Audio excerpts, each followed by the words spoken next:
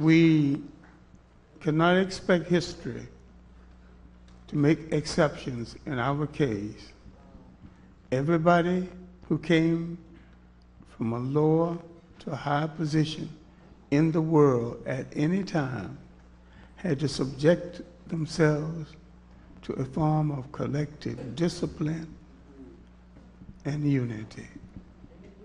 And they could not be scattered all over the place and achieve that container that is essential to all people, nationhood.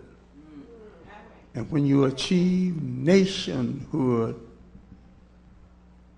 you must make an inventory of everything that goes into the making of a nation and have someone qualified to do all those things. One of the holdbacks is that we look for the glamour, too much glamour. Oppression depresses the ego, the sense of self-satisfaction. Now we have to go back, all the way back to self-satisfaction. And from self-satisfaction, there has to be group satisfaction. So while it is absolutely essential that you love yourself, because any love you have for other people is of no great value if you do not love yourself. And I'm not talking about ego washing just for the sake of ego washing. Every human being was put on this earth for a purpose and given a purpose by the Creator. And the first thing we need to ask ourselves, have we fulfilled our purpose? What is our mission? And every people on this earth must have a mission. And the main mission, as Malcolm X and others have told you repeatedly, and Garvey has told you, regain the land. That's right. Without land, there is no nation. Now, I am a little less enthusiastic about Nelson Mandela because he has not asked for the return of the land.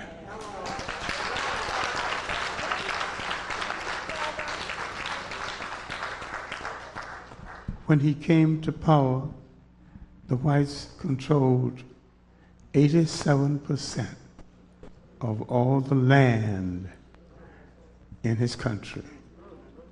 They still control 87% of the land. Until he called for the return of the land, I will share with you and trade with you as much land in Africa as you will trade with me in Europe. If I have no European land, then you have no African land. And when Africa is fully cultivated, when what in its land, the great agriculture, mineral wealth, gold,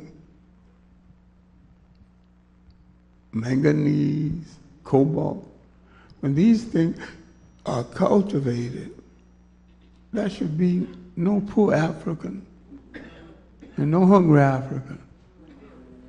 Now these things are being cultivated for other people. What I'm speaking to is the very concept of nation seems to have eluded us It will elude us so long as we ask foreigners to come to our country and do what we need to do. So therefore, when we take over a nation, we must have made an inventory of what goes of a nation. So many people have to be making shoes. So many people have to be making safety pins, hold your child's diaper together. Be working on the railroad. And so many have to be designing the railroad and the railroad car. All the Japanese did is to take one automobile and break it down and began to innovate, making different parts of it. And they put together what they had an automobile. So there's no mystery about things we're from, and we are doing for other people the same kind of thing normal would be doing for ourselves. Now, if we wanted to start a great garment industry, inasmuch as most black women have worked in the garment district one way or the other, one time on buttons, on clothes, on all kinds of clothes. They worked in the district for other people. Why can't they work for us? Why can't they work on our tutelage and we find the salary to pay them? We all wear clothes. Now, there's no argument about the fact that we need clothes. And when we take over a nation, you need people who know metals. You need people who educate.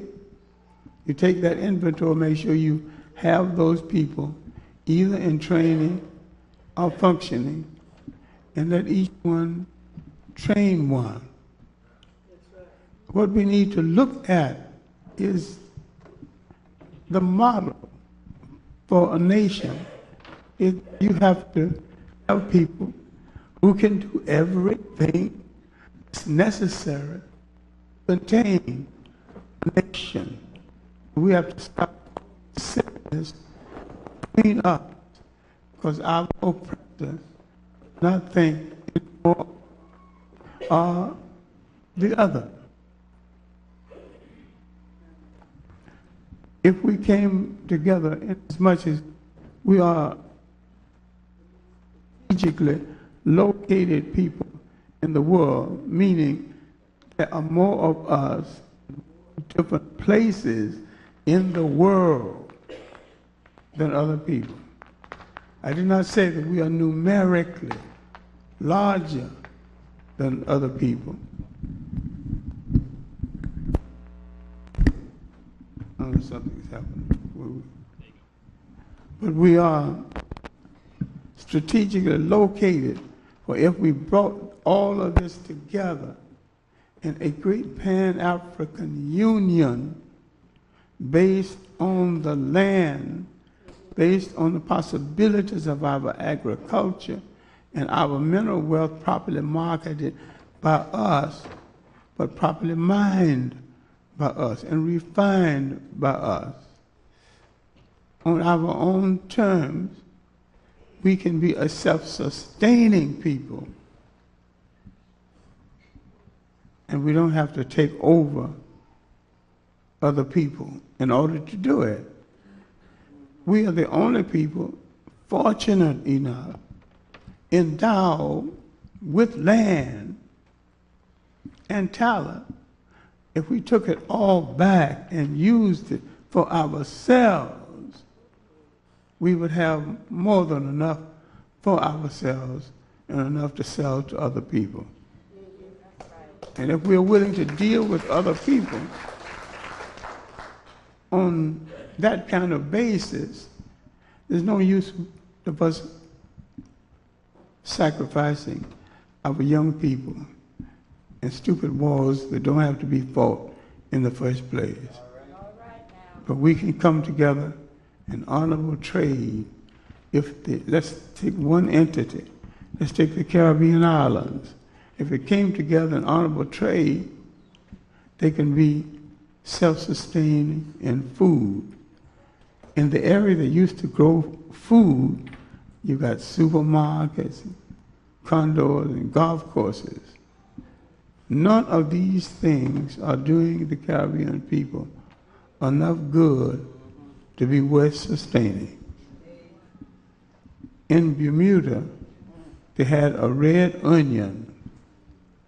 They had a monopoly on the onion. A Texan came, put some in his suitcase, and started an onion industry in Texas. Now the same Texans, sell Bermuda onions, red onions, to the people of Bermuda. Now they got to go to a Texan now to buy their own red onion. And the land they used to grow their red onion is now either a golf course, a condo, or a big supermarket area. When people take away from you the right to, not only the right, but the ability and the right to sustain yourself, they take away from you what is vital to the concept of nationhood. Vital to the concept of nationhood, you have to feed yourself. You have to educate yourself. You have to defend yourself. But if you've got gold and iron ore to the extent of the need of the West, and they cannot get it from you by war, then they'll make some honorable terms to get it. And those honorable terms between you, they've got something you need, you've got something they need. And this exchange creates a zone of peace, because you cannot fight each other and keep that zone all at the same time. We have to understand the structure of nations when the Asians first, then the Europeans, came into Africa. Now, in my African course 1, I teach these beginnings. Now I will probably go further, because now there's information on the Sudan and its connection with Egypt that didn't exist. What made Egypt a state? Bringing together a much-needed labor supply, developing the goods, the services, that they would be able to feed all these people. And because they could sustain them, food and housing, and could bring them together for religious fervor, all of this coming together, the lower and the upper Nile, made a state. They had to organize in some kind of protective fashion to become a state and to relate to the states in the South that was the basis of their origin. And they came together, Upper and Lower Nile, and formed a country that the Greeks would call Egypt. And in their writings, in their folklore, in their myth, they created so much of the literature that will go into the literature of the world's 3 major religions, and that will go into the making of what the European calls civilization. What you forget in looking at Europe, and this is why people get away with so much, we don't look at the chronology of Europe. And when you look at the chronology of Europe, they began to emerge around 850 BC. What was happening in Africa, 850 BC? Egypt had spread itself so thin, it was now threatening. On the eve of the 25th dynasty. Now, look at the dynasties of Egypt. After the 25th, there was nothing left worth being called a dynasty. That was the last walk in the sun when the brothers from the south moved up north and showed Egypt how to control a nation one more time. That last walk in the sun ended thousands of years of civilized living. And why could Egypt sustain such a large population over such a large area? It had a suitable food supply. It had a suitable housing supply. It had a spiritual life that did not offend the people or put one against the other. It already had every element that would go into the making of Judaism, Christianity, and Islam. Different people with different approaches to the religion made different things out of it.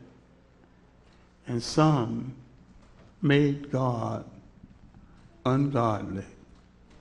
That is true of Eastern religions also, because in the Hindu faith, they speak of the sacred cow, but not the sacred human being. So they're off too. Then people got into a habit of making comparative studies of their respective chosen gods, which was the worst thing they could have done, given the circumstances. If you look up the word God in a good etymological dictionary, God itself means different things, but none of the information about any of the gods gives them the right and the privilege of cursing anybody, because gods do not curse. And people must get this through their skull. Gods do not curse. Gods do not favor. The very word God eliminates that. Now, with the coming of foreigners to Africa from Western Asia, people not too certain about who they are in the history of the world, then or now, they began because they could not handle an African way of life. They were not equal to that kind of communalism. They became grabbers, created the embryo of what would later be capitalism. Now, you think capitalism will resolve if you got enough money. But if you got the money you wanted, you would have to cheat somebody, because that in itself creates an imbalance. So there is nothing wrong with capitalism properly used. It has to be used for the people and not against the people. And I do not believe it is impossible for capitalism to be democratic and to be honest and still survive. Yes, you have people who want super profits, and they began to destroy the sovereignty of other people and other nations. And when they take away your sovereignty, your responsibility, your very being, essence of your political life, then they take away so much that goes with your spiritual and physical life. We have not talked enough about culture and the role of culture in sustaining a people. You have to first recognize you have culture separate and distinct from that of your oppressor, and that so much of that culture comes out of your trying to live in an atmosphere not exactly created in your favor. You are adjusting to somebody else's culture and somebody else's habits. A people, by virtue of living, creates a cultural style. It creates even a killing style. This is why I didn't believe the thing about O.J. Not that black men don't kill, they do. They don't kill that way. See, physical mutilization in that way is part of the killing style of another people, mostly Mediterranean whites.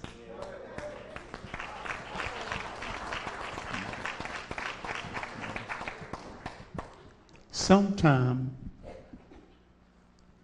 we are passion killers.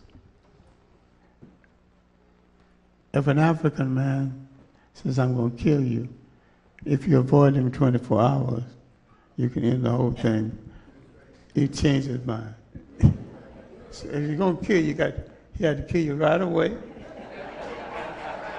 I'll leave you alone. See, when people study styles, approaches of other people, so many blacks who gone to their grave for things they did not commit could have been saved, because that approach is not our approach. We don't stay around and play over the dead body. You're dead, you're dead. We're gone. And so when people study that, a whole lot of things, sometimes we'll charge you of. They will go, that's not exactly the way we do it. We're passion killers. Gonna kill you right away. Gonna let you go, but let you go right away. And we just don't hold grudges as long as some other people. I lose sense of the possibilities. I'm still talking about nationhood. What do you have to do to sustain a nation? What are the responsibilities?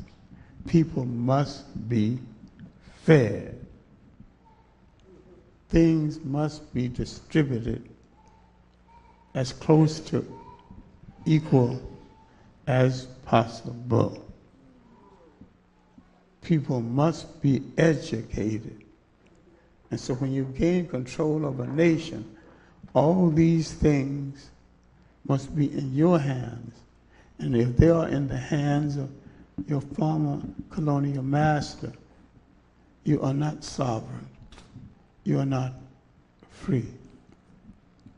Now, Jamaica, if it had it together, had its political house in order, its cultural house in order, it could sustain all the islands in the Caribbean Sea.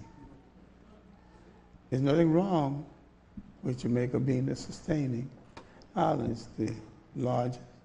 It has the largest number of technically trained people for the kind of age in which we live.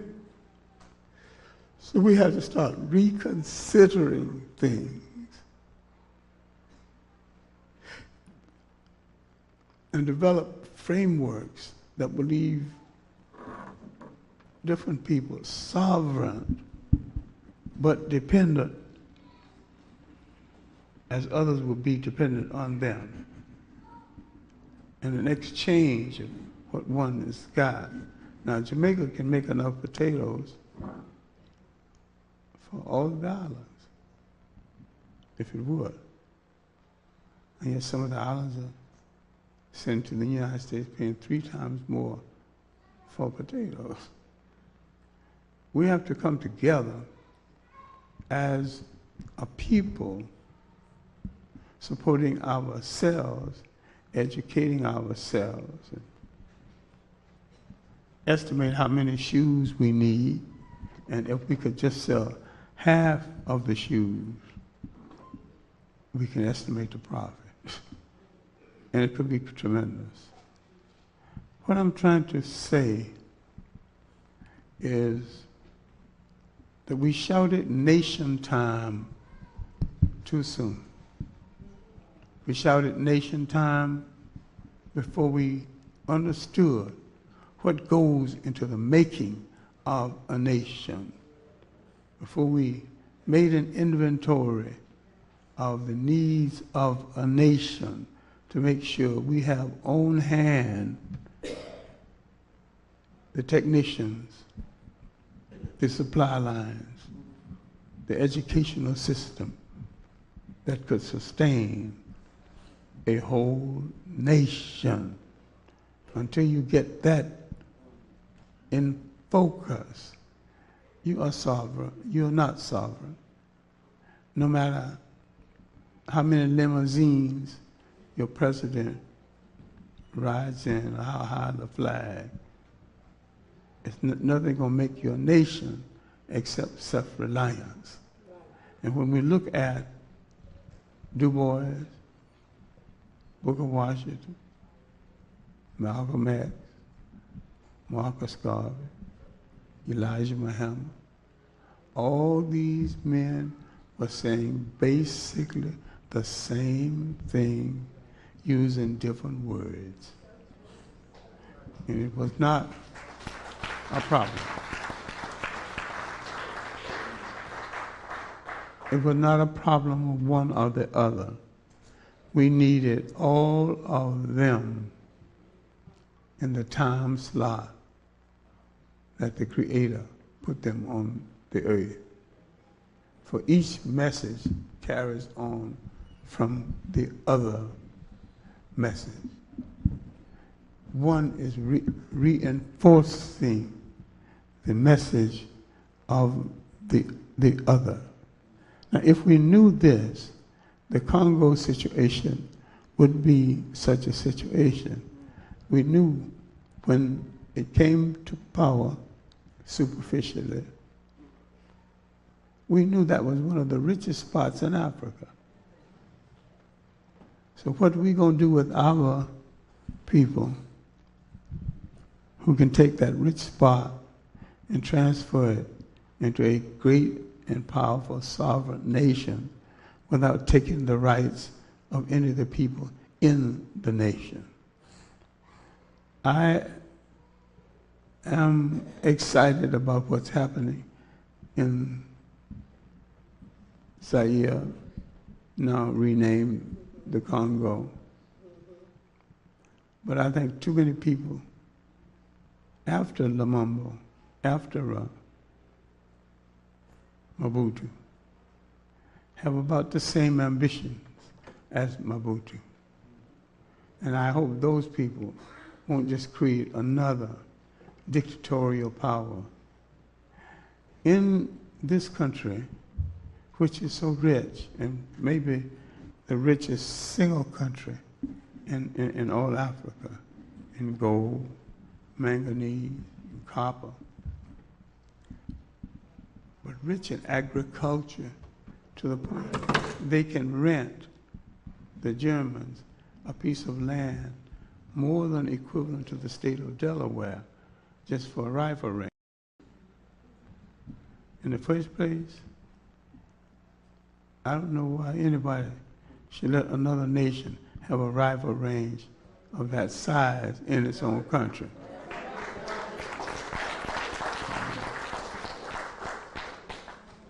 That is part of the usurpation of the sovereign rights of the people of the Congo.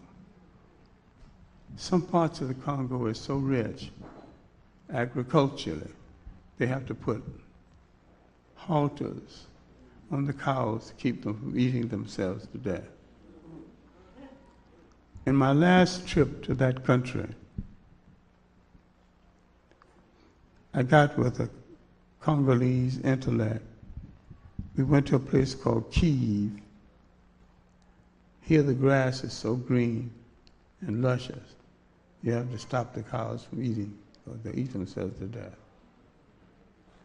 We got some of that same grass, went back to the hotel, cleaned it, and ate it as a salad.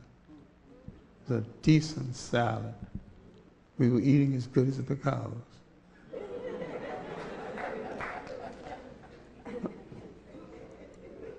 What I'm trying to point out, if this country is that rich agriculturally, there is no excuse why anybody in that country should be hungry. And yet there are people there hungry. One of the biggest thieves in the Congo was one of Jack Onassis' personal friends. I won't call him a boyfriend, but he was a personal friend. He let Mobutu steal a lot so he can steal even more. And he's still walking around without a scratch. In what is now Zimbabwe, that used to be Southern Rhodesia, Ian Smith controlled his personal land in that country is larger than the state of Delaware. Here's a man that killed thousands of Africans. And when the rebels left the field and let the politicians make peace, he's now a part of the parliament. His office is close to that of the president of the country. He should have been killed the first day.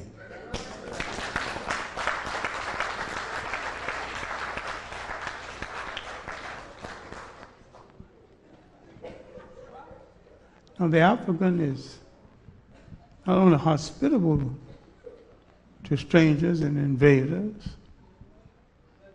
he's merciful, and sometimes more merciful to them than to his own.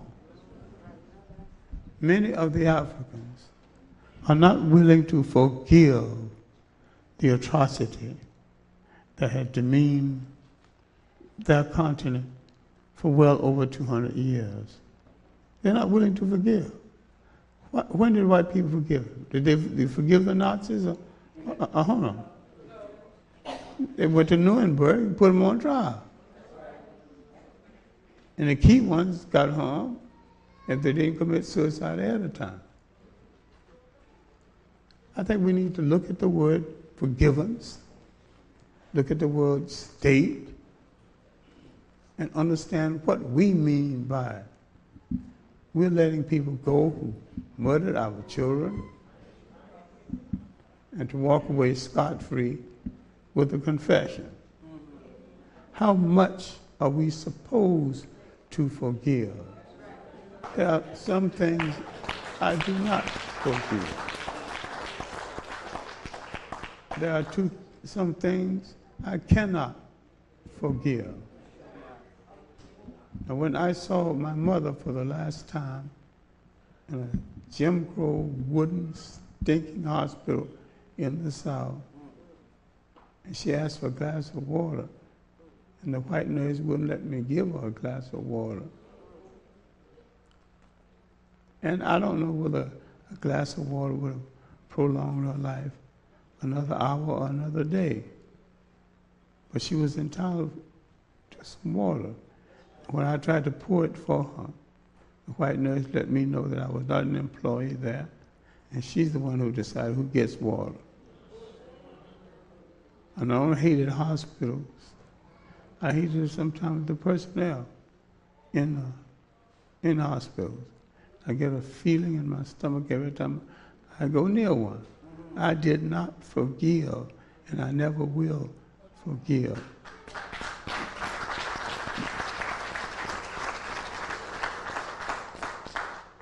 There are some things I think it's best to try to forgive and forget. But what they're asking of us is what has never been asked of another people.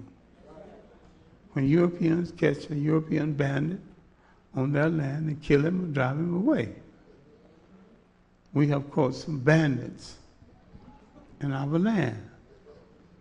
And sometimes, in fact most of the time, especially in South Africa, we should do the same thing. When Nelson Mandela came to power, whites controlled 87% of the land. They still control 87% of the land. Now, the agreement that he's contemplating making with Buthelezi, the most important thing, it will give different people in South Africa back their traditional land, if he can get away with this kind of treaty. But with sentiment serving such an important part in Africa, I think Africa will sentimentalize it to the point where they're going to say, let them keep the land on these terms. And if they can get it in one term, then they'll take it on another term. It's just if you catch somebody on your land, they have to leave or stay only on your terms.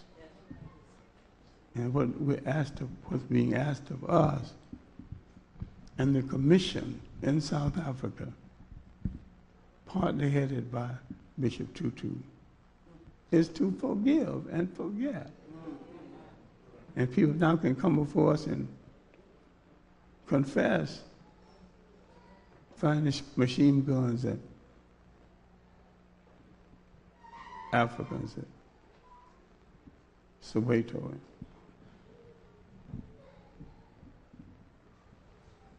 And that other atrocity. Women, children, dead, gone. And I can't, and I must forgive. It's a little too much. I am at heart a Pan-Africanist, and I want to conclude my remarks on the score of Pan-Africanism. We need not separate ourselves based on who's from a little speck of dust in the Caribbean Sea, who's from Africa, who's from Georgia.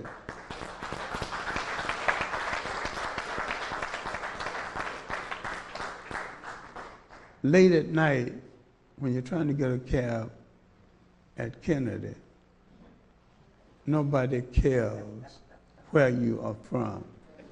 If your face is black, you're going to have a difficult time getting that cab. And I've been in this situation, and I thought of Johnny Johnson, a black multimillionaire. His chances would be no better than mine, maybe less. He's taller, equally black, and the cab driver might be a little afraid of him. And the cab driver might take a chance with me. So I hang there. I'm passed up about 7 or 8 cabs that pass me by. Then a brother comes along. He knows that from Kennedy into town is about $25, really. Brother, I'll take you, $50. So the brother comes and takes advantage of the situation, cheats you, takes you home. So he's become a crook among crooks, but a different crook. He knows when he looks at you, ain't too much you can do to him, you know. Size things up, you know. So he'll take you. And you don't always get a brother to come by and take you. Man, you wait and let some independent car hustling up a little money will take you into town.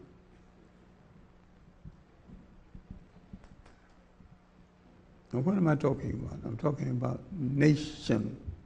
If you are part of a total nation, if you are a citizen of a total nation, then this don't supposed to happen to you, because your citizenship is supposed to be on the level with other citizenships. And what is it now? Right now, you can go into an African bank, and if you're not first in line, whites will be waited on in preference to you, because the mind has been controlled, oriented in such an extent it still follows colonial instructions 30 years after the physical presence has been gone. But we have to think in the framework of nation. What is a nation? What goes into the making of a nation? And we must have on hand every item, spiritually, culturally, and politically. And we have to lose our sentiment about so many of others who are not of us, who are not delivering, but who are prancing, playing games with time and situation. Things began to move more and more towards some form of correlation. People sometimes misunderstand the nature of commitment. In the case now of Betty Shabazz, I said, I will pray, I will do this. A good physician trained in how to handle a burning case can do more for her than 1,000 people on their knees.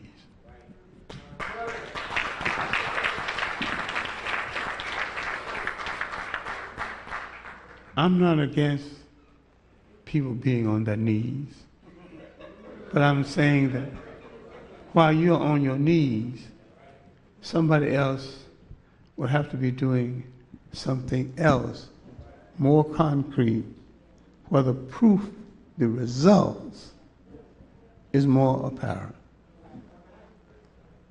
It's not one or the other, but each in its own place, doing the job it needs to do. And too many times people train for jobs don't get the jobs they are trained for among us, and we send away to get someone else to do that same job. We have to work well with each other, and I call Tommy to a Tom. Sometimes you're going to have to Tom a little bit to a Tom in order to get things done. I don't think we know each other quite as well as we should. And many of us think, because of separate geography and colonial masters that differ, there is a great deal of difference between the different approaches to different ones of us based on background. Our enemy don't think no more of someone from an island, or someone from Georgia, or someone from Carolina. You don't think no more.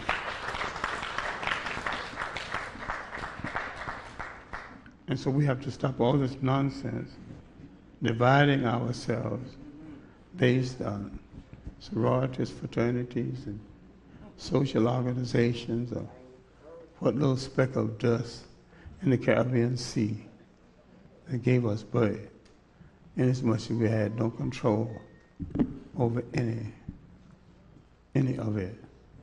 And when the people are out of power so long, they long desperately for power. And when they get close to it, they panic. And they spend so much time literally giving it back to the person who had it in the first place. We have to, if we are going to follow prescription, which I've laid down, Pan-Africanism or perish, if we cannot develop a concept of an African world union and participate one to the other, we might as well go out of business as a people, because nobody is going to respect anyone who are not the masters of themselves, feeding themselves, educating themselves, and protecting themselves.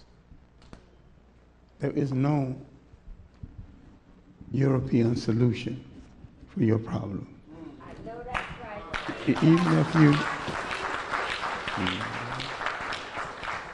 Even if you join them in capitalism, you are a servant of capitalism. You don't have to join them in socialism. Well, you had that before they had shoes. You had that all along. All you have to do is to develop a socialist system that will take into consideration our total culture, our religious commitments, our spirituality. And we have to understand, before the rise of Europe and the occupation of Africa by Europeans, all of the killing, there was no killing, genocidal killing of Africans against Africans. Prior to this period, the one war in Africa that caused the largest amount of casualties was the Zulu Wars, lasting from the late 1700s to the middle of the 20th century. But wars to keep the European out of Africa. I'm saying that we have to accept some responsibility for stabilizing the Caribbean islands, the whole continent of Africa. Have to have some kind of method of dealing with the Arabs and Islam, because no one came to Africa to do African people any good, and that includes the Arabs.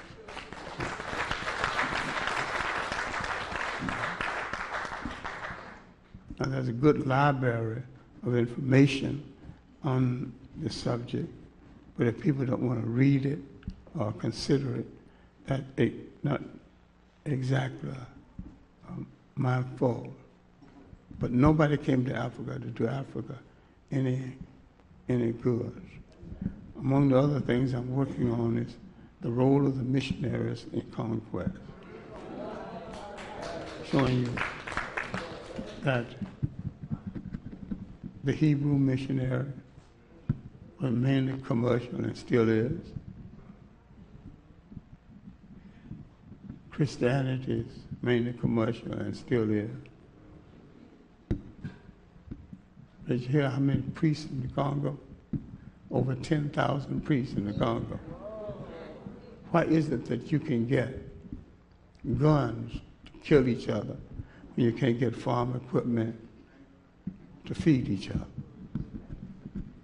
Why are you so easy to get guns? You don't manufacture no guns. Why can you get them so easy?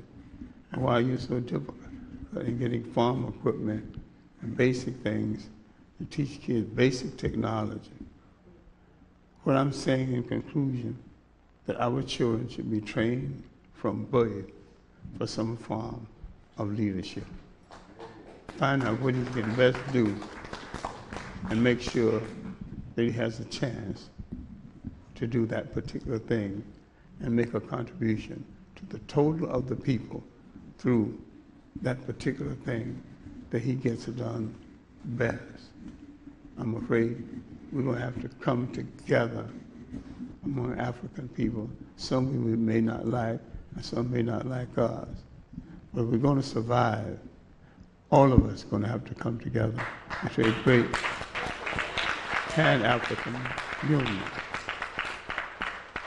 I think a union of committed Africans will save all Africa.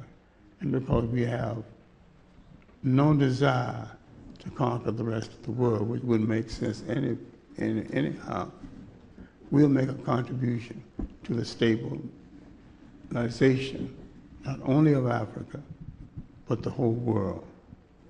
And we did it once, and of course, we can do it again. And I thank you.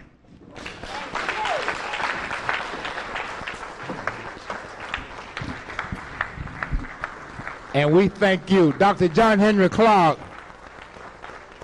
And we thank you. Let's give Dr. Clarke a warm round of applause. Dr. John Henrik Clarke. Dr. John Henrik Clarke. Let's give him a warm round of applause. Dr. Clarke, thank you very much. Thank you, thank you. Thank you very much. Dr. John Henrik Clarke.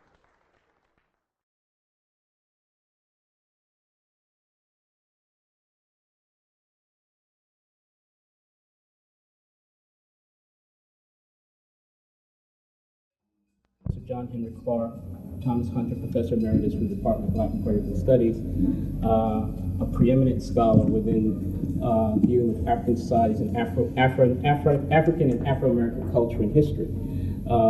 Without any further ado, I'm going to introduce you to Professor Clarke. His topic, Spiritual and Human Values in African Societies Before the First European Contact. Thank you very much.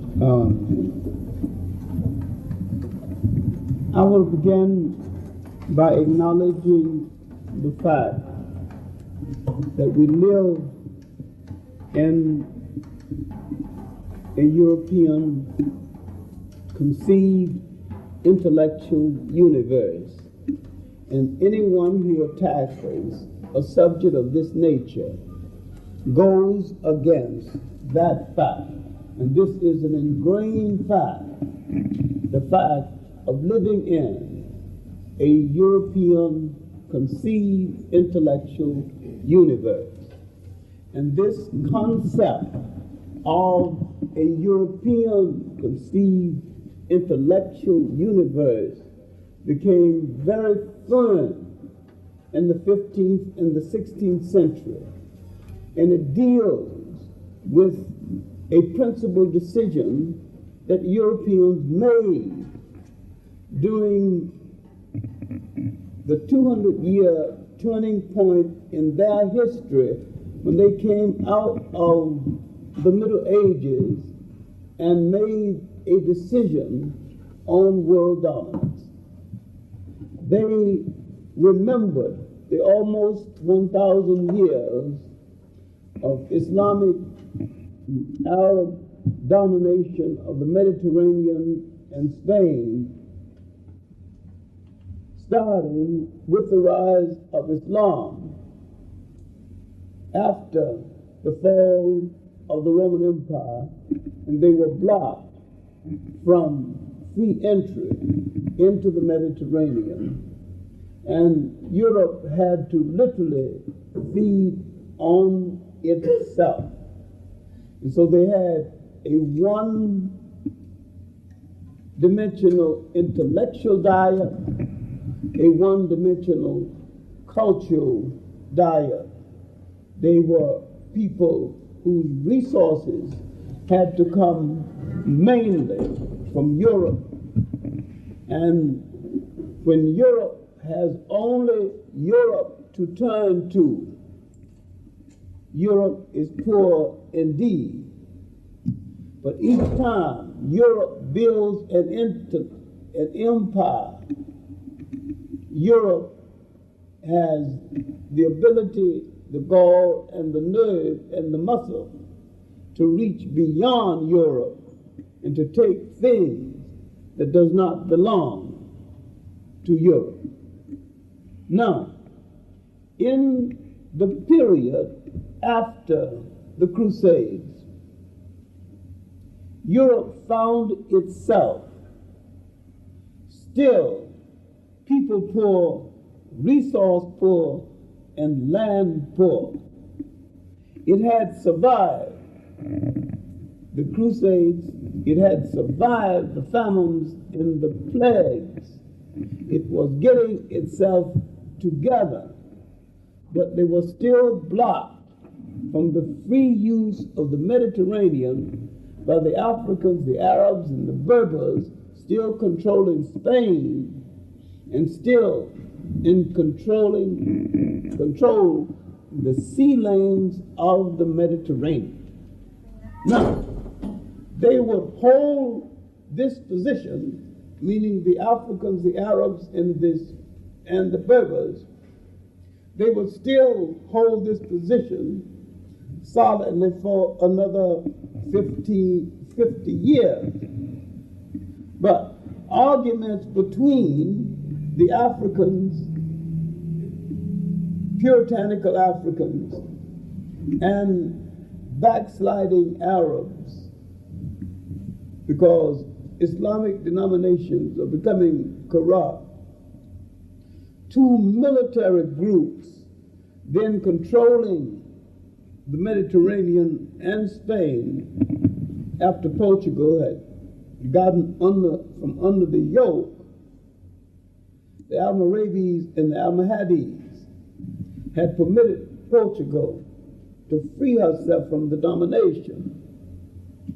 But this weakness brought on by internal strife by Europe's enemies, the declared infidels, had weakened their hold on the Mediterranean to the extent that Portugal attacked a part of Africa, 1550, a little plot enclave in Morocco called Ceuta. It's about the size of Central Park or smaller, but that's not significant. The significant thing is that for the first time, almost 1,000 years, Europeans had drawn the blood of Africans. And they had invaded the territory of the hated infidels. Now the Europeans called the Muslims infidels, and the Muslims called the Europeans infidels. All right, now, this is a condition, the condition of calling people infidels is a condition of the creation of people outside of Europe. The Africans never referred to people not of his religion as being an infidel because he did not belong to a religion not of the Africans' creation. But now, 1450, with the Castilians asserting themselves, 1455, with the Pope telling Spain and Portugal, you are both authorized to reduce to servitude all infidel people. Literally, you need not feel guilty for what you do in the slave trade. 1455. Now you have two trends in history. One that history has forgotten. At the same time, this drama is unfolding in the Iberian Peninsula. There are great independent states inside Africa, inside Western Africa, the Western Sudan. The state of Songhai is in great shape. And it's about to get one of its two greatest rulers, two of the greatest rulers Africa would know in the last 2,000 years. Soni Ali is about to come to power. He's going to be followed by Muhammad Ituri, known in history as Askia the Great. So all Africa didn't fall at one time, and there would be independent states of great magnitude 200 years into the slave trade period. But now, 1482, an expedition sailed down the coast of Africa and demanded the right to build permanent fortifications. And they built a castle called Elmina, or the Mine. In this expedition was a little-known sailor, Christopher Colon, later known as Christopher Columbus. And he said in his diary, as man and boy, I sailed up and down the Guinea coast for 23 years. What was he doing up and down the coast of West Africa for 23 years? He was obviously in the early Portuguese slave trade. Another lecture, another time. But once we examine Christopher Columbus, he will stop being the Western hero that a whole lot of people think he is. All right, that's not significant for now, except that he encountered African sailors who had already gone to the New World. And they told him a few things that helped him when he finally went. The important thing is that Europeans made a decision once they got together. And that is, whosoever ruled the world is going to be one of them. They had lost sentimental attachment to themselves. They had lost sentimental attachment to the world. And they had the cooperation of the church in sanctioning what they did. And the church assigned the Knights of Malta and the Knights of Genoa to look after the church's interest in the trade. So now, with the Europeans out to colonize most of the world, they began to colonize information about the world. This is the beginning of the concept of a European conceived intellectual universe. From the 15th and the 16th century on, the way we look at the world, the way we look at people, the way we look at history, the way we look at the Bible, the way we look at God would be through concepts laid down by Europe. The concept of everything good being white and black being evil and Asian being diabolical, Fu Manchuism, is now about to start. And they are now going to set in motion an image that's going to come down to the present day. It's going to reflect in textbooks, going to reflect in movies, going to reflect in cartoons, going to reflect in the mass media to such an extent that the victims are going to believe it. It is going to be whitewashed, brownwashed, blackwashed to such an extent that it's going to take over the mentality of the world. They're not only going to convince themselves that it's so, they're going to convince those who suffer from it that it is so. And this is how it all started. Now, let us look at that world before, thousands of years before this happened, before there was any European at all, before the word Europe was used. It is hard for you to conceive, but there was a time when there was no Europe at all, when there was no state at all, when the Greeks had no name, when England had no name, there was no England, there was no Roman state or no Rome, when there was no Judaism, Christianity, or Islam. There was a time in the world there was no Moses, was no Adam and Eve. And none of these things had existed. And the mythology out of which these things came hadn't been exposed to the people who copied them from others and made them part of the myth and the literature of the world. There was a time when this had not happened.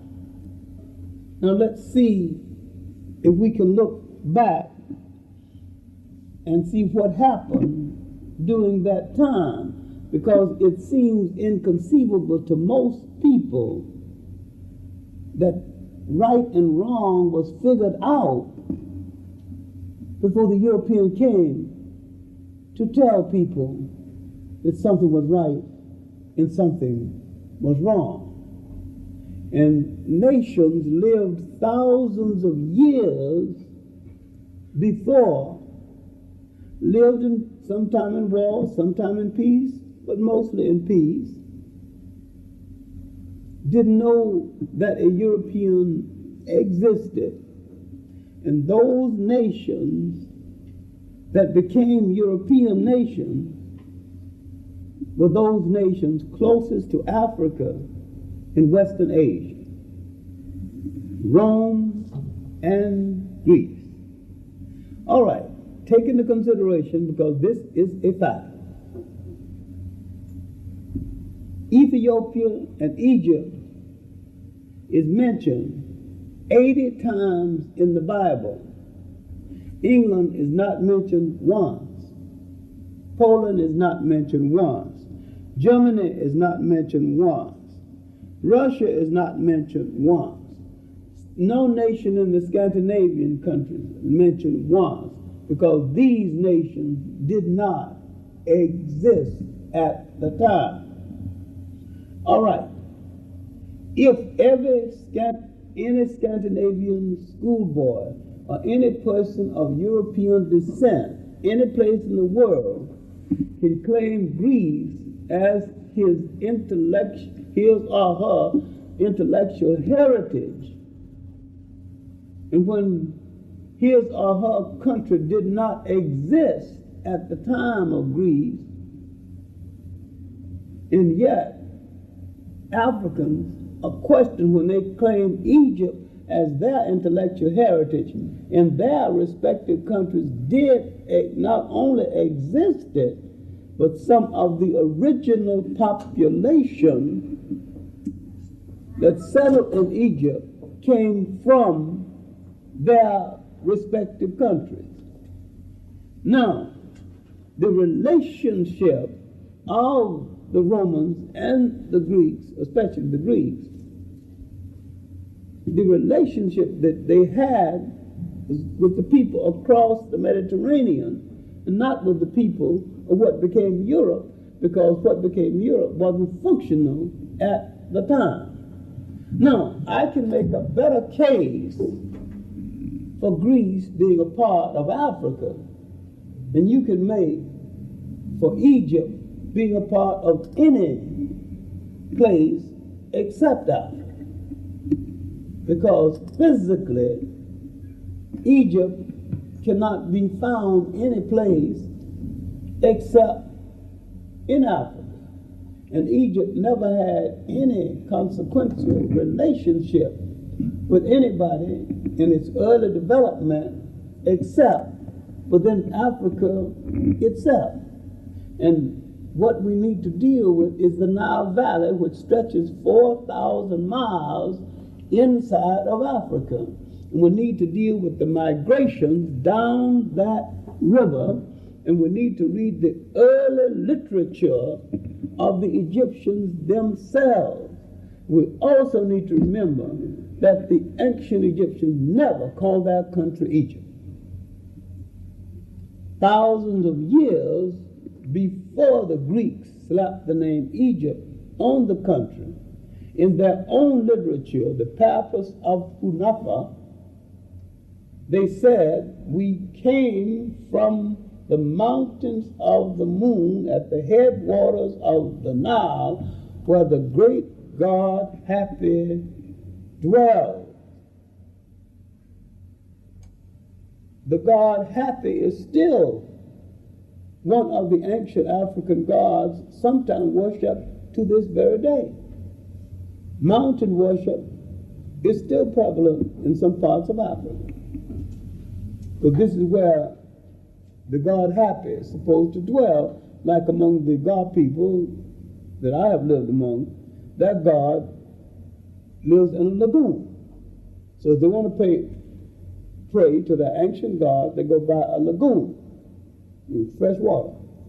All right, now, if you understand the migration down the river and the fact that the lower Upper Nile means Ethiopia, Uganda, and the like. Lower Nile means where Egypt is today, and that the river is a contradiction, and that it was an ancient highway, a great cultural highway, bringing people in and out, and that throughout its history, the great fortunate circumstance of the people who became Egypt is that this constant flow of people kept renewing its energy, and that the nation state of Egypt was a culmination of several civilizations from the Tigris and the Euphrates, because no one would have created a civilization as great as this without having a replica at home. Then you would have a model at home. You would not create a civilization this great some other place without first creating one at home. And the Europeans would not have come from under all of that ice to go all the way over to Africa and create a great stone civilization, then go back into Europe and live 2,000 years in barbarism before they make a good European shoe or live in a house that had a window. So now, when you put logic to the situation, the whole idea of Europe having anything to do with it becomes utterly ridiculous and becomes even beyond laughter. All right, now, let us look at this early river civilization, because nearly all civilizations were river civilizations, and look at the social thought of this river civilization, then before we go to the other river civilizations. All right, now, I am not saying that this was the only great river civilization. I'm saying that this was the first of the great river civilizations of the world. I am not downgrading the great river civilization of the Tigris and the Euphrates. I'm saying that this might have been the second of the great river civilization, the Tigris and the Euphrates. I'm not downgrading the river civilization of the Ganges or any river civilization. I'm saying that in chronological sequence, this one might have been the longest. This was positively the longest in its life and contributed the most to the other civilizations of the world. All right. Now, when you look at Southeast Africa, Northeast Africa, present-day research, obviously, the research indicates that the concept of early man started in this area. The concept of organized societies started in this area. Now, if organized societies started in this area, there must have been a crowding or difference of opinion that caused people to move down this river, down this cultural highway, to ultimately settle at the lower end.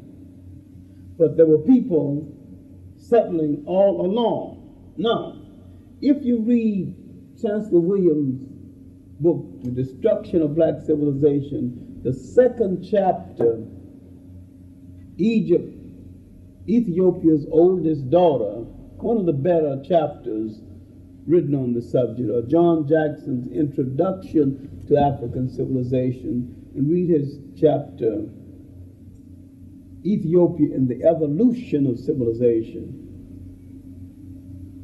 There is a wealth of material on the southern African origins of the people called Egyptians. Now, in order to get across the illusion or the out and out lie that Africans were not the creators of Egypt, white scholars, if they can be called scholars, had to ignore white scholars who have done masterful work in the field that you never see them quote or refer to at all. Gerald Massey's masterwork, Egypt, Light of the World, 2 volumes, Natural Genesis, 2 volumes, Book of the Beginning, 2 volumes. Massey devoted 40 years of his life to this single book, and he spun a generation of new scholars, especially in England. Alvin Churchward, whose book Signs and Symbols of Primordial Men is still a classic work. And in the United States, a fine scholar, still being ignored by American scholars, Alvin Boyd Kuhn, whose excellent work, Who is This King of Glory, may be one of the clearest works ever written on the Christ story. And his second great work, Shadow of the Third Century, dealing with misconceptions of Christianity, but also dealing with the African intellectual father of the church, St. Augustine, and St. Augustine's opinion of the council meetings at Nicaea, who said that it makes him laugh. Because he said, these people are arguing about a religion we had all along. St. Augustine is clear about the fact that there was nothing new about Christianity. We had the Africans had the same religion under another name long before Christ.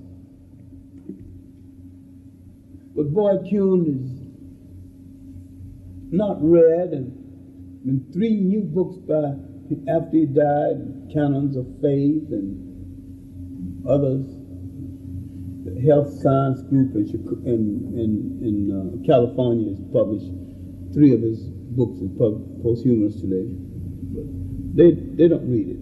But other than that, there are other works written and published by Europeans, among German writers writing on the same subject, still ignored.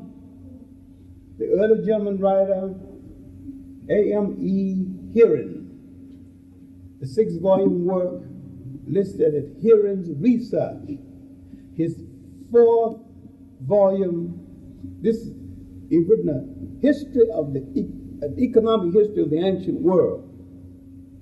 His 4th volume, a history of the commercial trade intercourse between the Egyptians, Ethiopians, and Carthaginians. Excellent work. And if you could find it, if you could find the 6 volumes in a rare book store, if you get them for $500, you get them at a bar. I bought the 6th for $75 because the book dealer, Sam Wisner, just happened to be in town, and I've saved so many customers over the years, he just let me have them for 75. It's rare that you would even find them for sale. Or somebody died and somebody closed out an estate. And the people who own this estate don't care too much for books anyway, so they, that's about the only way you get a copy, It's not in publication because it's so explosive? It has not been republished. It's not only deals with Africa, deals with Western Asia, deals with early ancient Europe. But Heron's research, that's Herren. This is the early German writer. The second German writer that's ignored by the Western academic community is Henrik Clarke. Clarke went out with British expedition in the 1850s, 30s, because his work appeared in 1850. And Blumenbach, alleged father of sociology, anthropology, one of them. Well, the British had a poor expedition. They didn't have much money. They wanted one man to do 3 jobs. So he sent this brilliant student who could read all kind of languages and, all kind of skills. He was a botanist, and then he was a good draftsman. And Bach was so thorough. Each time he come to a place, he would draw the plant life, the animal life, the roads, what kind, the river, which way it's flowing, dress. He was thorough. And he could read Arabic and translate it and digest history of the Tuaregs, the histories of the different kingdoms. And some of the English, most of them died, but Bach lived. He was healthy as he could be when he came back. And the British had promised to publish his findings. And by the time he got back, the British group that promised to publish was no longer in power. They politically had lost, but they had promised to publish his findings, so they published it in a limited edition called the Temple Edition. That's 5 volumes, and that edition went out, but it was published again in a 3-volume work. I do not own a Temple Edition, and very few libraries own an edition. I've only seen three volumes of the Temple Edition, and I failed to buy them because I didn't see the other 2, and it was a great mistake. So we're in the midst of historical cover-up. It's been going on for several hundred, at least a couple. It was 500 years. At least. 500 years. Van Sertima called it the 500-year room. That our history has been locked into a 500-year room. But Henrik Clarke went through inner West Africa, the kingdoms, and he wrote a digest history of these kingdoms as an appendix for, I think it's volume 2 of the 3 volumes. Been roaming around in an old bookstore in Peekskill. I picked up all 3 for $10. Cost me $50 to have them bound. An old socialist running a bookstore there who liked people, and especially if they were interested in books and wanted to sit and talk with him, and he wasn't trying to make any money. He just seemed to be more interested in a good conversation. So I got the books cheap, had them bound, bought some other things. So I got, in addition for me, I got a Cash Limited in England, published another edition, which cost me about $72 because I didn't know the difference between guineas and shillings and, So they said, there's so many guineas, so I thought that was cheap. And I said, send it to me. And when they got the bill, what is it, if you can characterize it, Would you allow Professor Clarke to speak, and then after, then you can take my question? I just want to deal with the literature briefly. Then we're going to go. We're going to finish. Now, Frobenius is the last of the German writers that's neglected. He lived into the German colonial period, and he wrote a massive 5-volume history of Africa, African civilization. Never been completely translated, but condensed into a large 2-volume work called The Voice of Africa. But there have been a lot of excerpts from Frobenius's work. But Lady Flora Shaw Lugard, who went out to Nigeria to write a series of articles defending the British takeover of Nigeria, and fell in love with the British governor and married him. So now she's a town lady. She don't supposed to work. She still want to finish her book, and so she spoke some languages, and then she wanted to write a preface on what happened in this part of Africa before the Europeans came. And doing research for a preface, she found so much interesting information on what happened. The research for the preface became the book. The book is called A Tropical Dependency. The book became literally a Bible for anti-colonialist Africans, including Nkrumah. Many of our early scholars, Hansberry, was converted to being an African scholar by virtue of reading this book. Now, I digress merely to let you know that there is a large body of work written by whites, and this work is ably written, and that some of them devoted a lifetime, an entire life, to setting straight African history and social thought. And they're still being ignored, rarely ever quoted. Now, I can go on mentioning work written by Africans, but these men rendered good service in showing that Africans played a commendable part in the history of the world. Joe Massey proved that what you think are European religions are nothing but the rehash of African religions. And he shows in diagram how these religions were systematically taken from Africa. And he takes the major Western religions. Now, an African writer, Ben Yakinen, has done a more succinct job in his work, The African Origins of Major Western Religions. But I'm merely pointing to white writers that white scholars refuse to read.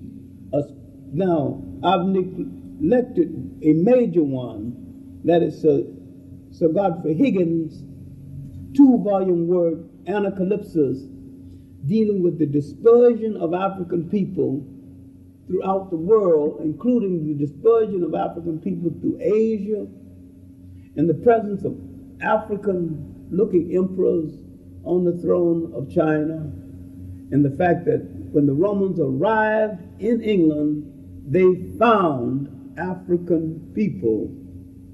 And the interesting thing, which we haven't been able to deal with to this day, that everywhere they found African people in the world, there had been no war between the African people and the other people that they had met, proving that African people can merge and meet other people without necessarily having a cultural conflict or a physical conflict, which might again explain the presence of African people in the New World, where the so-called Indians elevated them to warlords and deities without having any conflict with them. All right, now, I want to go back to a period after the formation of the villages and the city societies, with the beginning of the unification of people coming down the Nile and the development of social thought and the first beginning of the formation of humane and social thought. Now, I'm talking about a period now before any of the world's religions. And I'm not talking about religion at all, because I am talking about spirituality. Because the Africans at first did not approach this from a point of view of religion, but believed that there was a universal spirituality presiding over the world. And this period of believing in a universal spirituality is, in my opinion, man's highest order. And that formal religions and denominations literally toned down man's spirituality and made it to the point today where he is in shambles. But during this early period of Nile Valley civilization, when he believed in a universal spirituality and he lived at peace with everything around him, the Africans believed that everything had a soul. Now trouble would begin when foreigners would copy African religions and would take an arrogant attitude toward himself and the concept of soul. When man said that he alone has a soul and the dog and the cockroach has no soul, that is when man began to lose his soul. When the Africans say that everything has a soul, including the dog and the cockroach and the snake and the tree, and he didn't cut down a tree without a ceremony because he was cutting down a living thing, I believe that this was man's highest spiritual hour on this earth. And this was a period of social thought and humane thinking that the world might have to try to at least think about, if not go back to. Because this was the period when the Africans projected certain concepts that the world thinks it wants to go back to, that it is morally incapable of to this day. This was the period of the matrilineal. Man did not argue about whether woman had equality, never used the word equality. He just assumed that no one would be so stupid as to argue about whether he's equal to his mother, because a woman was the giver of life. And you going to argue that she is not equal to you?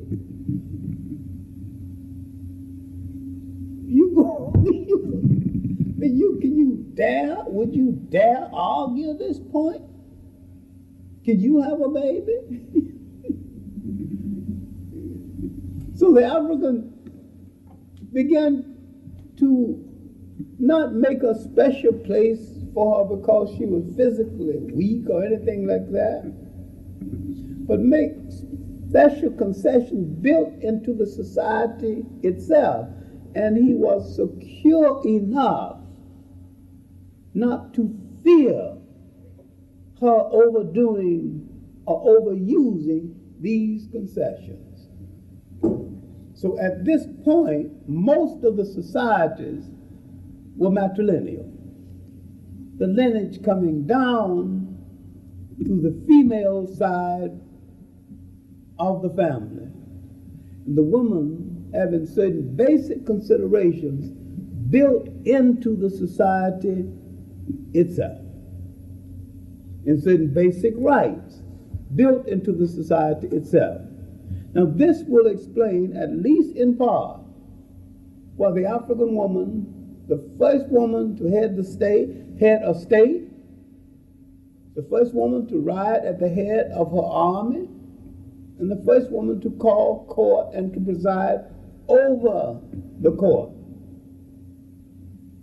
And these societies existed for a long time, that existed without the interference of any foreigners at all. It is hard for people to conceive, and sometimes hard for the African to conceive, because his mind is so warped by foreign rule and foreign propaganda. But most of his existence has been a time when he was self-sustaining, self-governing master of his own destiny. Most of the total time he's been on the earth. Now, because land was plentiful, water was plentiful, and women were plentiful, he had no argument. Now, this seems rather simplistic, but anytime a society is short of land, water, or women, the society is in trouble. Because one of those shortages can hamper an entire society. Because without women, you can't reproduce yourself. Without water, you can't sustain yourself. Without land, you can't feed yourself. We had no shortage of either one. So this was a period before the I love you marriage that spoiled everything.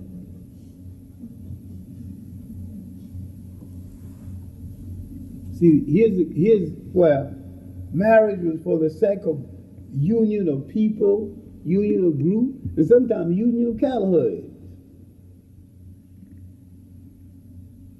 Might offend some people today, but sometimes it brought all those sheep and goats together, and two people came together, and they benefited by it too.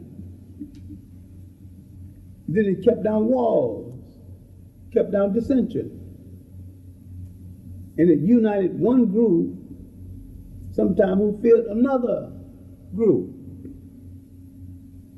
These consolidations. And this was part of the network that made the village and subsequently the state. When all of this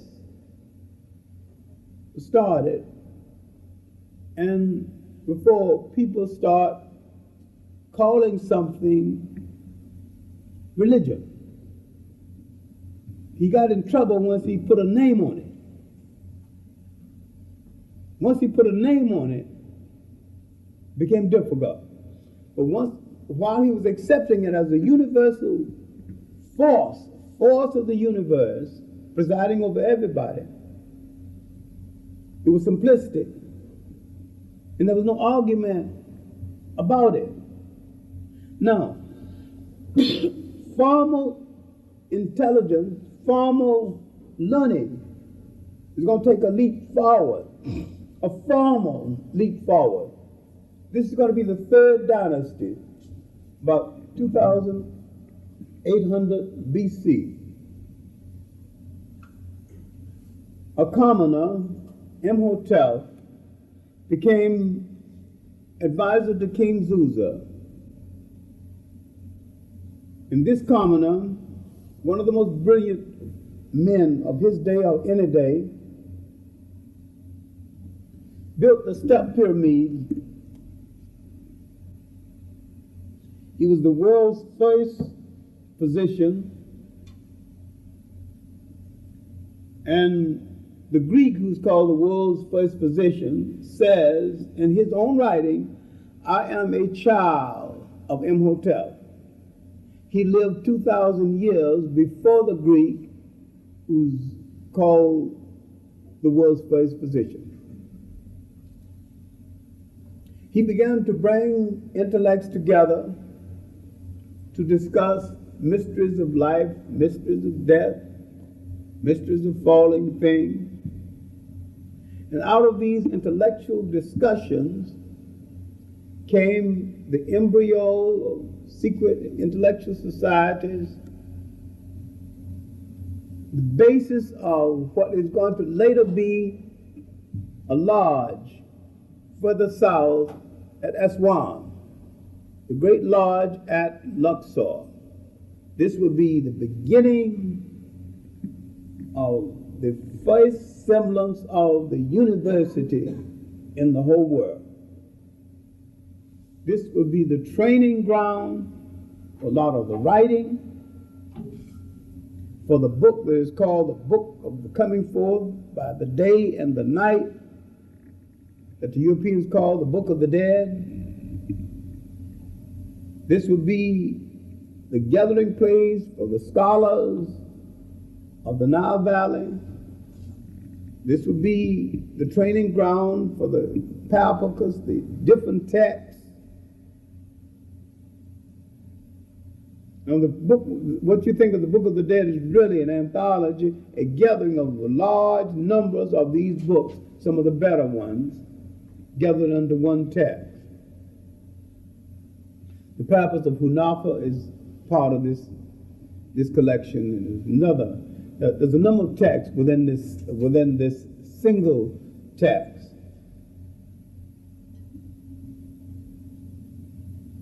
And a lot of the writings in this text went into the writing of the Bible, another anthology.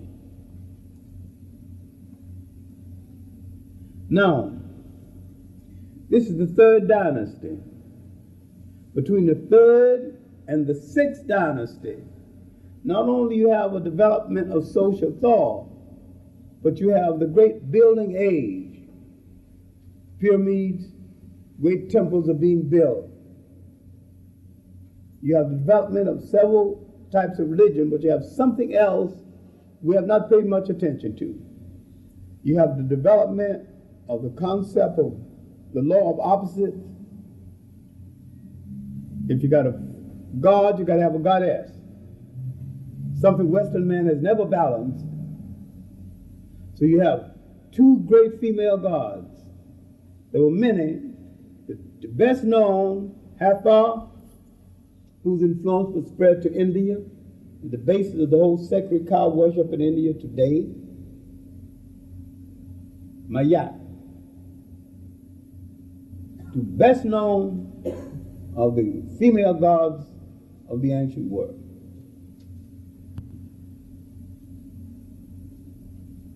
Now, it was really around Mayat that we got the so-called, what the Westerners call the negative confessions, from which Moses extracted the 10 Commandments. Now, one of Africa's greatest contributions to social thought and humanistic thinking is really this proclamation of Mayat, which they mistakenly call the negative confession. Now, if you read what you call the negative confession, there's nothing negative about any of it. People name things without thinking about what they are naming. Now, simply, at the great lodge at Luxor, the students who are going to become oracles, great master teachers, who show potential, enter at 7 years old. They stay 40 years. Then they are examined to see if they could continue to be master teachers. Then you get your examination, see if you're going to continue. That's apprenticeship. You continue until you're 70, then you become a master teacher, and you go out in the public and give freely of your talent the rest of your life.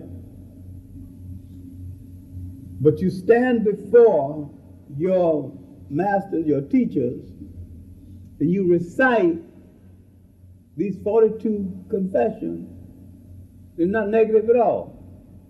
I have not been guilty of violating my neighbor's wife. I have not been guilty of stealing, thus and so. I have not been done this. There's nothing negative about what you're saying. These are purification rites. If you have not been guilty of any of these things, and if your teachers are satisfied that you have not been guilty of any of them, then you're qualified to continue on to school until you're 70. Then you turn out as a master teacher.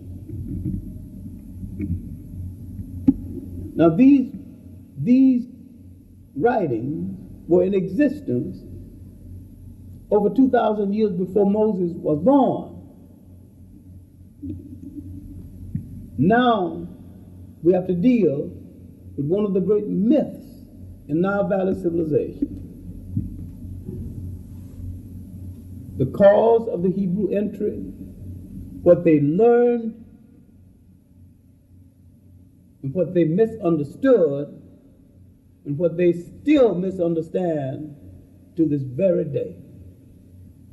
And the misinterpretation of Moses to this very day. Of who was Moses, which I will not fight out here.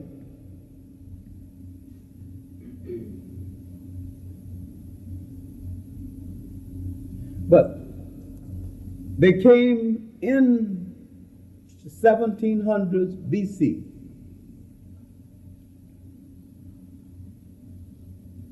Escaping the difficulties of Western Asia, mostly famine.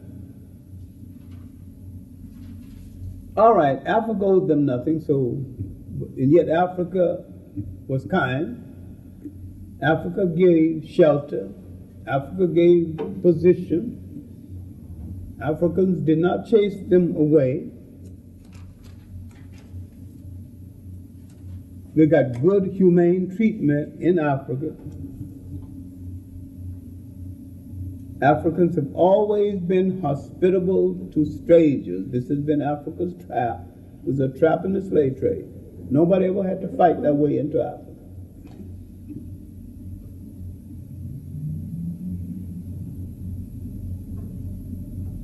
And they stayed and they lived in some kind of decency. 1680, that was an invasion in Western Asia by a group of rulers referred to as the Shepherd Kings, Hittites. They knew the people who invaded. They had lived in the same basic area. They spoke the language. And they became servants and collaborators with the invaders as against the African who had befriended them.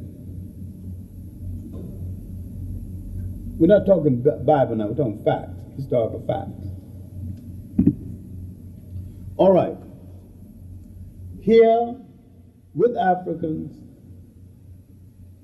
emerged among them maybe the world's first wheeler-dealer politician, Joseph, called the Provider,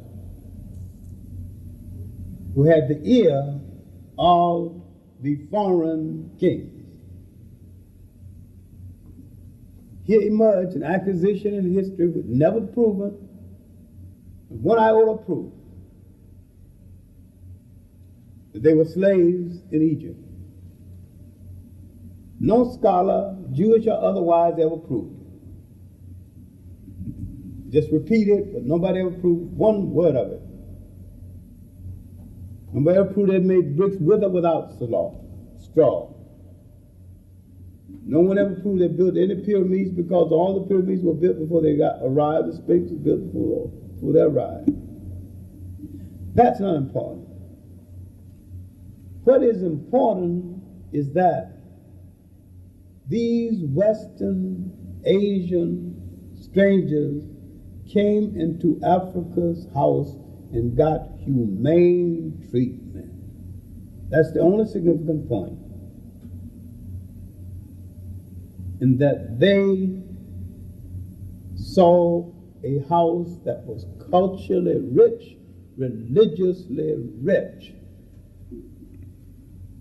And they came in without a clear language, a clear religion, and a clear vision of themselves, and they left basically with all three, large in numbers, led by an African called Moses. The important thing is the cultural aspect, and that all of them did not leave in the so-called Exodus. And that was a 16-mile land bridge connecting Africa with Western Asia. So therefore they walked in. There was nothing to prevent them from walking out. So Charleston Heston did not lead them out. Cecil B. DeMille had nothing to do with this.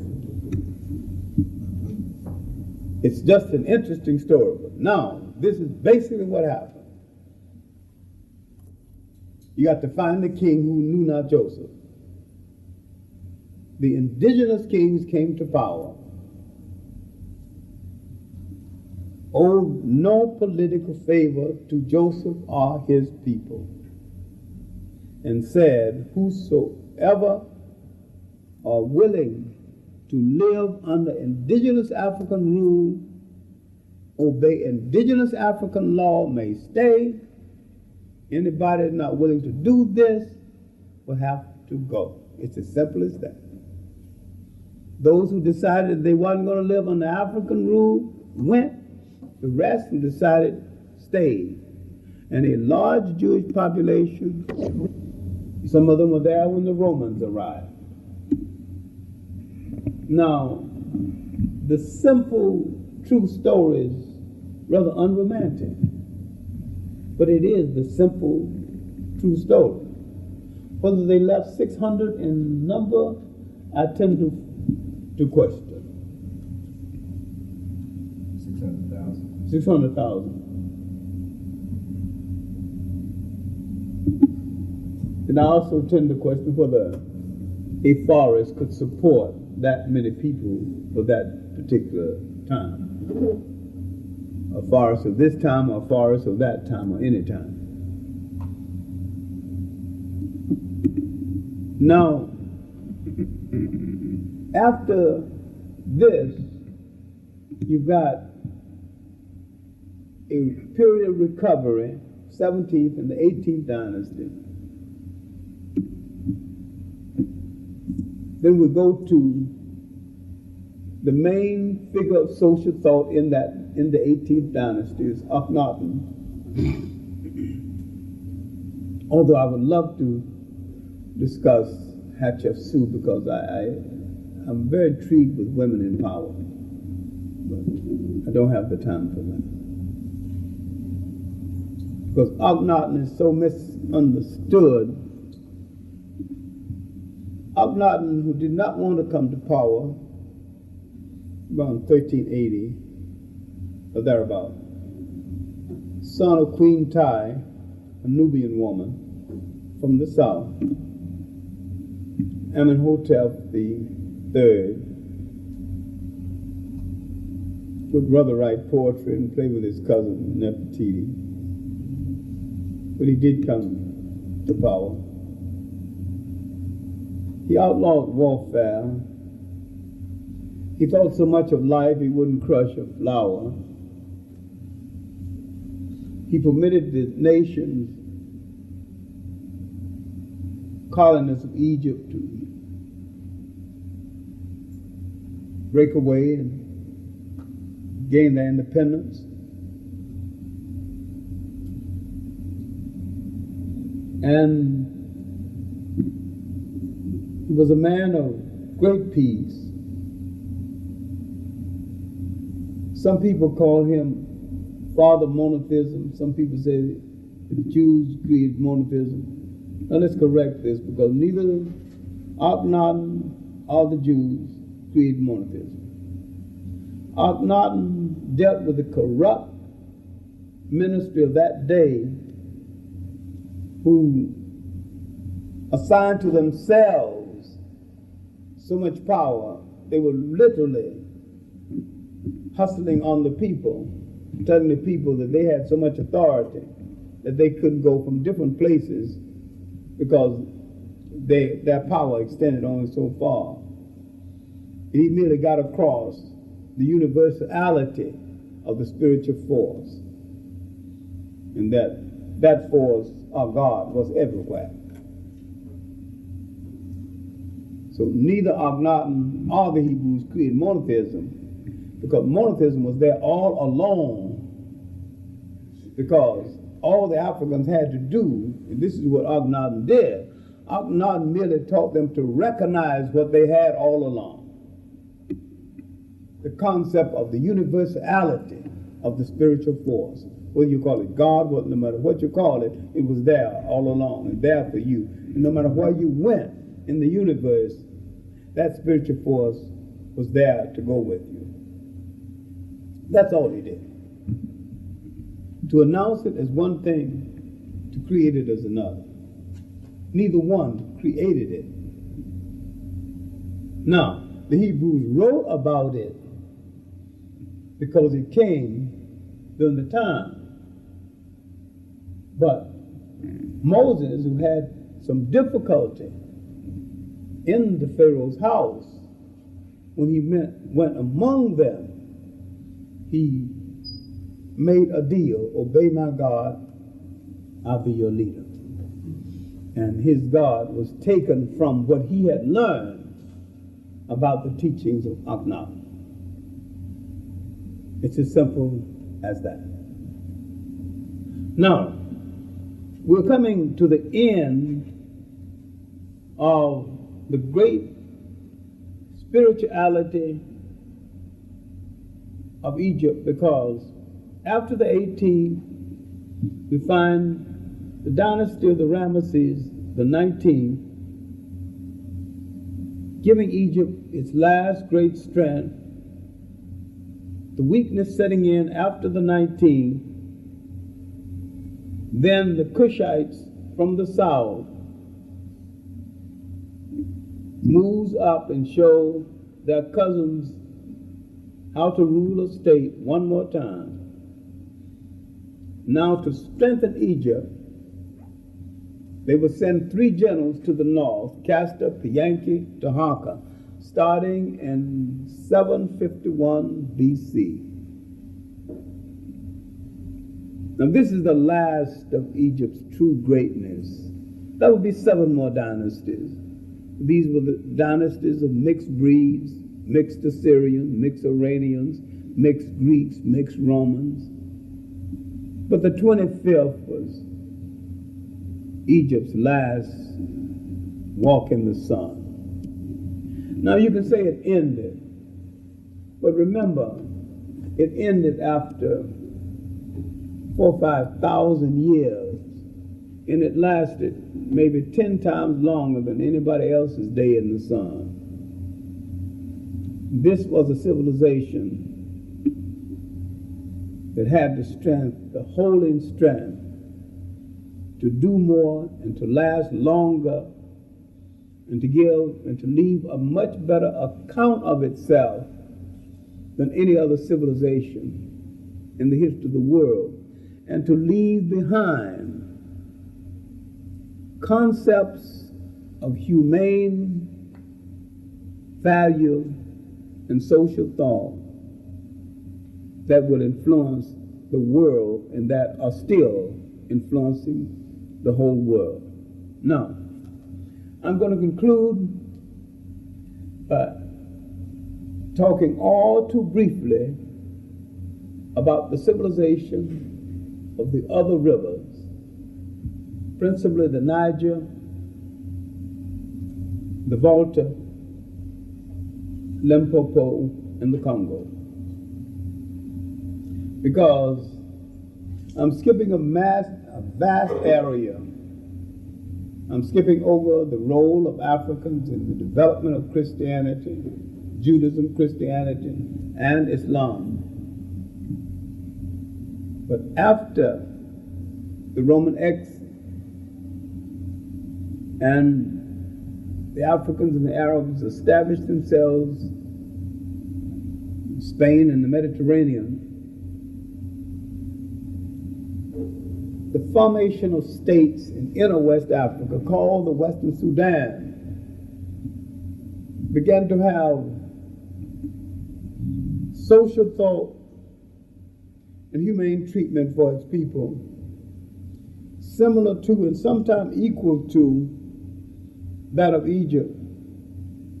And remember, some of the population of Egypt, a great deal of the population, after the invasion of Egypt by Cambyses from Iran, what is now Iran, 550 BC, the population began to scatter. So the original population of Egypt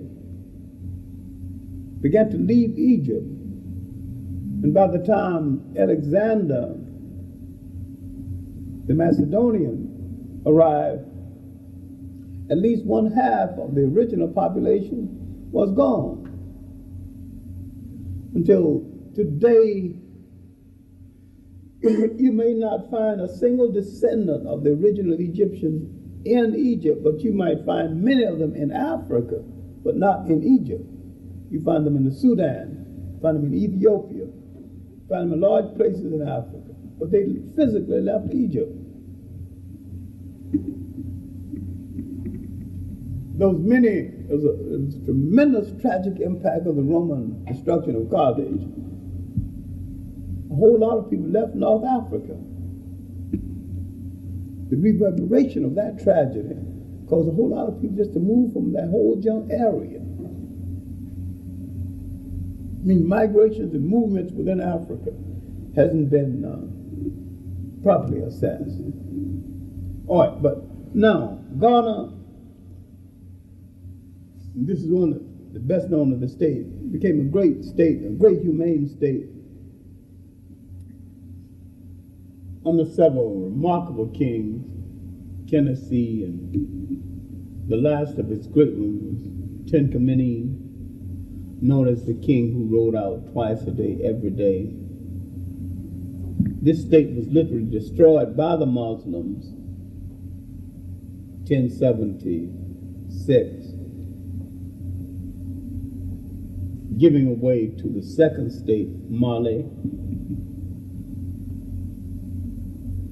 And this state rose to height under the king Mansa Musa, 1306 to 1332. This state ultimately was absorbed into Sangay. It absorbed what was Ghana and what was Mali. And the Sangayan state lived 200 years into the slave trade period, noted for its humane tax laws,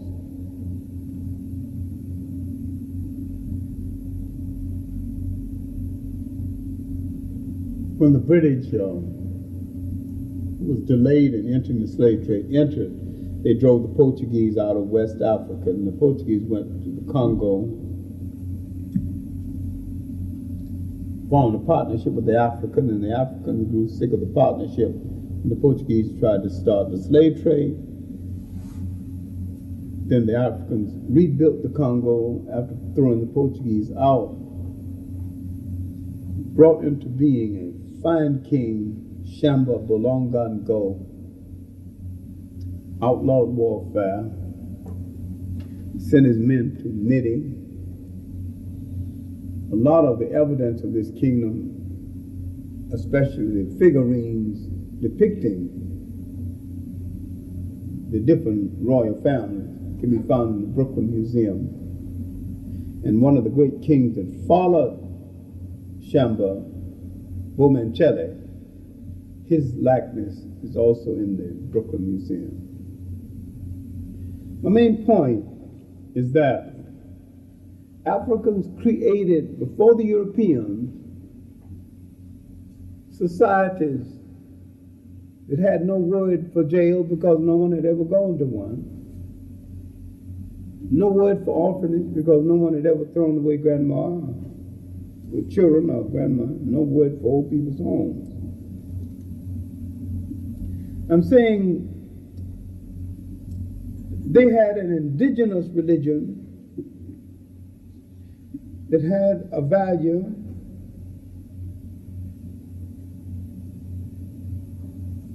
transcending that of Judaism, Christianity, and Islam, principally because they lived it out. They didn't do a lot of preaching.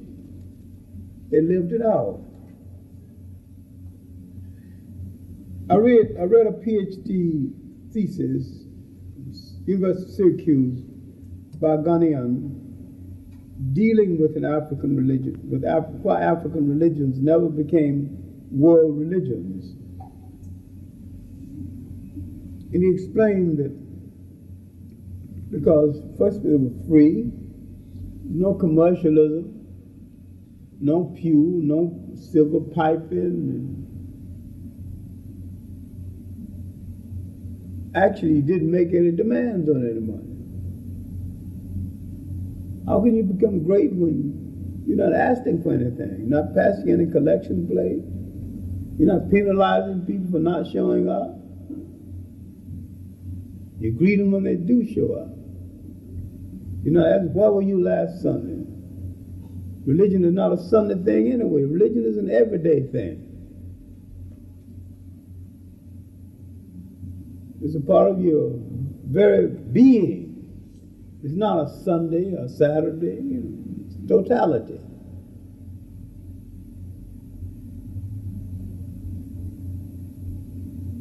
And that all the elements that went into the making of Judaism, Christianity, and Islam came out of Africa. Africans are rather naive about their own creations in relationship to religions. And if they studied Western religions, they would discover that most of what you think of Western religions were originally African religions, updated and rehashed anyway. It was theirs in the first place. Because Africans are overly generous, they're always giving things a chance and trying things on for size and not knowing. Many times they try something on for size and that they've got something better at home. They're democratic to a fault, more democratic toward foreigners sometimes than to themselves. But I think in the world of tomorrow, in the building of new African governments, Africans will have to understand that they created concepts of living, of social living. Not only before Karl Marx created socialism, but before Europe itself was born. And they have to believe again in their own values, in their own self, and in themselves. When you want to oppress a people, the first thing you have to do is to destroy their self-confidence and historical memory. And Africa not only needs an economic rebuilding, but a spiritual and cultural rebuilding. A case of rebuilding their own confidence in their own religion. I remember the evenings I spent with Kwame Nkrumah's schoolmaster, Joseph B. Danquah, who tried to get across to him the possibility of drawing from a Ghanaian traditional state, and that he could put the two together and build a modern state. And there was no contradiction between the traditional state and the modern state. And he could have, that the two could have made it workable. That it was a dream that still could have been realized, and that the model of the European.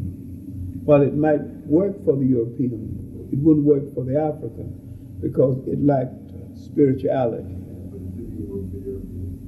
Well, that's not our worry, but I think if we are to go into tomorrow, Africans will have to take the totality of Africa into consideration. And now, I don't worship any Western religion, yet I consider myself a very spiritual person. And yet, when I go to my hometown, Columbus, Georgia, and my sister takes me to Gethsemane Baptist Church, where I used to teach Sunday school, I respect that fact. I think the new minister is too young, he can't preach. I think they've got a good choir, I respect that fact. I don't like to go to any church where they can't sing anyway. But I would not go into her church and tell my religion is the opiate of the people. I wouldn't be that stupid. Even if I believed it, I wouldn't go into her church. I wouldn't say it. But it might be the opiate of some people, but not the opiate of all people. It's life and death for some people. So in our socialism, we're going to have to handle it different from some other people. We might have to socialize it, then clean it up. My main point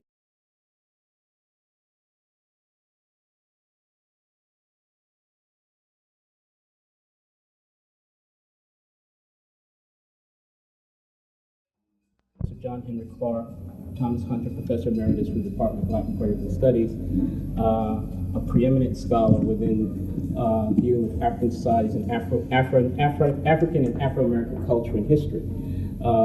Without any further ado, I'm going to introduce you to Professor Clarke. His topic, Spiritual and Human Values in African Societies Before the First European Contact. Thank you very much. I will begin by acknowledging the fact that we live in a European conceived intellectual universe, and anyone who tackles a subject of this nature goes against that fact. And this is an ingrained fact, the fact of living in a European conceived intellectual universe. And this concept of a European conceived intellectual universe became very firm in the 15th and the 16th century. And it deals with a principal decision that Europeans made during the 200-year turning point in their history when they came out of the Middle Ages and made a decision on world dominance.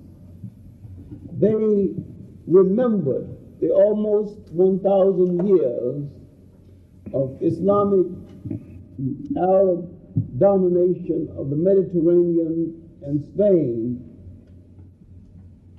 starting with the rise of Islam after the fall of the Roman Empire, and they were blocked from free entry into the Mediterranean.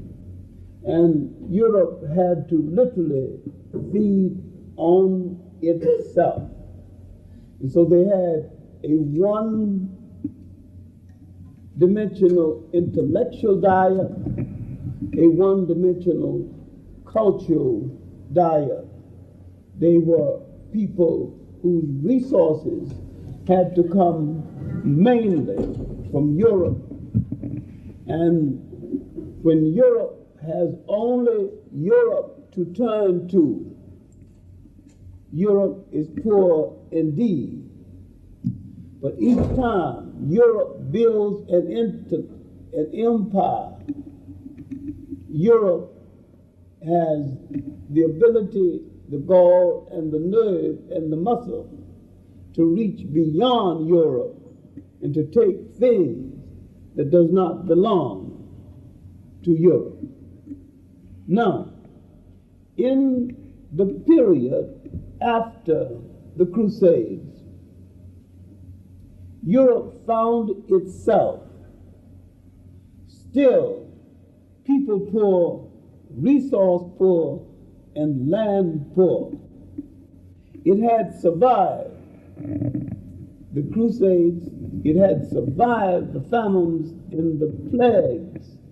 It was getting itself together, but they were still blocked from the free use of the Mediterranean by the Africans, the Arabs, and the Berbers, still controlling Spain and still in control the sea lanes of the Mediterranean. Now, they would hold this position, meaning the Africans, the Arabs, and the Berbers. They would still hold this position solidly for another 50 years. But arguments between the Africans, puritanical Africans, and backsliding Arabs, because Islamic denominations are becoming corrupt. Two military groups then controlling the Mediterranean and Spain after Portugal had gotten from under the yoke. The Almoravids and the Almohades had permitted Portugal to free herself from the domination.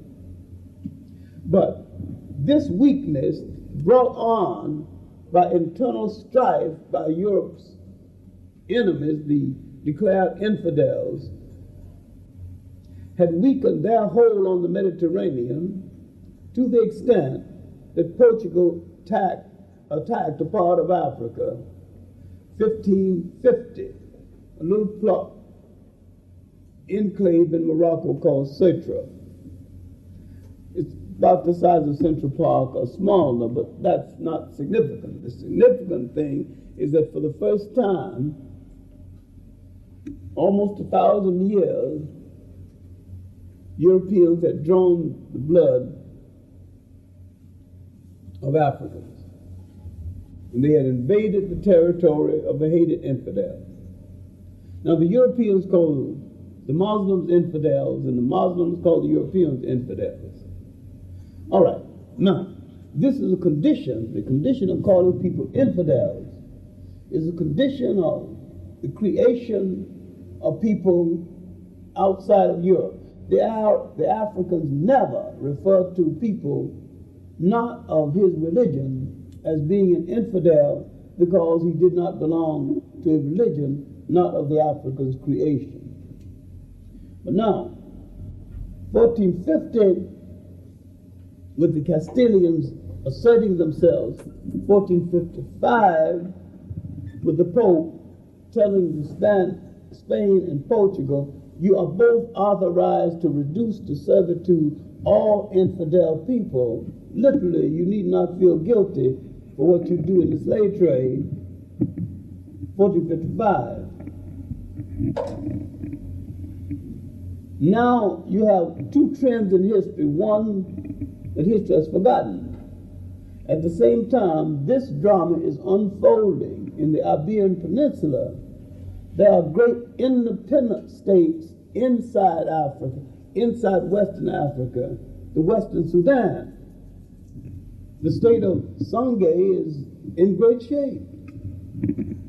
And it's about to get one of its two greatest rulers, two of the greatest rulers Africa would know in the last 2,000 years. Soni Ali is about to come to power.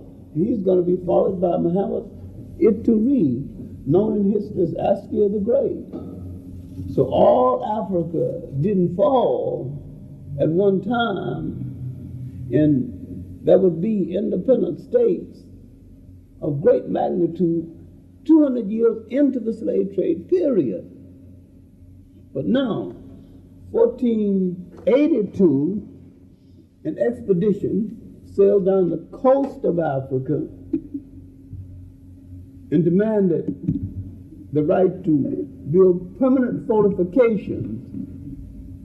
And they built a castle called Elmina, or the Mine. In this expedition was a little-known sailor, Christopher Colon, later known as Christopher Columbus. And he said in his diary, as man and boy, I sailed up and down the Guinea coast for 23 years. What was he doing up and down the coast of West Africa for 23 years? He was obviously in the early Portuguese slave trade. Another lecture, another time. But once we examine Christopher Columbus, he will stop being the Western hero that a whole lot of people think he is. All right, that's not significant for now, except that he encountered African sailors who had already gone to the New World. And they told him a few things that helped him when he finally went. The important thing is that Europeans made a decision once they got together. And that is, whosoever ruled the world is going to be one of them. They had lost sentimental attachment to themselves. They had lost sentimental attachment to the world.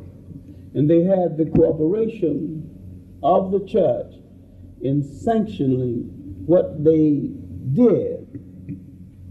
And the church assigned the Knights of Malta and the Knights of Genoa to look after the church's interest in the trade.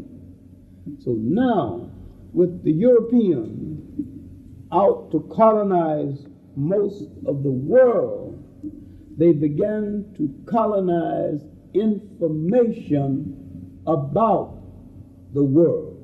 This is the beginning of the concept of a European conceived intellectual universe. From the 15th and the 16th century on, the way we look at the world, the way we look at people, the way we look at history, the way we look at the Bible, the way we look at God would be through concepts laid down by Europe. The concept of everything good being white and black being evil and Asian being diabolical, Fu Manchuism, is now about to start. And they are now going to set in motion an image that's going to come down to the present day. It's going to reflect in textbooks, going to reflect in movies, going to reflect in cartoons, going to reflect in the mass media to such an extent that the victims are going to believe it. It is going to be whitewash, brownwash, blackwash to such an extent that it's going to take over the mentality of the world. They're not only going to convince themselves that it's so, they're going to convince those who suffer from it that it is so. And this is how it all started. Now, let us look at that world before, thousands of years before this happened, before there was any European at all, before the word Europe was used.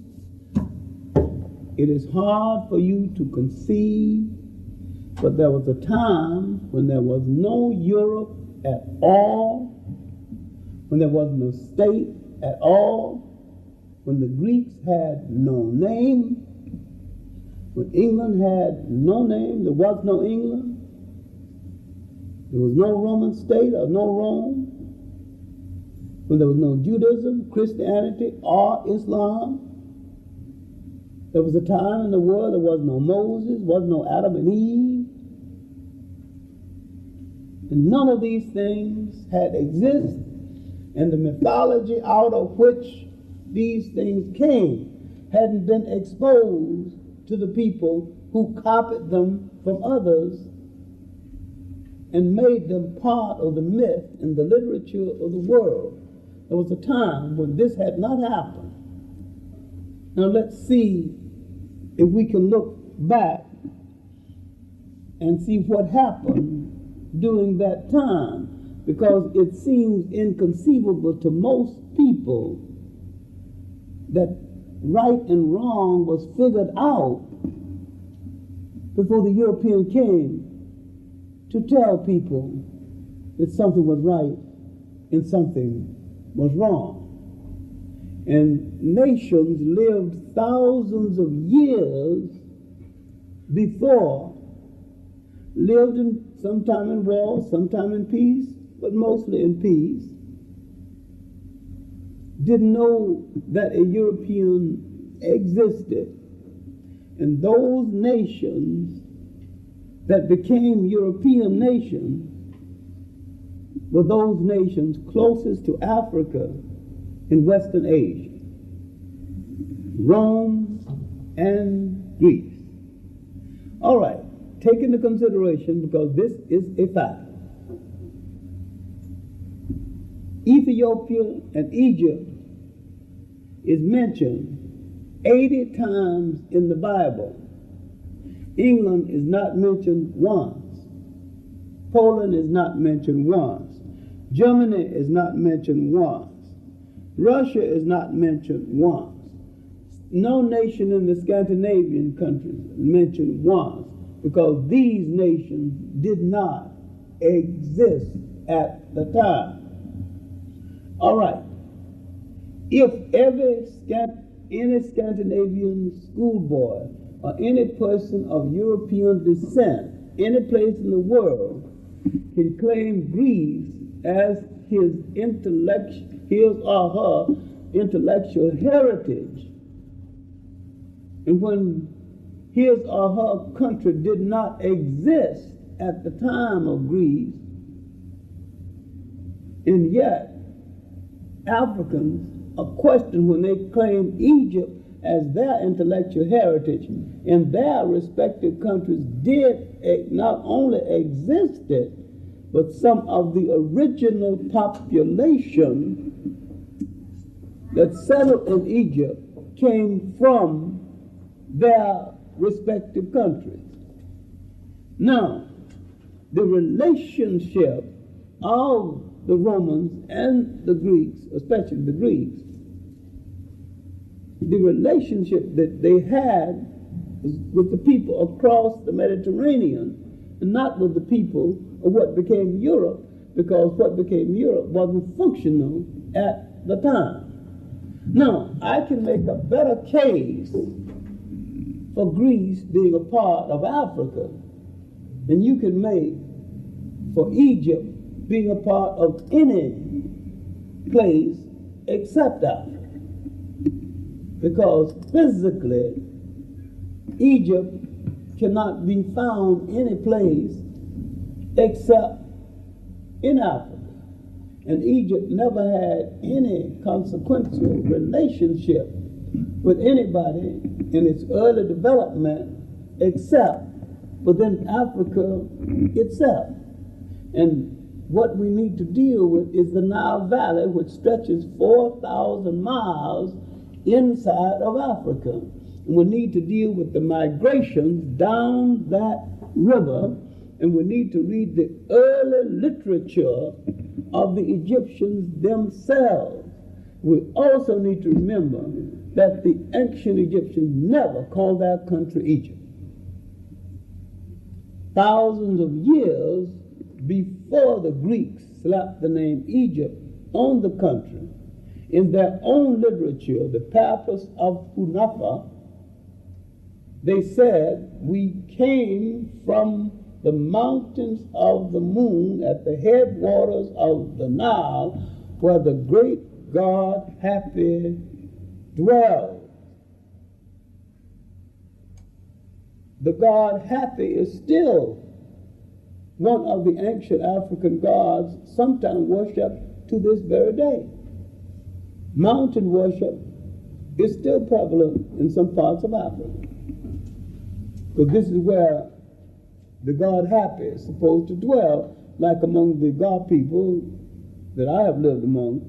That god lives in a lagoon. So if they want to pray to the ancient god, they go by a lagoon with fresh water. All right, now, if you understand the migration down the river and the fact that the lower Upper Nile means Ethiopia, Uganda, and the like. Lower Nile means where Egypt is today, and that the river is a contradiction, and that it was an ancient highway, a great cultural highway, bringing people in and out, and that throughout its history, the great fortunate circumstance of the people who became Egypt is that this constant flow of people kept renewing its energy, and that the nation state of Egypt was a culmination of several civilizations from the Tigris and the Euphrates, because no one would have created a civilization as great as this without having a replica at home.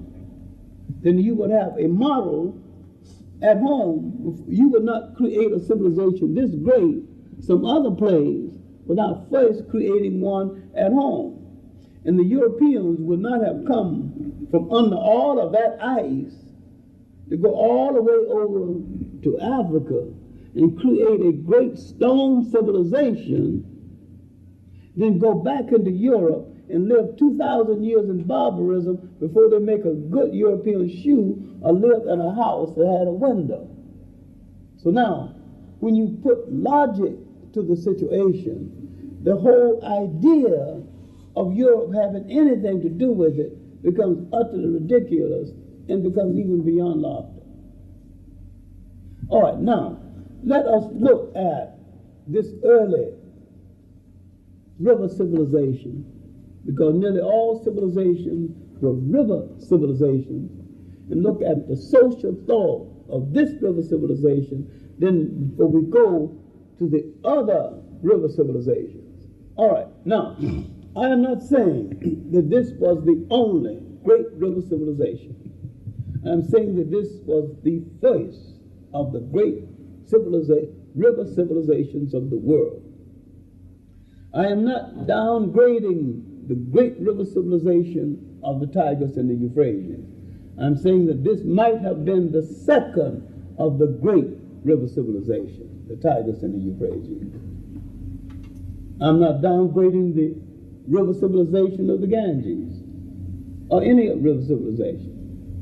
I'm saying that in chronological sequence, this one might have been the longest, this was positively the longest in its life and contributed the most to the other civilizations of the world.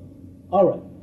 Now, when you look at Southeast Africa, Northeast Africa, present-day research, obviously, the research indicates that the concept of early man started in this area. The concept of organized societies started in this area.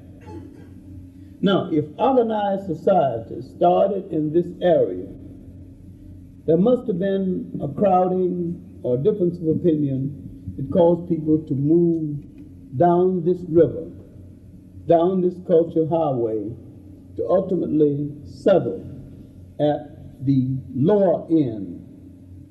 But there were people settling all along. Now, if you read Chancellor Williams' book, The Destruction of Black Civilization, the second chapter, Egypt, Ethiopia's oldest daughter, one of the better chapters written on the subject, or John Jackson's Introduction to African Civilization, and read his chapter, Ethiopia and the Evolution of Civilization. There is a wealth of material on the southern African origins of the people called Egyptian. Now, in order to get across the illusion or the out and out lie that Africans were not the creators of Egypt, white scholars, if they can be called scholars, had to ignore white scholars who have done masterful work in the field that you never see them quote or refer to at all. Gerald Massey's masterwork, Egypt, Light of the World, 2 volumes, Natural Genesis, 2 volumes, Book of the Beginning, 2 volumes. Massey devoted 40 years of his life to this single book, and he spun a generation of new scholars, especially in England. Alvin Churchward, whose book Signs and Symbols of Primordial Men is still a classic work.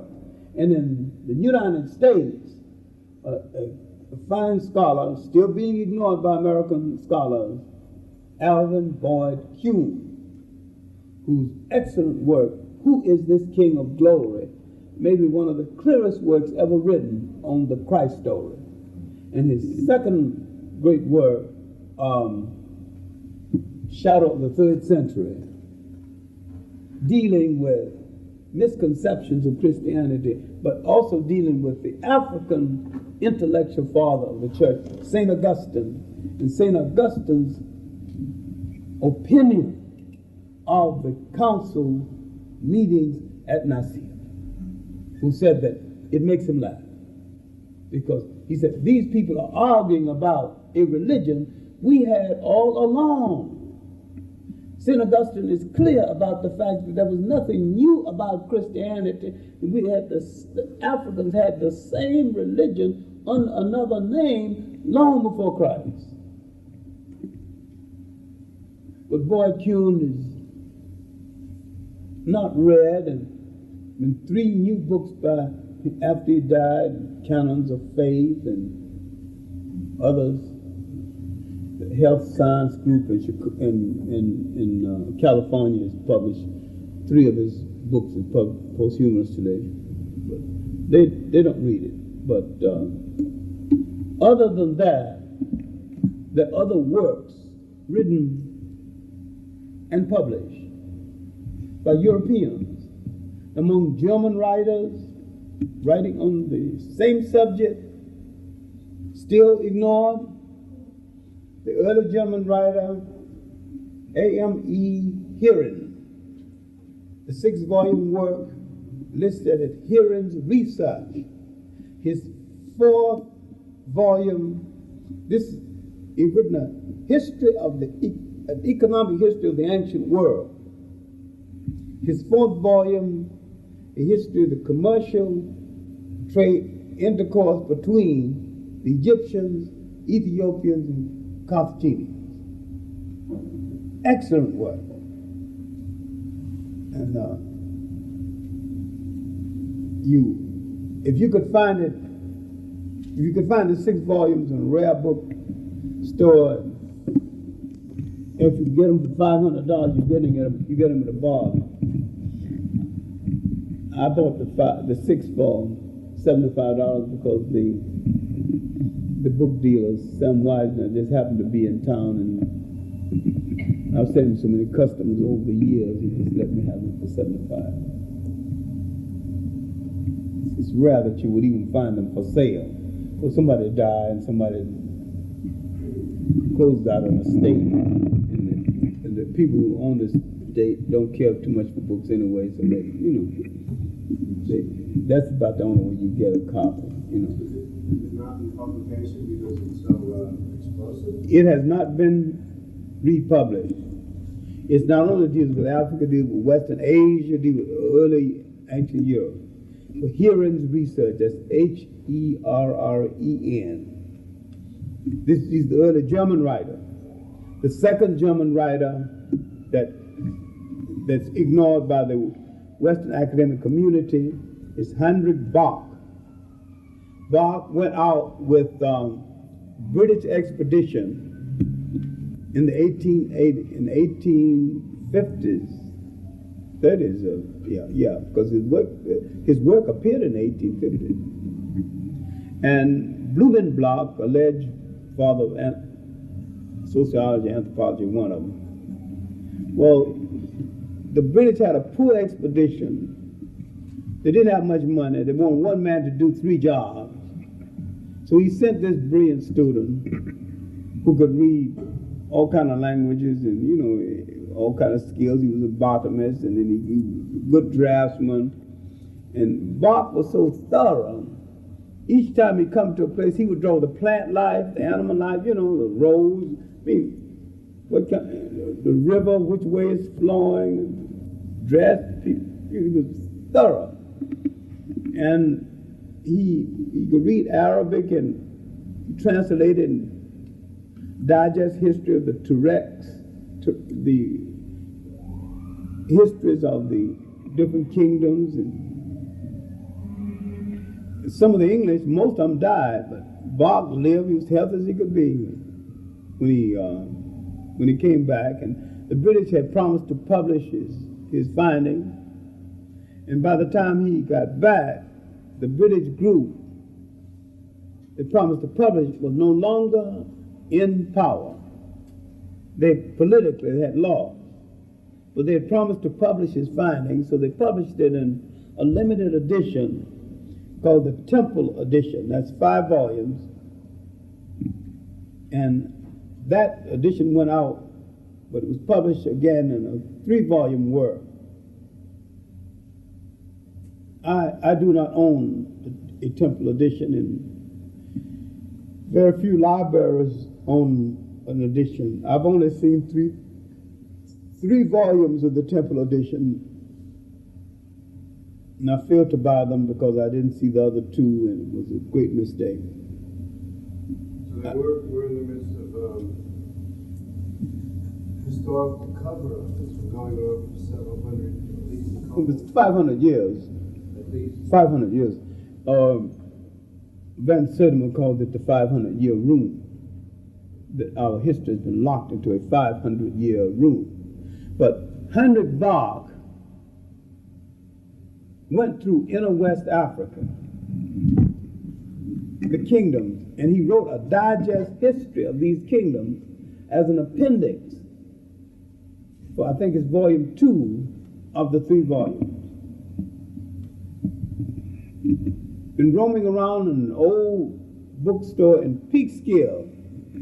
I picked up all 3 for $10. Cost me $50 to have them bound. An old socialist running a bookstore there who liked people, and especially if they were interested in books and wanted to sit and talk with him, and he wasn't trying to make any money. He just seemed to be more interested in a good conversation. So I got the books cheap, had them bound, bought some other things.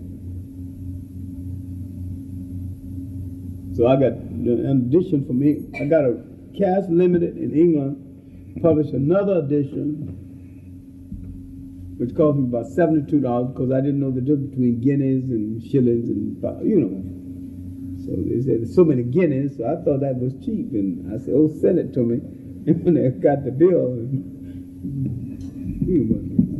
What is it, if you can characterize it, Would you allow Professor Clarke to speak, and then after, then we can take on questions? No, I just want to deal with the literature briefly, then we're going to go, we're going to finish.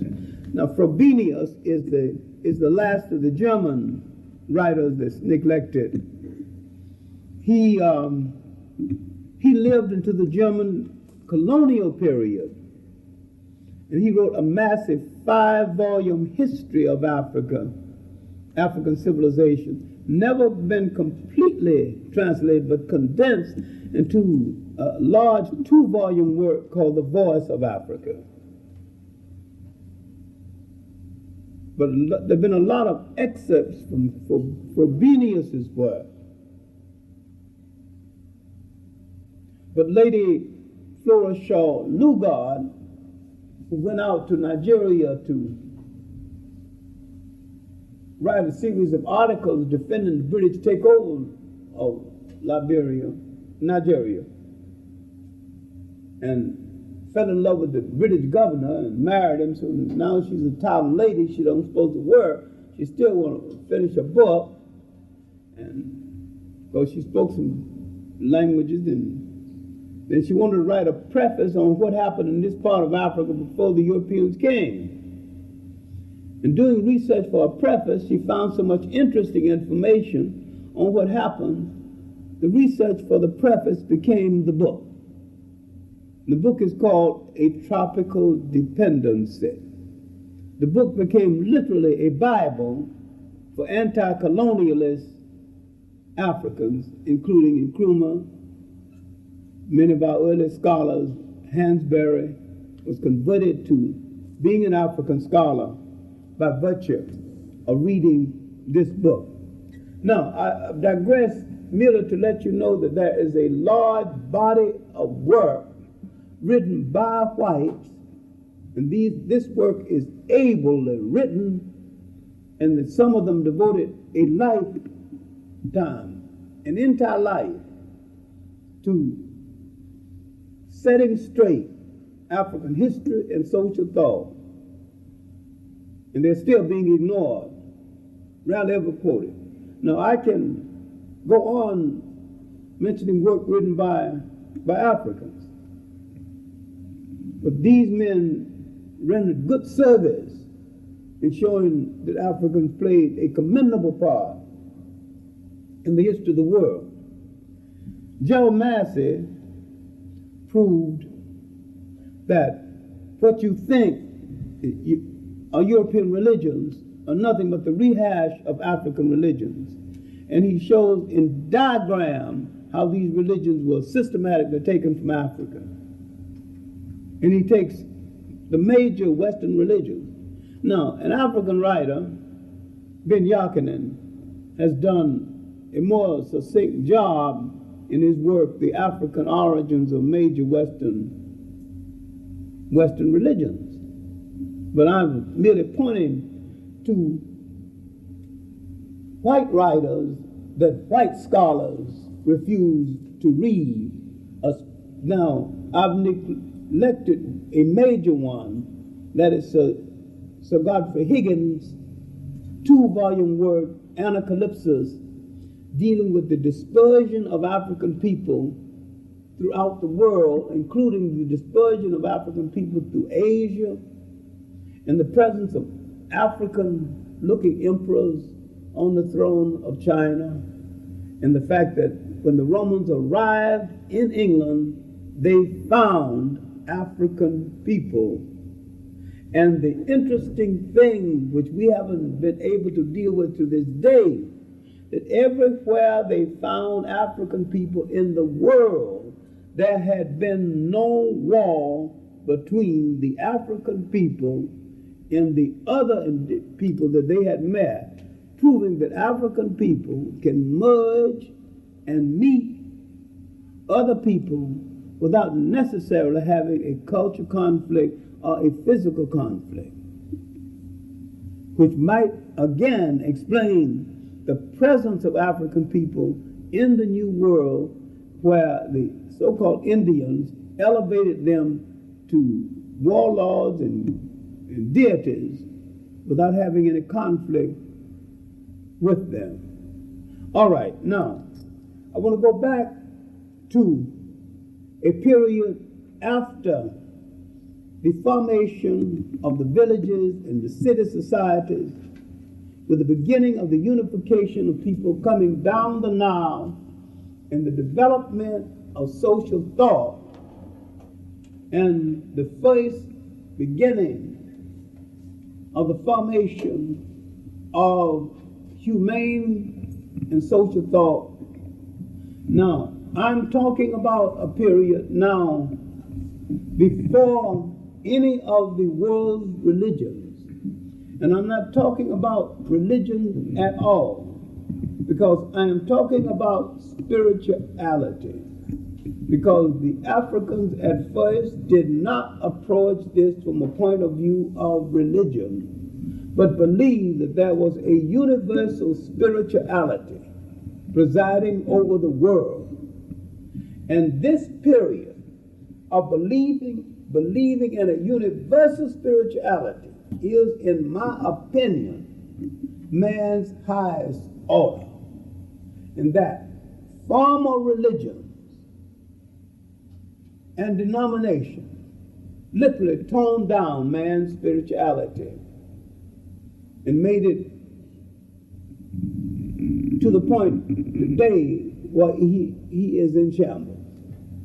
But during this early period of Nile Valley civilization, when he believed in a universal spirituality and he lived at peace with everything around him, the Africans believed that everything had a soul. Now trouble would begin when foreigners would copy African religions and would take an arrogant attitude toward himself and the concept of soul. When man said that he alone has a soul and the dog and the cockroach has no soul, that is when man began to lose his soul. When the Africans say that everything has a soul, including the dog and the cockroach and the snake and the tree, and he didn't cut down a tree without a ceremony because he was cutting down a living thing, I believe that this was man's highest spiritual hour on this earth.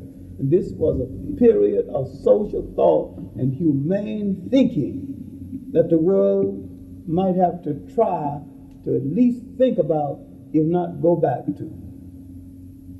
Because this was the period when the Africans projected certain concepts that the world thinks it wants to go back to, that it is morally incapable of to this day.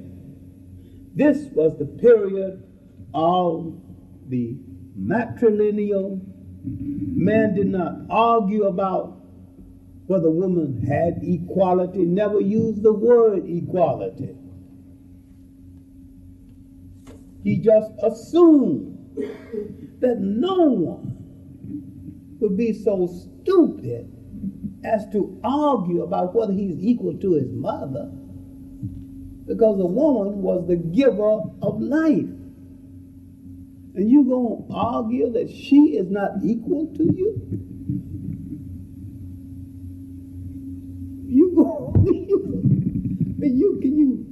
Would you dare argue at this point? Can you have a baby? So the Africans began to not make a special place for her because she was physically weak or anything like that, but make special concessions built into the society itself. And he was secure enough not to fear her overdoing or overusing these concessions. So at this point, most of the societies were matrilineal. The lineage coming down through the female side of the family. And the woman having certain basic considerations built into the society itself, and certain basic rights built into the society itself. Now this will explain, at least in part, why the African woman, the first woman to head a state, the first woman to ride at the head of her army, and the first woman to call court and to preside over the court. And these societies existed for a long time, that existed without the interference of any foreigners at all. It is hard for people to conceive, and sometimes hard for the African to conceive, because his mind is so warped by foreign rule and foreign propaganda. But most of his existence has been a time when he was self-sustaining, self-governing master of his own destiny. Most of the total time he's been on the earth. Now, because land was plentiful, water was plentiful, and women were plentiful, he had no argument. Now, this seems rather simplistic, but anytime a society is short of land, water, or women, the society is in trouble. Because one of those shortages can hamper an entire society. Because without women, you can't reproduce yourself. Without water, you can't sustain yourself. Without land, you can't feed yourself. We had no shortage of either one. So this was a period before the I love you marriage that spoiled everything.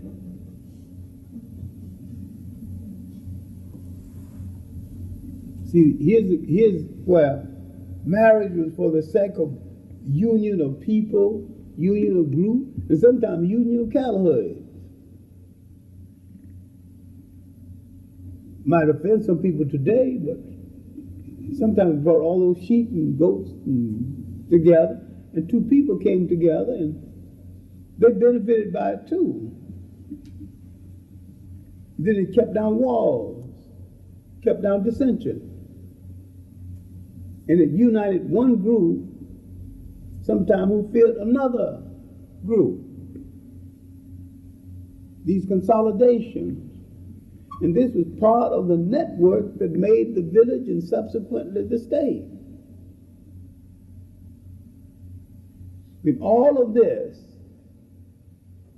started, and before people start calling something religion, he got in trouble once he put a name on it. Once he put a name on it, became difficult. But while he was accepting it as a universal force of the universe, presiding over everybody, it was simplistic. And there was no argument about it. Now, formal intelligence, formal learning is going to take a leap forward, a formal leap forward. This is going to be the third dynasty, about 2800 BC. A commoner, Imhotep, became advisor to King Zusa. And this commoner, one of the most brilliant men of his day or any day, built the step pyramid. He was the world's first physician, and the Greek, who's called the world's first physician, says in his own writing, I am a child of Imhotep. He lived 2,000 years before the Greek, who's called the world's first physician. He began to bring intellects together to discuss mysteries of life, mysteries of death, mysteries of falling things. And out of these intellectual discussions came the embryo of secret intellectual societies, the basis of what is going to later be a lodge further south at Aswan, the great lodge at Luxor. This will be the beginning of the first semblance of the university in the whole world. This will be the training ground for a lot of the writing, for the book that is called the Book of the Coming Forth by the Day and the Night, that the Europeans call the Book of the Dead. This would be the gathering place for the scholars of the Nile Valley. This would be the training ground for the Pan-Africanists, the different texts. Now the book, what you think of the Book of the Dead is really an anthology, a gathering of large numbers of these books, some of the better ones, gathered under one text. The Papyrus of Hunafa is part of this collection, and there's a number of texts within this single text. And a lot of the writings in this text went into the writing of the Bible, another anthology. Now, this is the third dynasty. Between the third and the sixth dynasty, not only you have a development of social thought, but you have the great building age. Pyramids, great temples are being built. You have the development of several types of religion, but you have something else we have not paid much attention to. You have the development of the concept of the law of opposites. If you got a god, you got to have a goddess. Something Western man has never balanced. So you have two great female gods. There were many.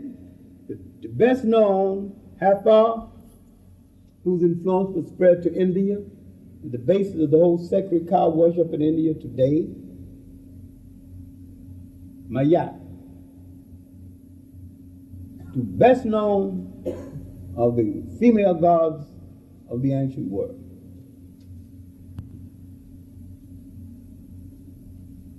Now, it was really around Mayat that we got the so-called, what the Westerners call the negative confessions, from which Moses extracted the 10 Commandments. Now, one of Africa's greatest contributions to social thought and humanistic thinking is really this proclamation of Mayat, which they mistakenly call the negative confession. Now, if you read what you call the negative confession, there's nothing negative about any of them. People name things without thinking about what they are naming. Now, simply, at the great lodge at Luxor, the students who are going to become oracles, great master teachers, who show potential, enter at 7 years old. They stay 40 years. Then they are examined to see if they could continue to be master teachers. Then you get your examination. See if you're going to continue. That's apprenticeship. You continue until you're 70. Then you become a master teacher, and you go out in the public and give freely of your talent the rest of your life. But you stand before your masters, your teachers, and you recite these 42 confessions. They're not negative at all. I have not been guilty of violating my neighbor's wife. I have not been guilty of stealing, thus and so. I have not been done this. There's nothing negative about what you're saying. These are purification rites.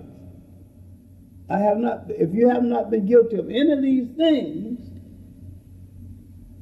and if your teachers are satisfied that you have not been guilty of any of them, then you're qualified to continue on to school until you're 70, then you turn out as a master teacher. Now these writings were in existence over 2,000 years before Moses was born. Now we have to deal with one of the great myths in Nile Valley civilization. The cause of the Hebrew entry, what they learned and what they misunderstood and what they still misunderstand to this very day. And the misinterpretation of Moses to this very day. Of who was Moses, which I will not fight out here.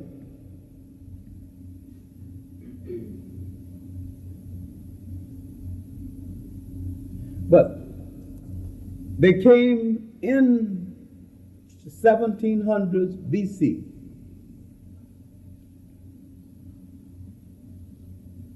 Escaping the difficulties of Western Asia, mostly famine.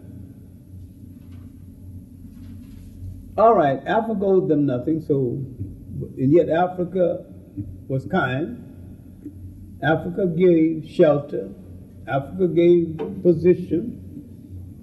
Africans did not chase them away.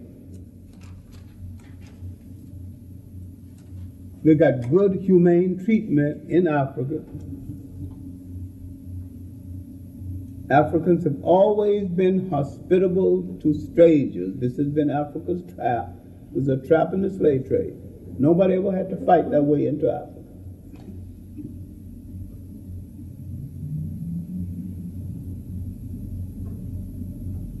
And they stayed and they lived in some kind of decency. 1680, that was an invasion in Western Asia by a group of rulers referred to as the Shepherd Kings, Hittites. They knew the people who invaded. They had lived in the same basic area. They spoke the language. And they became servants and collaborators with the invaders as against the African who had befriended them.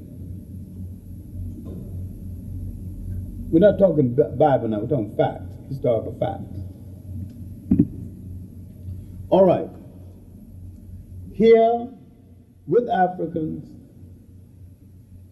emerged among them maybe the world's first wheeler dealer politician, Joseph, called the Provider, who had the ear of the foreign kings. Here emerged an accusation in history with never proven, one iota proof, that they were slaves in Egypt. No scholar, Jewish or otherwise, ever proved it. Just repeat it, but nobody ever proved one word of it. Nobody ever proved they made bricks with or without straw. No one ever proved they built any pyramids, because all the pyramids were built before they arrived. The Sphinx was built before they arrived. That's not important. What is important is that these Western Asian strangers came into Africa's house and got humane treatment. That's the only significant point. in that they saw a house that was culturally rich, religiously rich.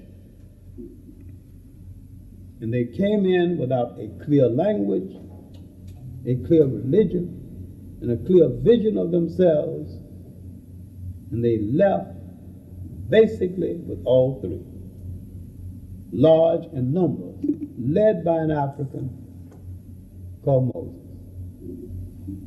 The important thing is the cultural aspect, and that all of them did not leave in the so-called Exodus. And that was a 16-mile land bridge connecting Africa with Western Asia. So therefore they walked in. There was nothing to prevent them from walking out. So Charleston Heston did not lead them out. Cecil B. DeMille had nothing to do with this. It's just an interesting story. But now, this is basically what happened. You got to find the king who knew not Joseph. The indigenous kings came to power, owed no political favor to Joseph or his people, and said, whosoever are willing to live under indigenous African rule, obey indigenous African law, may stay. Anybody that's not willing to do this will have to go. It's as simple as that. Those who decided they wasn't going to live under African rule went. The rest who decided stayed. And a large Jewish population, some of them were there when the Romans arrived. Now, the simple, true story is rather unromantic, but it is the simple, true story. Whether they left 600 in number, I tend to question. 600,000. 600,000. And I also tend to question whether a forest could support that many people for that particular time. A forest of this time or a forest of that time or any time. Now, after this, you've got a period of recovery, 17th and the 18th dynasty. Then we go to the main figure of social thought in the 18th dynasty is Akhenaten. Although I would love to discuss Hatshepsut because I'm very intrigued with women in power, but I don't have the time for that. Because Akhenaten is so misunderstood. Akhenaten, who did not want to come to power around 1380 or thereabout, son of Queen Tai, a Nubian woman from the south, Amenhotep III would rather write poetry and play with his cousin Nefertiti, but he did come to power. He outlawed warfare. He thought so much of life he wouldn't crush a flower. He permitted the nations, colonists of Egypt, to break away and gain their independence. And he was a man of great peace. Some people call him Father Monotheism. Some people say the Jews created monotheism. Now let's correct this, because neither Akhenaten or the Jews created monotheism. Akhenaten dealt with the corrupt ministry of that day who assigned to themselves so much power, they were literally hustling on the people, telling the people that they had so much authority that they couldn't go from different places because their power extended only so far. He merely got across the universality of the spiritual force, and that force, or God, was everywhere. So neither Akhenaten or the Hebrews created monotheism, because monotheism was there all along, because all the Africans had to do, and this is what Akhenaten did, Akhenaten merely taught them to recognize what they had all along. The concept of the universality of the spiritual force. Whether you call it God, no matter what you call it, it was there all along and there for you. And no matter where you went in the universe, that spiritual force was there to go with you. That's all he did. To announce it as one thing, to create it as another. Neither one created it. Now, the Hebrews wrote about it because it came during the time.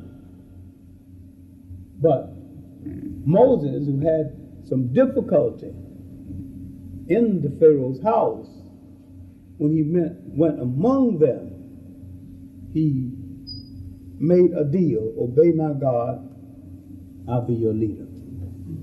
And his God was taken from what he had learned about the teachings of Akhenaten.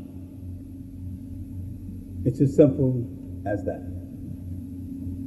Now, we're coming to the end of the great spirituality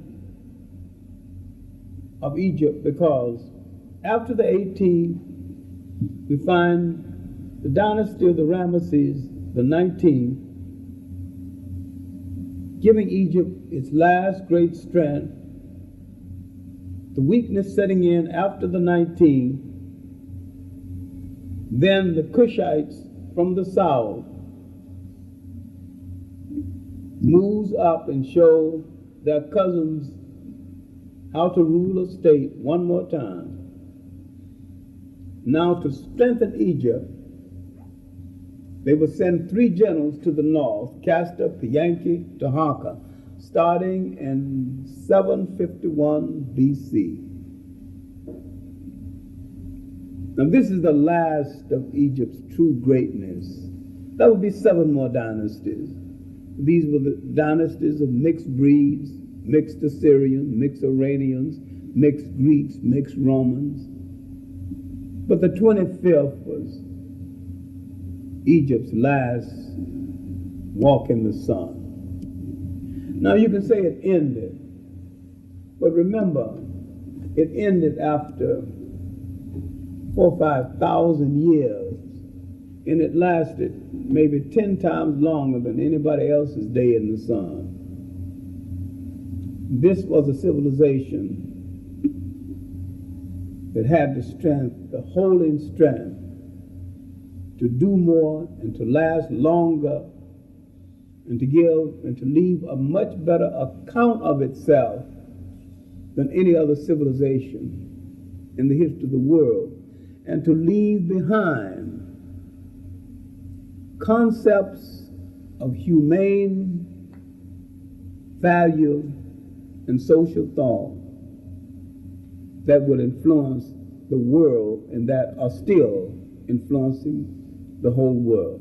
Now, I'm going to conclude by talking all too briefly about the civilization of the other rivers, principally the Niger,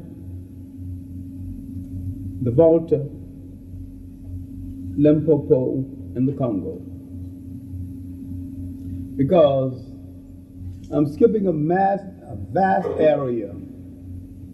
I'm skipping over the role of Africans in the development of Christianity, Judaism, Christianity, and Islam. But after the Roman exit and the Africans and the Arabs established themselves in Spain and the Mediterranean, the formation of states in inner West Africa, called the Western Sudan, began to have social thought and humane treatment for its people, similar to and sometimes equal to that of Egypt. And remember, some of the population of Egypt, a great deal of the population, after the invasion of Egypt by Cambyses from Iran, what is now Iran, 550 BC, the population began to scatter. So the original population of Egypt began to leave Egypt. And by the time Alexander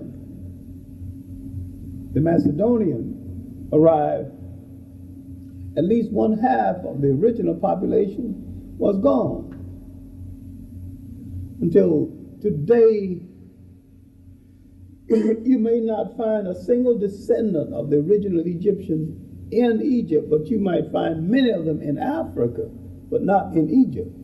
You find them in the Sudan, find them in Ethiopia, find them in large places in Africa, but they physically left Egypt.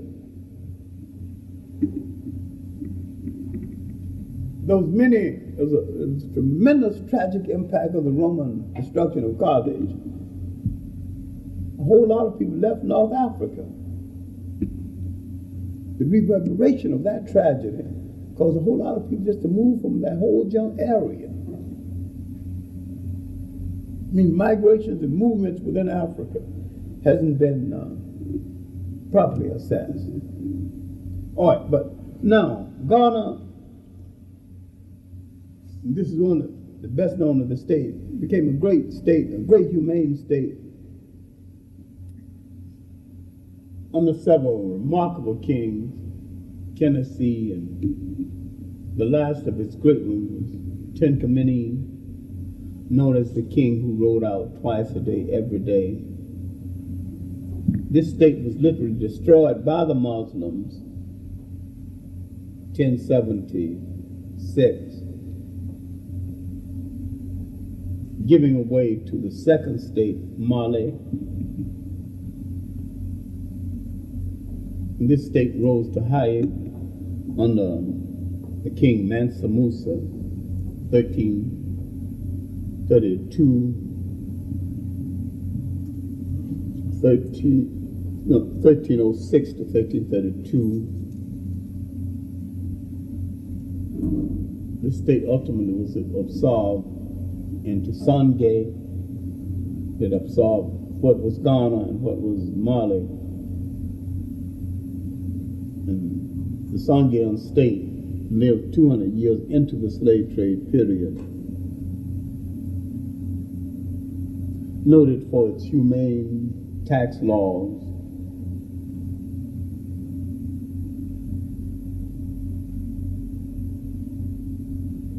when the British was delayed in entering the slave trade, they drove the Portuguese out of West Africa, and the Portuguese went to the Congo, formed a partnership with the African, and the Africans grew sick of the partnership, and the Portuguese tried to start the slave trade. Then the Africans rebuilt the Congo after throwing the Portuguese out, brought into being a fine king, Shamba Bolongango, outlawed warfare, sent his men to knitting. A lot of the evidence of this kingdom, especially the figurines depicting the different royal families, can be found in the Brooklyn Museum. And one of the great kings that followed Shamba, Bomanchele, his likeness is also in the Brooklyn Museum.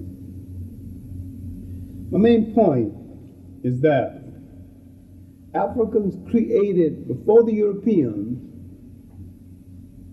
societies that had no word for jail because no one had ever gone to one, no word for orphanage because no one had ever thrown away grandma with children or grandma, no word for old people's homes. I'm saying they had an indigenous religion that had a value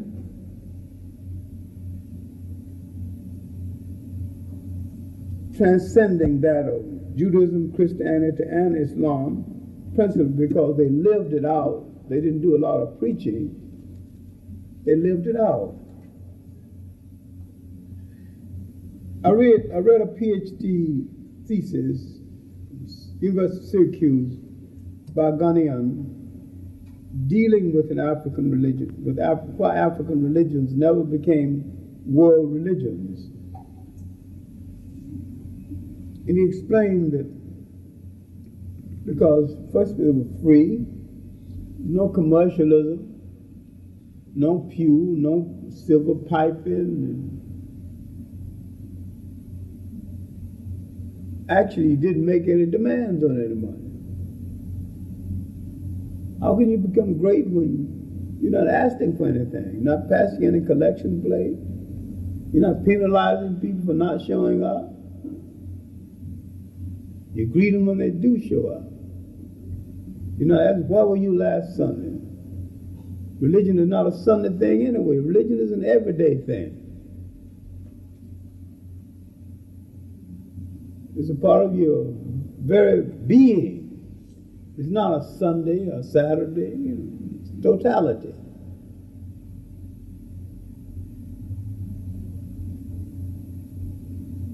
And that all the elements that went into the making of Judaism, Christianity, and Islam came out of Africa. Africans are rather naive about their own creations in relationship to religions. And if they studied Western religions, they would discover that most of what you think of Western religions were originally African religions, updated and rehashed anyway. It was theirs in the first place. Because Africans are overly generous, they're always giving things a chance and trying things on for size, and not knowing. Many times they try something on for size and that they've got something better at home. They're democratic to a fault, more democratic toward foreigners sometimes than to themselves. But I think in the world of tomorrow, in the building of new African governments, Africans will have to understand that they created concepts of living, of social living, not only before Karl Marx created socialism, but before Europe itself was born. And they have to believe again in their own values, in their own self, and in themselves. When you want to oppress a people, the first thing you have to do is to destroy their self-confidence and historical memory. And Africa not only needs an economic rebuilding, but a spiritual and cultural rebuilding. A case of rebuilding their own confidence in their own religion. I remember the evenings I spent with Kwame Nkrumah's schoolmaster, Joseph B. Danquah, who tried to get across to him the possibility of drawing from a Ghanaian traditional state, and that he could put the two together and build a modern state. And there was no contradiction between the traditional state and the modern state. And he could have, that the two could have made it workable. That it was a dream that still could have been realized, and that the model of the European. While it might work for the European, it wouldn't work for the African because it lacked spirituality. Well, that's not our worry, but I think if we are to go into tomorrow, Africans will have to take the totality of Africa into consideration. And now, I don't worship any Western religion, and yet I consider myself a very spiritual person. And yet, when I go to my hometown, Columbus, Georgia, and my sister takes me to Gethsemane Baptist Church, where I used to teach Sunday school, I respect that fact. I think the new minister is too young, he can't preach. I think they've got a good choir, I respect that fact. I don't like to go to any church where they can't sing anyway.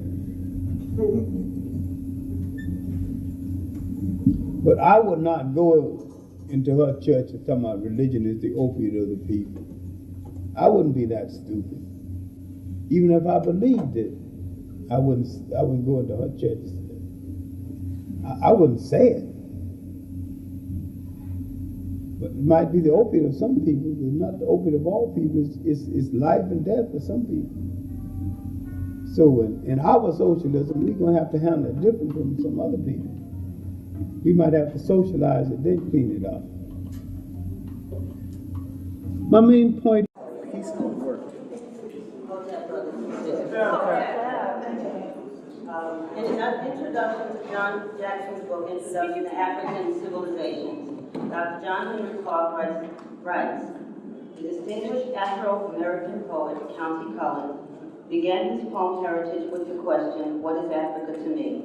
The new writers of African history must extend this question by asking, what is Africa to Africans, and what is Africa to the world? Asking these questions emphasizes the need for a total re-examination of African history. In his more than 40 books, in his lectures, and in his dedication to telling the truth about African people, Dr. Clarke has given us a solid foundation to build upon in our re-examination of African history. We, the Social Action Committee of the Confront Avenue Baptist Church, are honored to have as a guest lecturer this evening, Dr. John Henrik Clarke.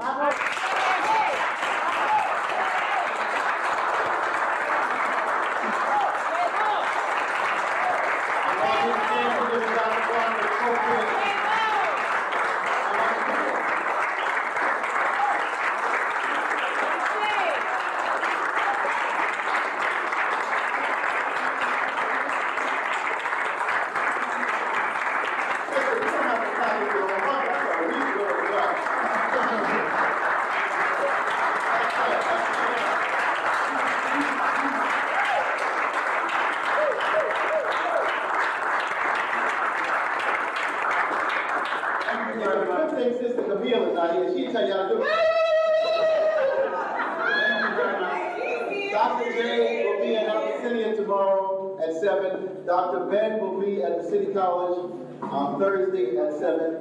Professor George Simmons will be at the college at 1 o'clock on Saturday. Monday night, our sister, Dr. Alex Sanford, will be back here as a continuation of the Confront Avenue series. And then we have Booker plugged in sometime soon. Tuesday at Bethany. And Tuesday Bethany. At Bethany. Yeah, the fundraiser. Fundraiser for Dr. J. Yeah. Okay, John. All right, thank you very much. We have quite a lot to do, and if we devoted a week to it, we would not have enough time. I'd like to begin the discussion concerning Black women in history by saying that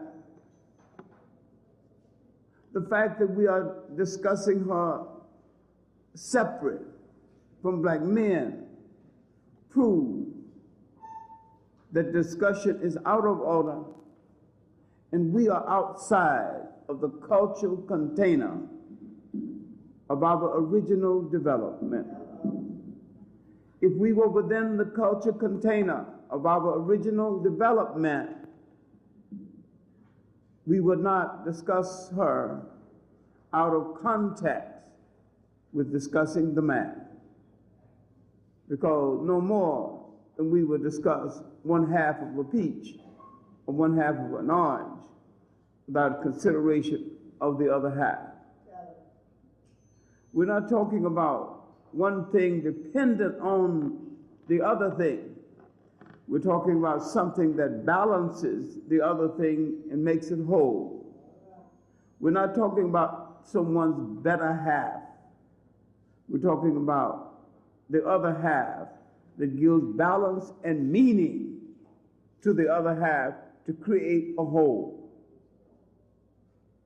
We came out of a cultural incubator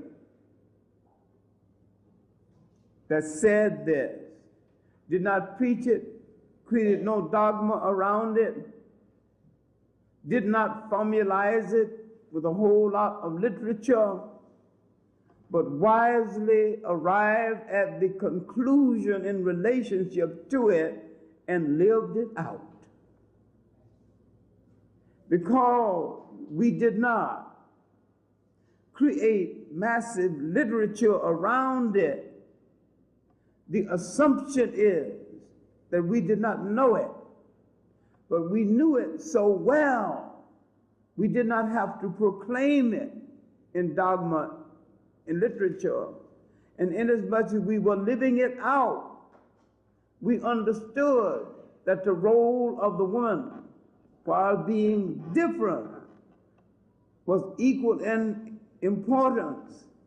And there were times when the role of the woman and the role of the man was one and the same. There were times when we recognized the woman as the life giver. Then as the life giver, we recognize that role as being over and above something that man could do. And in turn, woman recognized the man as the planter of the seed and the carrier of the seed through which life would emerge.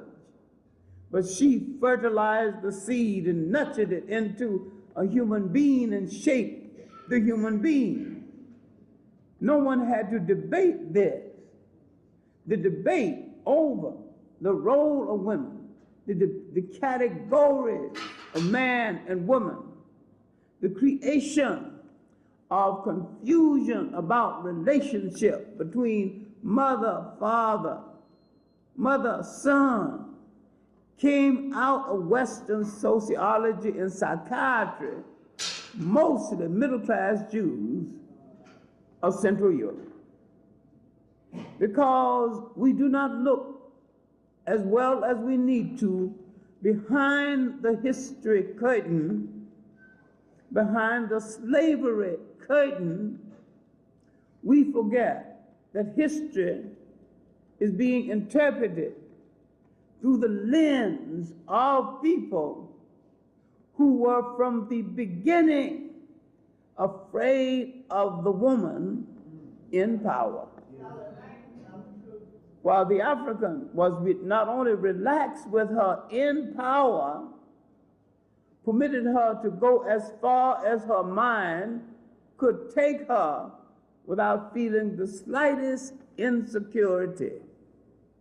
But in a society of plenty, in a society where land was enough, water was enough, women was enough, he could feel secure. The European who imposed his will and created a literature containing a protracted rationale was afraid of the woman in power, and so he created for his women the same kind of rationale to justify his domination over her as he created to justify his domination over non-European women. In other words, what has happened with the European everywhere he has gone in the world is a process that can crudely be called niggerization. Having reduced most of the world to the process and the status of niggerization, he reduced his women to the same status. Now, because the African did not have to do this, he had a different attitude. And the African today, in his relationship to women, have some of the same faults as the European he's imitating. In fact, the great drawback is the African with these faults. And the one in the Western world have added to these faults by being an imitator. This is why I have repeatedly brought up a lecture I gave a few years ago, some meat-clad sorority women, on the historical origins of black teenage pregnancy. When I looked at the historical origins of black teenage pregnancy, and they came there to hear me crucify the black man, and I didn't even mention one, because he had nothing to do with black teenage pregnancy historically. And there was no record of any black teenage pregnancy existing in his society before the coming of foreigners. There was no record of deserting women before the coming of foreigners. And so therefore, every foreigner that came into the society that he had fashioned engaged in a form of cultural pollution. When he gained, after this cultural pollution, the African, under the power of the foreigner, thinking that the only way to survive is to imitate the foreigner. Now, plural marriages existed in Africa honorably before the coming of the Arabs. But the plural marriages had honor and dignity to it, and they were started with honor and dignity because they lived in a society where the head of the society, or the king or the chief or whatever they called the head man, decreed that every woman would be under the protection of a house. It was man's responsibility to give her shelter in the home. And he did not have to set up a physical liaison with every single one. No man's got that much energy anyway. This is why I think Walt Chamberlain is the biggest liar who ever lived.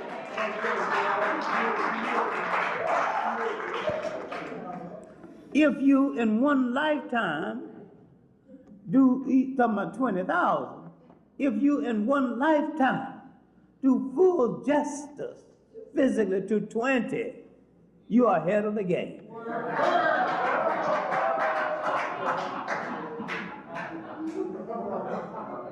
He might have met 20. He might have been alone with 20,000. How many were satisfied? Now, because man's physical relationship was something private, personal, confidential, and discreet, it was not a public matter. Dogs meeting on the street don't close doors because they are of a breed that don't give a damn. And when you begin to parade that activity as a public matter and shout in the street, you're reducing it to the same status. When two human beings to themselves, away from the crowd, negotiating only with themselves,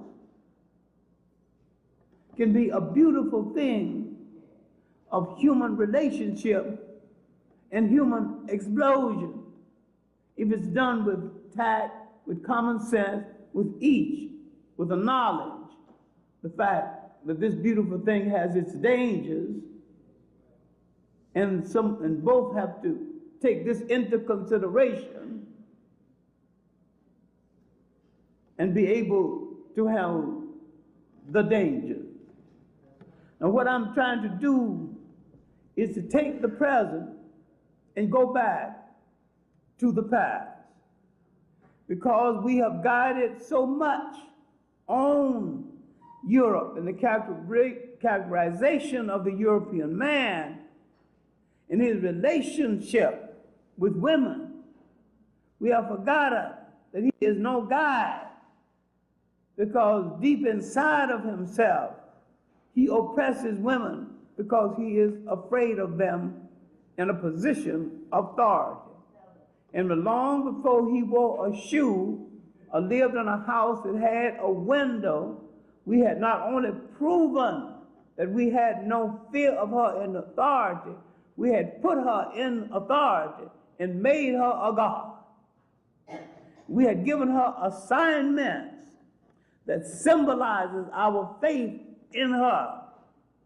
When the goddess Nut was given the assignment to take down the sun at the end of the day, put it in her stomach, and at the beginning in the morning, take it out and hang it back up again. That assignment went to a woman. You give her the assignment to light up the world. You trusted her to do that job. Otherwise, the world would be in darkness. Now, if we understand the beautiful symbols of respect that the African man had already given the woman before he became so entangled with this confused woman hater out of the icebox, then we start checking ourselves and realize the wife beater is not me. The wife deserter is not me. Those who impregnate teenagers and walk around away from them is not me, because my culture did not produce that kind of character. And that kind of character is in existence and is doing a lot of harm. What then can we do about it? You cannot tell a black woman whose face has been slapped, you can't give her no damn lecture. She don't want to hear no lecture. She don't want to hear about the historical this and that. She's hyped. Now, how do you get the here-ness and the now-ness across? And how do you build a society where this man will be held in check and instructed until it gets across to him that we are out to build a new society? And you cannot build a new society and imprison the mind or frustrate one half of that society, that is the female half. That does not mean you're going to let the woman rule over the society, run roughshod, disobey every rule in the society. She has the same obligation in the maintenance of the society as anyone else.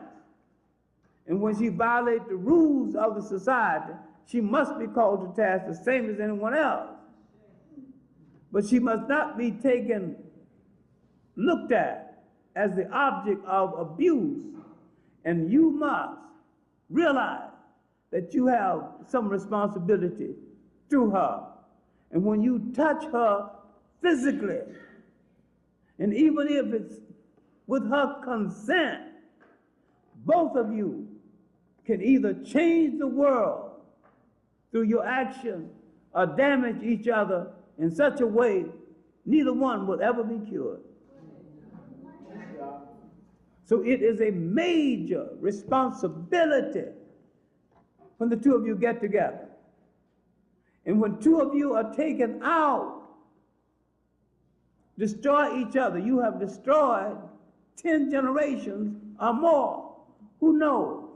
You produce 5 children, and those children in turn can marry and produce another generation. It might be generations indefinitely, because a man and a woman consist of a gene pool. So together they can set in motion a population that will extend beyond 10 generations. I think we need to seriously read Cheikh Anta Diop's essay on the matrilineal in the cultural unity of Africa. Read it seriously, and don't read it in relationship to what you are seeing today, because what you are seeing today is madness created by women-hating men who are not too sure of his manhood. Because of Hollywood, because of the mass media, because of the gangster movies and the cowboy movies and the creation of the Western heroes, most women, black, white, and otherwise, cannot distinguish between maleness and manhood.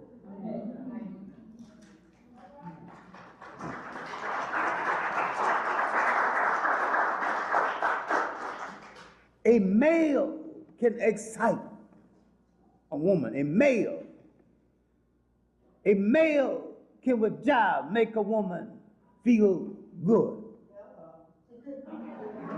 All you need is maleness. Nature endow you with that. But to be responsible, to be protective of her, and to take the consequences of the meeting requires manhood.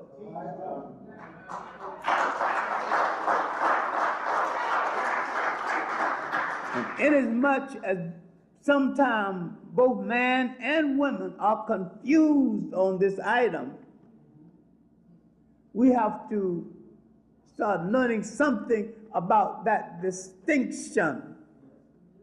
Now, let's go back to what the subject needs to begin, because I have often decried the fact that too many times people point to the top of the tree before they examine the roots. Now let's examine the roots. Now, the top of the tree is to make you understand that there's a whole lot out there in the branches, but the heart, the soul that keeps the tree alive are the roots that draws moisture from the earth that feeds the leaves at the top of the tree. Now, when we look at the beginning of organized societies in Africa, now what is an unorganized society? A society is unorganized when it has no direction, no order, no set procedure. But once we pick it up at the point of organization, we see the beginning of a structure that will lead to the family. We see them coming together based on kinship, based on regions, based on bloodlines, based on regional groupings.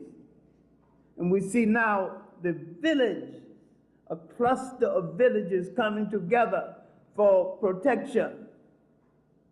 But we see an evolution of something in Africa that did not take place in Europe. And this is why there is permanent damage done to the female psyche in Europe, and the permanent damage done to the African psyche away from home. I'm saying that taking the African out of the cultural incubator of his creation did permanent damage. And what we're trying to do is to get back to that incubator. You don't have to get back to it physically. If you could just get back to it mentally, psychologically. You don't have to physically go back to Africa, although it's a good idea if you did. But to feel relaxed. One summer, I took a group to Africa, and at the end of the summer, I set them down. I said, you notice all the children are smiling. No children are fighting each other, or pulling over, pulling at anything. No child is stalking away, angry because some child mistreated them. And they are poor. Why are they smiling? They are in the cultural incubation of that creation. They know the things around there. They know the food around there. They know the people around there. They know every parent is a parent. They do not feel out of place and lonely. They never heard of an orphanage, and they never will until some foreign fools start disrupting their societies and killing off the mothers and the fathers and the relatives, cutting off one from the other. Then I asked the group, all summer, have you ever heard the word MF?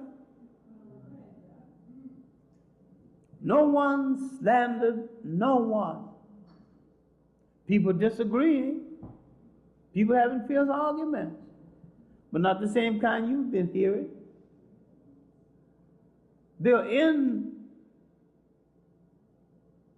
the culture that produced them. When you take a people out of the culture that originally produced them, they become imitators of an alien culture, and they turn on themselves. What would those young men who are shooting at each other be doing at that age in Africa? In a properly run African society, they would be preparing for the responsibility of manhood, preparing for the take on a wife, to preparing to support a home. Some would be in apprenticeship to their uncles, learning a trade. Some would be already in the marketplace, wheeling and dealing. But they wouldn't be shooting at each other because they wouldn't be angry with each other. And these over here are shooting at each other because they are afraid to take on their real enemy, which is not themselves. Because the worst thing they ever heard said was said about people who look like them, and the God that hangs in their church looks like the cop, looks like the judge.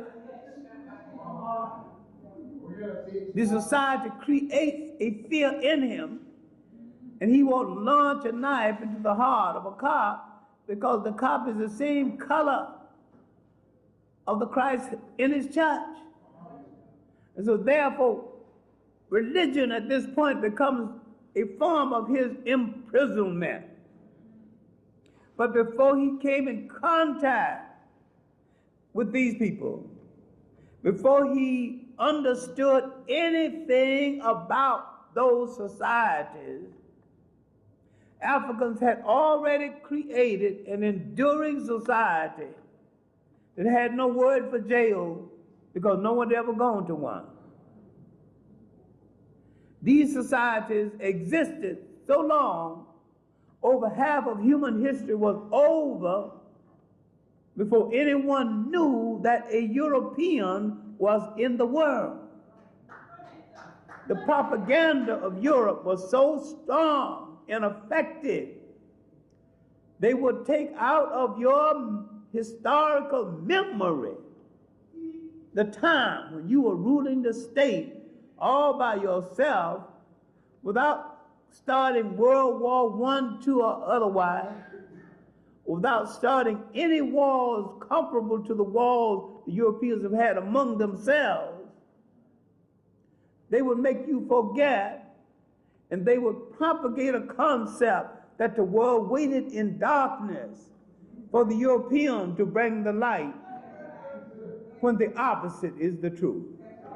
Everywhere he went in the world, he put out the light. The world would be better.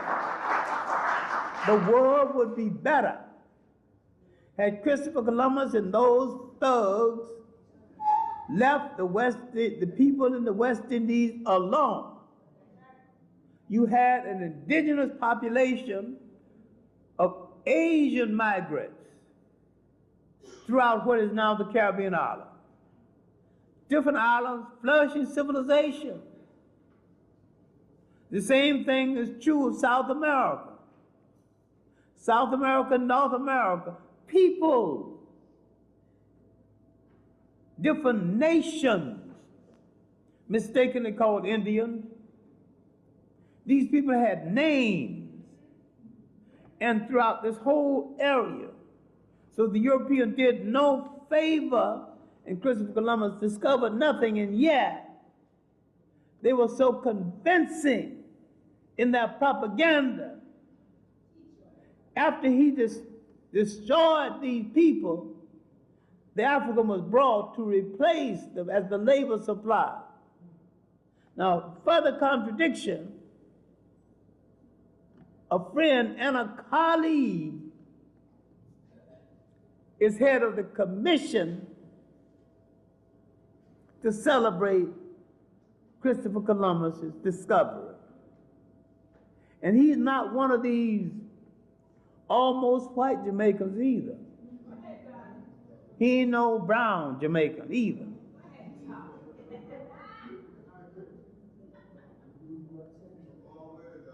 He is black. A very honorable man.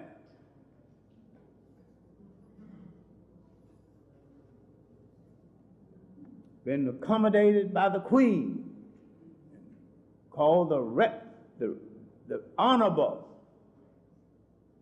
When we were leaving Senegal a few years ago, and white people waiting in line to get their tickets, very impatient, think they can't get on the plane. Rex Nettleford standing calmly behind the line, talking to his friends, and when he got good and ready, walked past everybody, went to the top of the line, got his ticket, walked on the plane. And white folks said, "Who is this man? What did he, how did he do it? What did he do?" And we said, "That is the Honorable Rex Nettleford." They said, "How did he become honorable?" And we said in unison, "Because we said so."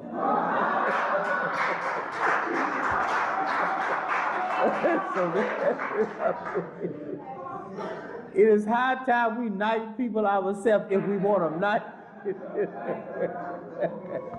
He's honorable because we said so. That's the end of that.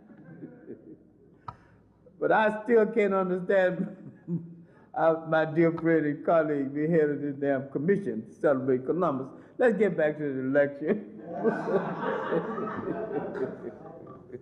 I don't know. I don't understand Jamaica anyway.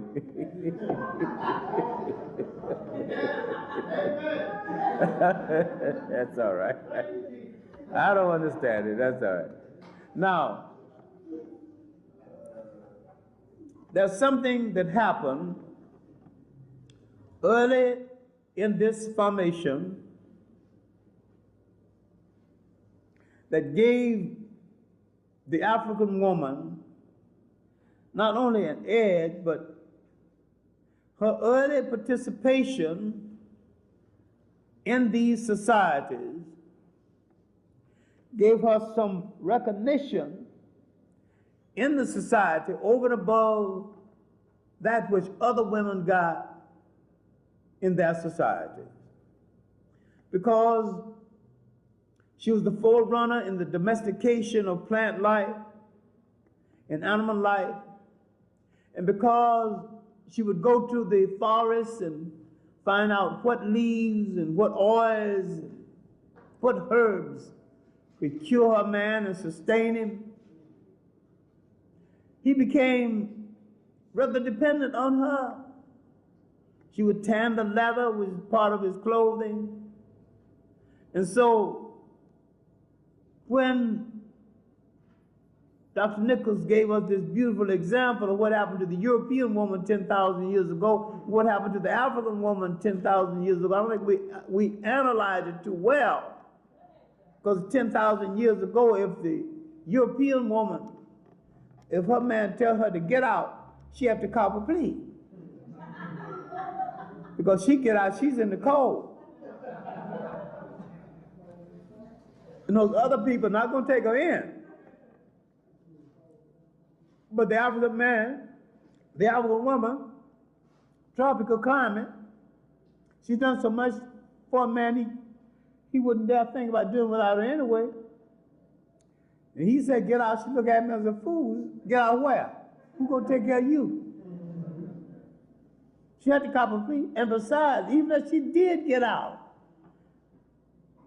there's plenty of land, there's plenty of food, and she got 11 cousins and uncles, so she don't have to tremble. So from the very beginning, this society was structured to give her not an upper hand, but an even hand in her relationship. Now this continued to develop until monarchies, dynasties was created. And she would play a major role behind the scene when she did not play a major role on the scene. Because the Africans' belief in a form of balance, you could not solely be a king, a god, without a goddess. You couldn't be a goddess without a god. Because the Africans saw man and woman balancing each other and couldn't see one without the other, now you can see why there was no misunderstanding and no gay or sadness in relationship to sex until foreigners came. What you gonna be confused about? You can look at the design of a woman, look at the design of a man and understand they were literally designed so that certain things can fit. But man and man were designed that way.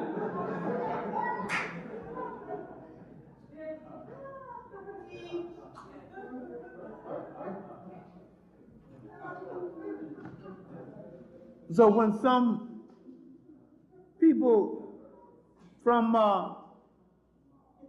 Western Asia, what you call the Middle East or Western Asia, before they built the Suez Canal, and for most of its existence, that was Northeast Africa. People keep asking, if you're born in that area, you know, we wasn't African. Well, there was nothing separating you from that landmass. You could walk from one to the other, and the populations mixed until the Indo-Europeans began to come down into that area, to the Saracens, and all the human waste matter of Europe began to filter down there because they're looking for something to eat. People always move among us to improve their condition, then turn on us when they get strong enough. We feed them now. Want to get their belly full. They don't want just the food. They don't want just the shelter. They want everything now. And what I'm saying is that with the making of the dynastic period, the woman began to play a role behind the scene and many times on the scene. It was really not until the 18th dynasty,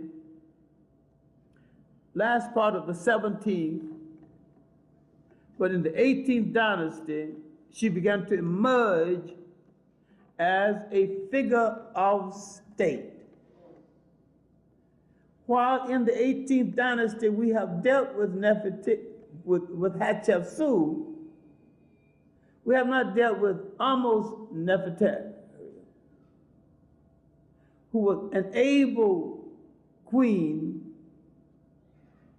and an able handler of power. Take into consideration, Europe has produced two great female handlers of power. You don't have to like either one of them because neither one of them were likable. Queen Elizabeth I of England and Margaret Thatcher.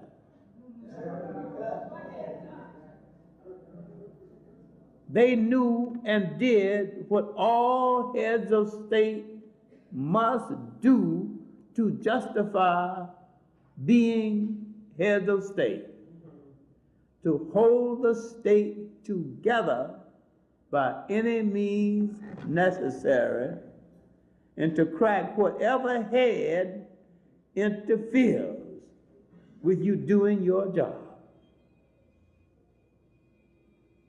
Elizabeth had to cut off the head of her ace lover, and all she asked for was an apology.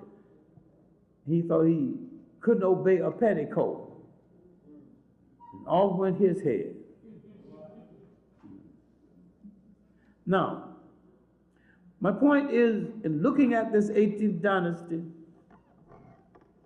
almost Nefertari, but look at Hatshepsut on her way to head a state, hanging around her father, Thutmose I, learning the basics. He's wounded in the war that drove out the foreign rulers and the Hebrews. I'm using a word wrongly now because there are people of the Hebrew faith of every color under the sun, and the European who claims monopoly over the faith might be a minority within the faith.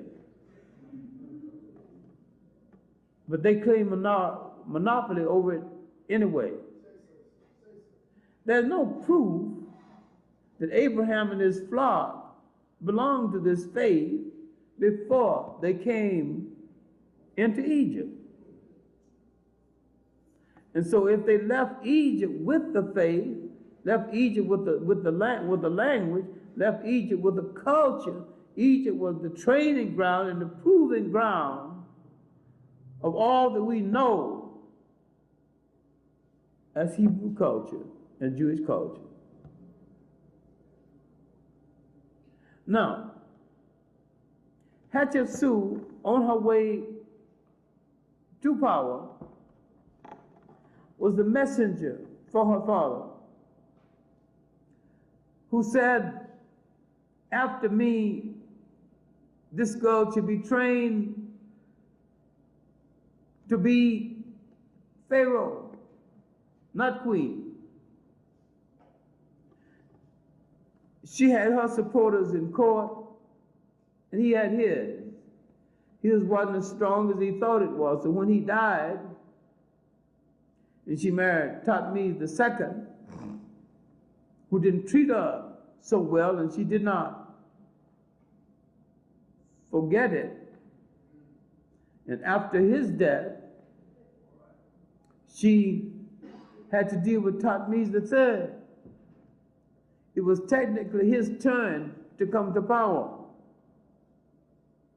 And when her support proved stronger than his, and he was young in the first place, so she had his head shaved and sent him to the temple and somebody teach him how to pray. But during the years of her reign, 21 or 31, depending on what book you're reading, she sent him on errands. She sent him to observe different things. When she died mysteriously, and he came to power, thanks to her training, he was one of the greatest pharaohs Egypt ever knew. A warrior of the first class, conquering all of Western Asia, now mistakenly called the Middle East, consolidating the land to the south.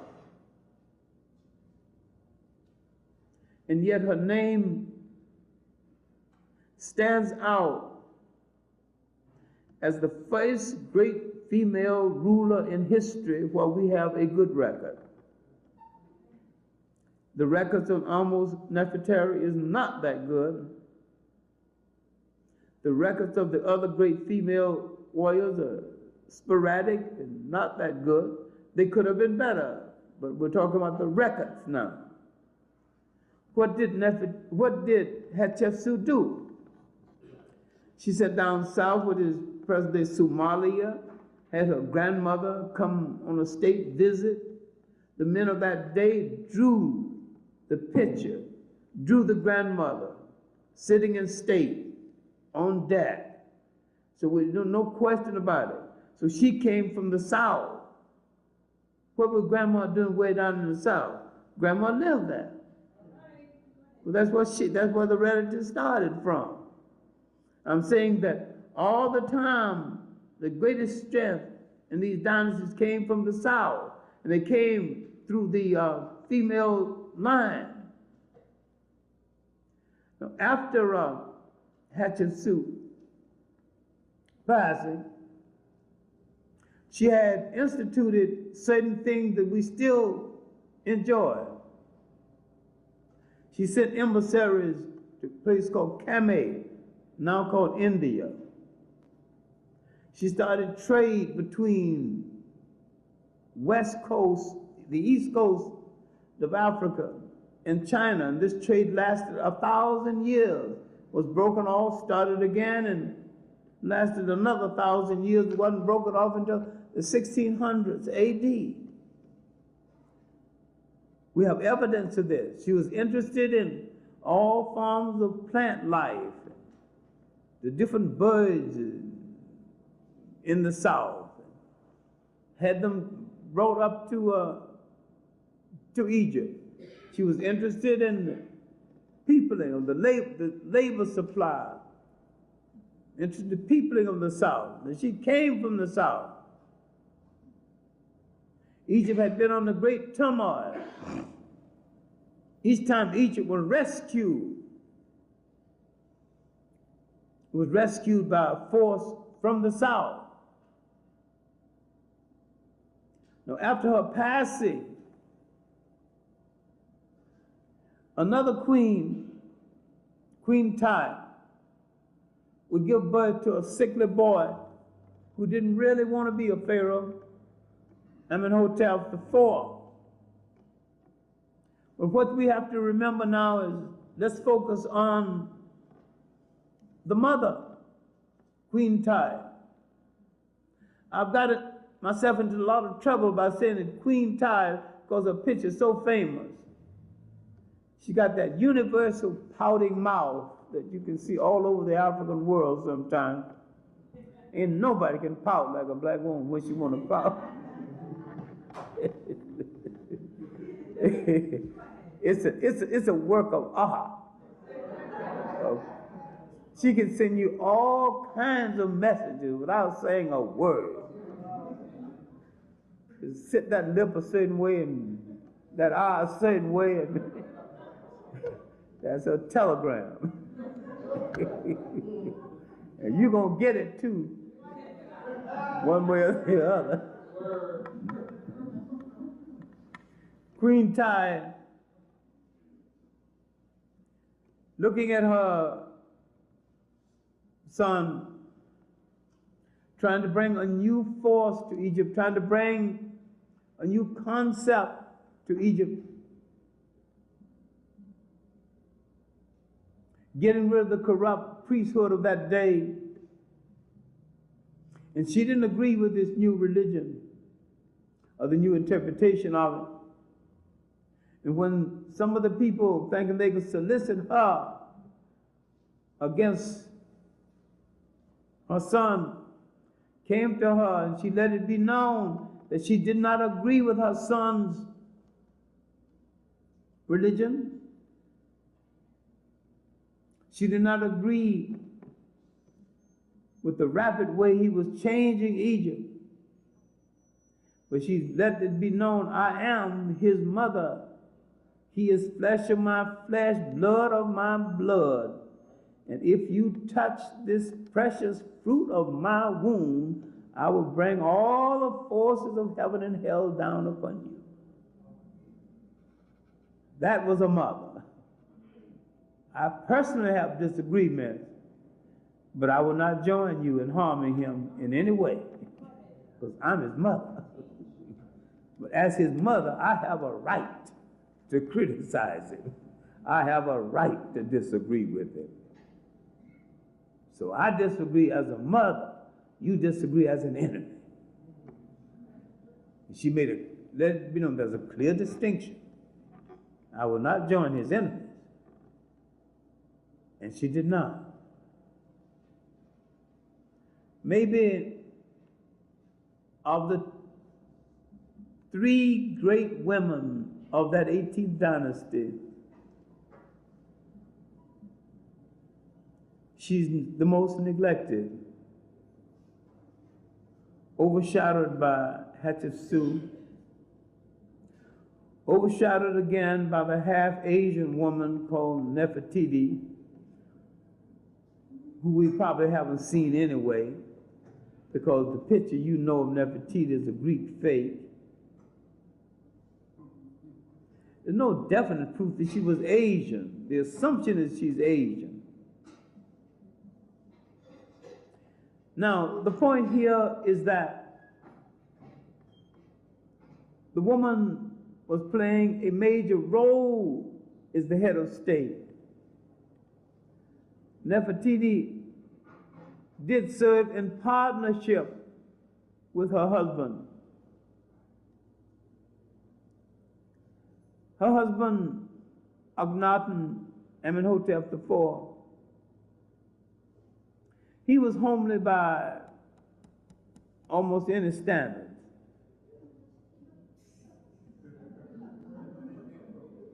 He had,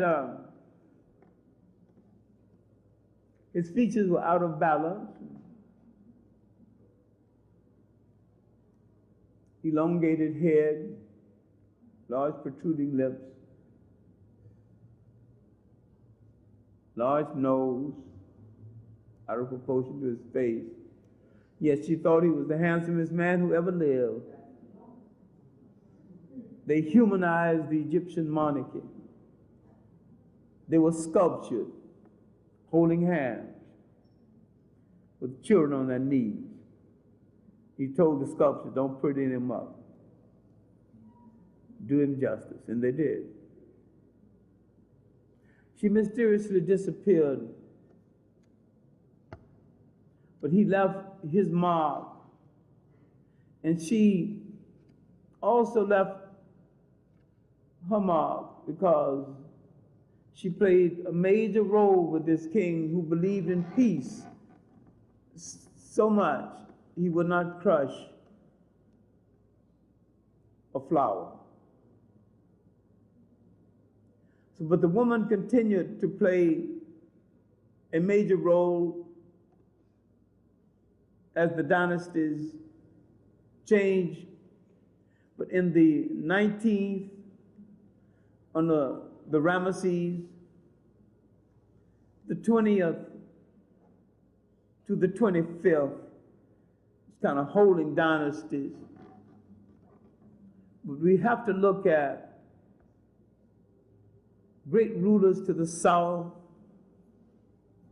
Makeda, known as the Queen of Sheba, around 960 BC.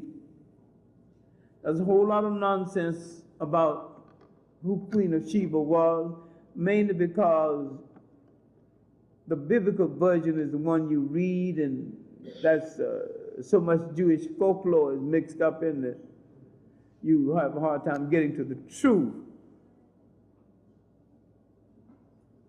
And you mix the story of King Solomon with it, and she becomes incidental.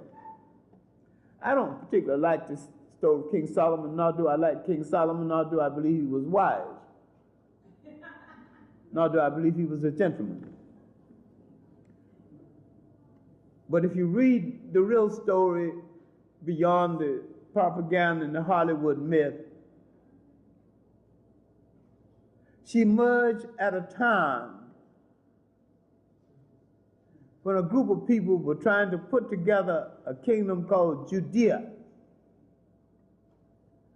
They had taken this piece of property because a God called Yahweh told them to do. That's their land. Now this God who gave them their land was soon discarded,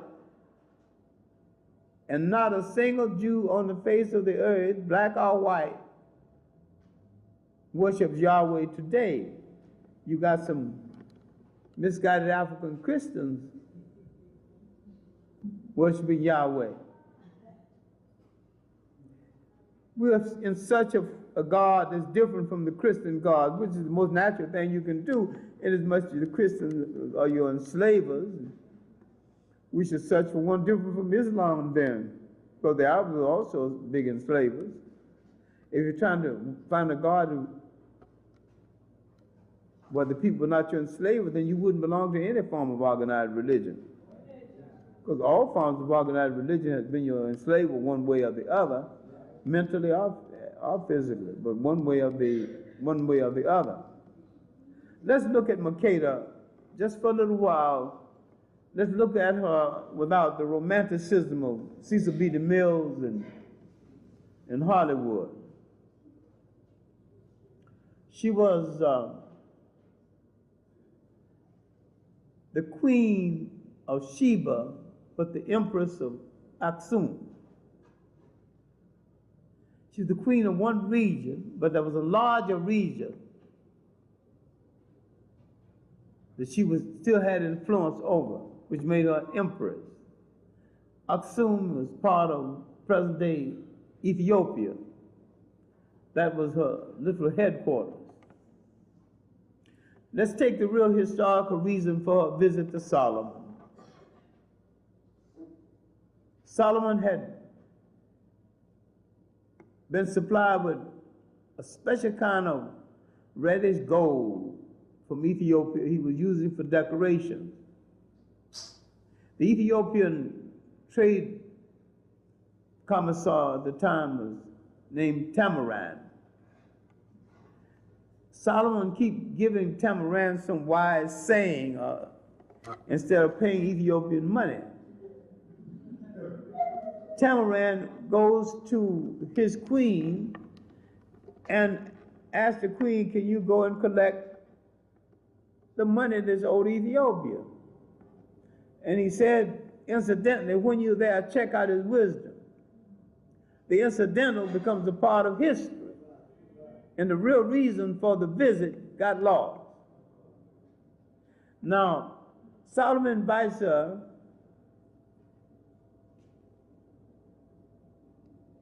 and then he propositioned her to let us join to get our respective nations and rule together. Judea is the size of a postage stamp in comparison to Ethiopia. Her train leaving Ethiopia, just her entourage, porters, keepers, her private bodyguard was larger than the armed forces of Judea. What kind of deal is this? Let's join our nation and rule both Ethiopia and Judea together. She ain't gonna buy nothing like that. He feeds her food with excessive salt. She gets up in the middle of the night trying to look for some water. And he assaults her. He no gentleman. He ain't dealing with no scrub woman. He dealing with the most powerful woman of the age of that day, whose country is 30 times the size of Judea. That means he got no respect for her. Now, is he wise, or he's just another bunch of scum on the throne? I mean, when you call a man wise, you got to show some wise thing he did. You know, two women came before him arguing about who a child belonged to. He give him a sword, said, cut the child in half. Ain't nothing why, that's stupid.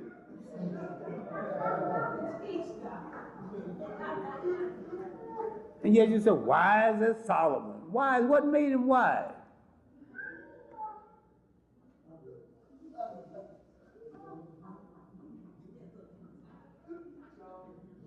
From this assault on her, it was rape. Let's just stop playing games with it. Let's stop playing games with it. Solomon raped the lady, raped the queen, had no more respect for her. To come to his house, all the way from Ethiopia, bringing gifts as was the custom, and get raped. Out of this rape came a son, Menelik the first of Ethiopia.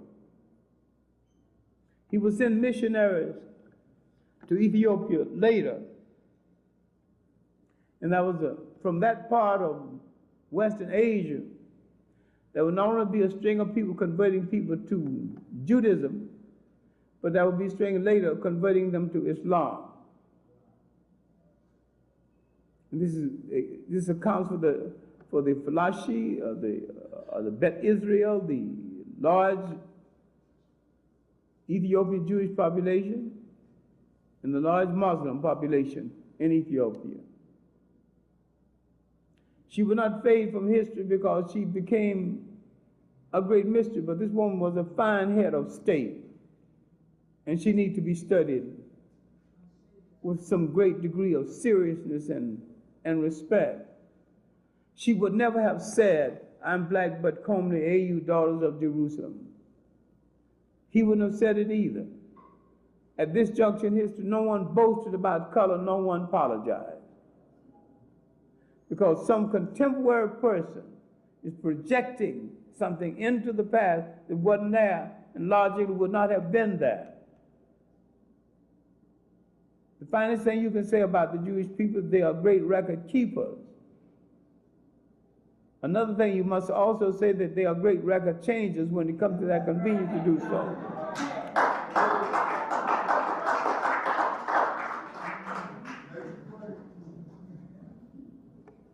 And they involve themselves through literature into something because you won't read, make you believe something which not only wasn't so, could not possibly be so. When Clarke claimed the pyramid, you didn't say nothing because you don't know that. It's very simple. When Abraham entered Egypt in the 13th dynastic period, all the pyramids were built between the 3rd and the 7th dynastic period. In fact, they've been built 1,000 years before they got there. If you knew chronology, historical chronology, that's not possible. You didn't exist as a people when that was happening. Nor did the Europeans exist as a people. They didn't even have shoes when the pyramids were being built. They're still coming out of the ice. Well, all right. Egypt's influence in the north, in the south, began to wane. Castor Pianki Taharqa went up and conquered Egypt. And what was the main cry? They had to adhere to the laws of Maya. Can you imagine now? Fighting a war, conquering Egypt, showing Egypt how to be a nation one more time, taking her for a last walk in the sun, and basing their claim on the teaching of one of the last of the great female gods.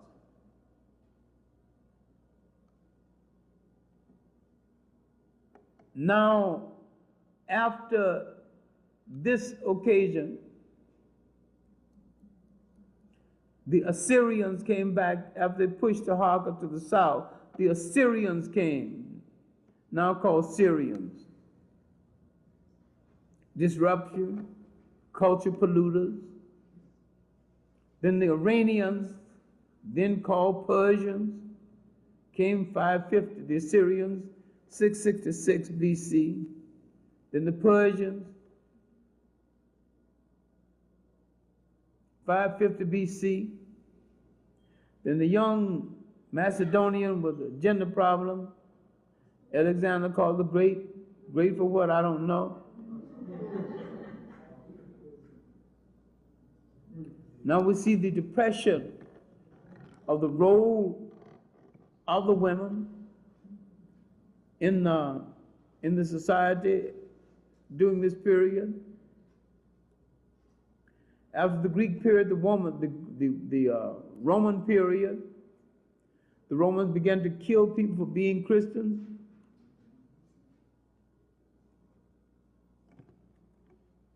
Finally, so many Romans joined the Christian church, they stopped the show and joined it. Constantine made Christianity the official religion of the Eastern Roman Empire. Then they began to fight among themselves, and a little-known war occurred that history has forgotten. A war between the Romans and the African Christians for control of the church. But no matter what the European is on the face of the earth, he wants to control. You better get this through your skull. Communism fell over one weekend. All the fight, all the FBI, all the CIA, all this thing, stop this old big boogaboo called communism. It was a sham. It's like the sham between the Democratic Party and the Republican Party. There's only one party, the white party.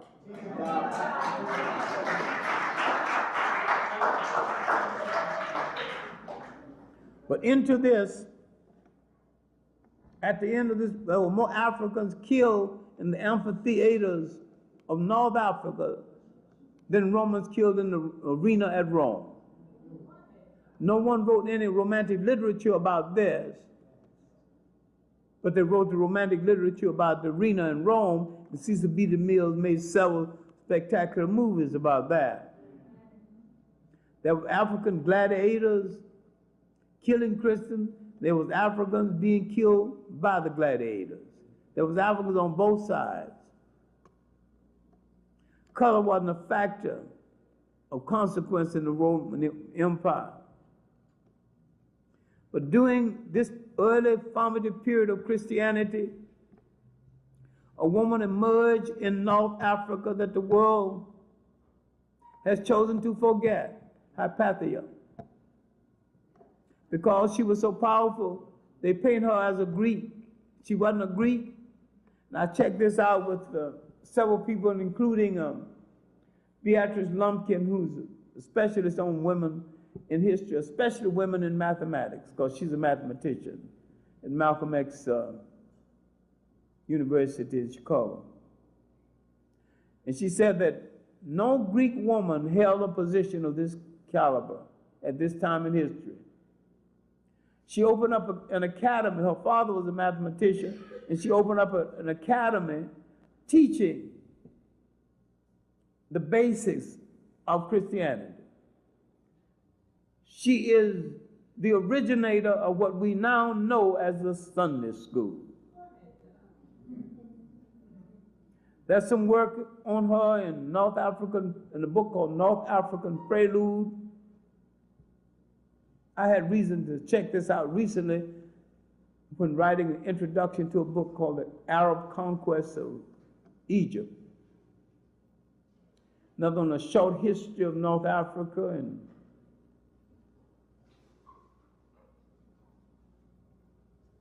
there's about 4 or 5 books I just happen to have on my shelf.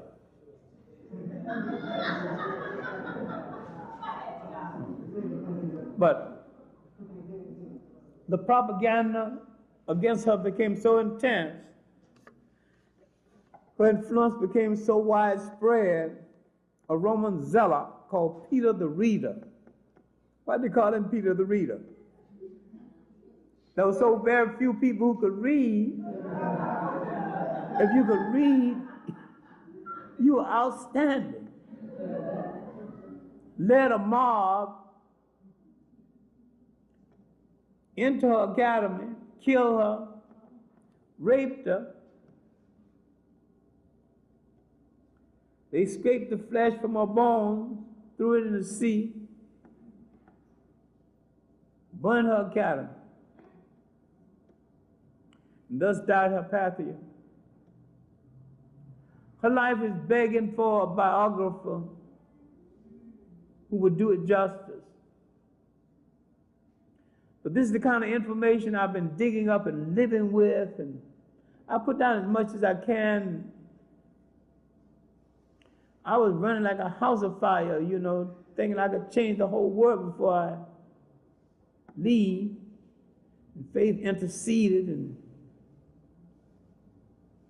let me know what I was trying to forget.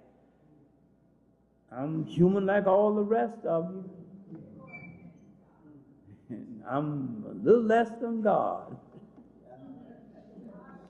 Although I would appreciate some of his awesome power if he could spare it. Now, in the period after the beginning of the Christian period, I would say that Hypatia was maybe the most outstanding of the women. But the last woman of note, but not the last, are the greatest. In the closing years before the advent of Christianity was Cleopatra II, the seventh. There were 8 Cleopatras now. Cleopatra Bernice, her daughter, who married a Roman, who was then ruler of what is now Mauritania. Cleopatra VII, and everybody's arguing about it. Snowden has denounced me all over the country for saying that she was white, she was black. I did not say that. I said up until recent times, every time someone depicted her on the stage and in the movies, it's a white actor with brown makeup and a nappy wig. And Claude Colbert in 1932 played her for the first time as a pure white woman.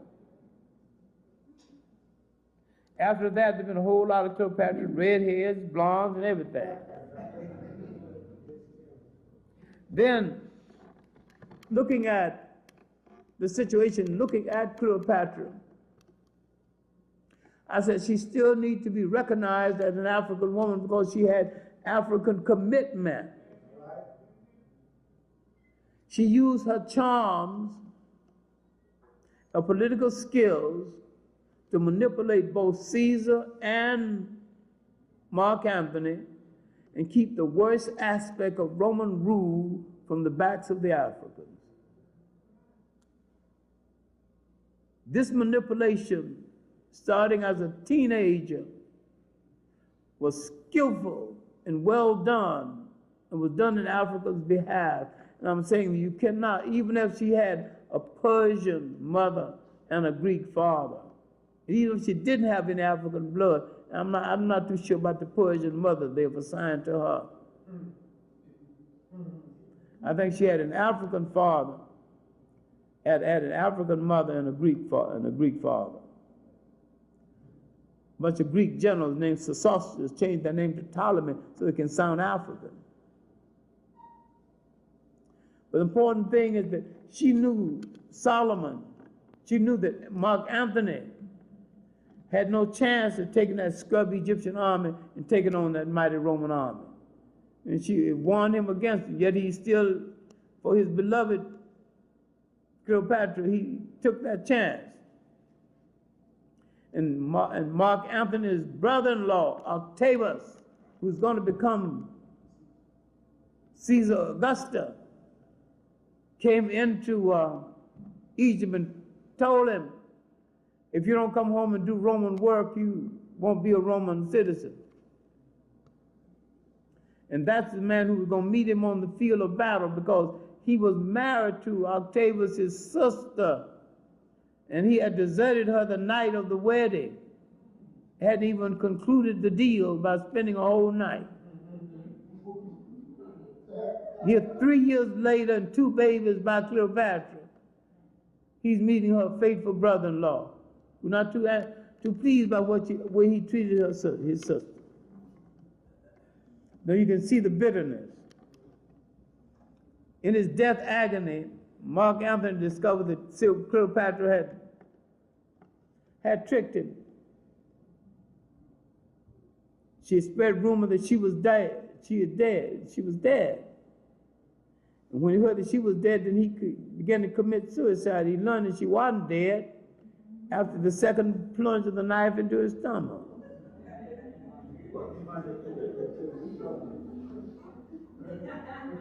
Now, Hollywood have her dying because she lost her beloved Anthony. You know, this woman was so powerful, she could order a man like you order a sandwich.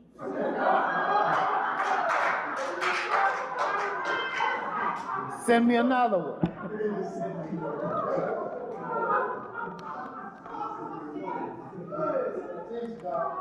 Her great love was Egypt. Her great love was Egypt. When she discovered that the Roman Octavius was going to turn Egypt into a colony, take away the privileges she had fought for, she would no longer have control over judges, no longer control over taxes. All she had yielded to the Romans was a foreign policy. She would not enter into any kind of treaty with the enemies of Rome. That's all they got from her. She kept her judges, she kept her ability to collect her own taxes and turn over to the Romans what she decided they should have. She went to Rome and was in triumph. Now she's back home now. When she see the curtain falling, it was then over her lover. Egypt was her lover. Egypt was her mission. Egypt was her priesthood. Now, Dr. Ben and I are the greatest friends, but he thinks she was just a high yellow slut sleeping around with some England, with some Romans. And I'm saying that even if she was, she got more benefit out of it than anybody else I can remember. And she deserves some consideration as an African woman, because she did plead an African cause. And when on her deathbed, she would say, I will now join my father, the sun. That ended the argument. Culturally, that's African. The worship of the sun god and its derivative as a religion is African. No Greek woman would have ever said that. I think she needs reconsideration and stop claiming her as black, black, black. We use the word black too much. Let's come in from a cultural basis. We use the word black every time we say, was Christ black, was Christ black? Don't worry about what he was black. Establish the fact that he was not a Roman, he was not a Greek. That's the most important thing. Once you establish that, he had to be one of those other people.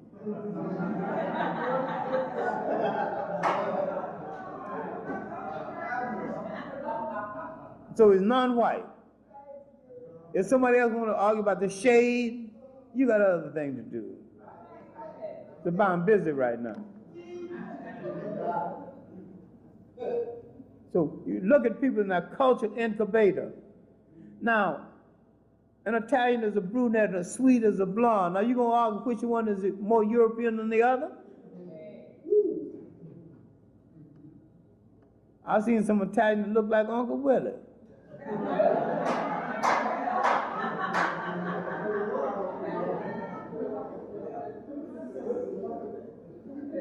That whole Mediterranean is mixed. That's why they're the handsomest people in Europe. Got a little of our blood in them. And that helps a lot. You know, we can tone down that pallorness in the complexion, you know. You can wear some color. You walk around like the living dead.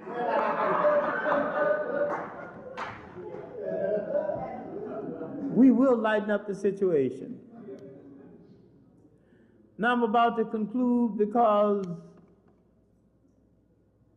I shouldn't have taken on anything this big. I will come another day and devote the greater interest to great women of the 19th, 20th century and do justice to it. But I had planned the notes in my mind. Now that I don't write anymore, I just sit and think about what I'm going to say for an hour or so. And that's my way of substituting my extensive reading, because I've already done the reading down through the years anyway. And I just go back and sometimes read some older notes and check some new things that come into the house. There's an excellent book on the struggle of women in Southern Africa, and Beatrice Lumpkins has done some good work on African women in mathematics, and Claudia Solowski has done also some works on women in mathematics, but mostly with the West African contingent. I had planned to do an appraisal of Zenobia, her influence in Asia, Kohana, who started the fight to drive the Arabs out of Africa, Nzinga, who fought the Portuguese 52 of her 83 years and saved this part of Africa from the slave trade, Matilda Newport, who tried to keep the French and the British from stealing the little land that Liberia had. Nigeria is 1/3 of its original land surface. 2/3 was taken away by the French and the English, while America didn't do anything to protect it.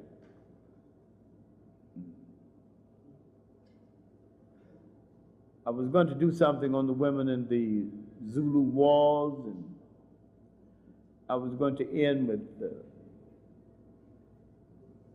Asante War, who led the last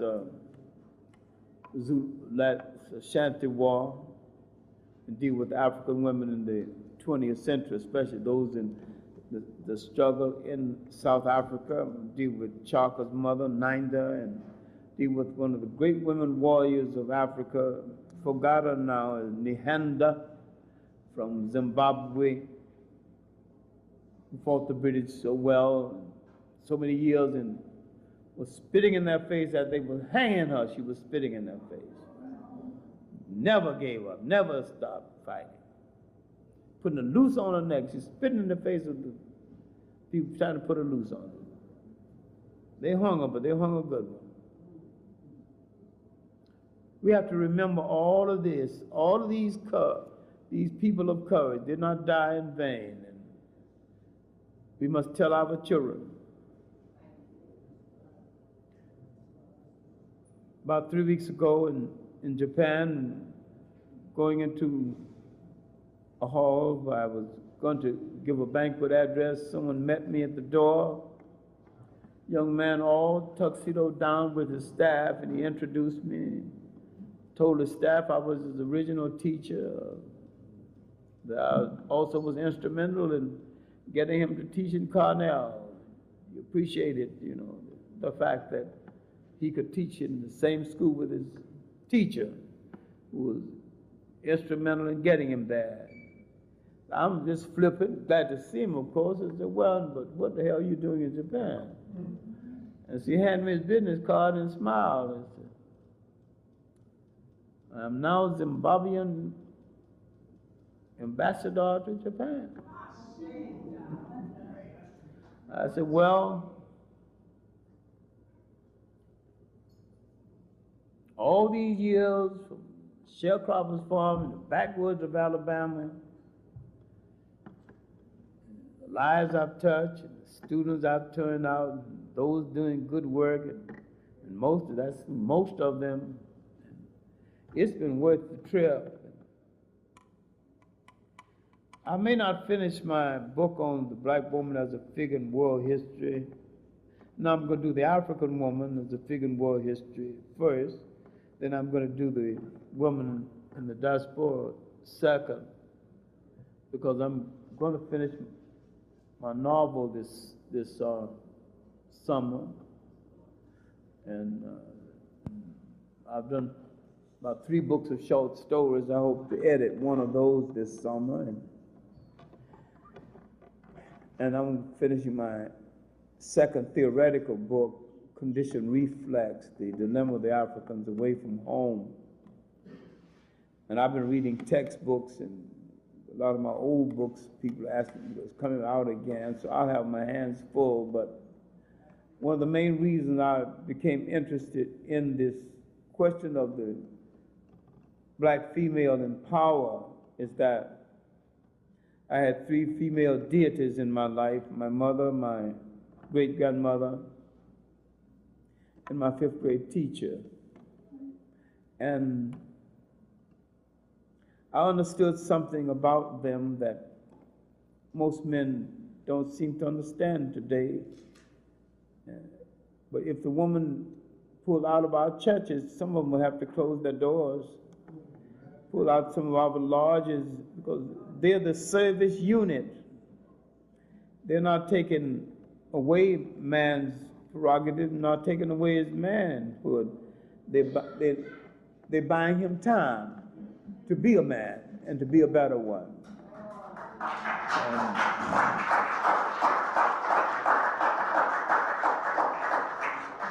I wish we could soberly solve some of our problems based on the fact that neither one of us have any place to go except toward each other. And we have no lasting partnership except with each other, and no lasting alliance except with each other.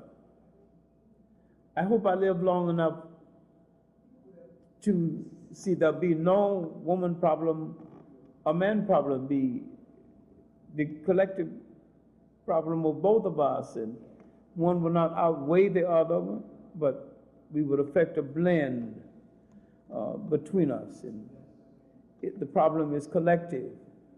The problem is neither women or man. It is a problem of bringing that family back together again. And we have done some beautiful things in cooperation, one to the other, and we gave the world its first humanity, cooperating one to the other. And we should at least entertain the idea that there's a possibility that what we've done before, we can do again. So thanks for inviting me tonight.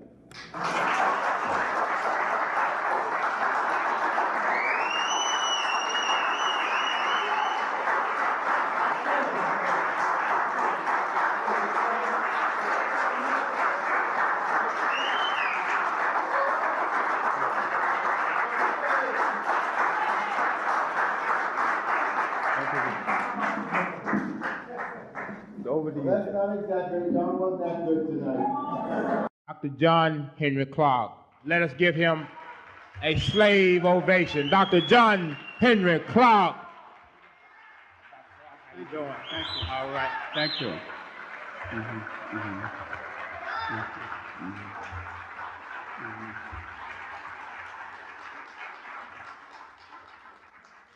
Thank you very much. I'm pleased to be in another one of my intellectual homes here at the Slave Theater. Now, I pushed the health button a little too hard and had to go to one of those places called a hospital and deal with some weirdos called doctors. Then I really wanted to be cured after they finished with me. So I went to some real doctors, my family in Georgia.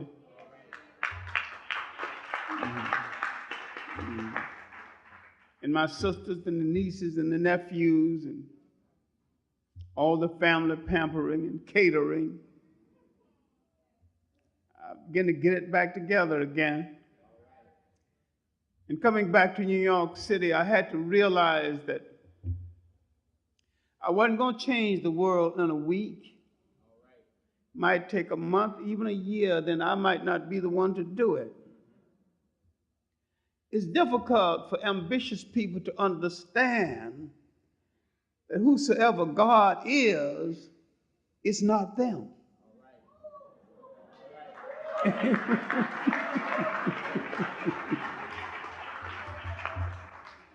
I can't make a hurricane, and I can't stop a hurricane. I think we, as a people, overdo the God business. We overload God, and He has equipped us with 2 feet to run the hell out of the way of things, eyes to see what's coming, senses, and we shouldn't call on Him so much because, after all, He must make spring in one side of the world and winter in another part of the world and fall on another part. He must have ice in one part and rain on the other part and watch those fishes in the sea. And He must watch that sparrow who don't know what limb he wants to light on or what song he wants to sing. So why can't you do something for yourself with the equipment that He's given you?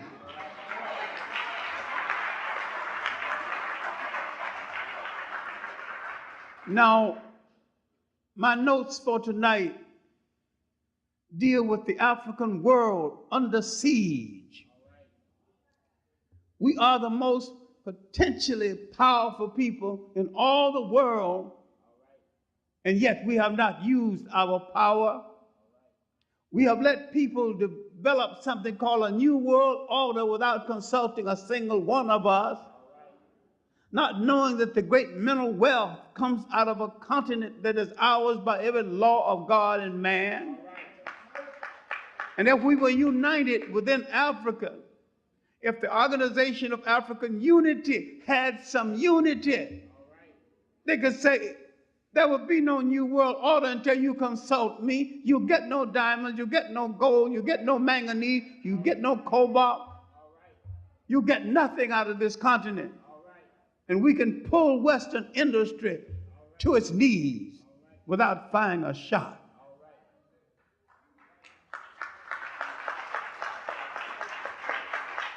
And we don't have to call this a boycott. Just call it selective buying and selling. We'll be selective about who we buy from and selective about who we sell to. And when we can control commodity markets based on the essence of power, we will be respected in the arena of power. The essence of power, no matter what the government is and no matter what the time is, the essence of power is the ability to include and exclude. That's all it boils down to. Who goes here and with whose permission? No matter what kind of government you live in, you stop at this gate and give an account of yourself or you move no further. Throughout the whole world, our enemy has either been at the gate, in the house, or in the bed. Because we have not been able to control our enemy. Because we have been hospitable to strangers. We have not asked the stranger, what is your mission in my house? We have not done what the old black father used to do when the father was truly an image in the house. When you come to court his daughter, on the third visit, the daughter don't show up. And the father comes into the living room and looks you over, says, son, what's your intentions toward my daughter? If you don't give him an answer, the daughter continues to be late, and you don't come there anymore. Now, we got a whole continent, never been defended militarily. People have been able to just walk in, take what they want. Why haven't we asked these strangers, what is your intention in this house? And if I'm attacked while you are in the house, whose side are you going to be on? And if I'm not satisfied with your answer, the door is over there. The one that let you in will let you out. Now, I want to take a holistic look at African people under siege, not just in Africa, but all over the world. I want to take a look at the propaganda against our mind that makes some of us think that we belong to a separate race that fell off of the moon. We are all one single people. There's only one single African people, though some of them might live on some specks of dust in the Caribbean Sea, and some of them might live in Georgia, and some of them might live in Africa. There's only one African people, and we have one enemy. And that enemy has one intention: to control us and our mineral wealth, to control our shorelines, and through propaganda, control our mind. Now, this thing started in the 1700s BC. It continued through the invasion from Western Asia, 1675 BC. For 2,000 years, the enemies of Africa came from Western Asia, mistakenly called the Middle East. And what did they do? What was their collective impact? Was to take away from the African's mind through propaganda the concept that the African could control a state. And when people take away from you the idea of controlling a state, they take away the container of your culture, your aspirations, your hope. They take away the gift you have to give to your child and their children in turn. You are a motherless and a fatherless child politically in the world when someone takes away from you the cover, your clothing, your cultural clothing, your political clothing, the idea of controlling a state all by yourself, and you forget that half of civilization, half of history was over before anyone knew that a European was in the world. And what makes you think you need him so much? He's a pauper in the world and a thief and a robber in the world. What makes you think you need him?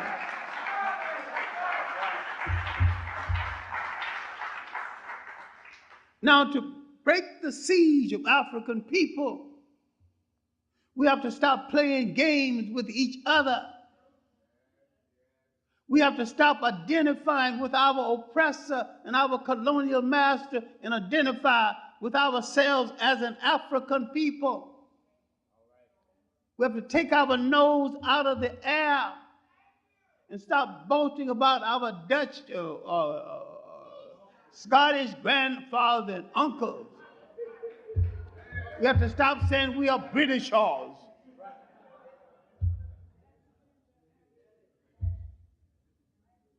England don't want you as anything other than servants.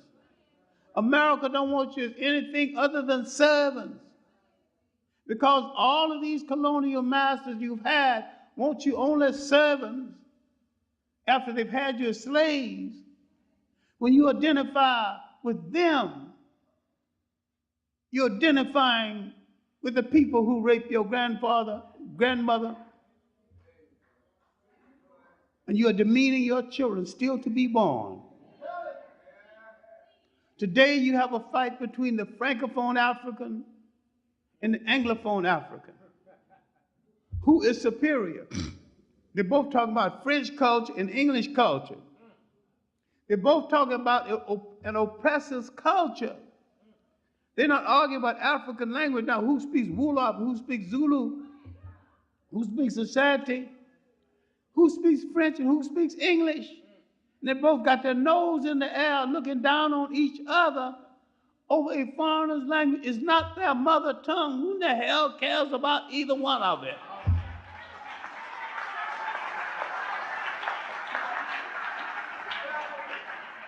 Language is a utility. Learn as many languages as you can. It's an employment calling card. But don't get so romanticized because you speak French, you are French.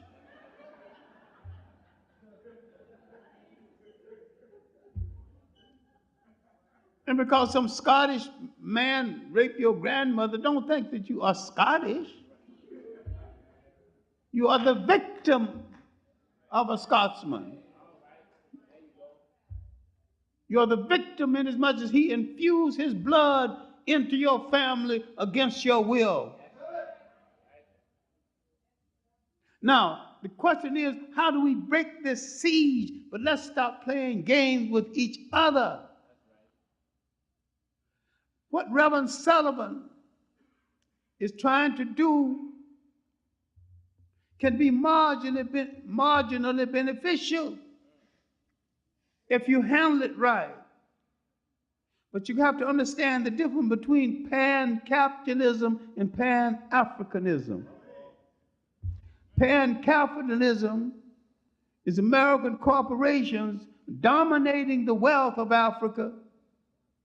Pan-Africanism is African people throughout the world controlling the wealth of Africa. In every country in Africa, without any exception, all of the wealth-producing resources are in European or white control. Recently, on a trip to Ghana, I discovered that the Ghanaians are selling the gold mines to South Africa. The Oppenheim, not selling it, has finished the sale. Their commercial bank, the system of commercial banks, carefully built by Western trained Ghanaians, going to be sold to National City. They devaluated the money while we were there. Now, if you can't make a decision about the wealth of your country, a foreigner will decide whether you pay the soldiers, whether you pay your civil servants. They devaluate your money when they get ready, and sooner or later, they're going to demand your land as collateral. And when people take your land, they take away your nation. Land is the basis of nation. This is why I have not gotten so dewy-eyed over Nelson Mandela.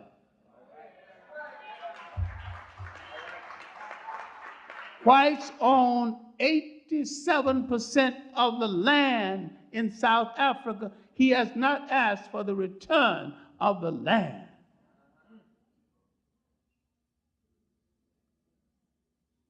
A small minority of whites. This one thing we have to get it through our skulls. We will share in Africa only to the extent that someone shares with us in Europe. And if we think we're going to go down the NACP route, we just got to have one near us. If we're going to buy this bag of worms called integration, before we integrate into ourselves, there's not enough head examiners to set us straight. I'm not interested in Africans sharing with foreigner who was an invader in the first place, uninvited in the second place. In South Africa, in the rest of Africa, I'm interested in African rule. Now, if anybody lives in Africa, and this includes the Arabs, who cannot live under African rule, show him the nearest airport or transportation going, and tell him to find some other geography to live. Because nobody came into Africa to do Africa any favors. And everybody and everything that was brought into Africa from the outside did Africa more harm than good. Now, this might break a whole lot of people's heart because you got some romance about these different religions. Judaism, Christianity, and Islam was the handmaiden of imperialists, a conqueror's belief. What made you think you needed it, inasmuch as if you read St. Augustine in his interpretation of the conference at Nicaea, he said these people are trying to give us the religion we had 3,000 years ago. And if you read John Jackson's Man, God, and Civilization and Pagan Origins of the Christ Myth, you will discover that had Christ rose 2,000 years before, he could have read his own autobiography.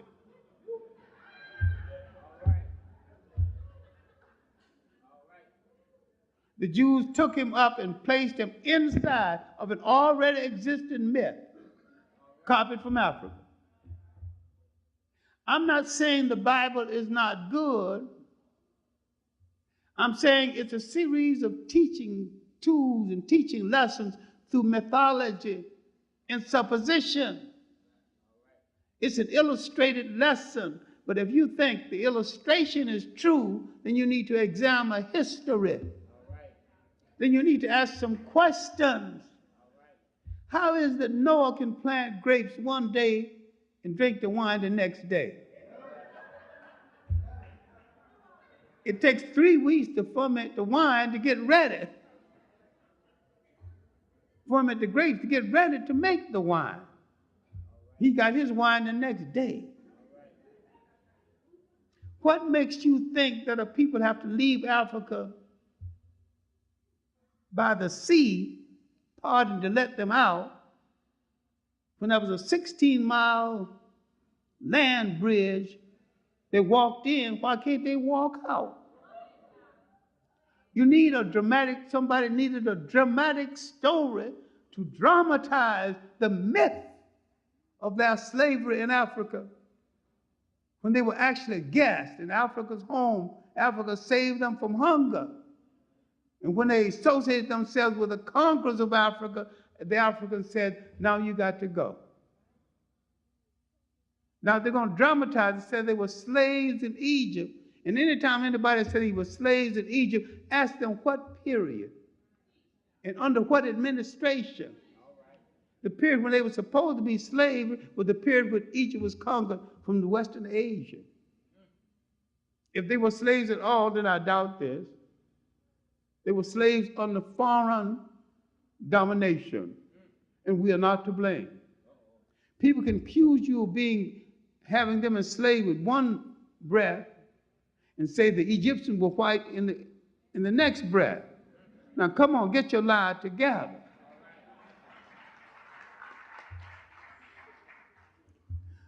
I'm a former Baptist Sunday school teacher, and I still have absolute respect for the Baptist church because it's closer to Africa in its ceremony than any other church.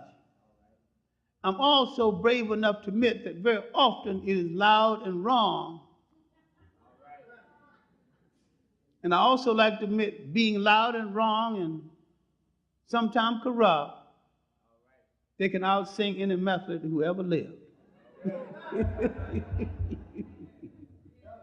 Now, back to work, because we suffer today over a lot of things we haven't looked back at. We are imitating people who are imitators. We follow a people who don't know where they are going. Look at Europe today. If we had enough armies, all we would need to conquer Europe was shoes. Europe is laying awake, open for conquest. If the Africans who invaded Spain in 711, when they marched to the door of Paris, then changed their mind and went back to elect a new caliph, head of their faith, when they came back to Spain, they changed their mind about conquering Europe. Africa could have conquered all Europe. They had the army to do it. Why don't we kick people when they're down or take advantage of people when they're in a difficult position? We have the humanity not to do it. Why didn't someone spare us? Because they lack the humanity not to do it. Just this day, because I'm writing the text for an illustrated history of slavery, I was dealing with the motive behind slavery that we have not looked at, the contradictions that we have not looked at, and what they deprived us of was the concept of the state. Now, the Greeks put this process in motion, then the Romans, and then the Romans were so corrupt, they created a vacuum, and a camel boy began to grumble. He asked for reform. Didn't get reform, he asked for a new religion. That religion was Islam. It's a pity most of the Muslims haven't even studied, they hadn't even read the Quran too well. Because the African thought that the Arab would get the Roman off of their backs. They were right. The Arab got the Roman off his back and replaced the Roman on his back, and he's still on his back. The Arab was in the slave trade before Islam. The Arab was in the slave trade 1,000 years before the European slave trade. People will not deal with this because they will not deal with honesty. All religions, all fraternities, everything that touches your life must be an instrument of your liberation or you must throw it into the ash can of history. We have no time for ceremony without substance. We must be led back to where we fell from, the control of the state, all by ourselves, and not the imitators of our colonial masters or our slave masters. This is our crisis all over the world. Why then is it that all of the wealth-producing resources of Africa, with no exception, is controlled by Europeans? They have convinced your mind that you cannot control the wealth of your own country. You cannot control the gold that comes from the ground in your own country. You cannot make the ships or manage the harbor in your own country. And so long as you do not believe this, you're going to turn this over to other people. And you need to study the history of the rise of modern Japan. When Perry went and kicked open the door, a great Japanese educator, Baron Tanaka, called the young people of Japan together and said, we will accept this humiliation and we'll work ourselves out of it, but it won't happen again. We'll send our children to all of their schools. And they did this. By 1905, they had mastered enough technique to take on Russia, kick Russia's butt, and people started to leave them alone. And they started a concept called the yellow pill, the danger from Asia. They were making the airplanes, everything. And not a single Japanese came home with a foreign wife. Now, someone needed to instruct the Africans coming to the West that if you bring a wife home, she should look like you. These other people don't fit into our culture, don't fit into our society. And I didn't send you away to find romance. I sent you away to develop technique and to learn a procedure that will make this nation free of foreign domination. You trained in England, you come back, you're an engineer with a collar and tie on. Good engineers don't wear no collar and tie on the job after hours, because good engineers do not just tell you what to do, they show you what to do.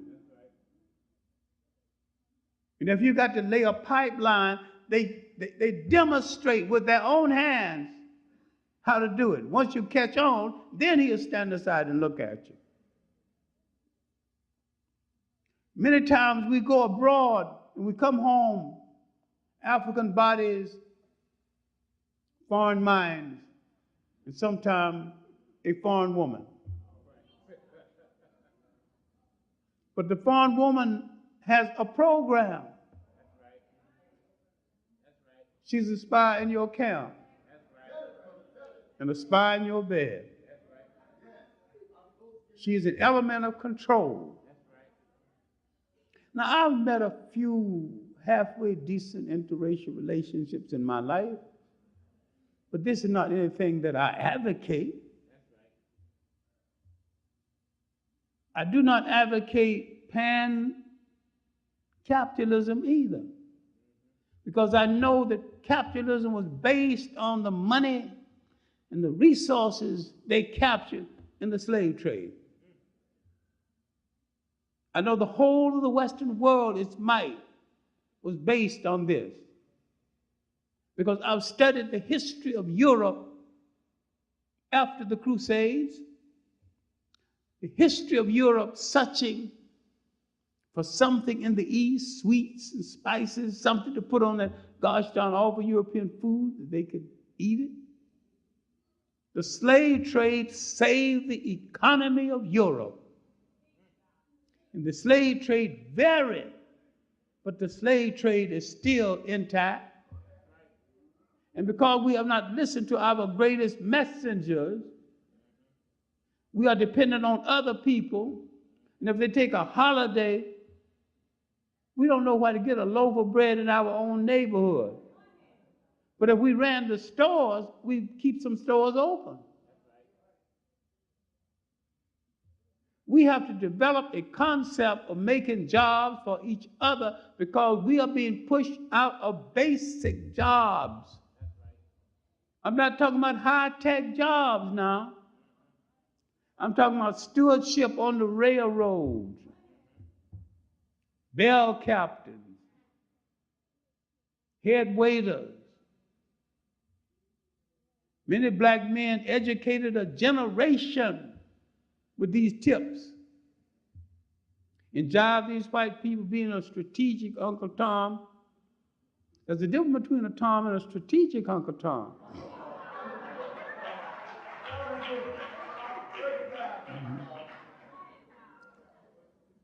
See, a regular Tom, he just Toms for the submissiveness of it. But a strategic Tom will get something out of this action. He talks to the white folks, he's feeding them, talk about his boy at college, and finally he said, you know, I got some suits for my boy, he's outgrown them, maybe your boy can, could use them. He talked himself into a few suits, they ain't paid a nickel. You tell them how good the boy doing, they're going to leave, I'm going to contribute $50, you know. Meantime, going to the barber shop, he's brushing them off, you know, and complimenting them, calling them SOBs on his breath. Because you haven't studied anything. You just latch on the thing, you don't read no books about it. I have never met a black Christian who is a scholar on Christianity. I have never met a Muslim who's a scholar on Islam. I have never met a Muslim scholar, a Muslim period, who will admit that the Arabs were in the slave trade 1,000 years before the European, and they're still in the slave trade. I've never met a Muslim willing to deal with the fact that Africans are being killed in the Sudan right now, solely because they're not.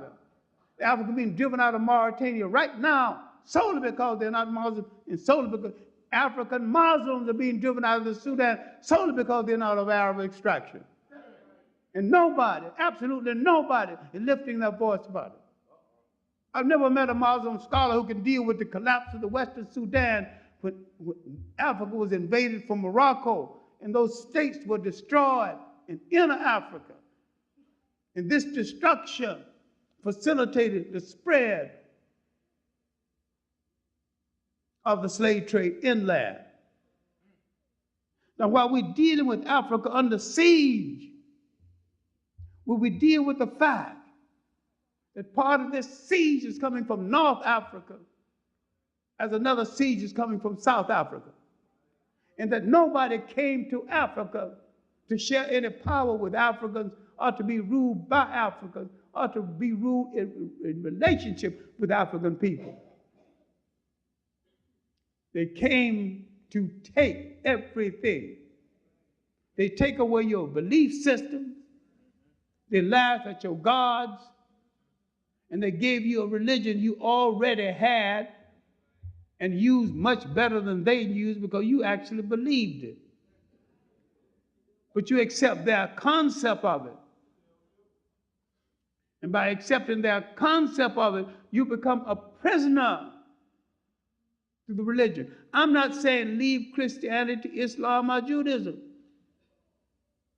I'm saying develop a black concept, a black approach to it.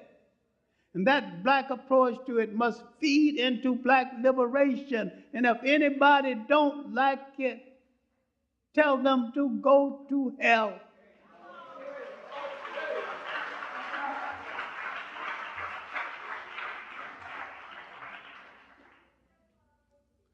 If a conqueror brings you religion,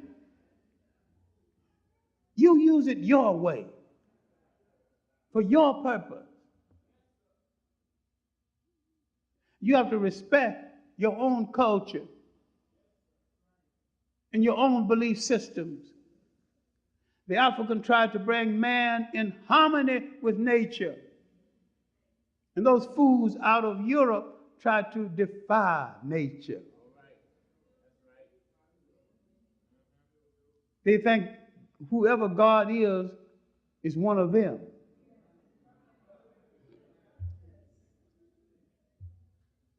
When a hurricane hits, they sometimes wonder, now, how are we going to break this siege?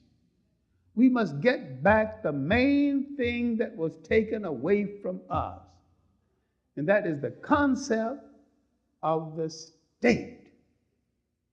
The ability to manage the state and manage it well. We must take some pledges. Our leaders must do some radical things.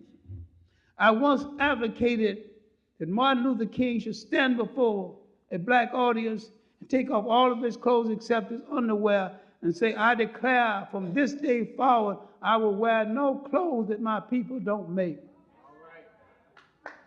I will wear no shoes people don't make. I will eat what comes from my people's farm.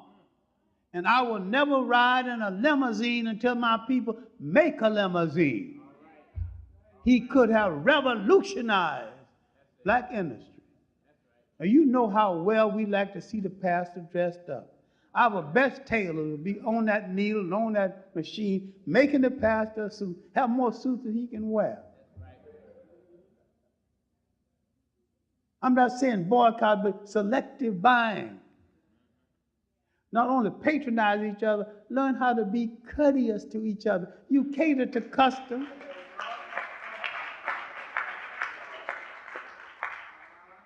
If customers are catered to, then let's cater to each other. We are a mismanaged gold mine. And everybody can come into our community and make a fortune except us.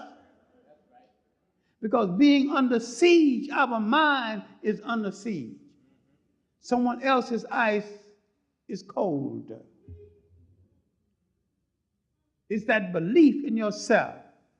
We have suffered a tragedy over and beyond that of any other people on the face of this earth.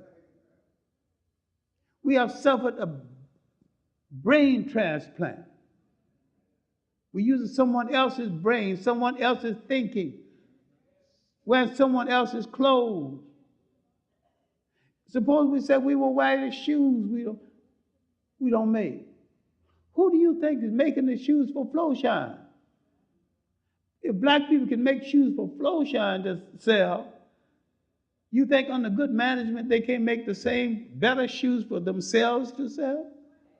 So it's not a matter of not being able to do it, but doing it under your own management and having your confidence.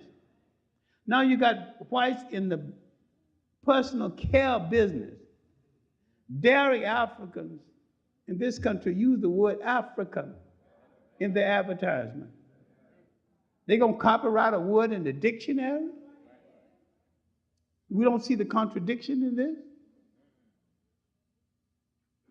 We could have saved Johnson products. His black wife sold it to a white company. We don't think about loyalty to each other, loyalty to the people. Where are our young executives going to be assured of a job? Where are our children going to work? They're going to be turned out of these white firms sooner or later. They're being turned out every day. People are employing East Indians. And sometimes they employ West Indians or Caribbean people to show that they have contempt for black America. One of the reasons why this move against black Americans, sometimes by Caribbean people and sometimes by Africans, is that they know one thing about the Black American. Our oppressor has drained us of illusions. You might have illusions about being a Britisher. You might have illusions about belonging to France. But this crude white man have told us something that we remember. He has said, you're not wanted here. You don't belong here. So you ain't got no damn illusions about being American, because when you fight for America, they still don't want you. Now, Colin Powell might be able to get a taxi quicker than I can, because he's a little bit on the light side. John Johnson of Johnson Publishing, he's about the same complexion and he's tall, so they can see him first. The last assessment, almost 7 years ago, he had 200 million reserved. He can buy 10 taxi fleets. Let him walk out and try to get a cab at LaGuardia Airport. His chances are no better than mine.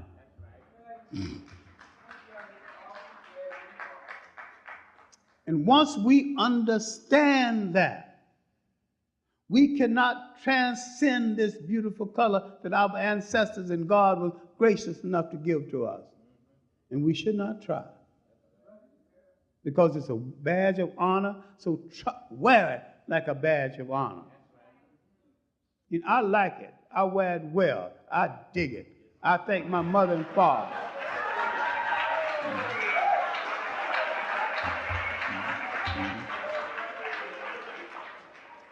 Not to like it insults your mother and father.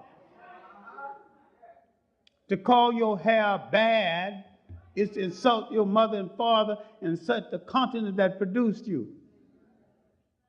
Because that coarse hair helped you against the sun on the continent that produced you.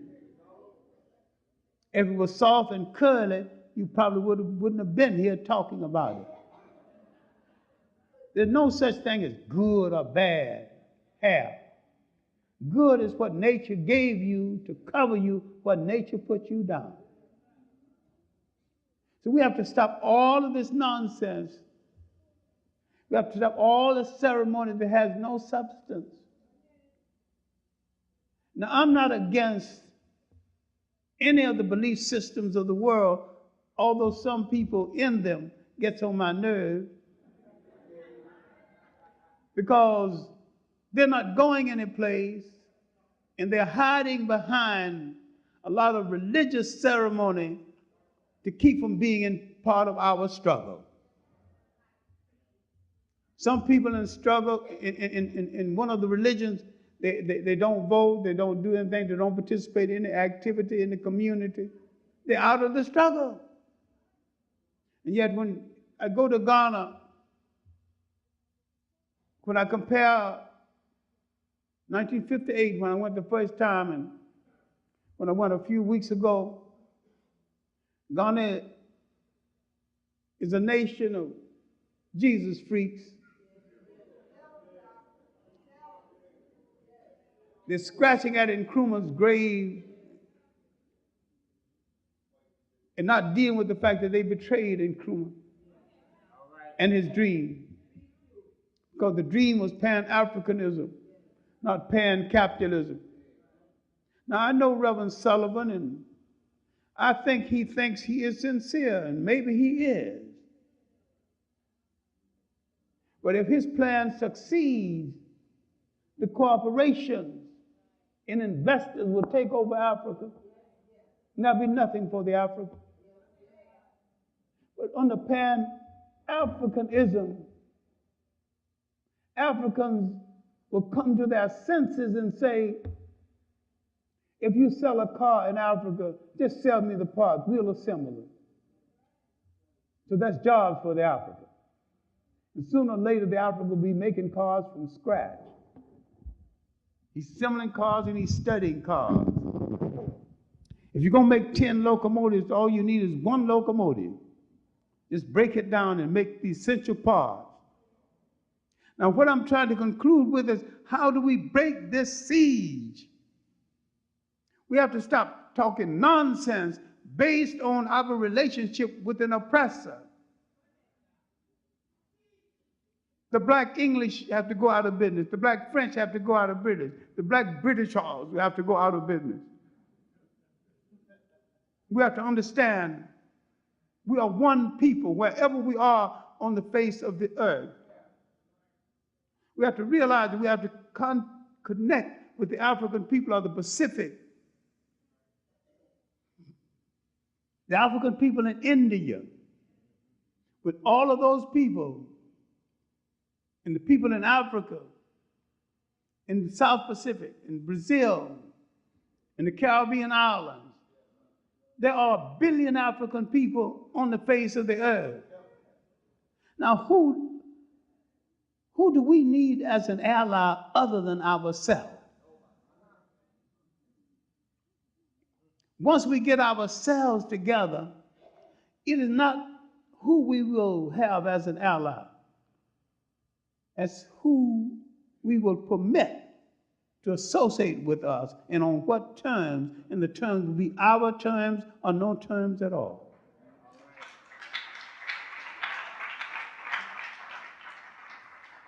Then we would have freed our mind from dependency on slave masters and former colonial masters, and realize that everything of worth in our country must be controlled by us.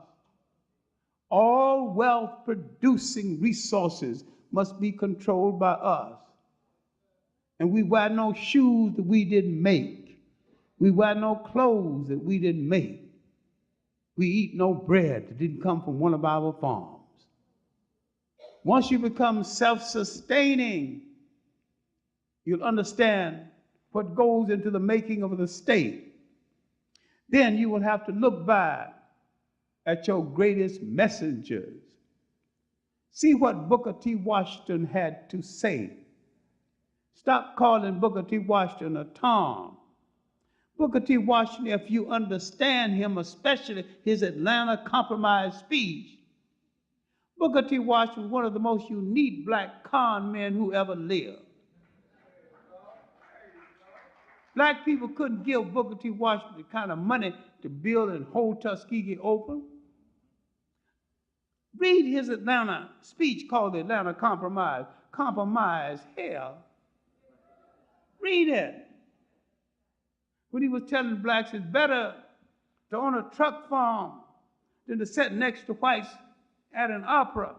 And whites, oh my God, he believes in segregation. Give Booker some more money. Every time, cash down your buckets while you are. Then he told whites that in the South, we have not only fixed your food and nourished your children, we have followed you with tear-dripped eyes to your grave. Give Booker some more money. Booker was conning those people out of millions of dollars. Carnegie thought so much of Booker T. Washington, he put $500,000 in the bank and told Booker T. Washington, go get the interest. Each year, the interest is yours as long as you live. Now, the interest on $500,000, even 75 years ago, Booker died in 1915. Well, inasmuch as my age has been printed so many places, I guess I was born in 1915. The interest was $20,000 or $30,000 a year. Now, Booker T. Washington did a whole lot of things we need to examine. He became literally the dictator of black America. But he was dictating an educational policy based on self-reliance. If you wear shoes, learn to make shoes. If you live in a brick house, why not own a brick yard? That's nation building. That's self-reliance.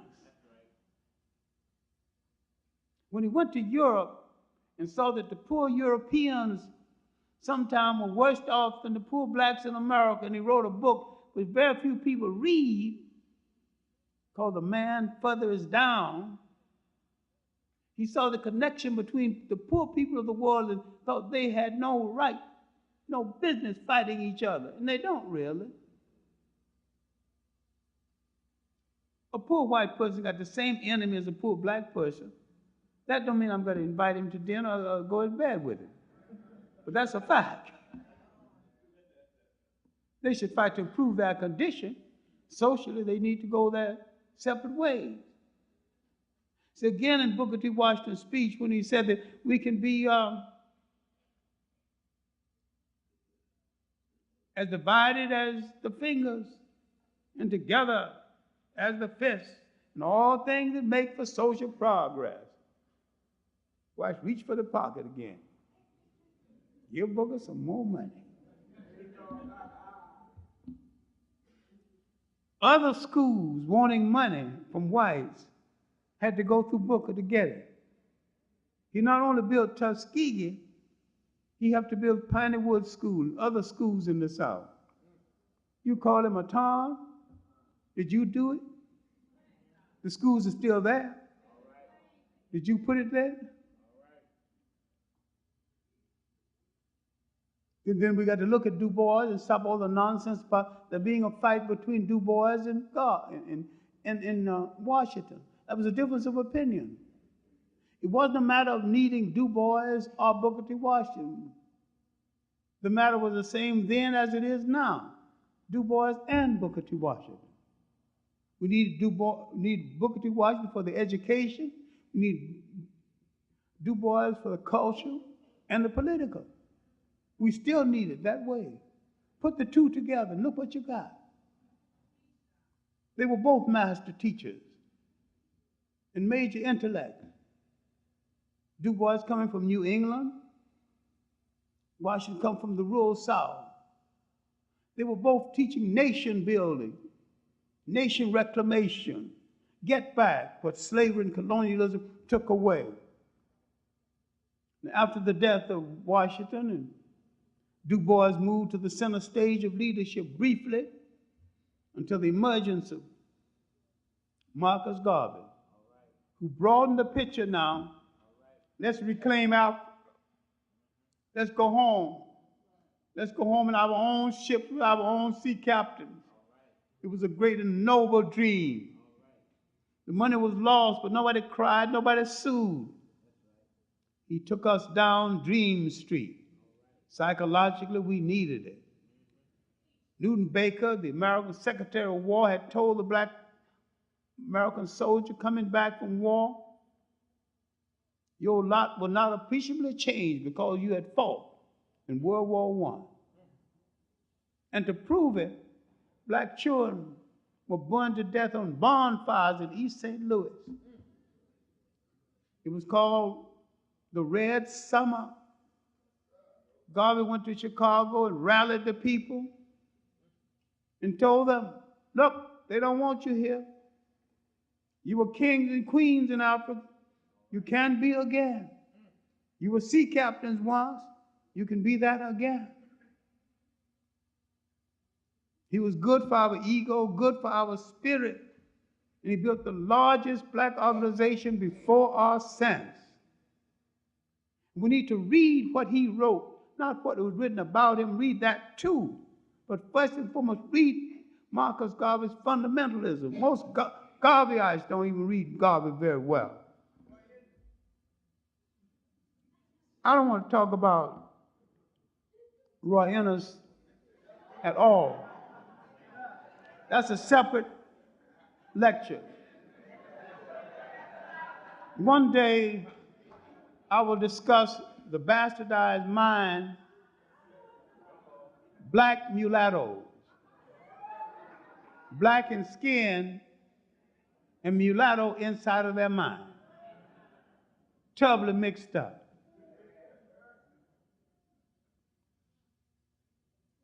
If I was a dictator, and I'm not going to say I wouldn't like to be one, at least for a little while,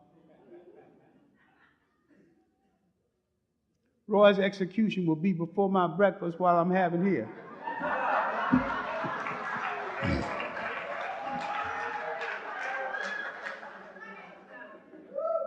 My last word on the subject is that I wish his mother and father had slept through that night and not disturbed themselves.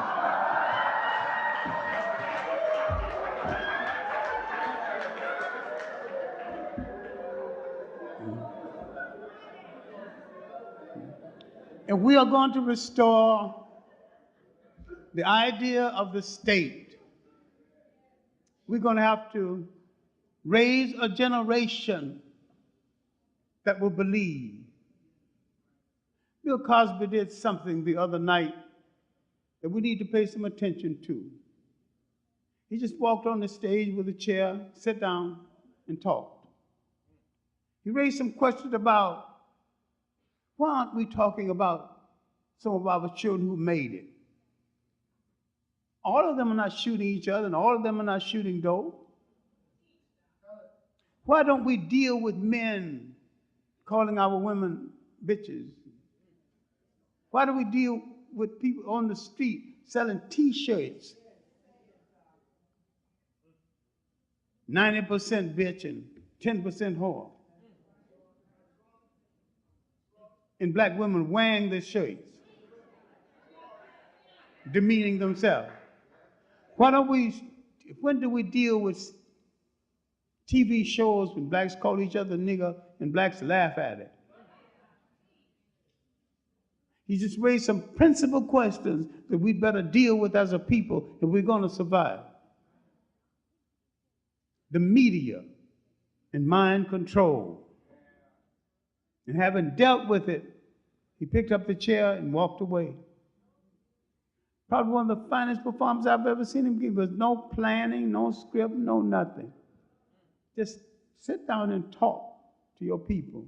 And people don't talk to us enough. And we don't talk to our children enough. We don't have breakfast together enough. We don't ask enough questions. We don't ask about their teachers. And they cop out on us and get away with it. We have to come together again as a family and as a community and realize that all foreigners who came into Africa, those who came 1,000 years before the Arabs, and the Arabs themselves declared war on African culture, war on the structure of the African family. And we become so romanticized over a religion that they brought, we quite forget that they infused into that religion a lot that is Arab culture. We also forget that the three major Western religions, all taken out of Africa and rehashed and redressed and sold to us, are male chauvinist murder cults. I'm not saying leave them, but stop imposing them on us through their concept. Develop a concept that is distinctly yours. And don't care who don't like it. If it serves you well, use it. We did not come from a society where women sit on one side, men sit on the other side. We never had a belief system that separated men from women. We had a culture system where the mother was a deity. We brought into the world the first system where women were gods. The first system where women rode at the head of their armies, did not send their armies into battle, but led their armies into battle. We created the first system where women headed a state. And even now, in parts of Africa, when the woman is not the king, she is the king maker. We're imitating everybody except the best of ourselves. White women's lib don't have the answer. You need a liberation movement for black women 10 times better than the one they have, but you need not imitate them because they are about something which you need not be about. You were never anti-man. A lot of these people are anti-man. And they boast about the strong black woman taking the manhood from black men, somebody else's propaganda. I decided to investigate this one day, and I found a strong black woman. I said, "Strong black woman, what do you want?" She said, "I want a strong black man to help me get along."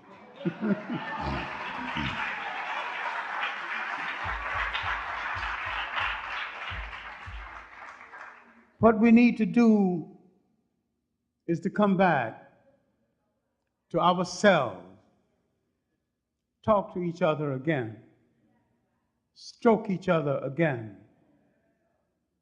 love and pamper each other again, draw strength one to the other. We need to start visiting grandma the way we used to. We need to tell the kids, if you don't behave yourself, I ain't gonna take you to grandma. They know grandma got those cookies ready, the cake ready. Sometimes she makes a special cake just for the children. They can sit down and eat that little cake before the others get theirs. Grandmama's supervision. They ain't gonna miss all of this. They're gonna behave themselves just to get the grandma's hugs and kisses and the cakes and ice cream. Why don't we be like we used to be? Let us start by saying good morning to each other at least occasionally, and we'll get accustomed to saying it all the time. Let us draw up a plan for our own salvation and explain it with some kind of simplicity to ourselves and our children. And let us understand that faith has not spared us for an ideal purpose. We gave the world its first humanity. Faith has spared us to give the world its next humanity, and to give to our children a program of salvation and liberation so that they can in turn give to their children and wait for the still more beautiful ones waiting to be born. Thank you. Dr. John Henrik Clarke, let's give a big hand.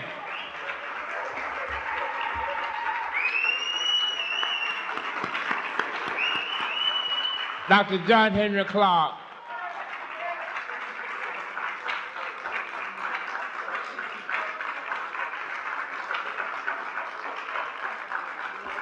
Dr. Clarke. And we lost our connection with Africa, which means this is why the Garvey period was so important, because he was restoring that connection. We didn't fully understand it then, we don't fully understand it now. For people to exist without a nationality, an identification with a piece of land. He is a legless man. Not only part of his body is inoperative, part of his mind is inoperative, part of his psychic being is not there. Because for a human being to feel whole, he must identify with land. And he must understand something, that is the difference between being a subject and a citizen. It is in this period that we became confused between the two.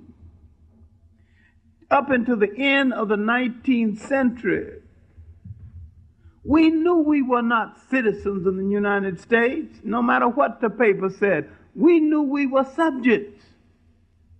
And because we knew we were subjects, we had our fighting spirit intact.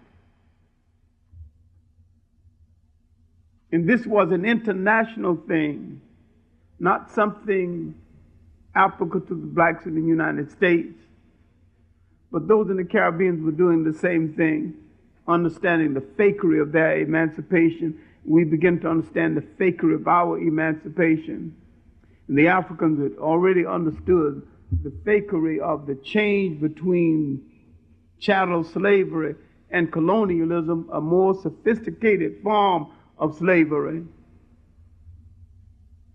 Now, in a book called The Betrayal of the Negro, Rayford Logan has a chapter called The Nadir, or the lowest period. Now, the preface to the Booker T. Washington era is the nadir, the lowest spiritual period, the lowest economic period in our history in this country. All right, 1874, 1875, we had been betrayed. The Southern troops, the federal troops had been withdrawn from the South, permitting the rise of the Ku Klux Klan, the Knights of the White Camellia, and all other racist organizations. Both the North and the South had betrayed us in favor of a vote for Tilton B. Hayes, the new president. Many of the safeguards had been withdrawn, and no one wanted to talk about the promise of the 40 acres and the mule. No one wanted to talk about this anymore. Now, had we gotten the 40 acres and the mule, and had we not lost feeling for the land, we would be the feeders of America today, because this came at a time before the immigrant migration. It came at a time when whites did not want to farm. And had we mastered the land, we could have controlled what this nation ate. And we would have been moderately wealthy doing so, because that means we would be controlling some other things. All right. It was a period of industrialization in the United States. This is the period of the Vanderbilts, the rise of the Vanderbilts, the Harrimans, the railroad people, the Rockefellers, and the Carnegie, the steel people, Andrew Mellon and Carnegie. Now, these men were rich thugs. Make no mistake about it, they were thugs. But these thugs now wanted respectability. And this white philanthropy, now they've been told that you get a better press by giving to the Negro. So they discovered us at a time when none of us had any big money to give to endow anything.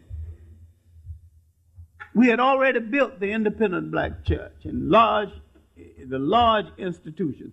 We have built more independent institutions than any African people living outside of Africa. Not because we are more industrial, and not because we've got more money, and not because we've got more brains, but because the kind of thugs white thugs control the United States deprived us of so much, either we had to build it ourselves or do without it altogether. And so the church could not be just a church. The church was a community center. Part of the day, the church was the school. And occasionally in trouble, the church was the hiding place. And the church played a major role in the physical protection of black people, because the one person that they would partly listen to was the black minister. All right, now, we're approaching this period now when white philanthropy want to know what to do with us. Bishop Turner has not only arose, but Bishop Turner is on the warpath. Bishop Turner has already made one of his back to Africa trips. Now, he actually took people back to Africa. More people went under Bishop Turner than under Garvey. We've forgotten Bishop Turner. It's unfortunate we've forgotten most of our heroes. Bishop Turner hated what the country had done to his people so much, he would mount an American flag in the pulpit before his sermon, and for 15 minutes, starting with the statement, "This flag ain't nothing but a GD rag," he would preach 15 minutes against the flag and the betrayal of his people and the lies the country telling his people. Then he would calm himself down and pick up his Bible and preach a sermon. Now, Bishop Turner was on the raise. White people wanted to know, who is the leader of these radical people? Who can I communicate to calm them down? Not getting any answer, they decided they would create a leader.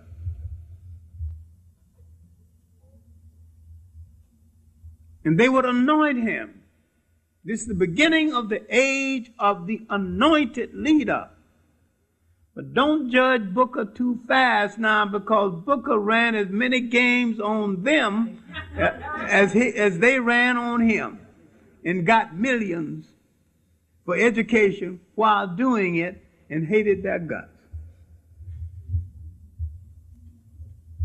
If you read Up From Slavery, this is not reflected in his book Up From Slavery. It's reflected in his personal letters. Now 10 volumes of his letters have been published. Now whites decided to tap this young man and prepare him for leadership, and they alerted the editors of all the white newspapers to start writing editorials about him and literally deliver him to us as our leader. There was an exhibition in Atlanta, the Atlanta Cotton Exhibition. Booker T. Washington was going to be the keynote speaker. Though he was the keynote speaker, he had to arrive and come through a Jim Crow door and wait in a Jim Crow section until it was his time to speak. And when he started speaking, though we were in the 19th century, when he finished, we were in the 20th century. In the troubles of the 20th century. This evening I've been trying to find the actual speech. I must have at least 6 copies in the house and couldn't find one.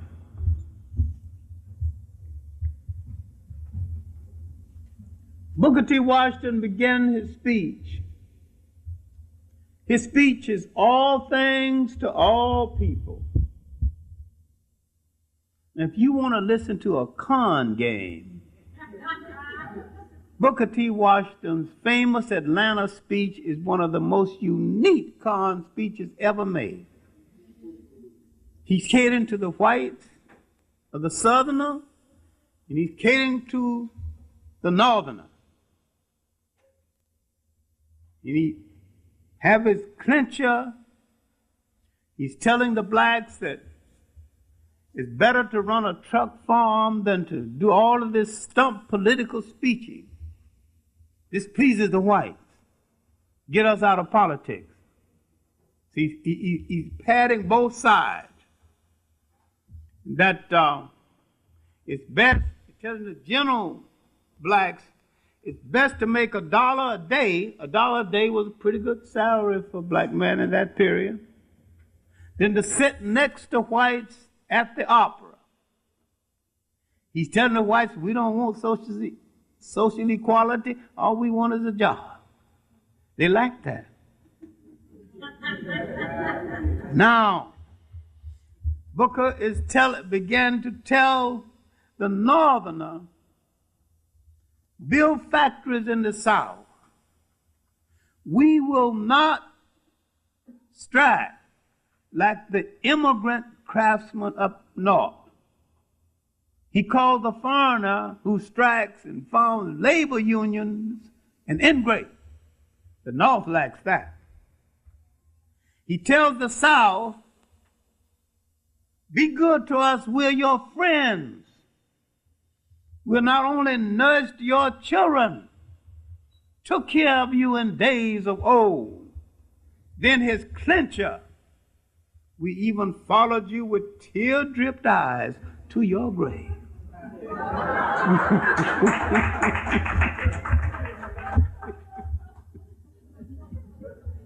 He got the South now.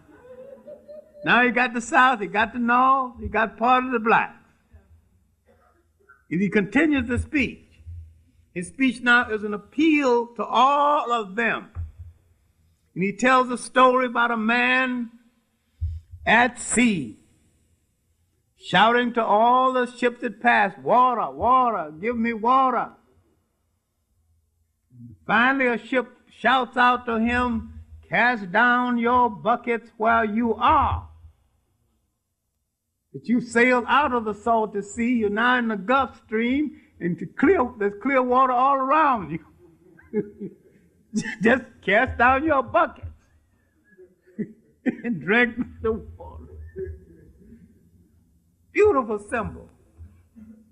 Now he's telling both the blacks in the South, the northerner, invest in the South. Invest some faith, in the South. Then he glances widely over the audience. He had come through the exhibitions and said that the caliber of a race is known by what it displays, and said that we have on display here in this exhibition some quilts and some of our agricultural products, and it shows how far we've come from slavery, and also shows how much we need from you. Now the white money men open up their pockets. If that's all they can do, I better give them a few nickels that they can do a little better than that. Now he tells blacks that if you're going to be a servant, be a good servant and get a good salary. Now what he's saying is practical, and it was high politics for that day. Brilliant politics for the day. Finally, he finishes the speech saying that if all these things are achieved, we shall have a new heaven and a new earth. Couldn't be better than that. Now, amid all these applause, blacks sitting in the balcony,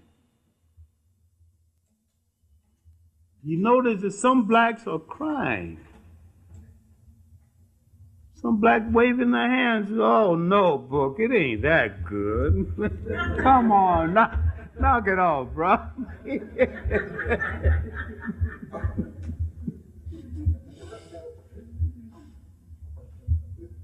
And some of them come up to him and some refused to shake his hand. why this went unnoticed. Black rejection of what he said, because blacks knew it was partly fantasy. He was running a game that couldn't be that good.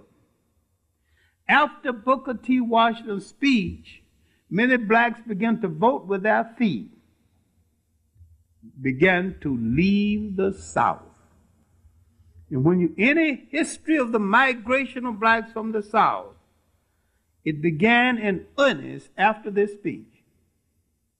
Because blacks suspected that something was going wrong.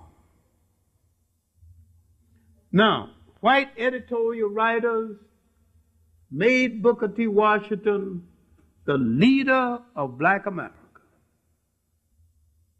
They made him the leader of black America, declared that he was, and white philanthropy began to filter all the, not just for Tuskegee, the money that any black got for education had to come through Booker Washington. He was literally the dictator of black America. Now, I'm not so much against dictators if something good is being dictated. And sometime he dictated something good. All right, Booker Washington, this was his era. It is starting now. But what you have to do is to look at what happened not only in black America, but what happened in the totality of the African world in the years between the time he made that speech, 1895 and 1901. Those brief years. 1896, a light-skinned person who could pass for white and who'd been passing most of the time, got on a train and got in the white section, sit in the white section. But the conductor, who knew his family, wanted him to go to the black section. This is the Percy versus Ferguson case. After this case, the Supreme Court said everything had to be separate so long as it was equal. It was never equal. And the intent was never to make it equal. Now, to show you the difference between the British and the United States, the British are oppressors with style. You're just as dead when either, no matter which one kills you now. Let's get that clear. They're both murderers. Only the British got style. Well, style won't bring you back alive if they kill you. All right. The British said that not only justice must be done, but it must appear to have been done. See, America won't even tell that lie. See, they don't even try to cover it up with words. They're blatant about it. They said it must be separate, but it has to be equal. And they, from then on, they began to make Jim Crow laws. The schools are not equal. Nothing is equal. The accommodation is not equal. In some places, there's no accommodation at all. There's some cities where there is no black theater. There is no black school of consequence. And when you've got a black school, many times those schools got the hand-me-down books from the white schools. I know that for sure because I went to one. So nothing was equal. Now, most of the Jim Crow laws were passed in that 5-year period between 1895 and 1900. There was a law in Mississippi saying that a black woman couldn't appear in on any of the main streets unless she had an apron and a cap on, indicating she was a maid. And she couldn't go into any theater unless she was a nurse watching some white kid. So, because this custom spread to other states, many blacks who wanted to see a given movie at a white theater, they put on a cap and put on an apron and grab some little little white boy and say they're watching him went in the theater. It integrated a generation ahead of integration. But that's neither here nor there. Now, 1896 again, let's look at Africa. 1896 in Africa, the British are trying to move into the hinterland of Ghana. All they've got is the coast. They've been there over 100 years, but all they've got to control is the coast. They try to, then they move in, level penalties on the then king, Prempeh. Finally, the Akan people decide that they're not in a position to fight this war. Best to let the king go into exile and save the nation. So the king comes out to genuflect to the British and go into exile. And some British sergeant grabs the king by the neck of a king whose lineage goes back further than the oldest king lineage of Europe, over 1,000 years and traceable, pushes the king's face down on the shoes of the British governor along with his mother. Purpose, humiliation. And he turns and says in his language, "O kinsman, is this necessary?" And the British exile him to a dungeon in Elmina Castle. Subsequently, they sent him to Seychelles Island in the Red Sea. But this is the period of the exiling of African kings who oppose colonialism. The king of Dahomey was exiled at the same time. Sekou Touré's grandfather, Samori, was exiled at the same time. Several of the Zulu kings were exiled at the same time. The politics of exile has become close to the end of the century. They became more aware of our possibility claiming freedom than we did. Now, the same year he made the speech, a young man from Great Barrington, Massachusetts, having finished fifth, was now at Harvard. 1 year after the speech, this young man was so brilliant, he wrote the first book in the Harvard series. One of the first books published by Harvard, written by a student named W.E.B. Du Bois.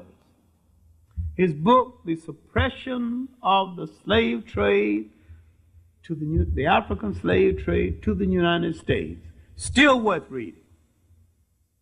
His statistics are good. And because we assume that the difference of opinion between W.E.B. Du Bois and Washington was a fight, we figured that we got to get on one side or the other. It wasn't a fight at all. It was a difference of opinion. And we can't have difference of opinion without converting them into fights.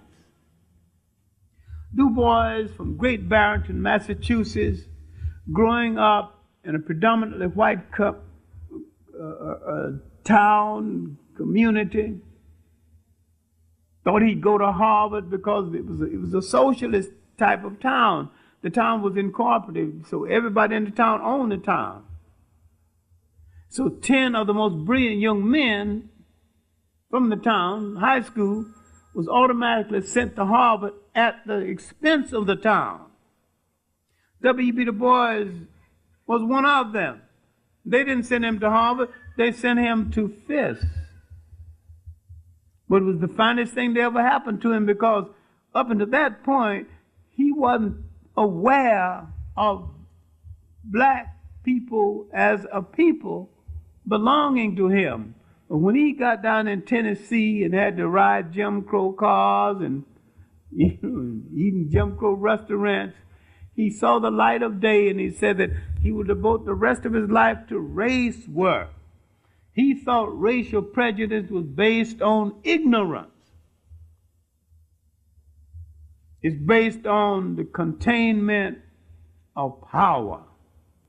There's a whole lot of brilliant people who are as prejudiced as they can be. A whole lot of people graduate all kind of schools, read all kind of books, still prejudiced. It is based partly on ignorance, but only partly. All right. As we move to the end of this century, in the Caribbean islands, the Caribbean radicals that were never tolerated in the Caribbean islands then or now, because the Caribbean mind flourishes best away from home, still do. The Caribbean radicals were restless. In Jamaica, Albert Thorne, J. Albert Thorne, Robert Love, these were the people who laid the basis for the emergence of Garvey. It's about to be run out. Marischal was propagating in Grenada. He would later be one of the early advocates of independence in the Caribbean islands.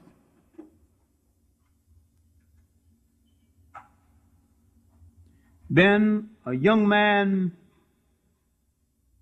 in Barbados, H. Sylvester Williams, had found the Pan-African League. Near the end of the century, he would call the first Pan-African Congress. So the ideas of Pan-Africanism,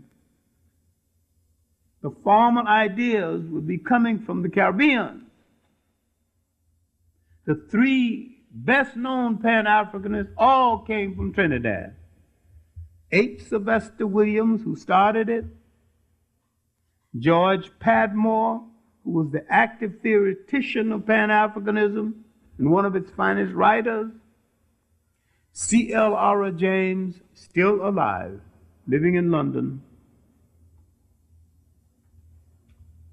Now, why is it that these three Trinidadians, fathers of Pan-Africanism, never could unite Trinidad? Because their theories at home wasn't that respected or accepted. Something which I have said before and have been saying through the years is that the Caribbean islands always produce men of vision whose vision of life is larger than the island that produced them. And in order to flourish, they've got to leave home.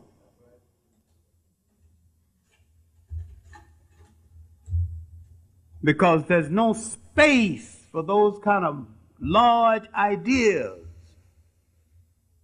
The British programmed you into a limited mentality based on dependency on them. America let your mentality flourish then they frustrate it based on your dependency on them. Too many times we argue over the relative merit of oppressors instead of arguing against both oppressors. We start arguing, my oppressor was better than your oppressor. Now, Booker T. Washington is literally the kingpin of the lot in Black America now.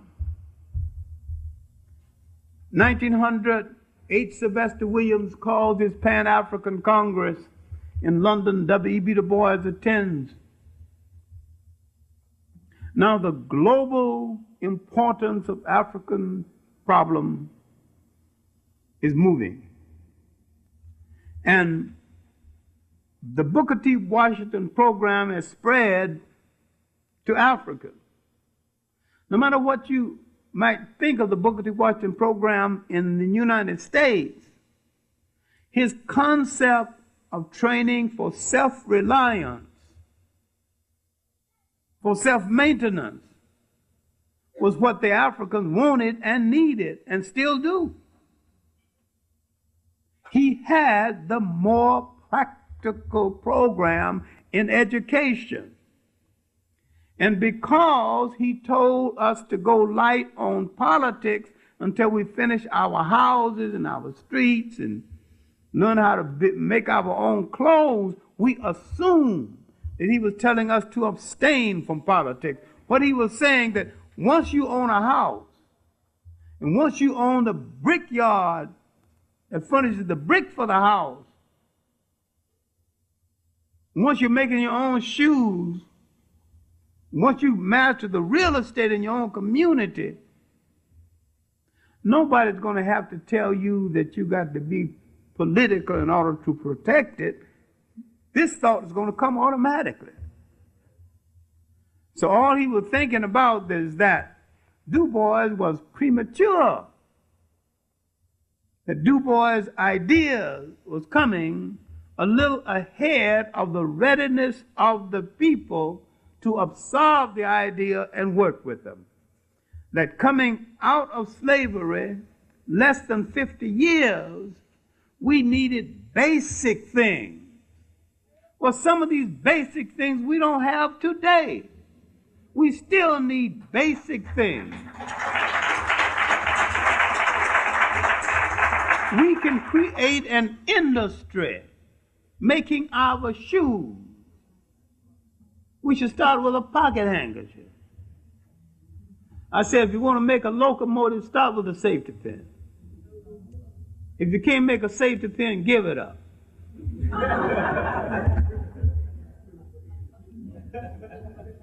But what Booker T. Washington was training for at Tuskegee, the point we missed then and now, was nation management.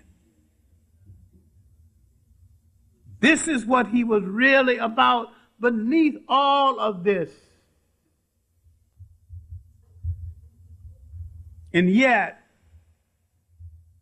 he was the only person that could go to the corporate America and get large sums of money. Andrew Carnegie thought so much of Booker T. Washington, he would put $500,000 in the bank and tell Booker T. Washington to go each year and draw the interest. That he can have you leave the $500,000 there, you go each year and draw the interest. It started at $22,000. $22,000 in around 1900, that's about equivalent of $100,000 today in buying power, maybe more. And all he had to do is to go there and present a note and pick it up. So quite a few people giving money to Tuskegee gave money to Booker T. Washington directly. So Booker T. Washington did have a private fortune on the side that he could manipulate. He began to buy up black business. especially newspapers. He established a spy system where if a preacher preached a sermon, an anti-Booker T. Washington sermon, the summary of the sermon would be in the mail on its way to Booker the next day. And if you wanted a streetcar conductor job in Cincinnati, the whites wanted to know, is it all right with Booker? If it wasn't all right with Booker, you didn't get the job. And yet, he delivered a lot behind this educational dictator. Yet, the real opposition to Booker T. Washington did not come from Du Bois. The real opposition to Booker T. Washington came from a man in Boston that we call the Boston Brahmin. Mean high caste, high class. William Monroe Trotter. Among those Boston almost white blacks, I call the Light Brigade.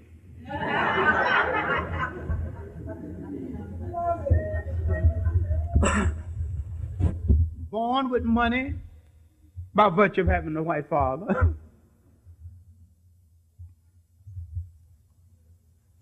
Home, Harvard graduate. They're part of the time with Du Bois, personal friend. All the necessities. Then he married into the Light Brigade. And she had money. And yet he would exhaust most of this money in the struggle for black rights. He began his fight against Booker T. Washington in his newspaper, the Boston Guardian. He gave no quarter, he asked no quarter. He fought him till the day he died. He said that we need an alternative. We need not be locked to one man and one method. He had nothing against the educational policies of Booker T. Washington that was basically good then and now. But he thought the political views were terrible, and that Booker T. Washington paid too high a price for what he got from the whites. For what he got from the whites, Booker T. Washington was silent on lynching, silent on a whole lot of things. Silent on the mistreatment of blacks, silent on the famous Brownsville raid, but we come to that later. Monroe Trotter thought that this was paying too much. When Booker T. Washington comes to Boston, 1903, to lecture in a church, Trotter starts noise in the church, started a protest meeting right in the church, got thrown out and got in jail, came out and started picketing the next place Booker T. Washington spoke. Showed no mercy. Trotter was one of the most brilliant black journalists we've ever produced in this country.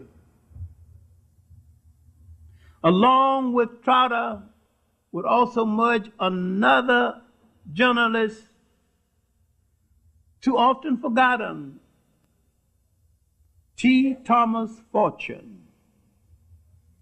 T. Thomas Fortune supported Booker T. Washington and criticized him. Near the end of his life, he was one of the editors of Garvey's Negro World. Brilliant journalist. We had journalists then, the lack of which we don't have one today. We have regressed. If we had those kind of journalists, they would be editorially on the case, especially about the housing condition, the boarded up houses, and the whole planned shrinkage when they literally planned to run poor people out of New York City anyway, black and white. But they would be on these cases. But we don't have them. We don't have them anymore. All right, 1903. W.E.B. Du Bois would write a small masterpiece, be a collection of his essays, Souls of Black Folks. Still worth reading. You get a cheap edition because it's being sold everywhere. And not to have read Souls of Black Folks is a disservice to you as a person who was a member of the African race. He followed with Gifts of Black Folks. This man was a monumental giant, the finest intellect we have produced in the whole of the Western world. All right, now W.E.B. Du Bois would start his teaching career. He did not dislike Booker T. Washington. Booker T. Washington had sent him a letter asking him to come to teach at Tuskegee. He wrote 2 books with Booker T. Washington. They're still in existence. But the people at Wilberforce had sent him a letter earlier, and the people at Wilberforce was offering him, please listen, for a year's work, $950, and Tuskegee was offering him $900. So he went to Wilberforce, where he got into a little trouble. W.E.B. Du Bois always, he was a religious man, but he questioned the overuse of it all and the misuse by people lacking sincerity. So he came into a meeting at Wilberforce, a student meeting, being the senior professor there, and one of the few adults there. One of the students announced that Professor Du Bois will lead us in prayer. He said, no, I won't.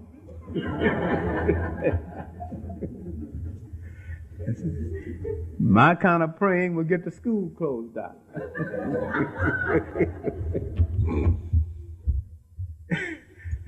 That was a Presbyterian school.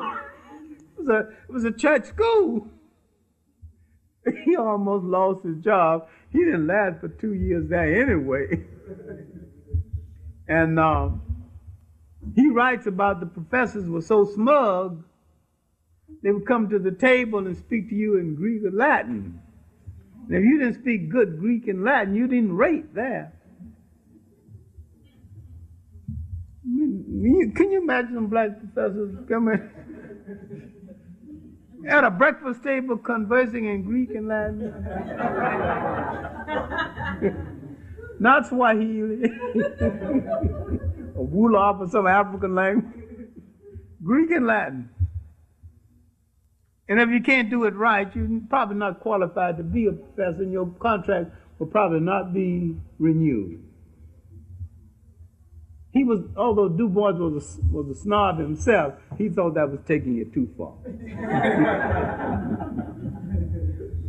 So, all right, now he goes to Atlanta to begin his teaching. And some white woman who had given some money to Atlanta in the second year, they had a great black president, John Hope. Blonde, blue-eyed black man. There was quite a few around during that period. The Walter White type. And she was going to give so much money to Atlanta with the condition that he fired Du Bois. And he said that, well, keep your money, I'll keep my professor. So John Hope became Du Bois' defender and first president. And Du Bois had remembered that there were times he needed some defenders, because when they had found the Negro Academy with Kummel and other black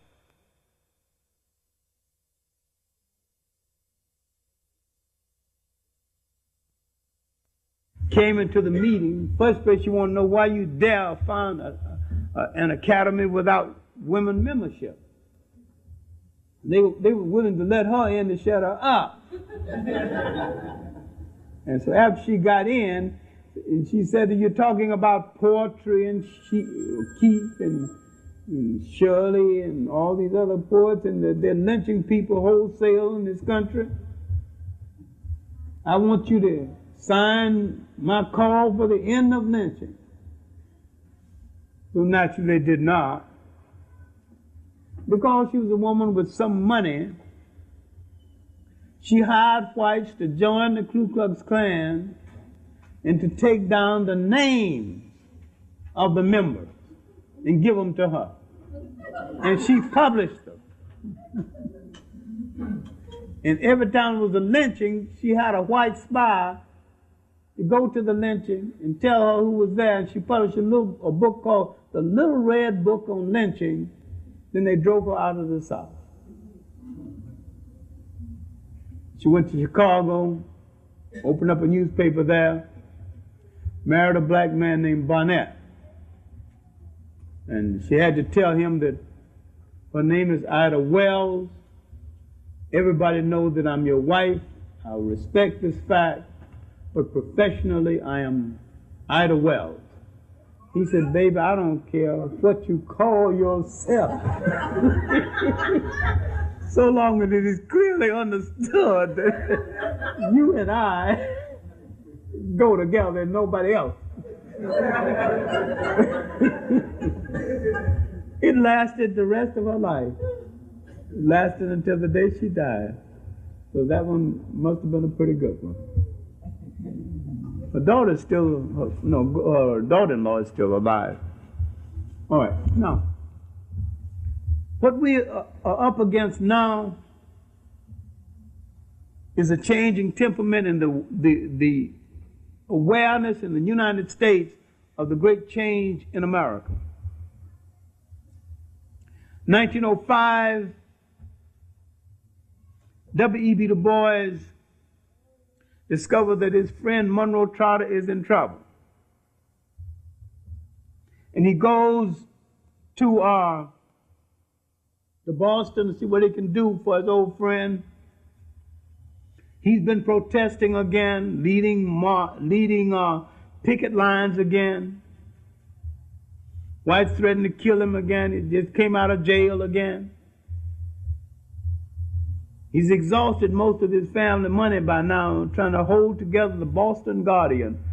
And if you could ever go to a library and either see it on microfilm, read some of those editorials.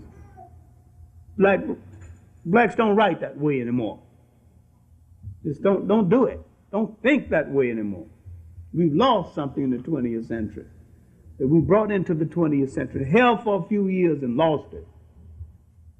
Spirit of challenge. W.E.B. Du Bois and some other radicals call a meeting, go to Niagara Falls and couldn't get hotel accommodation. Finally go to the Canadian side and get a hotel over there. And they call that movement the Niagara Movement. This is the forerunner of the NAACP. All right, now, they begin to hold meetings every year. But 1906, a monumental year for Black America, we need to pause here, because 1906, a major turning point in white reaction to black resurgence. 1906, a riot in Atlanta. W.E.B. Du Bois trying to get across Atlanta to contact some of his good white folks to stop the riot. On his way, he goes to a black community. The whites have closed down all the stores, cut out the lights, cut off the water.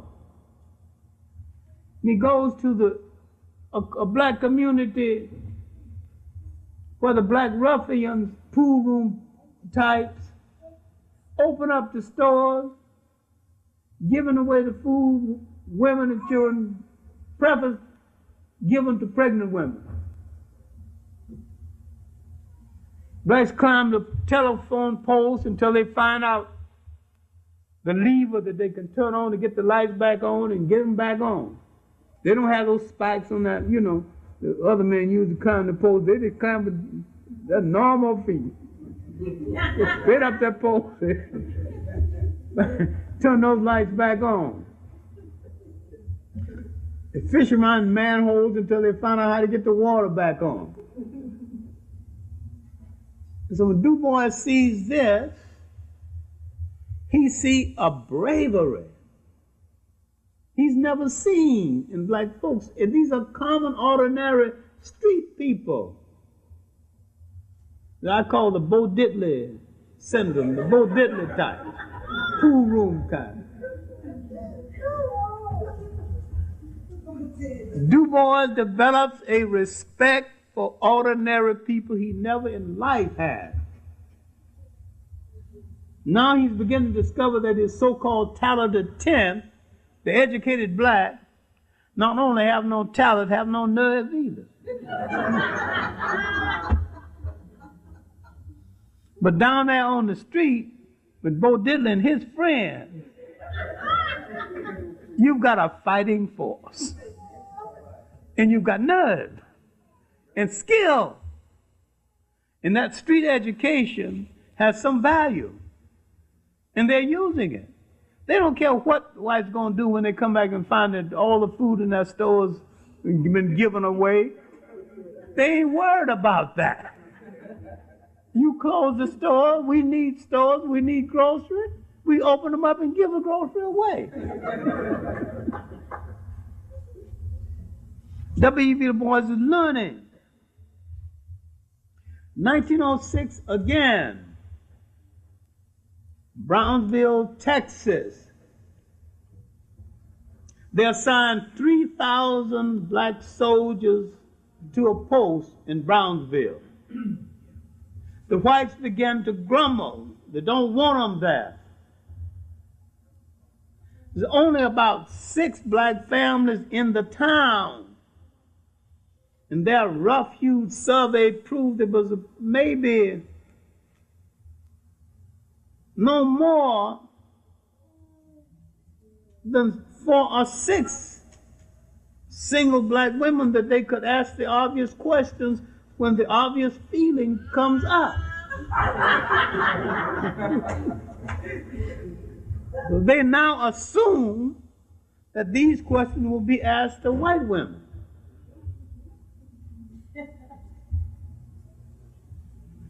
And now they're going to try to get the blacks out.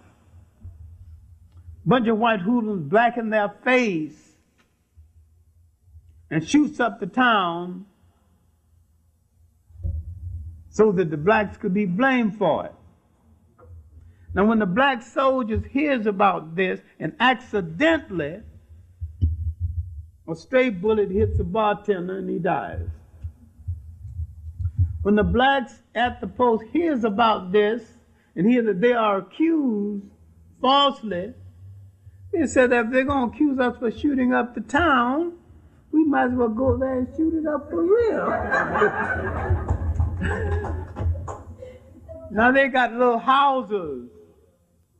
I mean, a house is a small cannon. They got all kind of pistols, all kind of shotgun, rifles. So they go and shoots up the town. They don't kill nobody.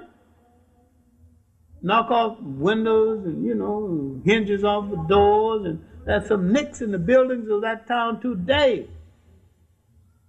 That little houser, he would knock a corner off a building. Powerful little cannon. Generally you see them riding behind a small vehicle, or I guess most of you know. As military as I am, old former soldier. But a howitzer is a very effective small weapon. When you unload a hauser on a house, you know it's been hit. So, that's what the blacks had. All right, now they start a trial, and many of the blacks were sentenced to 99 years, some sentenced to be hung. But being sentenced to be hung for something they didn't do, they began to appeal. Some of these blacks are the same blacks who had fought with Teddy Roosevelt at San Juan Hill. He's the famous Rough Rider that opened the way for Teddy Roosevelt at San Juan Hill. And they write, he's then president. They write him, no response.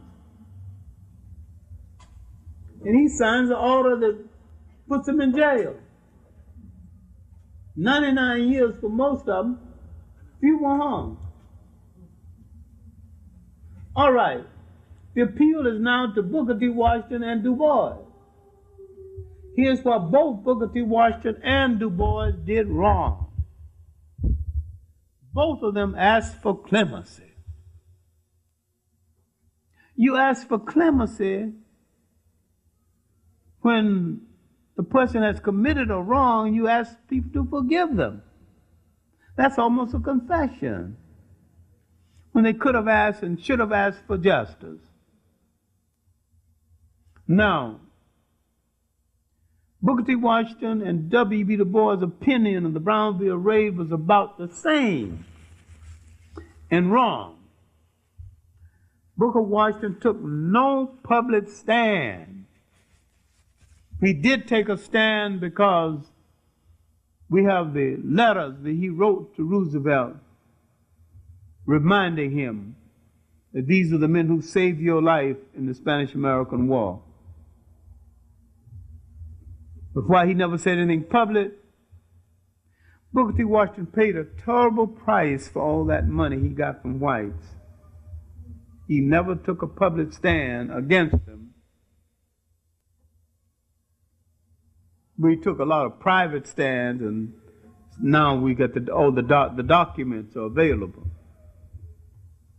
W.E.B. Du Bois, Monroe Trotter still continue to meet with the Niagara movement.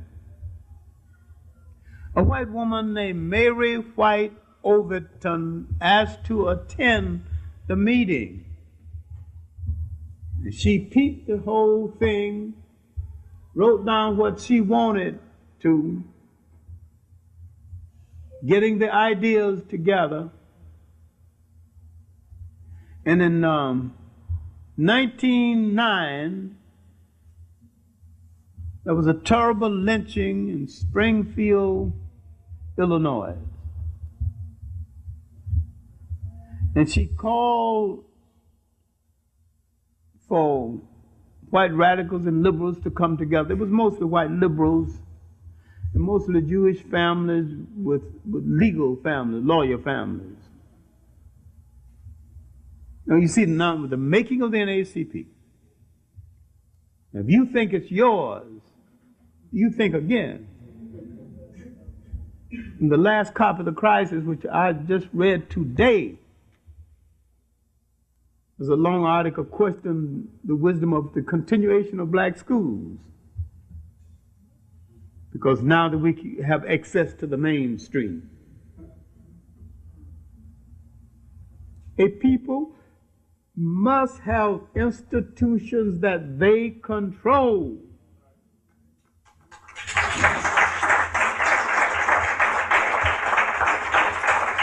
We don't control Harvard, and no matter how many of us go to Harvard, we will never control Harvard, or Yale, or Columbia.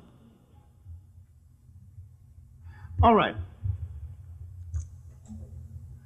Booker T. Washington continues under attack by Monroe Trotter. Finally, a meeting is held at Harper's Ferry, where John Brown made his raid. Mary White Overton has copied as much as she wants now. She has the basic program for the NACP taken verbatim from the Niagara movement. And she called liberal whites together to underwrite the establishment of the NACP. Then she invites blacks to join on her terms. Du Bois becomes a member of the board, and she invites so many members of the former Niagara movement to join. Monroe Trotter is now against both W.E.B. Du Bois and Booker Washington. He tells W.E.B. Du Bois that these whites are going to have their organization no matter what we do, so let them. But we need an all-black organization that we finance and that we control, that they are not forever watching over and directing. And you need to bring your considerable talent and your name into the creation of an all-black organization. W.E.B. Du Bois rejected the plea. His rationale was that they were going to make him editor of the Crisis magazine. It hadn't had a name then because he gave it the name. They're going to give him research money, and he could continue at Atlanta as a teacher. So, because this was attractive to W.B. Du Bois, he turned down Trotter's offer. We would have been a different people in the United States had W.E.B. Du Bois listened to Trotter and used his talent to find an all-black finance-run organization that the whites could not influence and could not touch. Now, this man from Boston had nothing to gain. He had nothing to gain by being in black struggle. His problem was partly solved. He was almost white, and he had money, and a Harvard education, and access to a decent job. He didn't have to come into struggle at all. But his explanation is that faith dictated that I would play this role and take over this mission. 1909, the NACP is get well underway. Booker T. Washington stands astride black life so well from 1895 when he made his speech to 1950 when he died, that the social history of black America is the history of our reaction to one man, Booker T. Washington. Booker T. Washington thought that the finding of the NACP would offend some whites and spoke against it. But there was a brilliant black woman, Mary Church Terrell. She was married to a black judge in Washington. There'd been a play on it. It was on TV. Oz and Ruby played it. Very good. Mary Church Terrell was one of the forerunners of the black women of protest. She was picking in the White House and turn of the century, picking anything. Now here again was a person from the Light Brigade that didn't have to be in struggle. That was the daughter of Robert Church of Tennessee, a black millionaire. She'd gone to finishing school in Switzerland went to Germany and spoke German like a native. One of the best educated women of her day. When she married Terrell, Terrell tried to discourage her from attending the first meeting of the NACP, mainly because Booker T. Washington had sent Terrell a letter telling Terrell he's up for a higher position as a judge in Washington, and if he didn't control his radical wife, she might do him more harm than good.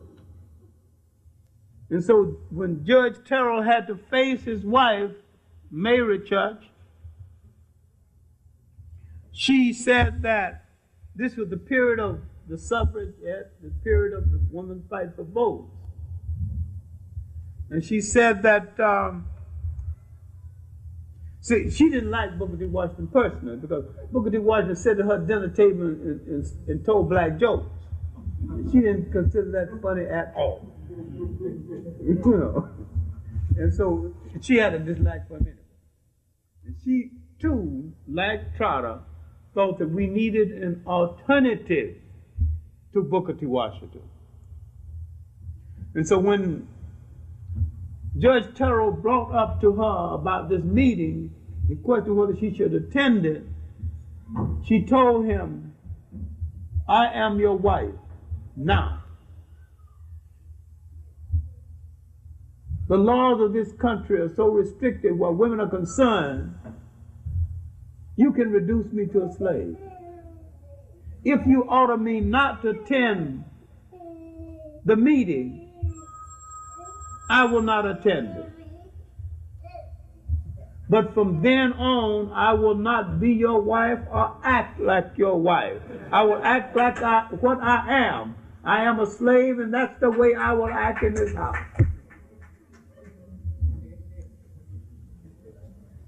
And so he says, "All right, Mary, you go to your meeting.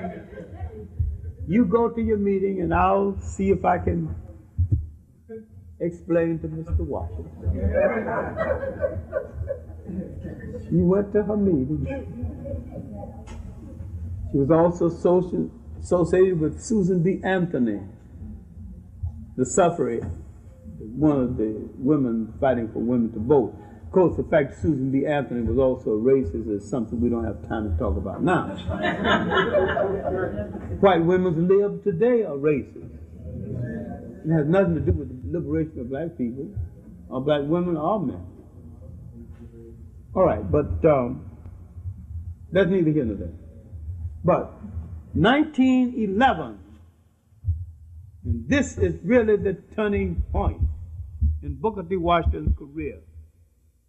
1911, Booker T. Washington came to New York City from a speaking tour. He stopped to see the then Secretary of Treasury of Tuskegee, a white man. The man lived in the 80s. The man had not gotten Booker T. Washington's letter, so he was out. Booker T. Washington went into one address in the 80s and thought, well, maybe it's the next door. He went in next door and started looking in the mailboxes, and a white ruffian named Urick came out and beat up Booker T. Washington and went into court and accused Booker T. Washington of coming upstairs and looking through the peephole at his wife and calling her "Hi, sweetie." Now, he wasn't even upstairs at all, but the court didn't pay much attention to him, and Booker T. Washington suddenly awakened to the fact. He said, "My white friends in the South wouldn't have treated me this way." He is right, they wouldn't. He was a piece of property. He was doing their bidding, and he was containing blacks to keep blacks from cutting their throats. They were going to protect him because they needed him to protect them. No, they gave him a special car. He didn't ride no Jim Crow car. A special railroad car for Booker T. Washington. They just attached it onto the train. No, he didn't ride across this country no Jim Crow car. Booker was special. Now he gonna fight Jim Crow? His personal case is taken care of. Now this Eureka case knocked some sense in Booker Washington's head, and he realized that light skin and catering to whites ain't gonna make you white. And that when it comes down to power, you just one of us too. Light skin and all. And so Booker T. Washington began to call in different blacks he had been trying to destroy through his spy system. Called one who wouldn't even come. The great Caribbean radical, Hubert B. Harrison. Pity we don't know much about him. That was one of the most brilliant men to come out of the Caribbean. Didn't even go to the 6th grade in the Caribbean. Here's a man read so many books, was so brilliant. He taught at Columbia University. And Columbia didn't want to admit that a man of this caliber was teaching, so they paid him as a janitor. Paid him as a handyman. Taught at the Henry George School. Wrote a book still worth reading, When Africa Awakes. Wrote several books. Started and developed the concept of speaking from a street ladder in Harlem. Came to the United States around 1903. He died in 1927. When he worked briefly at the post office, and someone in the post office discovered that he had said something against Booker T. Washington, Booker T. Washington wrote the postmaster and said that I think another Negro would appreciate this job a little more than Hubert Harrison. Hubert Harrison lost the job. That was the last job he tried to hold on any kind of full-time basis. From then on, he was a tutor, a teacher. He just did piecework and survived as best he could. With 2 children, too, wife and 2 children.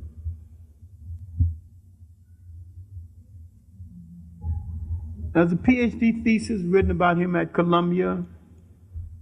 But among the great minds from the Caribbean who could not have ever existed in the Caribbean during that day or this day, the great Hubert Harrison.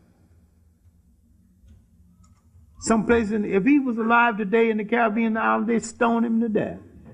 Right. He advocated total independence. Total self-reliance. And what Booker T. Washington didn't seem to know, that a lot of the things advocated by Hubert Harrison were the things that Booker T. Washington was teaching at Tuskegee. Take care of yourself. Now, Booker T. Washington began to retrench. Although whites were still giving him money, he was moving closer and closer to his own people. Trying to come home, trying to belong, trying to settle his confusion inside of himself. A lot of people haven't given him the credit he's due. But remember, he was a man in torture, doing a lot of good things, making some errors. But there's a whole lot of people in this world who haven't even have enough gumption even to get in torture and work themselves out of it. There's a whole lot of people that haven't been able to gamble and fall down and get up. Don't take no kind of chances. Well, he's ahead of all of them. He not only built a great institution at Tuskegee, he inspired an educational system that was copied in Europe, envied in Africa, and copied and hoped for. Now his name gradually would reach Jamaica. A young man is going to hear about his school and say, this will be good for Jamaica. He would hear about it before when he returns from London, 1914. He would write Booker T. Washington, 1915, with the hope that he would get enough money to come to the United States and raise the money to build a school like Tuskegee in Jamaica. This is Marcus Garvey. W.E.B. Du Bois has visited Jamaica before then. W.E.B. Du Bois has met Marcus Garvey and had some admirable things to say about him on his meeting in Jamaica. But he would change later because Marcus Garvey was something W.E.B. Du Bois always wanted to be and couldn't be. Marcus Garvey had the personality, chemistry to be and was a great leader of people. W.E.B. Du Bois stand before an audience, he was a supreme scholar. Wax mustache, frock tail coat, sometimes cane, you know. Yep. He was a prisoner to his class. He was a prisoner to his background. He just couldn't get out of it. Well, Marcus Garvey developed a technique of communicating with ordinary people that Du Bois never had. And Garvey had a magnet about him that Du Bois never had. And Garvey was not in the habit of rejecting any single human being with a black face. I mean, he all came and conversed or spoke, and nobody of his own kith and kin was unwelcome in his presence. Now, World War I would come. Once more, as we often do, because in this country, we want so much to be accepted as citizens. We fight for the right to fight. We wanted to get in. Oh, let us in to do our part. So they let us in, the labor brigades, to pick up the dead and bury them, the quartermasters, bring up the supplies, truck companies, drive, but not in combat. General Pershing, the American commander, did not accept a single black soldier in combat. No black American fought in combat in the First World War under American officers. None. The French said that we'll take all you can give us. The French were accustomed to these great Senegalese soldiers, these African soldiers, and the French knew their performance in the field of battle was magnificent. So the French said, they just called them American Senegalese, send them over here. They fought. All kind of medals too. When Henry Johnson captured 56 Germans, almost by himself. Set up 3 machine guns and tied strings on them so they could all be firing at the same time, and the Germans thought that there was a whole lot of people out there firing at them. Then he started making noises, and talking back to himself, as though his buddy said, let's get him now, he was there all by himself.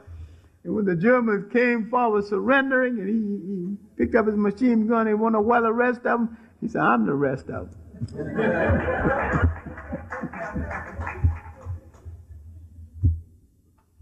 He would later marry one of our greatest poets, Georgia Douglas Johnson, who wrote a classic poem for him, I want to die while you still love me.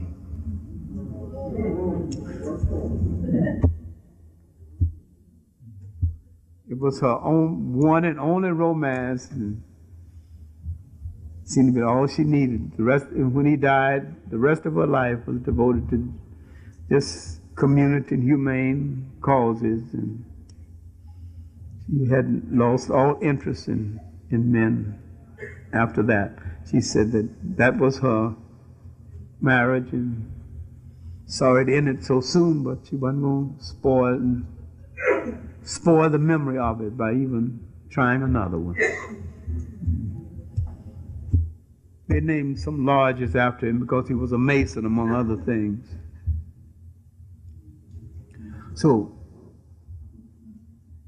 Booker T. Washington has made a change, but not enough for Monroe Trotter, who's on his case, still on his case, in the Boston Guardian.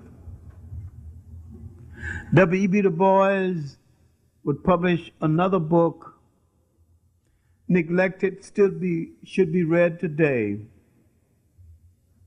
It's called simply The Negro.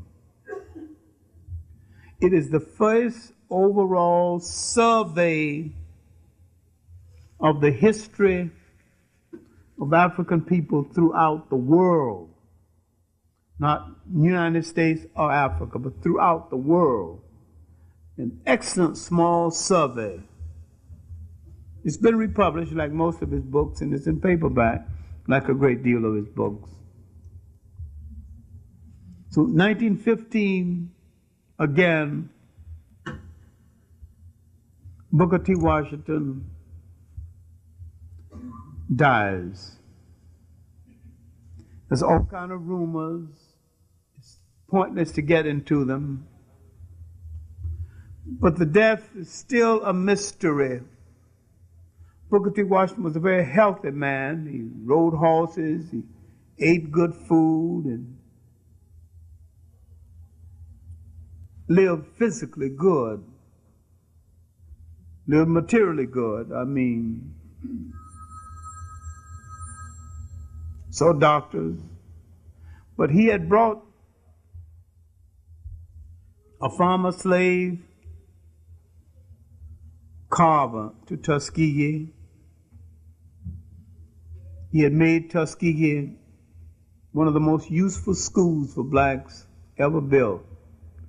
His famous Cooks and Bakers School was so good that the Army sent their cooks to Tuskegee for training.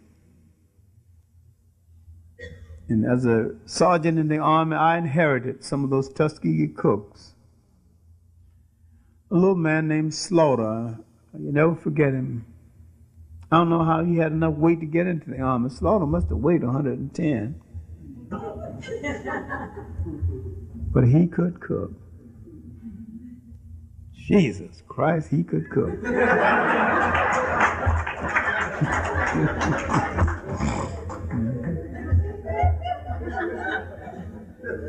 He could cook biscuits as light as a feather.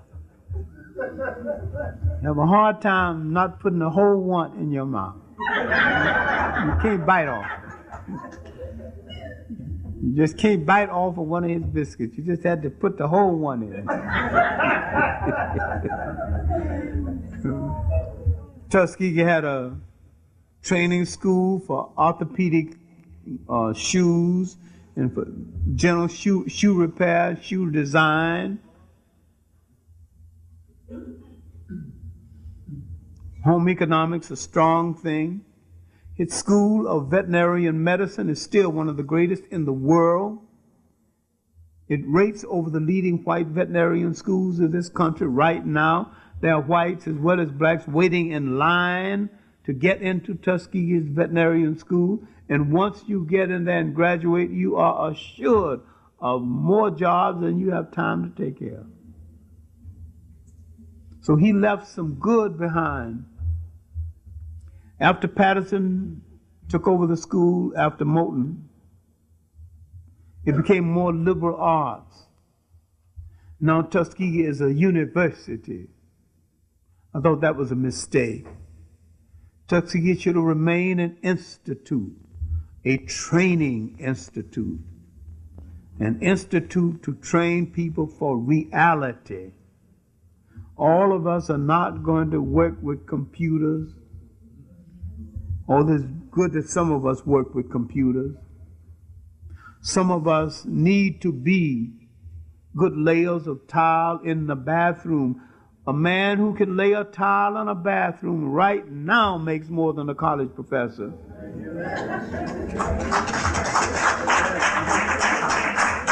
And a plumber makes more than they. So Tuskegee had courses in plumbing. Most of the Sutton brothers went to Tuskegee. Oliver, Judge Oliver Sutton, who died only a few years ago, he studied plumbing. Then he studied law because the South wouldn't give black plumbers enough to do. So he studied law, joined Percy and studied law. Starting studying through the mail. I knew so many of them because I was in the army in San Antonio, where most of the family lived. And a very, very committed family. Father was the principal of one school for 50 years in San Antonio. A little before and extended beyond 1884. And it dealt with a particular incident in African history and in European history that's forgotten. And it dealt with an aspect of slavery that's misunderstood. It's misunderstood because too many people are anxious to say, when they're trying to excuse European slavery, the Africans were in the slave trade too. Okay, yes. They were. But there's such a distinct difference between the Africans, what the Africans did and what the Europeans did, that you're not talking about the same thing.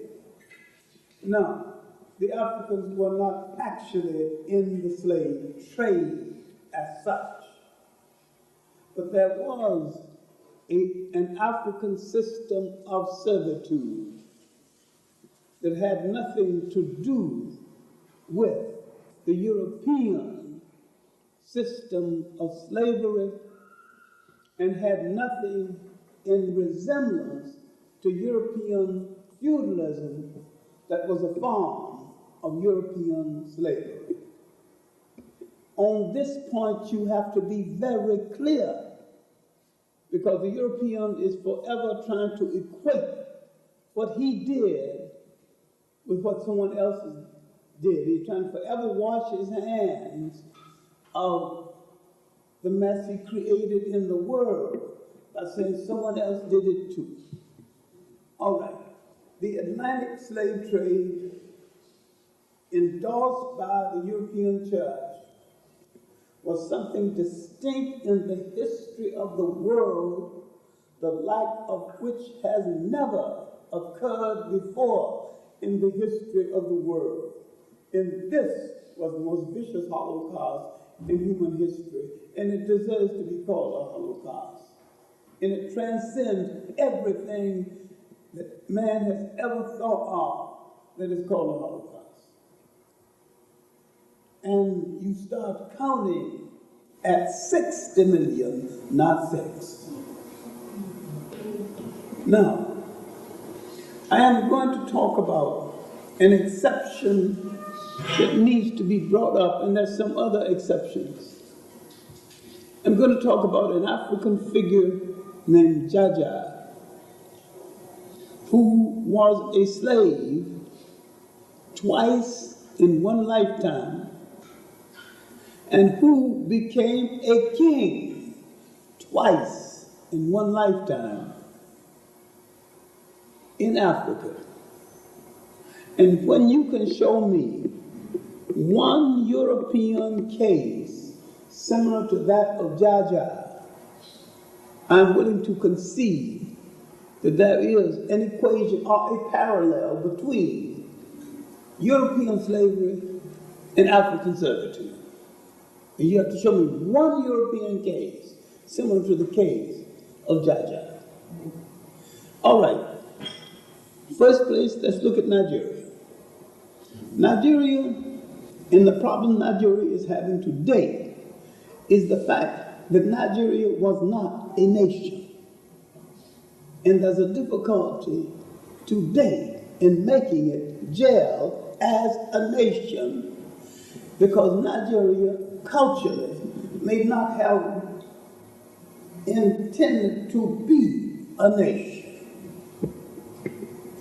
Functioning separately, it functioned well, quite well.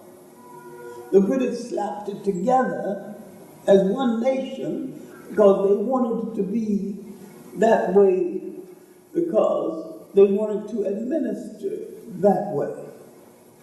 All right, when you look at the vast area that became Nigeria, let's look at what was this vast area. The northern area was an area, some people came partly from the north called Hausas, and they call it Hausaland. They were basically Muslims, partly Berber types. Now the Berber is a mystery in Africa, because a lot of people like to think that the Berber is white. And the Berber, like a whole lot of mixed people, can be white on Thursday and black on Tuesday, depending on when money is to be divided. When the budget, if the budget is to be divided on Tuesday, he's black. If black's got the budget, he's where the money is divided. All right, now, the Berbers came from northern Africa. The Berbers were in North Africa before the Arabs. They came from Western Asia, and when the Arabs came into Africa, they opposed the Arabs. Then finally, they accepted Islam, and to some extent joined the Arabs. They still speak a distinct language different from the Arabs, which is called Berber. Now, Berber is not their name. The word Berber came from the Romans, because when the Romans, who encountered them, and the Romans encountered them, the Romans were there before the Arabs got there. When the Romans asked them, who are you? What kind of people are you? Where you came from? They moved away from the Romans, shouting, bah, bah, bah, bah. In other words, drop dead, go to hell. None of your damn business. And so the Romans gave them the name Berbers. And the name stuck.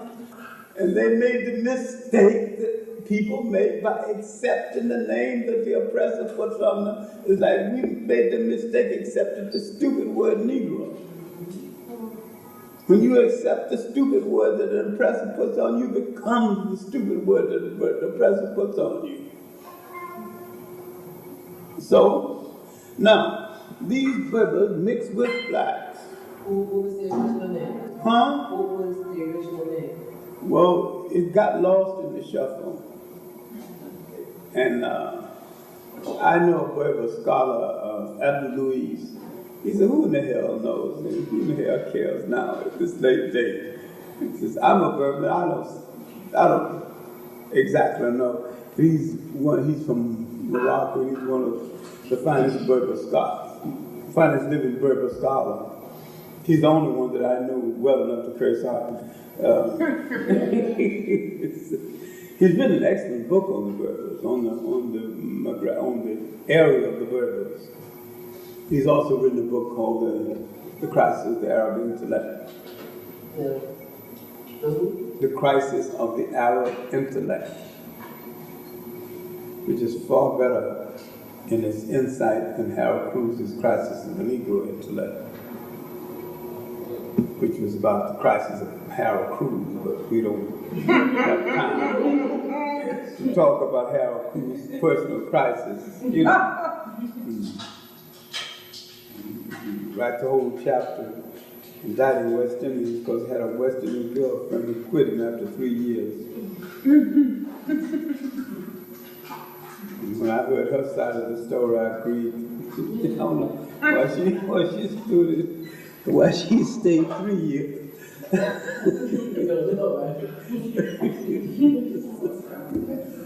So Harold has got a problem. He hated Lorraine Hansberry because Lorraine Hansberry wouldn't give one of his scripts to Duke Ellington, a musical. He wanted Duke Ellington to set music to one of his scripts and give it to Lorraine Hansberry to give to Duke Ellington. And she wouldn't do it because I'm glad he didn't know that I knew Duke Ellington better than Lorraine Hansberry. He would have given me the script. Duke would have told me to go to hell. And rightly so.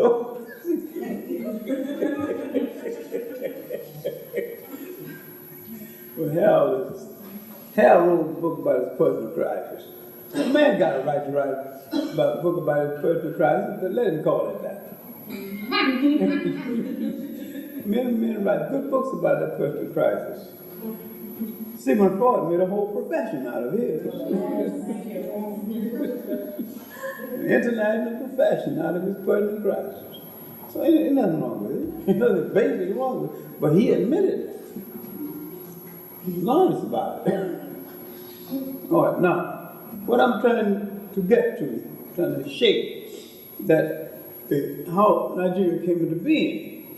Another group called the Fulanis settled in the north and they were Muslim too, and they were mixed with little Berber, little African, and also mixed with a bunch of troublemakers out in the desert, the Tuaregs, still troublemakers, still out in the desert. They're blue men, they wear veils, they wear the veil. They were desert gangsters raiding towns out there, and there's a good literature on the Tuaregs. Surrender Rod wrote a book on them called The People of the Veil, and they're despicable now. They breed of very beautiful women. The women are very beautiful. And They're so despicable, they bring them to the coast and they're nothing but a bunch of pimps, you know, bring the women, service prostitutes in the houses along the coast. Got no honor among them. Tourette's. Used to kill you for looking at them, now they sell them. Sometimes there's a difficulty in traveling so much and knowing so much and knowing so many different people under so many disguises and looking at so many people's closets. But they're just culturally, but the Fulani is partly mixed with the Tuaregs. That was when the Tuaregs were warriors and not pimps. So the Tuaregs were magnificent warriors. Always warred on the wrong people for the wrong reasons, always wrecked the wrong cities. Wrecked cities, never learned how to build one. But we got it hazard at least. The Fulanis were mixed with the Tuaregs. All right. Now you have North Africa, northern Nigeria. Different culture, mostly Muslim culture, northern Nigeria. All right, eastern Nigeria, Igbo people. Your basic organized group were Igbo people. Although the Igbo people were not a minority, were not a majority, they were the best organized group. They organized themselves and shouted so loud you thought they were the majority, but they were not. When all these other groups came together, the other groups were the majority, but the other groups didn't come together. You had other groups in the East, consisting of 500,000 here, 200,000 there, 100,000 there. But the Igbo and his 2 million were together. And the joke in Nigeria, or the joke anyway, wherever you see 2 Igbos together alone, that is a fight. Igbos are forever fighting among Igbos. But wherever you see 2 Igbos in the presence of a non-Igbo, that is an Igbo protection society. Because the minute the non-Igbo appears, they unite against the non-Igbo. They will unite when every non-Igbo is the enemy. They're very clannish, obnoxiously so.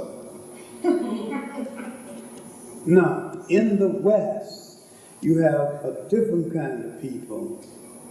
You have the Yoruba, a large group of people, a beautiful homogeneous culture, and a people who unfortunately were trapped and caught the worst of the West African slave trade, because millions of Igbos came to the West as slaves. And this is reflected in the slave revolts in the West. In the West, you will find in the slave revolts nearly always solidified, instigated by Igbos, nearly always led by Akans. The Igbos from Nigeria set it in motion, then stepped aside and let the Akans from Ghana lead it. Now let me show you what I'm talking about. The Maroon revolts in Jamaica was set in motion by Igbos. Captain Kojo, that's a Ghanaian name, led the revolt. The Bubbies revolt in Guyana, set in motion by Uncle and Igbo, Captain Kofi, a Ghanaian again, led the revolt. Toussaint Louverture was a can. Bookman, who really is the real hero of the first Haitian revolt, was Igbo. When you look at this culture breakdown, the leadership of the major revolts in the West Indies were a can from Ghana. The instigators were generally Igbos. They formed a partnership and a corporation away from home, the like of which they never had at home before or since. They don't cooperate this way in Africa right now, and never did in Africa, and never even thought about doing it in Africa. When Nkrumah, who was a Nakan, came to power in Ghana, the greatest jealousy of Nkrumah came from the Igbos of Nigeria. I'm going to show you that while in the Western world, away from Africa, they formed a partnership. All right, now you have this big country. The British occupied part of it, and they called Hausa land, Igbo land, and Yoruba land. And it was governed as separate pieces. Then the British, who had grown tired of sending their young men to die in these colonial wars, the British public had grown sick of this. So now the British were pressed to explain why you are still taking over another territory. Under the then governor of the area, the British governor, a man named Lugard, he was a captain then. Later on he's become Lord, and she's going to become lady. Now, this is an aside, but something which I can't explain.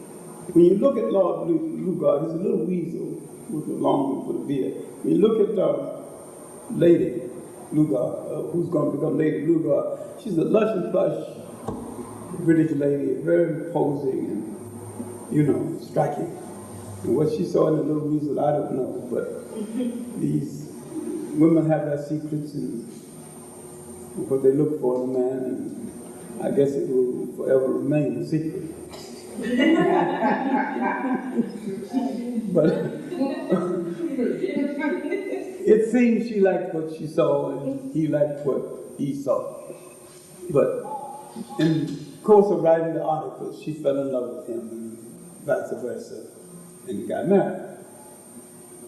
And now, after he unified the area, and the British rewarded him with knighthood, made him Sir Lugard, because he had served well in East Africa and written a 2-volume work on our East African Empire, and later rewarded him further by making him a lord.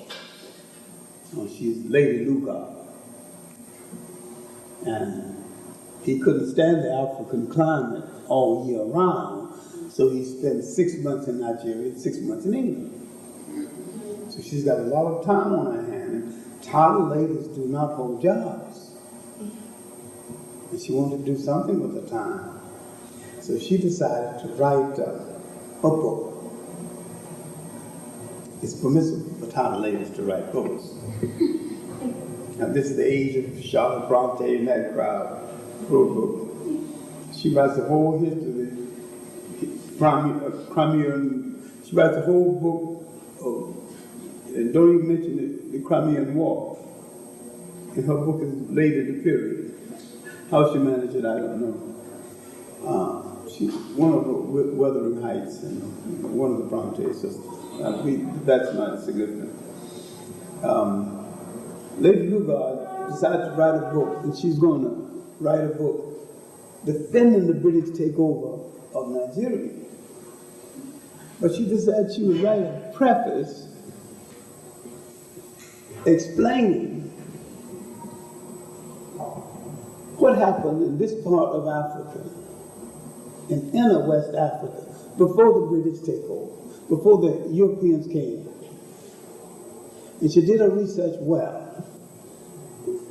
She did so much research for a preface, and so much writing for a preface, the preface became the book. The preface was so good, the preface became the book. In the last part of the book, she spent about 100 pages defending the British takeover, but people stopped reading by that point. The book is called A Tropical Dependency.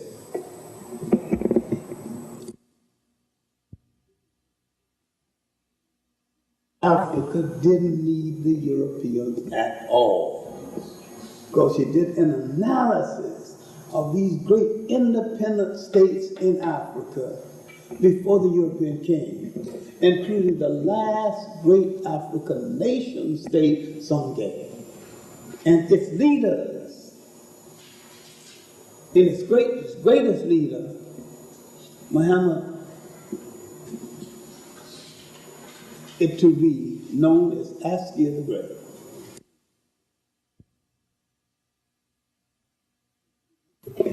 Barnes and Noble can read that for you.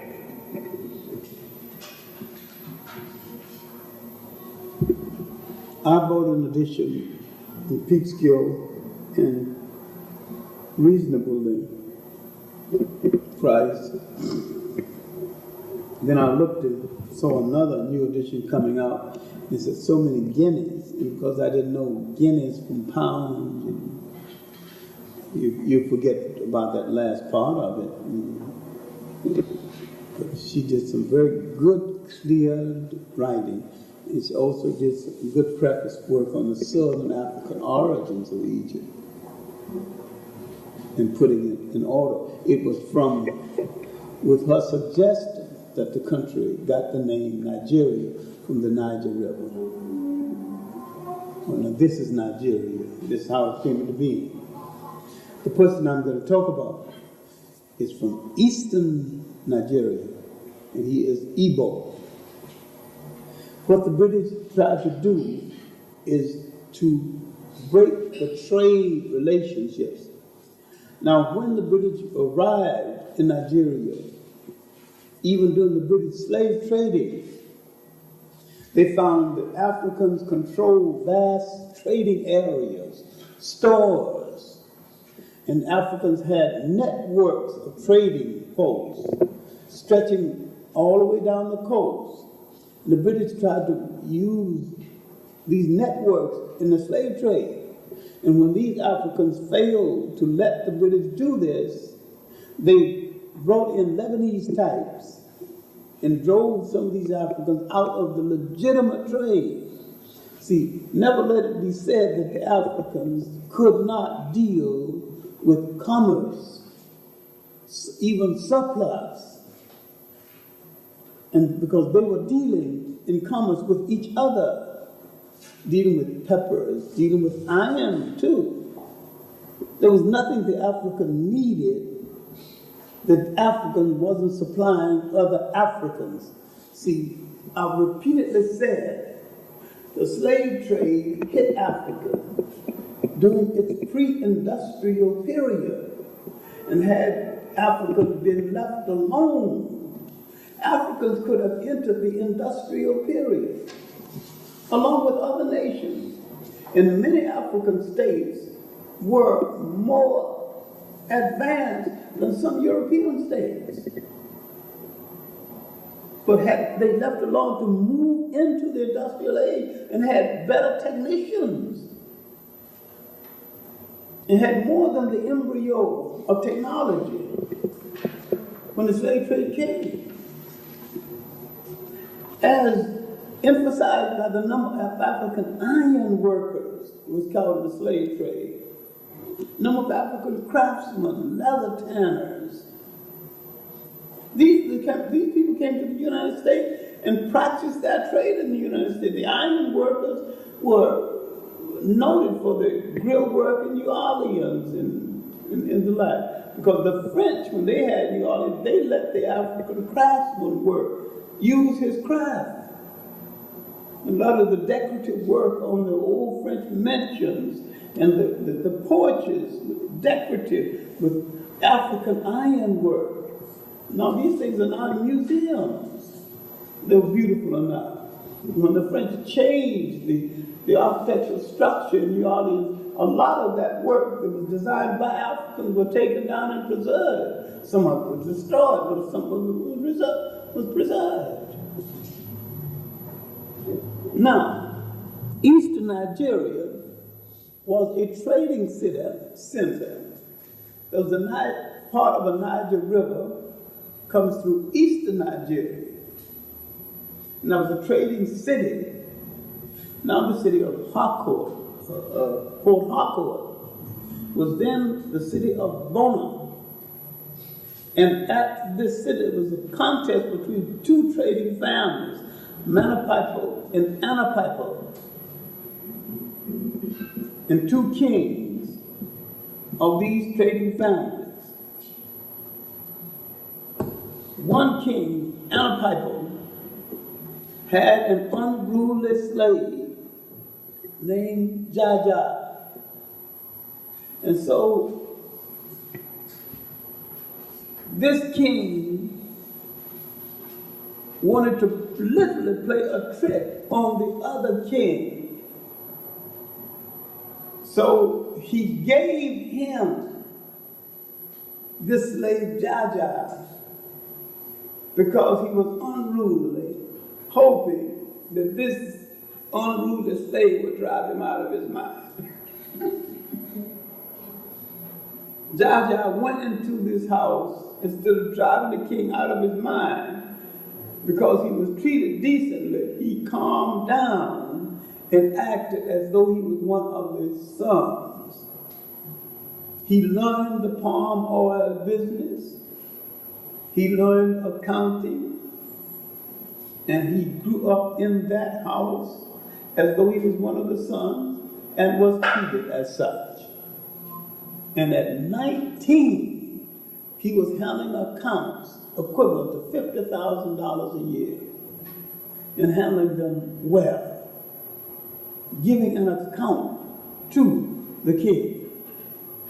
So now, when the king died, the sons who preferred to stay in the palm oil business because being a king wasn't as profitable as dealing in palm oil, said, well, father loved him. He was closer to father than we were. Let him be king. In other words, who wants to be king? You know, money in the job anyway. It's okay, all right, let him be king if he wants to be king. So they let him be king. They made him king of the house of Anapipo, fearing that the stigma of having once been a slave would follow him, and also fearing his mortal enemy, the son of the local king, who was always kidding him and always reminding him of his lowly status, fearing being aggravated by this, he began to send agents up the Niger to the palm oil markets. The river goes into proms. So he sent them to the terminus of that river where the palm oil is collected to make peace with all the kings at the terminus of the river, because that's the heart of the palm oil business.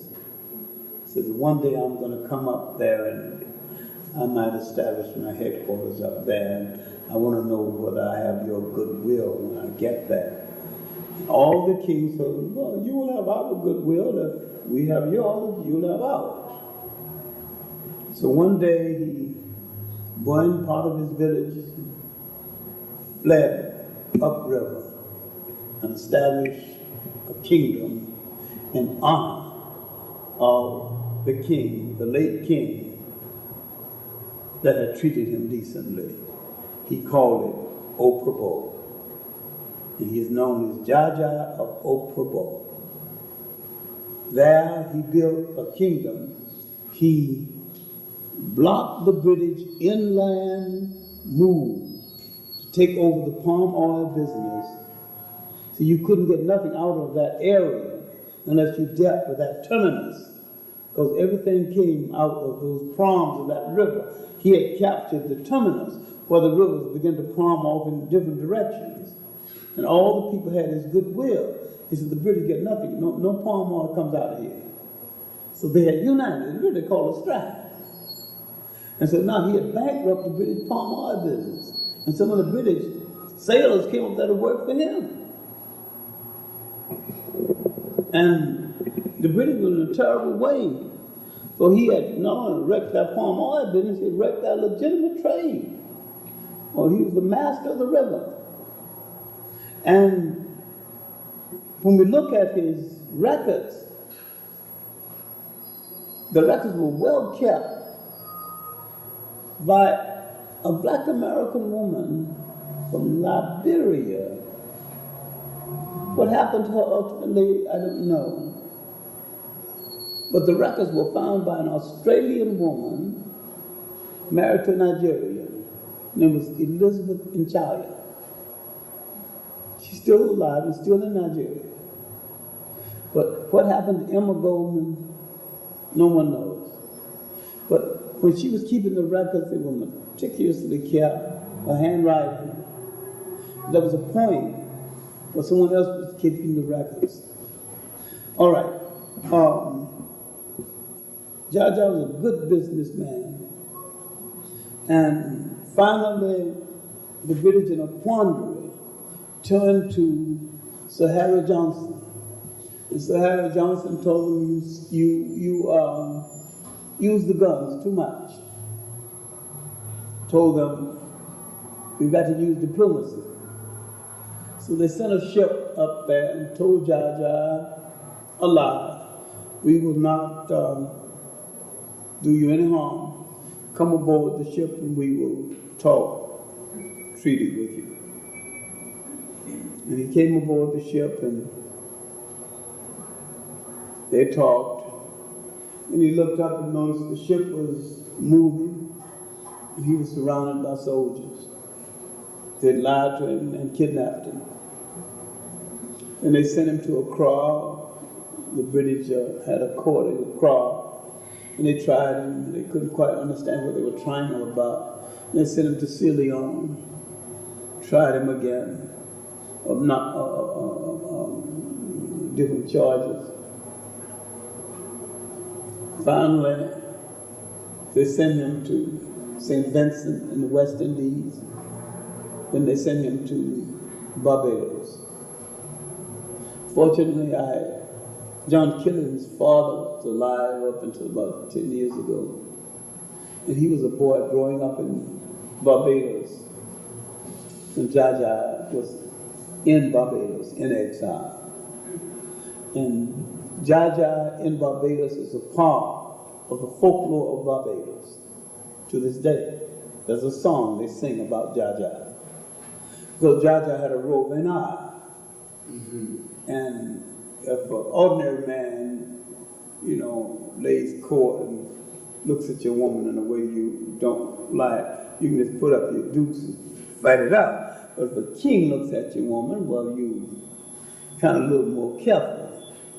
So the song in Barbados, which Louise Bennett can sing it better than anybody, she's Jamaican, but it sings, "Oh Jaja, what am I going to do about oh Jaja? Oh Jaja, a natty ting, but after all, he is a king. What am I going to do about oh Jaja?" But Jaja lived until about the 1890s. He kept petitioning the British to let him return to his domains. Finally, the British consented to let him return. And they poisoned him on the ship going back to Africa. And he returned to be buried at Bona, now the city of Port Harcourt. A Nigerian scholar, then head of the University at Abadan, Kenneth Odike, and also the creator of the Yoruba scheme and the Igbo scheme, historical scheme, very good friend of mine, unfortunately dead now. We decided that we're going to put a hold on all the material about Jaja. The scholars can get together and do this if they got connection.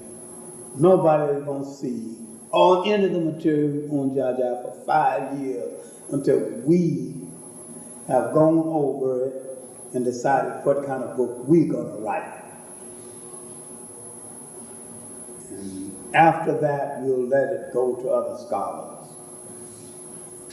Yeah, after we made our decision. Well, 5 years passed. Kenneth got busy, I got busy. Then there was the stupid stupid Biafra war. And because Kenneth Odike is an Igbo, he got all involved in that. And I got involved in a whole lot of things, including getting married the second time. And that's kind of an involvement. You said it. I never got my book on Jaja out, and he never got here. But I did do a good short piece on Jaja. And Kenneth Odike wrote a book called Trade and Politics on the Nile. Yeah, Jaja. And there's a little book called Lives of Eminent Nigerians, edited by Kenneth Odike. There's a chapter called On Jaja. There's a little pamphlet called Jaja of Oprah.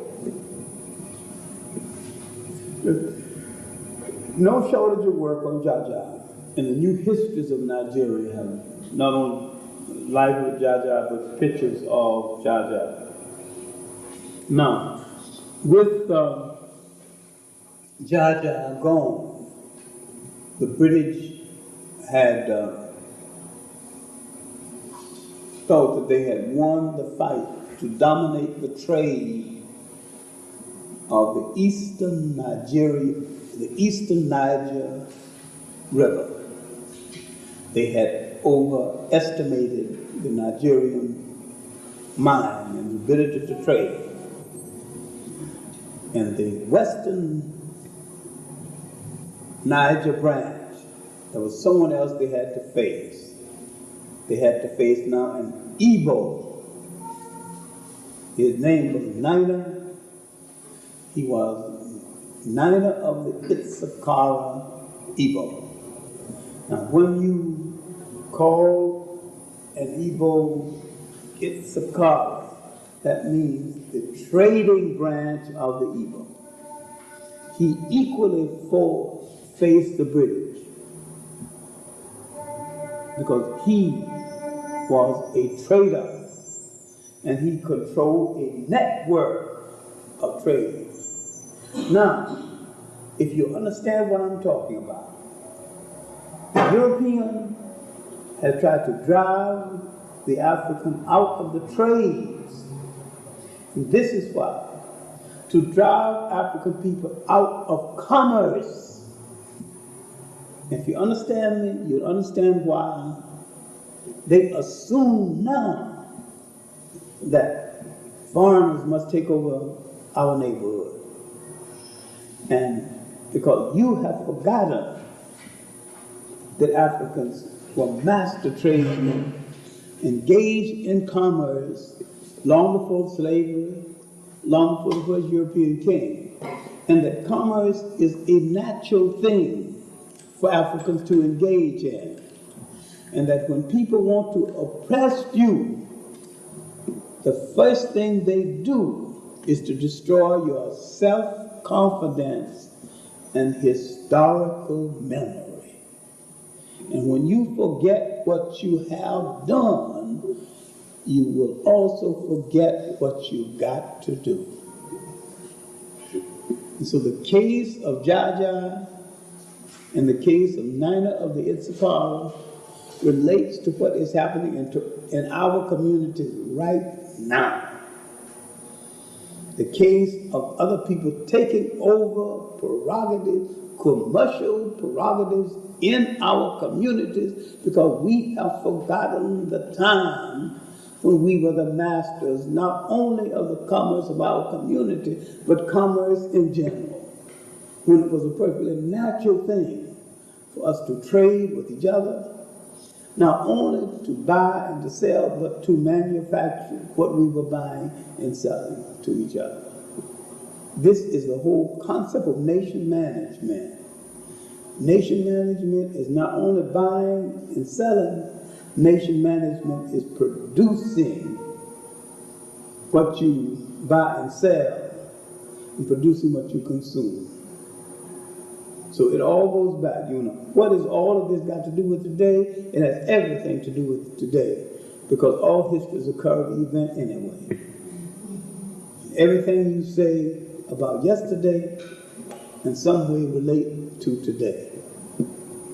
So if you understand Jaja and why they had to destroy him, you will understand why they have to literally destroy the commerce of our community, and why many times they will literally lower the rent when a foreigner wants to rent a store in our community, and double the rent when one of us want to rent a store in our own community, because they want to keep us out of commerce.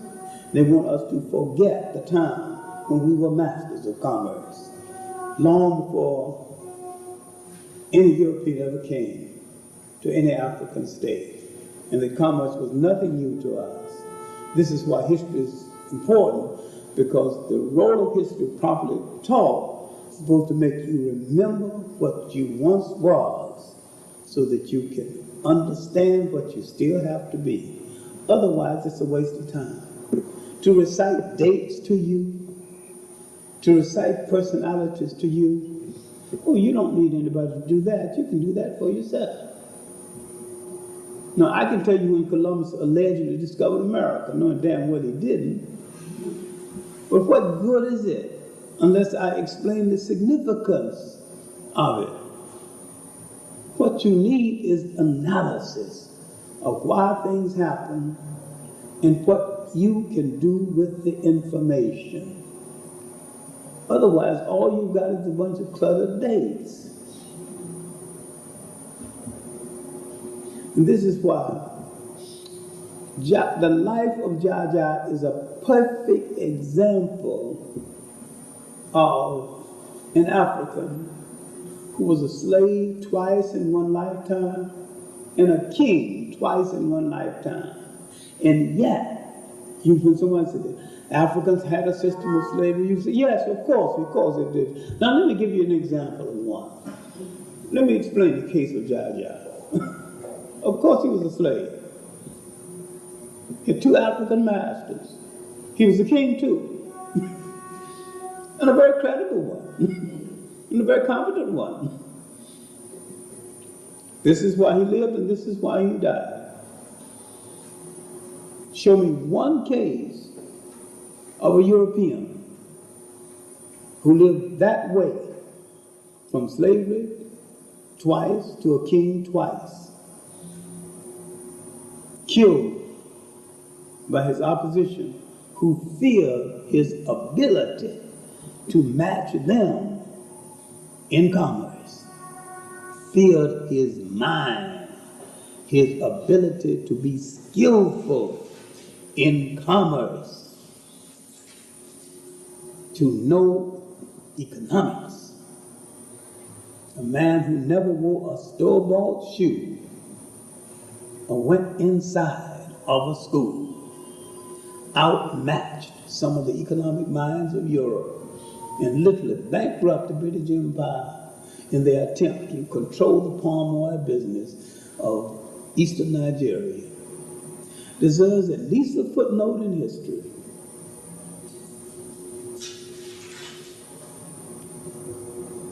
deserves a children's book, at least.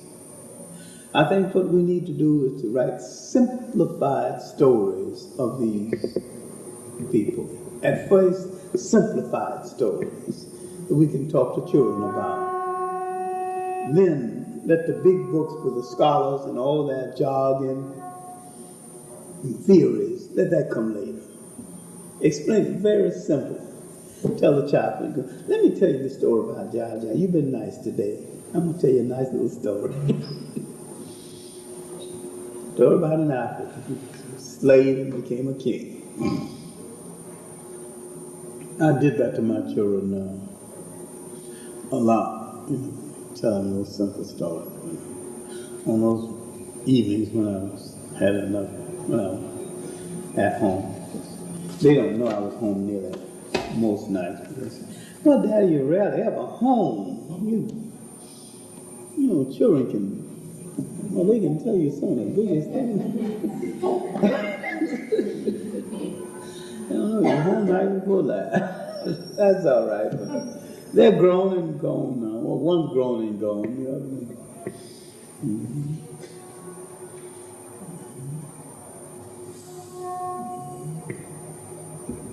My 16-year-old is still there.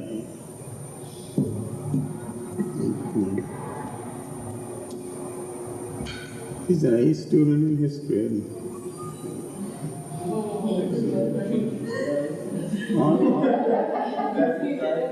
Honors in history and speech. I don't know what that means at all. Yeah. Yes, let's see what kind of time we got now. We have a little time. On the trade and the destruction of trade, in an analysis, that's why I think, and I agree with you, that the taxi limousine service, every time you look around, these brothers are getting tickets, and even the street vendors, they do everything they possibly can to destroy commerce, private ownership in the black community. Self-reliance, that's what it amounts to. They're trying to program us into dependency. That's the sum total of it. Same thing, on 130th Street, 7th Avenue, they had a page of the big red newspaper. A man that had cleaners every 30 years, the Korean came in, bought the building, raised the man's rent 3 times, and even the Lord can afford to rent the space, so he's going out of business. Well, see, we assume that so-called third world people have mercy for us. We assume that, it's like we assume that racism stops at the door of communism and socialism. We assume that it stops at the door of so-called third world people. Well, it's an idealistic assumption, but unfortunately it's not true. On the Biafran War, on the Biafran War, could you speak a little bit on the war between the Biafrans and the... Well, the war itself was a war manufactured by the media. The Biafra war was really a war between eastern Nigeria and western Nigeria. And they were really fighting over who would control the oil interests.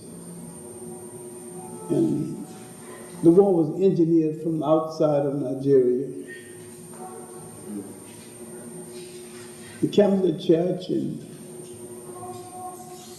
Israel and some other nations backed the Biafran War.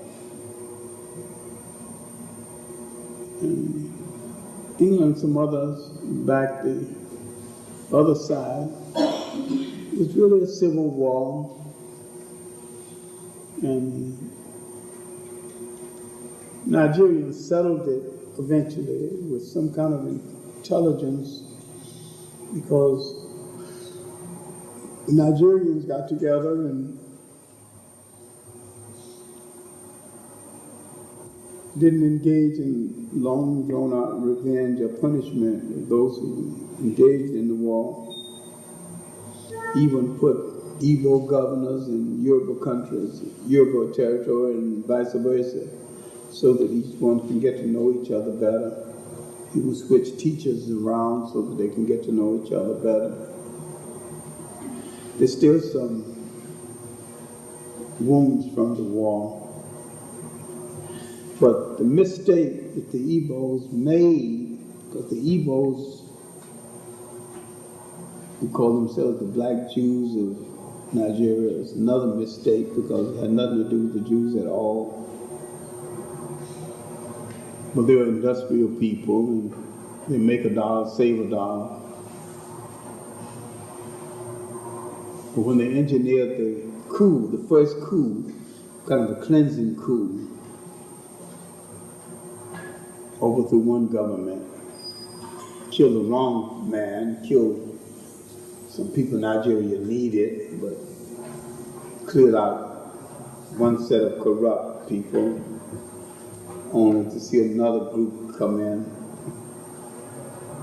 One of the most able people who came from the north was killed, Rebecca Fallon.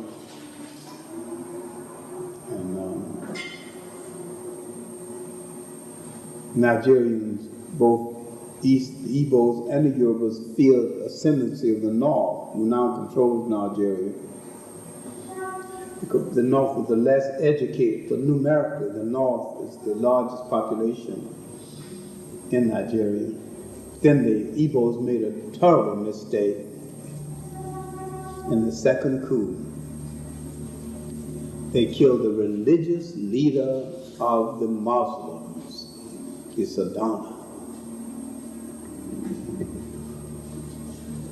It's Adana Sakatu. You never kill a religious leader. If a people want a religious leader killed, let them do it. Don't you ever touch a people's religious leader. If they hate him, let them do it. They want to get rid of him, let them do it. Don't you do it. You do not have the right. They're sensitive about that. You, an outsider who don't belong to that religion, come in and killing that religious leader. See, then the Muslims turned on the Igbos and killed them wholesale. The Igbos held the jobs in the north. They ran the post office in the north because those proud House of Fulanis were aristocrats. They didn't do much. A Hausa woman was the most pampered woman in all Nigeria. A Hausa woman would go to the store, get a spool of thread and carry it. It takes a servant to carry it back home. I know a girl here, Rashida Abubakar, and she kept saying, she's Hausa. And I told her, you got a Hausa name, but you're not a Hausa. She was shocked. I said, you grew up among Igbos. One of your parents was an Igbo. So she finally admitted her mother was Igbo, her father was a Hausa who left her mother. I said, how do you know? I said, you laugh out loud, though pleasantly. I know Hausa women. A Hausa woman never laughs in public. And when she feels pleasantly about anything, it shows only in her eyes. She expresses other pleasures only in the confines of her home with her immediate family.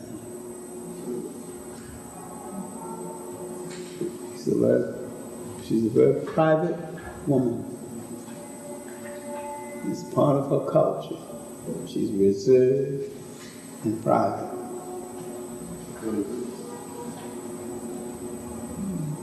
Nothing impresses her to the point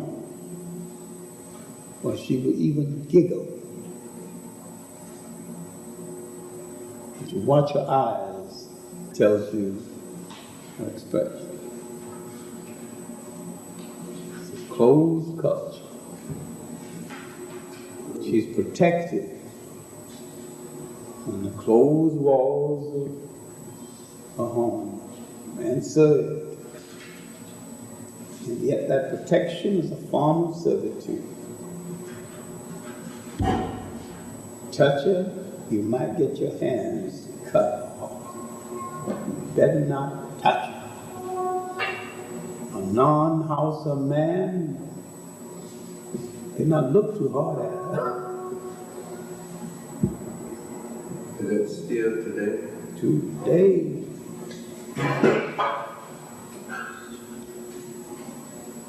They're very sheltered, very protected. Societies change almost from block to block in some parts of Africa. You better know what you're doing. When I'm in northern Nigeria and I see a Hausa woman, any part of the sidewalk she wants, she can get it.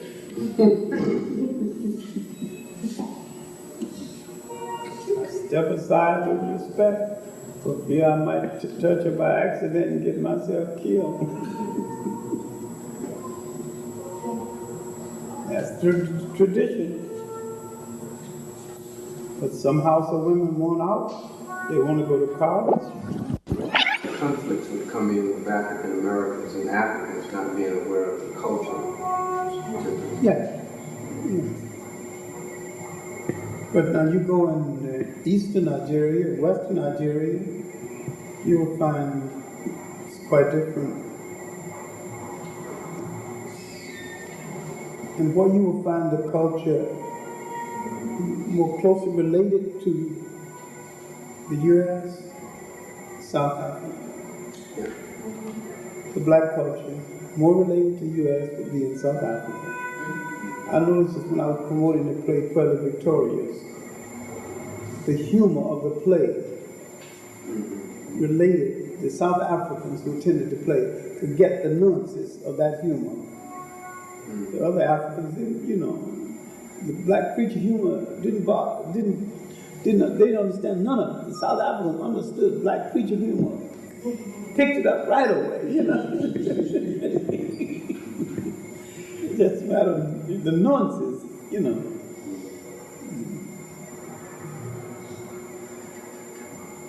But if we ever understood each other, we'd be well on our way.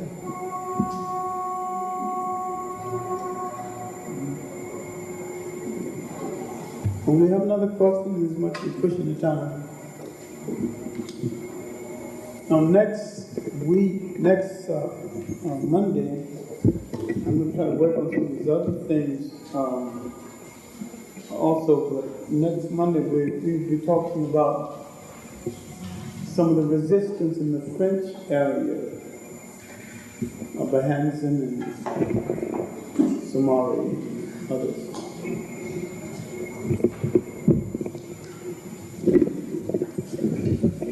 Hansen is noted for fighting with the all-female army, at least his assault troops, all-female army. And that's been misunderstood because a lot of feminism thought that these women were lesbians and had nothing to do with it at all. There have been female armies in Africa on several occasions. Many of them had children, functioning. And in Angola, a lot of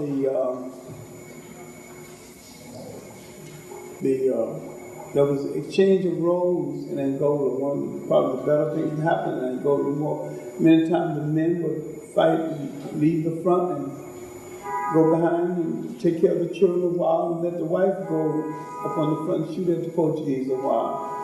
Sometimes she shot better than he. Some of Michelle's first wife was a good soldier on the line and was killed, fighting up on the line. His first wife. And was as good as any soldier. Gave a splendid account of herself as any soldier.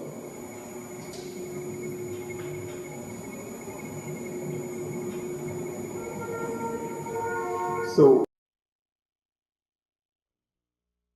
who went against the grain of the sentiment in that country, while most of that countrymen were saying African people had no history, who are the whites who stood out and said they do have a history, and this is the history? That's what it's all about. But first, I want to do what family people do. I want to give an account of myself to you. What have I been doing since you've seen me last? Now that I can barely see you, while my general health is seemingly improved.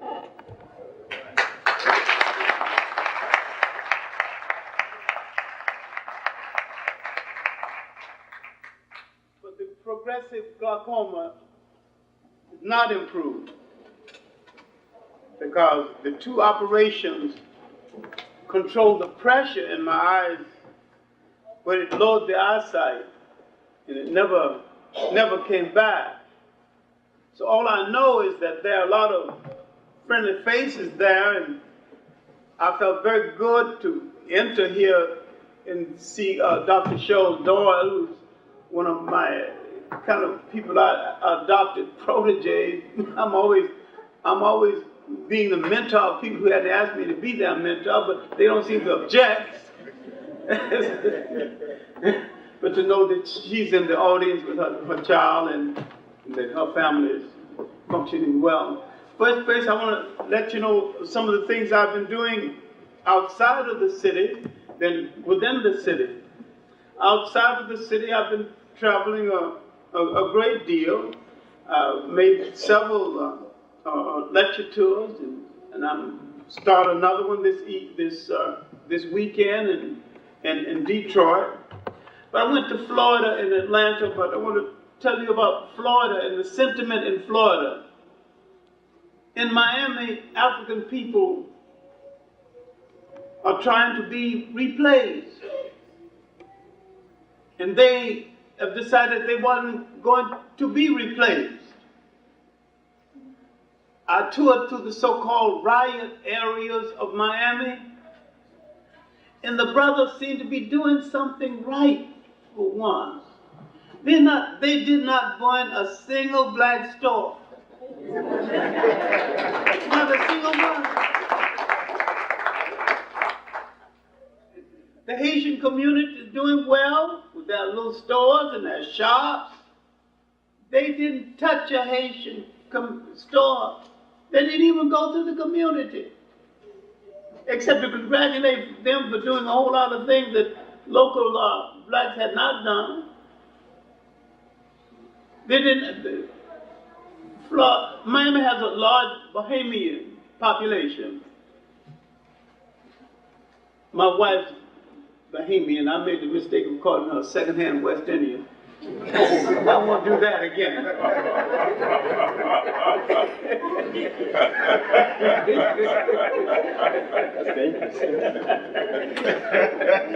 The Bahamians, they're so close to the United States, the rest of the West Indians don't consider them as being a part. And then they have not only Bahamian restaurants, Bermuda restaurants, Bahamian restaurants, then they have Caribbean restaurants. You have a human laboratory in Florida.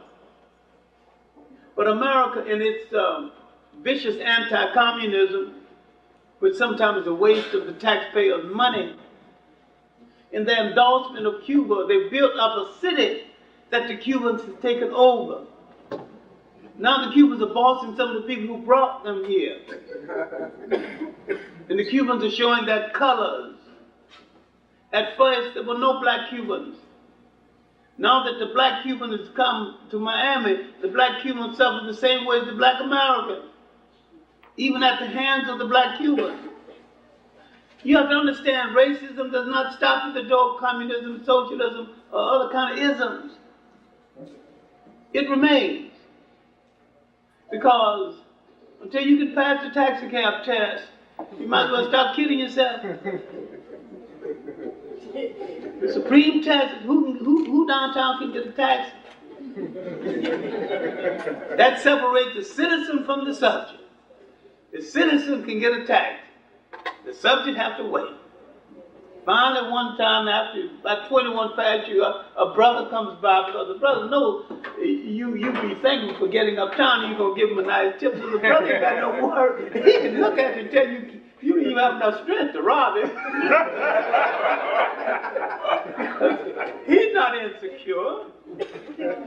Okay, now, in Miami, the brother's going down stores of a furniture store owned by an Arab who's been cheating them, and grocery stores owned by a Cuban who had been cheating them. They did not touch one black store. They're learning something about strategy. We're not knocking down our communities only to have people rebuild them and charge us for it.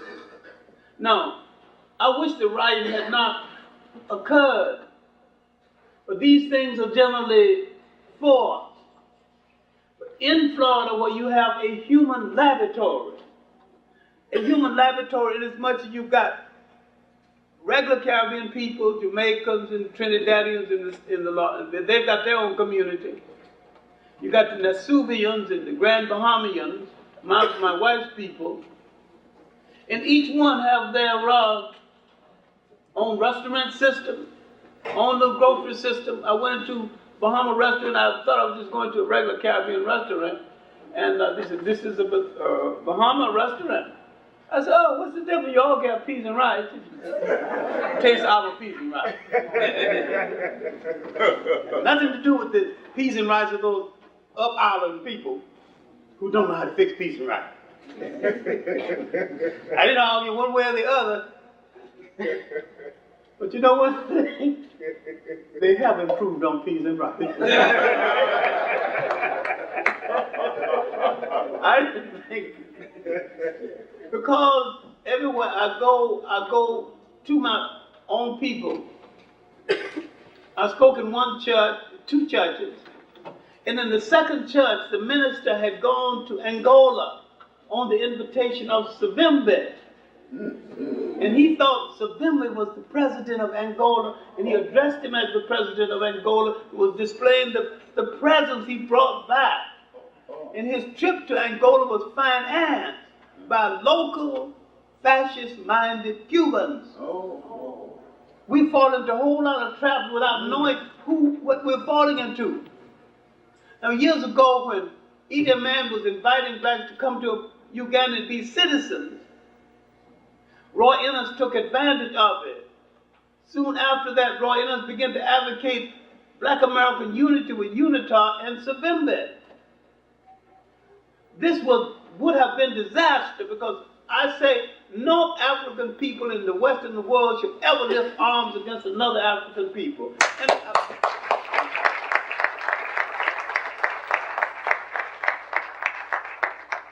I don't know why I wrote the only letter to the Amsterdam News, and they published it, and published Innes' reply, saying that, look, we cannot be recruited in the West to support Africans who are being supported by the United States and South Africa. If you're being supported by the United States and South Africa, then you are out to destabilize Africa, and you're an enemy of Africa. When you think of that a black preacher from Florida would go there and bring back and display all the presents that he got from Savimbi, including a pure ivory hatchet, decorative hatchet. And I don't mean imitation ivory. This is pure ivory. You don't get much of it anymore because they stop people from killing elephants. So pure ivory is something very rare. That one piece he had would have cost over $3,000 on the open market. He's displaying his cap and all the different things he got from UNITAR, which proves that he is politically naive about what is happening in Africa and what is happening in Southern Africa. But it was a good thing to go and to be on the spot and to ask the brothers what did happen, and to know from their point of view, other than the point of view of the mass media. The mass media missed the point in total. The black position in Miami was strengthened in the final analysis. But that don't mean they still don't have trouble. They do have trouble. Here's a city where the Cubans have done something I never thought anybody would do. They've taken the dry goods and the department store business away from the Jews. And they control it. Economically, they have control of the city. And another thing the Cubans have done, which we should be very careful to try to do, or make better use of what we have in this regard. They've taken over a university in Florida, Florida Memorial. Florida Memorial is, from all intentions and purpose, a Cuban university where they speak Spanish and all the high officials are Cubans. We never colonize other people's property and turn it in direction, turning it into our own. We are very kind and humane people, and sooner or later we'll need some kind of protection. But we have to toughen up for the century ahead. That don't mean we must lose our humanity, but we must recognize the fact that in this world you are not going to exist free without some form of defense. And while I don't like to hit nobody, don't have much hitting strength left anyway, nobody's going to be free in this world unless somebody hits somebody. I regret that this is true, but I'm not the one that made it true. I've been over 50 years on this line. I'm tired. I like to get off the line. But I get stimulated sometimes when I face a black audience. On a tour of North Carolina, I went to North Carolina at Charlotte, the University of North Carolina at Charlotte. And this is the way I get to serve black institutions. I went to University of North Carolina at Charlotte. They paid me $1,000 and plane fare and lodging. I delivered decent, honorable lecture at Charlotte. Then I go to J.C. Smith, a black school, and lecture for nothing. Now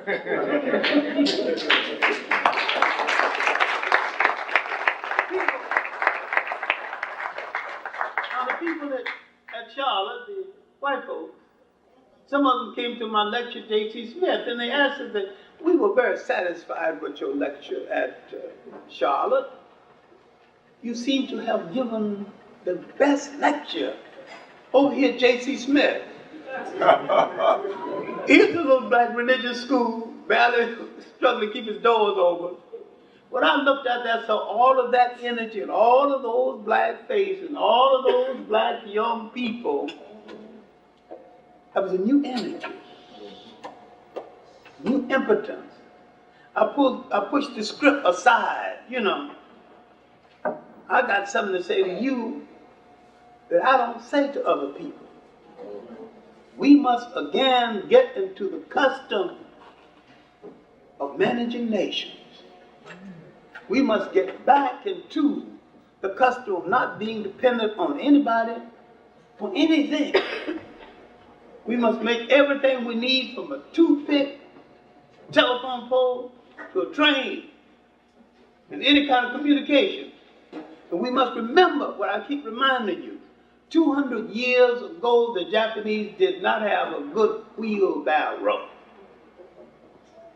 It was in the 1880s that Perry kicked open the door. 1905, they had built enough ammunition that they could take on Russia, and they took on Russia and won.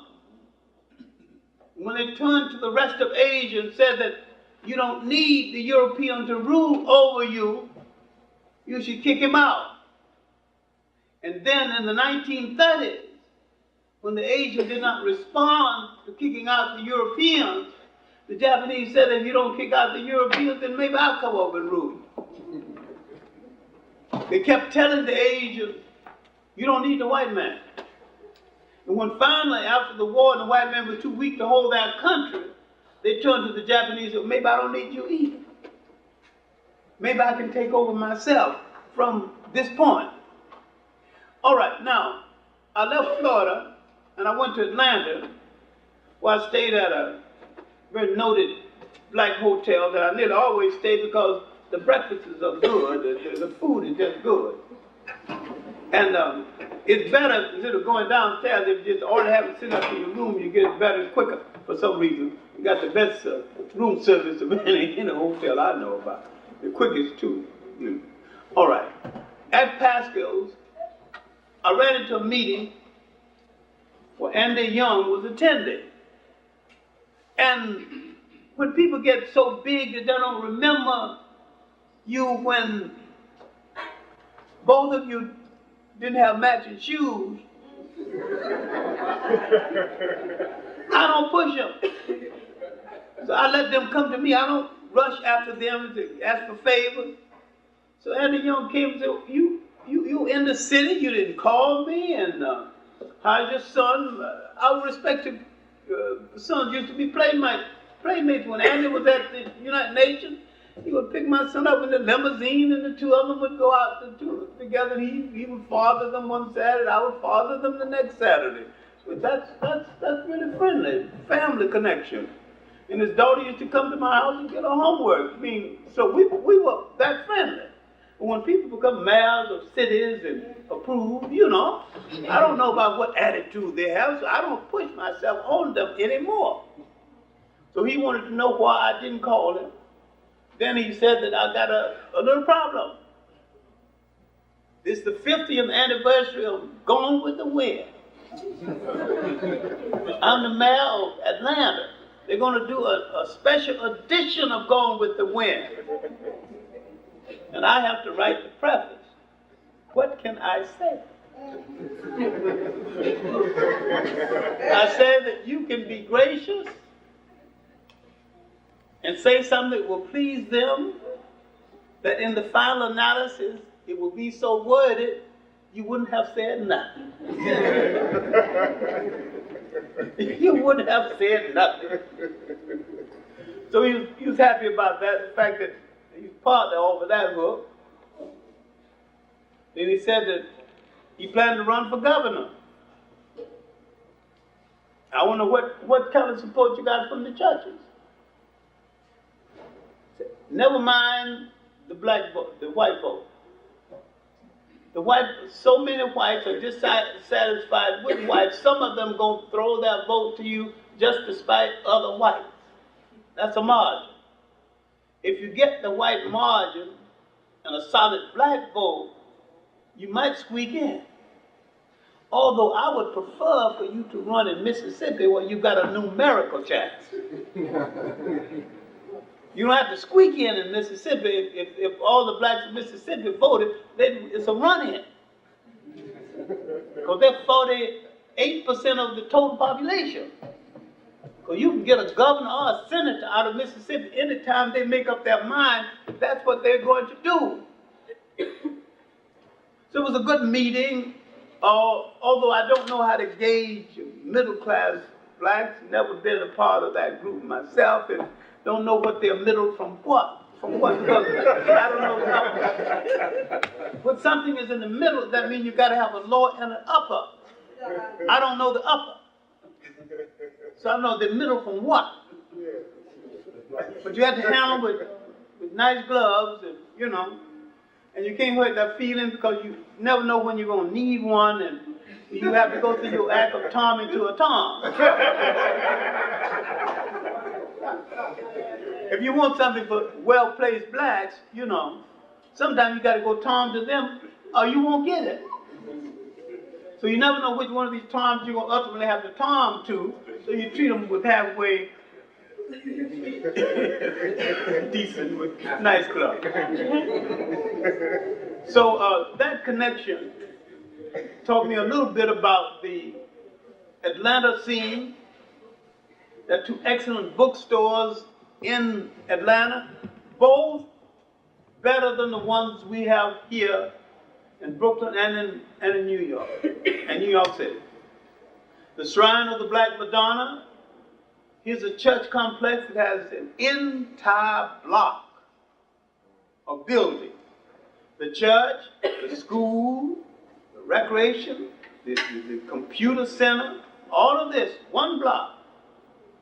And got images in the church reflecting the blackness of Jesus and the blackness of the angels. Because they said that they asked a question.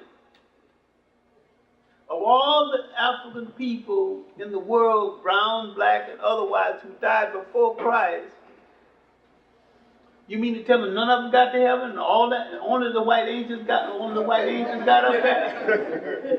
You mean? So they painted themselves some black and brown angels, all kind of angels, all kind of different races. They didn't rule out whites. They just ruled other people in. And this is really what the lecture is about. Not taking white people out of history, but putting black people in their proper place. Once you put black people in their proper place, you can leave white people in. You can let Paul Revere stay in the American Revolution. He made that ride for a very good purpose. The good purpose is stated, but there was a secondary purpose that's not stated. He was a bootlegger, and he was also informing the bootleggers, hide that stuff before the British put a tax on it. But many times the incidentals of history get left out of history. Like the Queen of Sheba and Solomon, who was not much of a gentleman. He's invited a queen, one of Africa's finest queens, to visit him. She visited him because Tamaran, the Ethiopian commercial czar, had told her that Solomon had bought a lot of red gold from Ethiopia and a lot of things for his buildings. And each time he go to Solomon, Solomon gives him some wise saying instead of paying the debt. He said, go to Judea and see if you can collect the money. And while you're there, incidentally, check out his wisdom. The incidentally became a part of history, and the fact that the woman was going to collect the national debt of her country got left out of history. The incidentally could be played around with. Because you can play around with that because you can deal with Solomon and his so-called wisdom. I'm one of the people who's not a Solomon fan, you know. I think he wasn't a gentleman. You invite a royal woman to your house, a queen of Ethiopia, who's trained. I mean, her entourage was so large and so long, was 3 miles wide, long. That's the attendants, the porters, and her bodyguard. Her private bodyguard larger than the armed forces of Judea. Her country 30 times the size of Judea. She would not go there and say to anyone, I'm black, but call me you daughters of Jerusalem. She wouldn't say that. This was a period when nobody apologized for color and nobody boasted of color. Solomon gives her dinner and gets too much salt in the dinner. She gets up at night to get some water and he assaults her. He don't sound like no gentleman to me. I'm perfectly willing to leave Solomon in history, but not as a man of wisdom or integrity, or a man who had enough gentlemanly charm to treat a royal African woman the way a royal African woman needed to be treated. I'm not talking. I'm going to take him out of this. Okay, now, I'm saying because people emphasize what they want to emphasize, We are approaching the 500-year anniversary of Christopher Columbus' alleged discovery of America. And I maintain he discovered absolutely nothing. How are we going to celebrate? Blacks are all geared to celebrate. The Caribbean islands are all geared to celebrate. What are they celebrating? Because had this man been kind to the labor supply in the Caribbean islands, it wouldn't have been necessary to bring Africans here. The Africans came out of Africa to the so-called New World. Their first encampment was the Caribbean islands. We have misunderstood the Caribbean islands, and the Caribbean people have misunderstood the Caribbean islands. Because they spend so much time saying, I'm different from those other people, they quite forget that the incubator, the rehearsal for slavery was in the Caribbean islands. And there it was harder than in the United States because they broke the slaves there for the American market. Later on, certain circumstances, plus the fact that they became the majority on the island, and the lazy Englishman who was brought to do certain technical labor didn't work out, and they became the craftsmen, the shoemakers, the ship repair people, the armorers, the ammunition repair people. They repaired the sugar mills, and they developed a skillful class that was not only skillful but so needed that they had to lighten the load on that class, and that created a Caribbean free man ahead of the creation of a similar class in the United States, especially in New England. Why am I going all of this way to come back to the preservers of African history? Because in preserving African history, it is something that I study all of the time. It is a consistent thing with me, like breathing, forever inquiring into things. And this is why I regret that I do not have the visual facility that I used to have. And one of the reasons why is that I like to examine documents. I like to freshen up things. And I like to forever be poking in corners of libraries, digging up books that most people haven't read. And even if they knew about them, they're too difficult to read, or they think they're too difficult to read. Because the mission of getting proper information on my people in the world has been an overriding permission of my life, to search for the basic truth. I had 50 years or more of direct relationship to communists and socialists. And when the final break came, it came over my pursuit of the absolute truth. And even if it goes against Karl Marx, what Karl Marx has said, if it's the truth, it is the truth.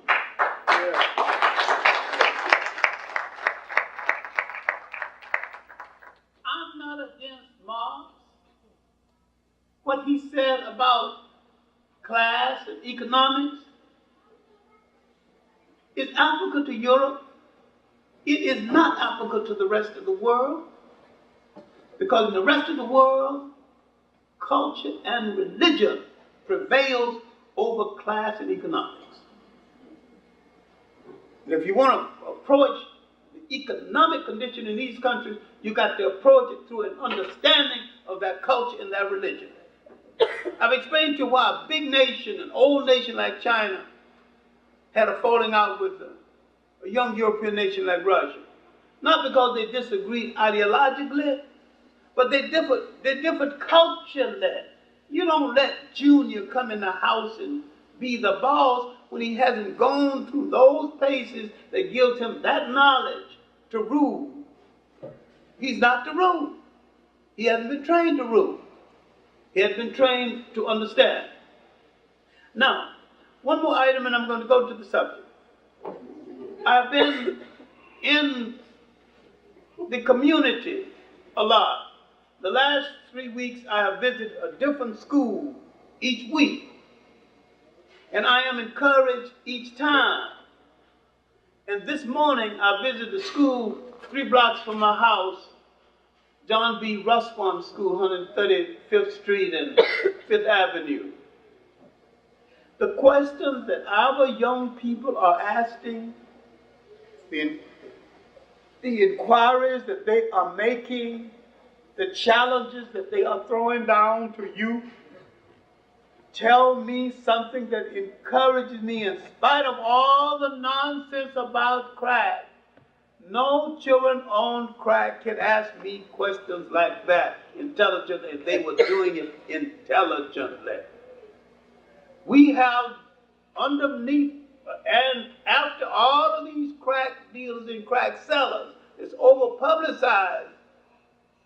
We have a strong and helpful young crop of young people coming up who will do business and do it right.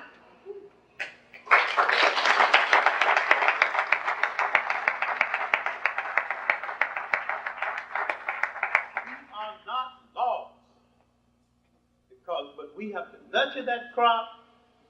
We have to train that crop. We have to encourage that crop. We got kids who said that, all right, so came from a one-parent family. I'm not going to let that throw me. So I'll do what I can with what I have.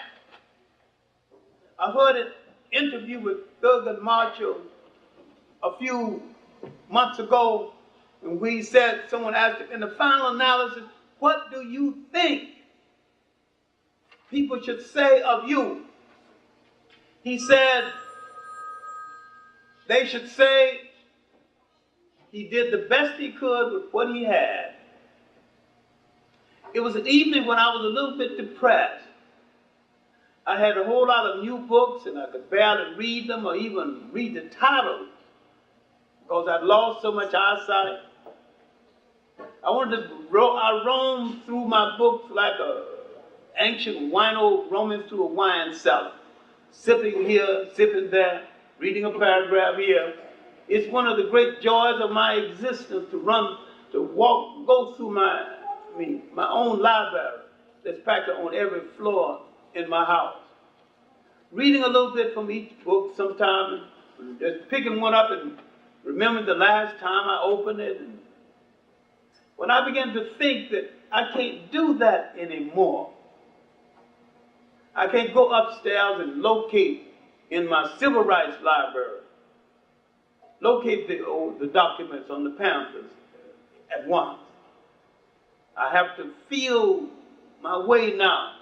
Probably it was on that shelf, or maybe not. Probably I left it some other place. The best A papers of my students is Cornell, some of the finest papers I've ever read coming from. I can't do that anymore. So I was a little depressed, and I heard this interview, and Thurgood Marshall said that in the final analysis, just tell them I hope they say he did the best he could with what he had left. I said, well, the hell, there's nothing else for me to do.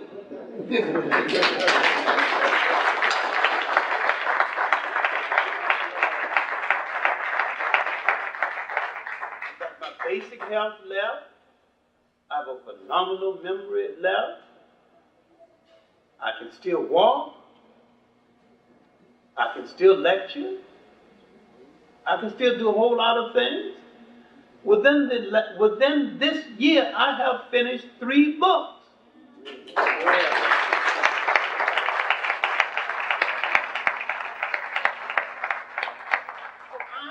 not ready for the boneyard.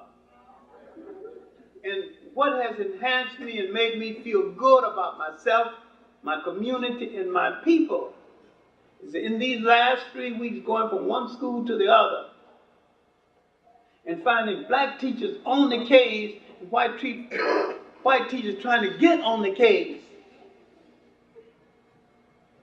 And white teachers beginning to understand if you don't do some teaching now, you ain't gonna make it in no black schools because these black kids and all their curiosity, they ain't asking no mild, neat questions anymore. This morning, a kid got up in class and said that about the word African American and black and color. I'm black and my classmate sitting next to me is light. How did both of us get to be Afro-American? Yeah. Now I got to explain the fact that The slave ships didn't bring any African Americans. The slave ships didn't bring any Caribbean. The slave ships didn't bring any high yallahs or low yallahs. Most of us left Africa on the same boat, in the same color. One ship dropped us off, dropped some off in the West Indies, came over and dropped us off over here. We lack the ability to protect our women on the shores of Africa. We lack the ability to protect them on the ship. We lack the ability to protect them once they got off of the ship. And certain liberties were taken when we had not the ability to protect them. Certain liberties were taken. Certain NF people began to practice on them for their sexuality or their misconception of sexuality. And they began a process called bastardization. This process almost destroyed the Haitian Revolution. It has stunted the development of modern Jamaica. Oh, then in Jamaica will look you dead in the eye and say, no. Push Garvey out the first time, pushed him out the second time. Because that group was so strong, they could call the tune. Same group that elected a Boston hustler as their prime minister. Now that they made a drastic change, it's not so drastic because the one thing Mandela knows from his father, because his father was a greater nationalist than he was. He was just an arrogant black Englishman, but his father really knew and loved the Jamaica from a nationalistic point of view, and realized that there would be an emergence in Jamaica of people other than the Light Brigade who's going to give Jamaica a new lease on life politically. And Mandela understands one thing: he may be the last of the big mulatto rulers of Jamaica. He don't regret it, because he said a set of circumstances has made Jamaica the most stratified island in the Caribbean, one of the most stratified nations in the world. And he says, I am the result of it. But all he is doing is to prove it to the group that though he is almost white, in heart and in commitment, he is as Jamaican as any other Jamaican. So that in the final analysis, he can say, paraphrasing Othello, I have done the state some good, and they know it, in spite of everything. And that is true. It's some misguided concepts he had to work out, had some misguided diplomatic concepts he had to work out, and he may not have worked all of them out. But he can see now in a clearer light than he ever saw before, because he knows the danger zones. And you know, if you're going to go near them, he's got to go with protection. Now, all of this is a preface to the speech that I will now begin.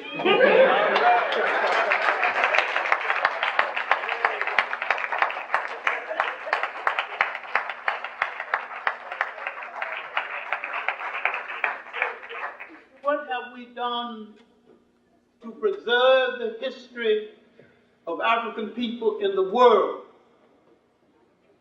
I would like to take a look at some of the non-African preservers of our history and to dispel the idea that all white people have been against our history and against our proper place in history.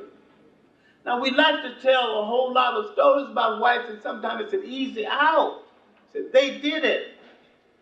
But as a matter of truth, all the time Europeans were distorting African history, there were groups of Europeans saying, no, that is not true. And this started in the ancient time. And we must go over now. We must now read some of these ancient texts. And most of them have been translated into English. We must now start with the first European eyewitnesses to Africa. The ancient Greeks, the ancient Romans, the ancient Persians. These first eyewitnesses spoke well of Africa. The first eyewitness to leave us a good account was Herodotus. Herodotus came to Africa around 450 BC.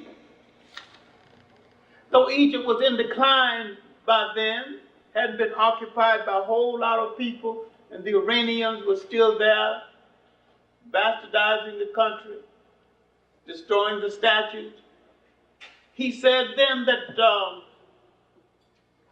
Africa has more to offer in decline than Greece had to offer on its way up. And he traveled. He saw that Africa, old now, almost torn down by foreigners, still had more to offer than a young Europe. And he said that when he traveled from east to west, south to north, he said the tint of complexion of the Ethiopians are the same as that of the same. But he said the tint of complexion of the Libyans sometimes look like dark-skinned Romans. In other words, there was a likeness in the complexion of the Libyans, but they were not less African.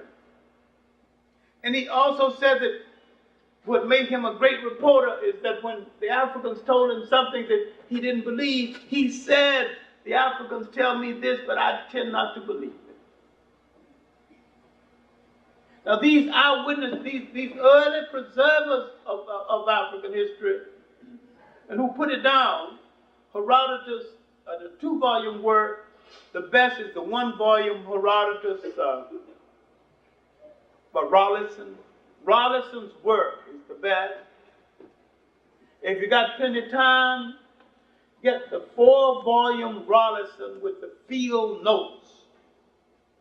He did more than a translation. He did an interpretation of every chapter. Many people have preserved our history when we were not in a position to do so. This was followed by both Romans and Greeks. Pliny the Elder, Pliny the Younger, and another writer who wrote a book called Natural History, Diodorus of Sicily, known as Diodorus Siculus. His natural history gives you the history of African people before the coming of the Europeans. And with the coming of the Europeans, a great African scholar, with the coming of the Romans, began to first teach the Romans African history. When he saw they were making poor use of it, he began to distort it himself. His name was Manetho. And when you go back, you want to know the ancient dynasties of ancient Egypt, and in that chronological sequence, we go back to Manetho. Now, Dr. Ben and other writers have preserved all of this. Sheikh Anta Diop has preserved all of this. John Jackson in Chicago has preserved all of this, and John Jackson has written what he said is his last novel, and every time John Jackson gets in a serious illness, he calls people in to write his obituary. Well, I've done all I can now. Farewell, carry on. Then he go live another 10 years. John Jackson has written a book that's coming out soon called The Ages of Gold and Silver, a black man's interpretation of the whole world, not just Africa. Africa's in there in its proper place. But John Jackson has looked at all the societies of the world. He said that's his swan song, his magnum opus. He won't go any further. I leave it to you young people. Now, John Jackson could be 83. I've attended his 79th birthday 3 times because he said he's 79th and holy. John Jackson is from one of the light-skinned families in North Carolina. He, now that his hair is snow white, he looks more like a Georgia cracker than ever. He goes to his home in in Chicago, little black toughs who never read any of his books, know that this man has made the greatest inquiry into the religious significance of history of any man alive. Know nothing about his work on the African origins of the legend of the Garden of Eden, the pagan origins of the Christ myth, when he traced the Christ story through 26 civilizations, all 1,000 miles apart. His African origins of Christianity, and his book he came out a few years ago, no, just 2 years ago, Christianity Before Christ, when he showed that every element that went into Christianity existed in other religions before Christianity. He's not against Christianity, but he's dealing with its formal beginnings. And that what the African created was a great body of spirituality. You must make a clear distinction between spirituality and religion. Because spirituality is bigger than religion.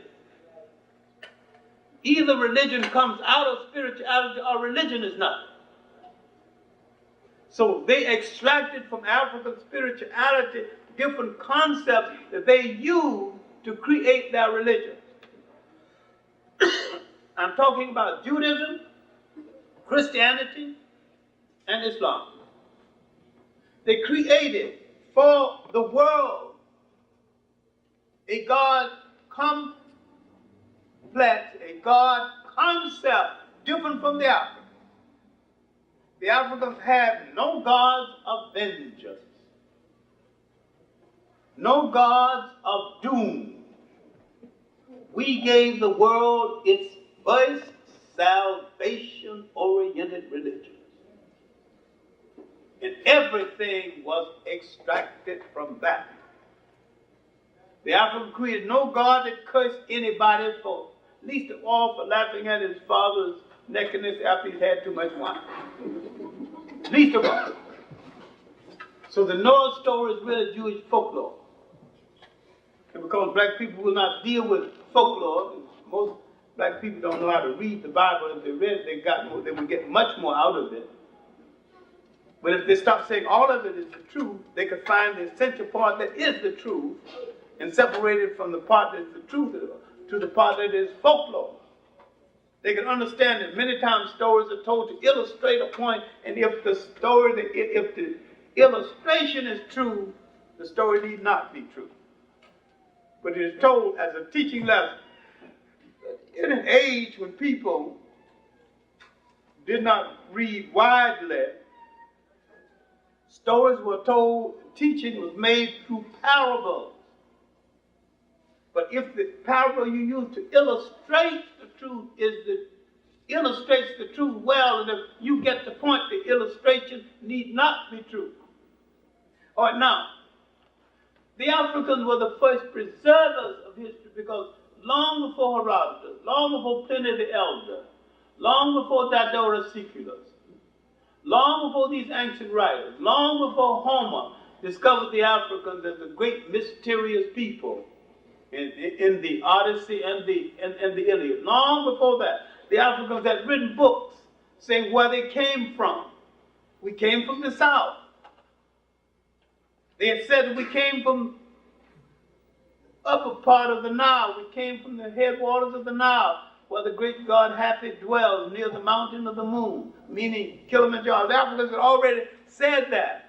The foreigners came and discovered that. And with their discovery of this African fact, they began to make the wrong use of it. It seems inconceivable to them that the Africans could have built the pyramids, and yet they have not yet proved that anybody else did the pyramids. How could Europe build the pyramids? Because when the pyramids were built, there was no Europe. How would he build a pyramid in someone else's country before he built a decent pair of shoes in his country or a house with a window? Now, these ancient Africans who preserved our history, preserved our ancient spirituality, when people broke it up into denominations, they began to put one denomination against the other. I wish some of the brothers would actually read the Quran. I brought one here one night, and the brothers who were singing for the first time, Muslim brothers too, singing for the first time, so this is the Quran. They've been reading some other book, Hadith or some other supplement to Islam. This is the real one. Now, my main point is that these ancient visitors to Africa spoke of Africa in glowing terms. And now, the Roman historians, well, the Romans were never as brilliant as the Greeks. Still are not. The Roman could fight well, he could dress well. But really now, he really wasn't a great thinker. Still are not. But the Greeks outsmarted themselves because they were so smart and intellectual, they thought they didn't need any army. Those bunch of Roman thugs go there and beat the hell out of them and took over their country. That's still happening. Any gangster can overpower any priest. Does that make the gangster better than the priest? The priest didn't think he needed any power, so he didn't carry a gun. So you have to think about who took over what, who, and what the circumstances of this takeover. Now we're beginning to get a record of the entry of foreigners into Africa. Dr. Ben, who's now teaching in Egypt at El Azhar, something I thought was terribly dangerous for him to do, because I don't think the Arabs will ever admit the truth about their entry and their destruction. He's discovering something which I have suspected all along, and so other scholars. When they burned the famous library at Alexandria, they took most of the books out first. And some of these books were hidden. Ben is beginning to find some of these old books.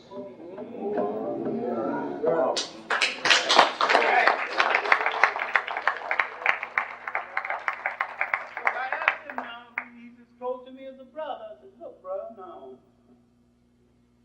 kind of dangerous territory you're going in. The Arabs are mean people, they're the most corrupt element within Islam, and they use Islam any kind of way to make their power point. You're going into dangerous territory. Some doors have been opened to me that have been closed for over 1,000 years. He's found actual statues and pictures of the Hittites, the first invaders of Africa. He looked behind the statues, see how the back of their head looked, found the dreadlocks. These were not white people. These were Eastern blacks invading North African blacks. Now, this is because there's so many small things we do not do. Years ago in the Harlem History Club, Wilson Huggins was sent to Geneva to look after our affairs. We were enlightened enough to raise enough money to send Willis Huggins to Geneva. We were making less than 20 a week.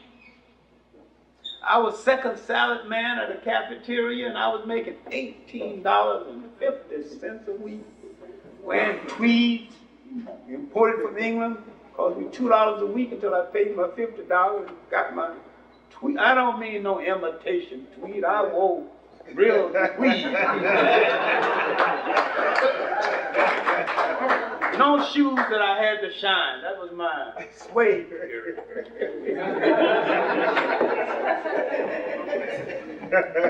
$18.50. Great salaries for that day in the late 30s. My main point is that we were enlightened enough on those small salaries to support Africans in missionary schools in Africa. Well, sometimes the tuition was $30 a year. We would adopt one child, some two, and we get the money, got that money there. A great Ugandan named Ernest Kalabala was here then, and he was married to a black American girl, and that kind of Pan-African marriage sometimes makes out for the better for both of us when they get the brother hung up with a good black American sister, and she got whispering in his ears.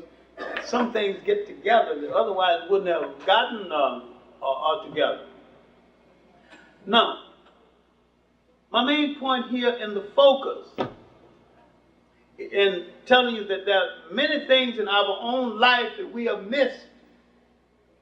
That when Huggins was in Geneva and the Young Turks took over the lecture series, John Jackson delivered the first lecture, and we did not have tape recorders, and very few people took notes. John Jackson's first lecture was something nobody believed. They enjoyed the lecture, but nobody believed it. The lecture was The Black Man as an Imperialist, when we ruled other people. You don't conceive of yourself as having once invaded and ruled over other people. You have not even read about what we did in Spain and the humanity of it. You have read that the Muslims in Spain were more tolerant than they've ever been since. So tolerant that they would marry more than that customary 4 wives that the Muslims entitled to, and they would let them remain in the Catholic Church. This started an argument between the Africans and the Arabs, and this argument eventually weakened their hold in Spain. Jackson was telling us that there were periods in our history when we were strong enough to take over other people's country, and we never did to other people what they did to us. We never mutilated native men. We never took their women without consent of the women. We effected a wedding between their culture and our culture to create an amalgam culture that was a complement to both. This is true if you seriously study Irving Van Sertima's work that came from Columbus, dealing with the Africans in ancient America, but dealing with the Africans in the ancient East, and dealing with the Africans in ancient Europe, and how Africans preserved this, and while now we're beginning to understand things about the African presence in Europe we did not understand before.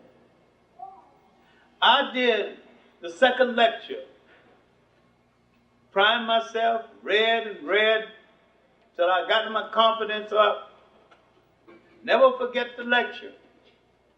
It was called An Inquiry into the Racial Identity of Jesus Christ. When you're 23, unity is really the search for history and the search for definition. And if I might just have a few preliminary words, I'll get on the way. I want to note our personal loss in a voice like John Killens, and then a voice like James Baldwin. I want to notice because a people need spokesmen, and they need people who search out what is needed and what John Killens called long-distance runners, people who can go all the way and go that extra mile. Both John Killens and James Baldwin were unique as writers. John Killens always chose subjects for his novels neglected by others, and mostly Baldwin. Baldwin did something in his novels that made him a monumental figure in the literature of this nation. he restored the personal essay as a literary form. The personal essay had gone out of style in literature. No one was writing the personal essay well enough for it to hold up as literature. In writing about his personal problems, he wrote about universal problems. And yet, the vantage point from which he wrote was James Baldwin growing up in the Harlem community, trying to resolve the difficulty of being black in a nation that promises so much to his people and delivers so little. He died at home, away from home. And his death in Paris his death in France raises a question. Why so many of our writers, Richard Wright, and so many of our artists, Henry Tanner and others, why so many of them have to leave the United States to find enough peace in order to write? In one of my last conversations with him at Cornell University, he said there's something about the United States that eats into a person's manhood, and he don't feel a whole man in this country. And he have to leave the country to find an intellectual home in order to put his writing down. Sometimes he thinks out things in America, and leaves America in order to write them. Nearly all of his books were written abroad, where he had enough peace of mind in order to write. All right, now after this lecture, the last lecture, and I will be here for it, will be called The Lonely Nation Away from Home. It will be solely about Black America. And what is so unique about Black America and what is so misunderstood, because the Black American is really the loneliest of African people outside of Africa, the most misunderstood people outside of Africa, generally misunderstood by other African people, because the nature of the oppression in the United States have made something cruelly unique about the plight of the Black American that other African people have not only not understood, but hadn't even sympathized with.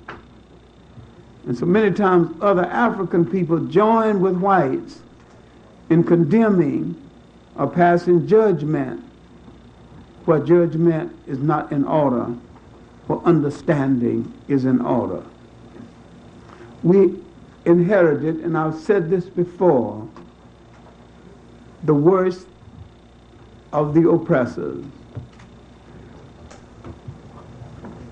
I've also said that Europe dumped its human garbage can into the Western world, and this nation got the worst of that garbage can.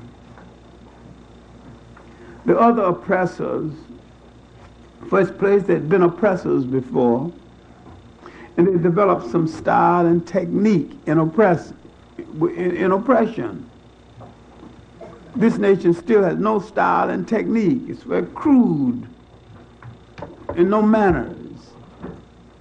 And the Black American had to face something that others have not had to face.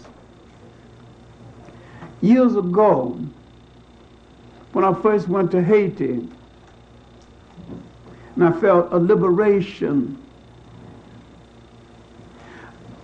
said, at last I'm in a country where black people rule.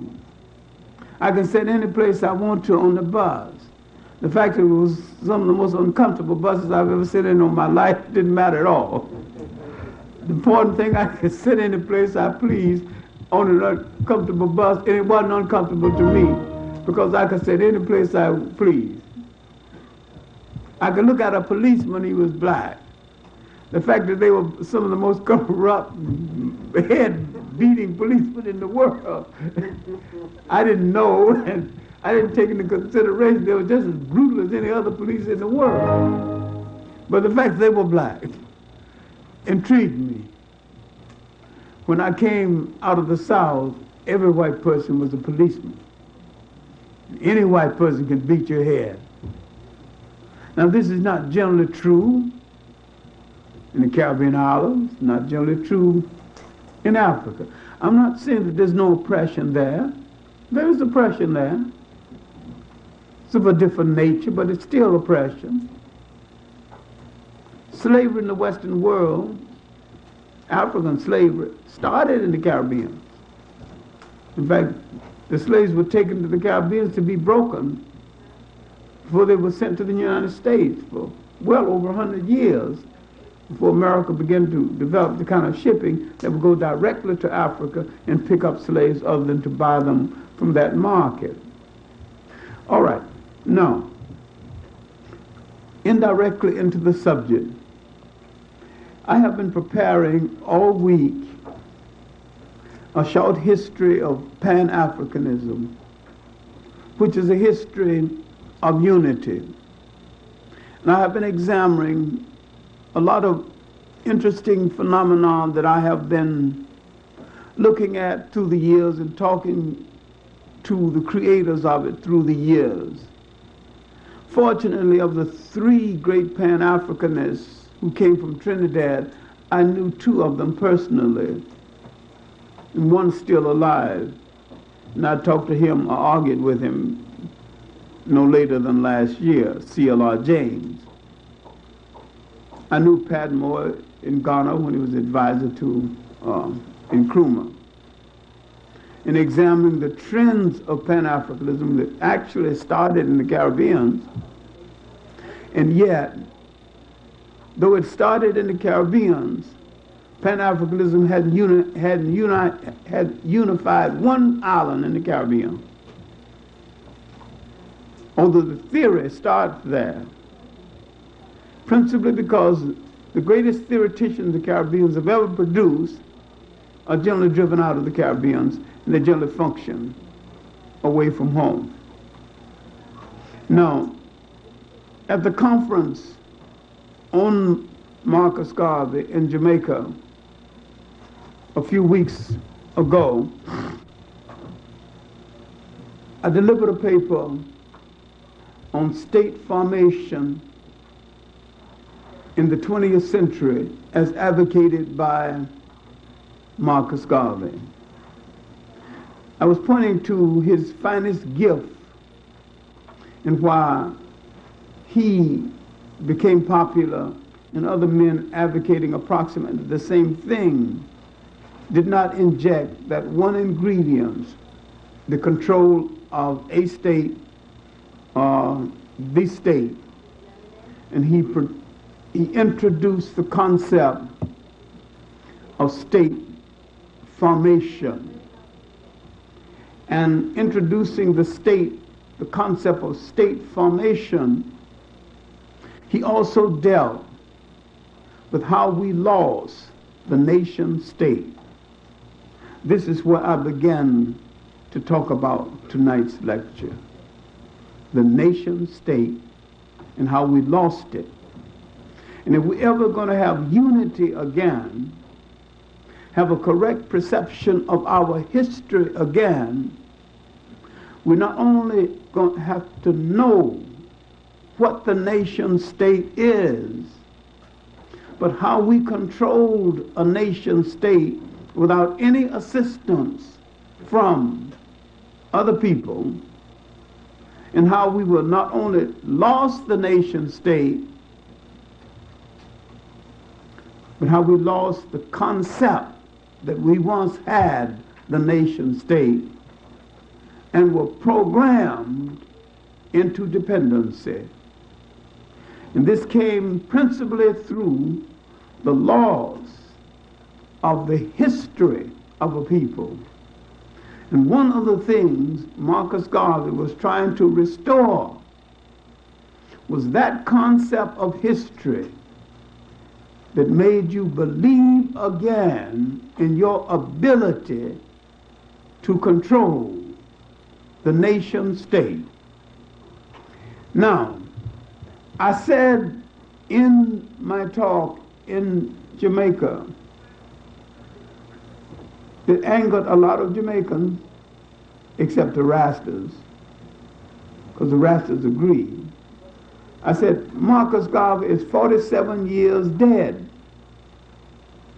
We are hailing him as a national hero. If Marcus Garvey were alive today in Jamaica, there are some Jamaicans who would stone him to death.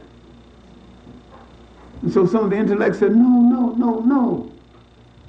The same day they announced over the radio that they were giving medals to the Jamaicans who participated in the invasion of Grenada. Nothing could be more anti-Marcus Garvey than for one black nation to crush the freedom of another black nation. That single act was so anti-Garvey, it was figuratively stoning Marcus Garvey to death, taking him out of the grave.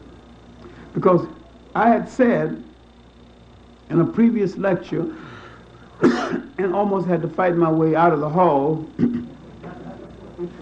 I said, with the election of the Bostonian conman,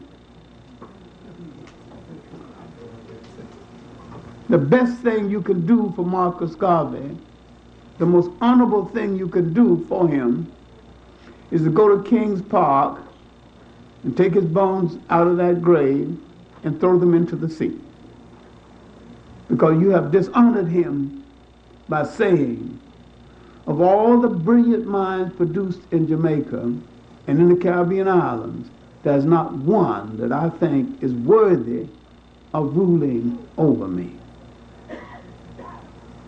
And then, soon after, some of the followers of the Bostonian called and said, we know who you are, and if you ever come to Jamaica again, be prepared to go straight from the airport to a Jamaican jail or to a Jamaican undertaker. So years had passed, and I had not been in Jamaica again. I wasn't prepared to go to a Jamaican undertaker or to a Jamaican jail. I arrived happily surrounded by my beautiful and wonderful Jamaican friends, arguing over who I was going to have dinner with the first night, giving me all of the beautiful island hospitality that I had grown accustomed to years ago, finding all the warmth and the gentleness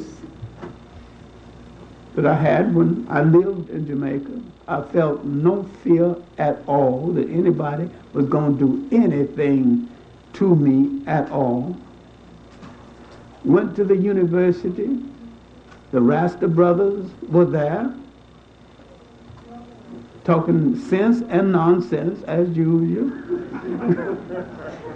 And as usual, saying that we Rastas never been. I'm listening as usual with some degree of respect and wonderment. But I wonder how did such a country of wonderful and beautiful people got so mixed up politically when it could be the political jewel of the Caribbean Sea. And I think principally because it lost its concept of history.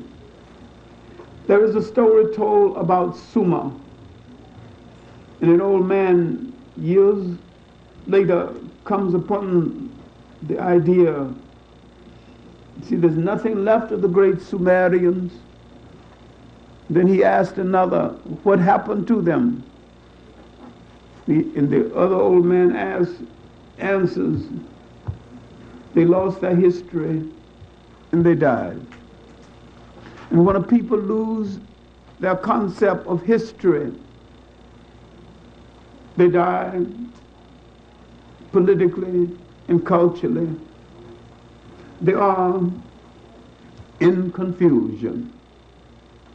All right, now let's go back and see what kind of nation state we had before we lost the state. What kind of universities, what kind of scholars. It is hard for you to conceive with all the anti-African propaganda that you were once the masters of a nation state, not only the equal to Europe, but had a university system better than the Europe of that day. Let's go back now to the 1400s, when Europe is coming out of its bind after the Crusades. It was a drain on European talent, drain on European money, drain on their treasures. Although they were rapers and robbers and brought a whole lot of wealth back into Europe, but the cost of the Crusades was so high, the net loss was far in excess of what they had gained. Now, this period is over. Famines, plagues have taken 1/3 of the population of Europe. Europeans had not discovered or developed the regular use of soap and water. You think he is antiseptically clean, always been that way. You should study a book called Dirt, which deals with the history of sanitation, or the lack of it, in Europe. All right, now, when Europe learns how to build ships again, when they go out into the world again to replenish their food supply, their energy supply, they have to take it from other people. The other people, being unsuspecting, are surprised and are defeated. Now they have to create a rationale, a reason for having done so, because you cannot successfully oppress a historical people. So you've got to take most of the world out of history. So you have to forget what they did for you. You have to try to forget or rationalize what you did to them. And so the great states in inner West Africa, called the Western Sudan, are going. They have to forget Timbuktu. They have to forget the great educational centers, especially Sankore, one of the great universities of the world of that day. 2 universities, Sankore, Salamanca in Spain. They have to literally make slaves out of the Africans who had maintained these great universities. Now, what the African people are losing is their concept of history and a place in history. Now, being brought to the New World, being given a Bible that they did not write,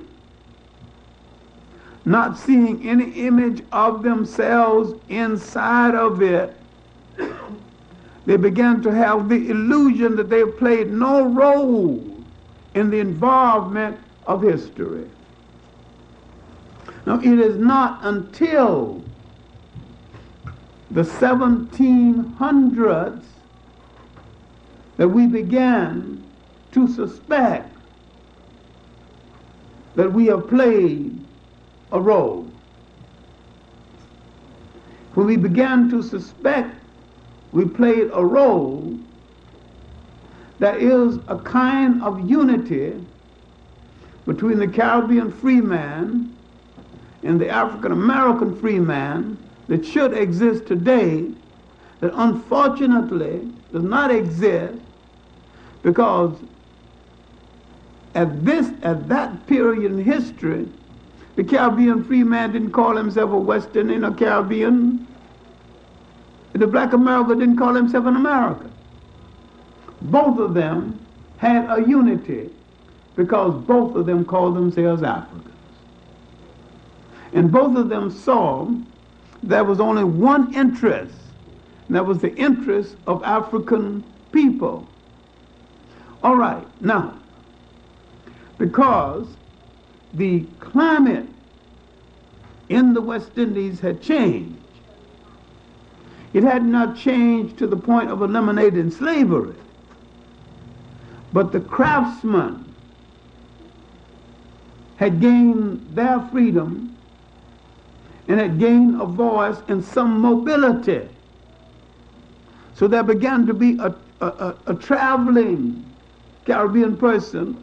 Many of them came to the United States looking for better opportunities. So now, in the 1700s, a man came from Barbados, Prince Hall.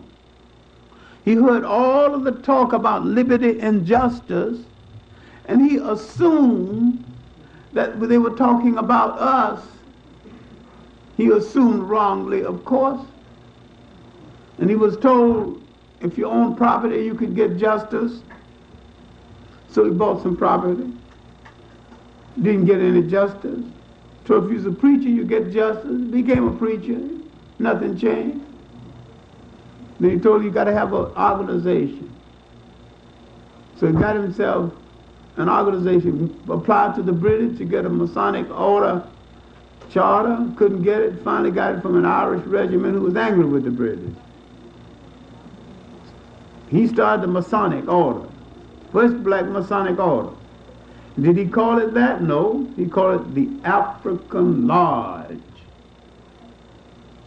Now this was a responsible organization, not a bunch of liquor-lapping hounds that you see today. No social climbers, no ladies showing off new dresses. These were responsible people. These were free blacks working toward the freedom of the slaves, meeting for serious reasons. Now, they began to underwrite the first writings about our history. In other words, the first writings about our history had to be subsidized. Prince Hall and his group were wise enough to realize that the writer had no money of any consequence, but he could write well. If he knew what he was writing about, we would give him a little money to sit down and let him finish his book. So many of the escaped slaves sit down in the lodge and finish their narrative about their life in slavery. Then they began to have newspapers much later. Peter Ogden from Antigua had found the Odd Fellows. Now, why am I emphasizing the Caribbean input into the early Afro-American freedom struggle? Because they had a little more freedom at this juncture, freedom of movement, than the black American. And they did not use it as proud, arrogant prowess, came over beating breasts. I got more freedom than you. My slave master is better than you. They didn't use it in that nonsense. They said, well, let me go over and see if I can give you a hand. And that's what they did. These were able men. So this continued until the slave narrative became a part of the record of the mistreatment of slaves and a part of early American literature. And the rough-hewed slave narratives existed until a better written slave narrative would emerge under Douglass. All of this is a part of the writing of history. There was a slave who had been a slave in the Caribbean islands and been in England because his master traveled and took him because he was a good valet and he read what he read, and he was a very intelligent man, Equiano. Now, you're beginning to have a better written slave narrative, written by literate people, putting down the history of our treatment and the history of the background of the same people in Africa. Equiano's diary, worth reading today. Frederick Douglass's Life and Time, worth reading today.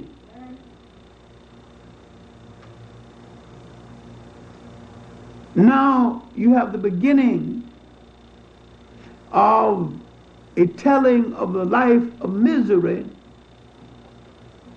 until in the 1800s, early 1800s, blacks began to demand an even greater voice. Douglass is out there now, the finest voice we produced in that century. The great black ministry is out there. Now, a Jamaican mulatto, John B. Russwam, and a black American, Samuel Cornish, starts a newspaper, Freedom's Journal.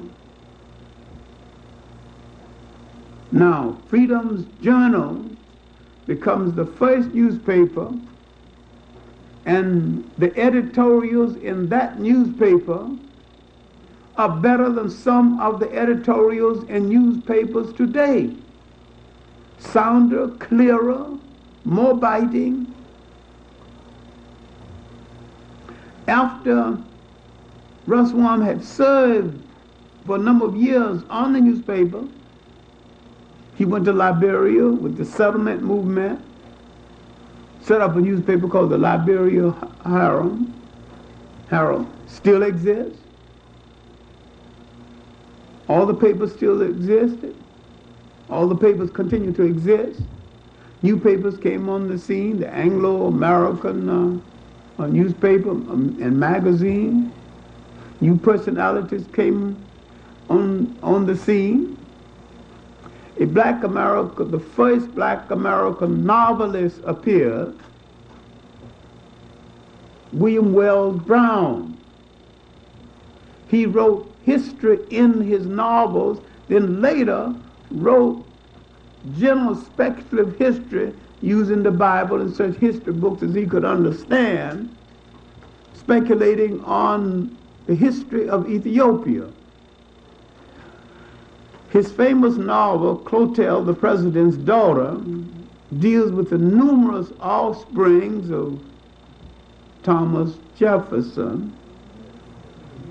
Now, Thomas Jefferson's taste for chocolate is too well documented for me to have to get into tonight. He just loved those black women. Good taste too, I guess. One, Sally Hamas, had 7 children by her. Yet all the time he was speaking about democracy and morality and also saying he didn't believe in social equality. All kind of contradictions. Lincoln said he didn't believe in it either. All right, he signed emancipation for another reason, but we don't have time to get into that. He wanted to weaken the South in the Civil War. So now, as we approach the 1850s, another recorder was on the scene. He came to America briefly, couldn't get into schools, and he left. His name was Edmund Wilmot Blyden. Went to Liberia College, went to Togo and discovered the circumstances of his own family's enslavement. Would later write a book, in spite of its age, over 100 years old now, and it's still worth reading, Christianity, Islam, and the Negro Race. Wrote an early book on Palestine, one of the early blacks to deal with the Jewish situation. His travels in Egypt, still worth reading. But a little book that is almost as up to date today as it was when he wrote it, on African customs, pointing out the values in African society that we need to use. Edmund Wilmot Blyden. There are several books about him. These are books by him. Now, as we approach the 1850s, on the eve of the Civil War, we have a few people structuring our history. We have a few poets, Jupiter Hammond, and an unknown poet on Long Island who would write the first poem of satire. I've repeated it before. My old master promised me when he died he'd set me free. Lived so long his head got bald, got out of notion of dying at all. This was the first poem when blacks cast some doubt about the promises that was being made to him. He was a slave on Long Island. They did have slavery in Long Island, while in some parts of New England it was too cold to keep them the year round and they could work their way out. Certain other places they kept them the year round because they found something for them to do the year round. A brilliant black woman poet appeared in these closing years of the first half of the 19th century. Elaine Wilkins Harper, an anti-slavery speaker, an anti-slavery poet. She wrote poetry depicting the horrors of slavery. In one of her main poems she would read on the platform is, "Bury me not in a land of slaves." She wrote a novel dealing with the consciousness of whites in relationship to being a Christian and a slaveholder at the same time. She is forgotten now, and her life begs for a good writer to put it all together and do a good biography of her. Elaine Wilkins Harper, one of the forgotten greats. I have not dealt with Phyllis Whitley. I've not dealt with Phyllis Whitley because I have a little prejudice here, and I don't want to get into it tonight. I think she was too mild with her poem to George Washington and to Lord Willingham. Just turned me off to the point where,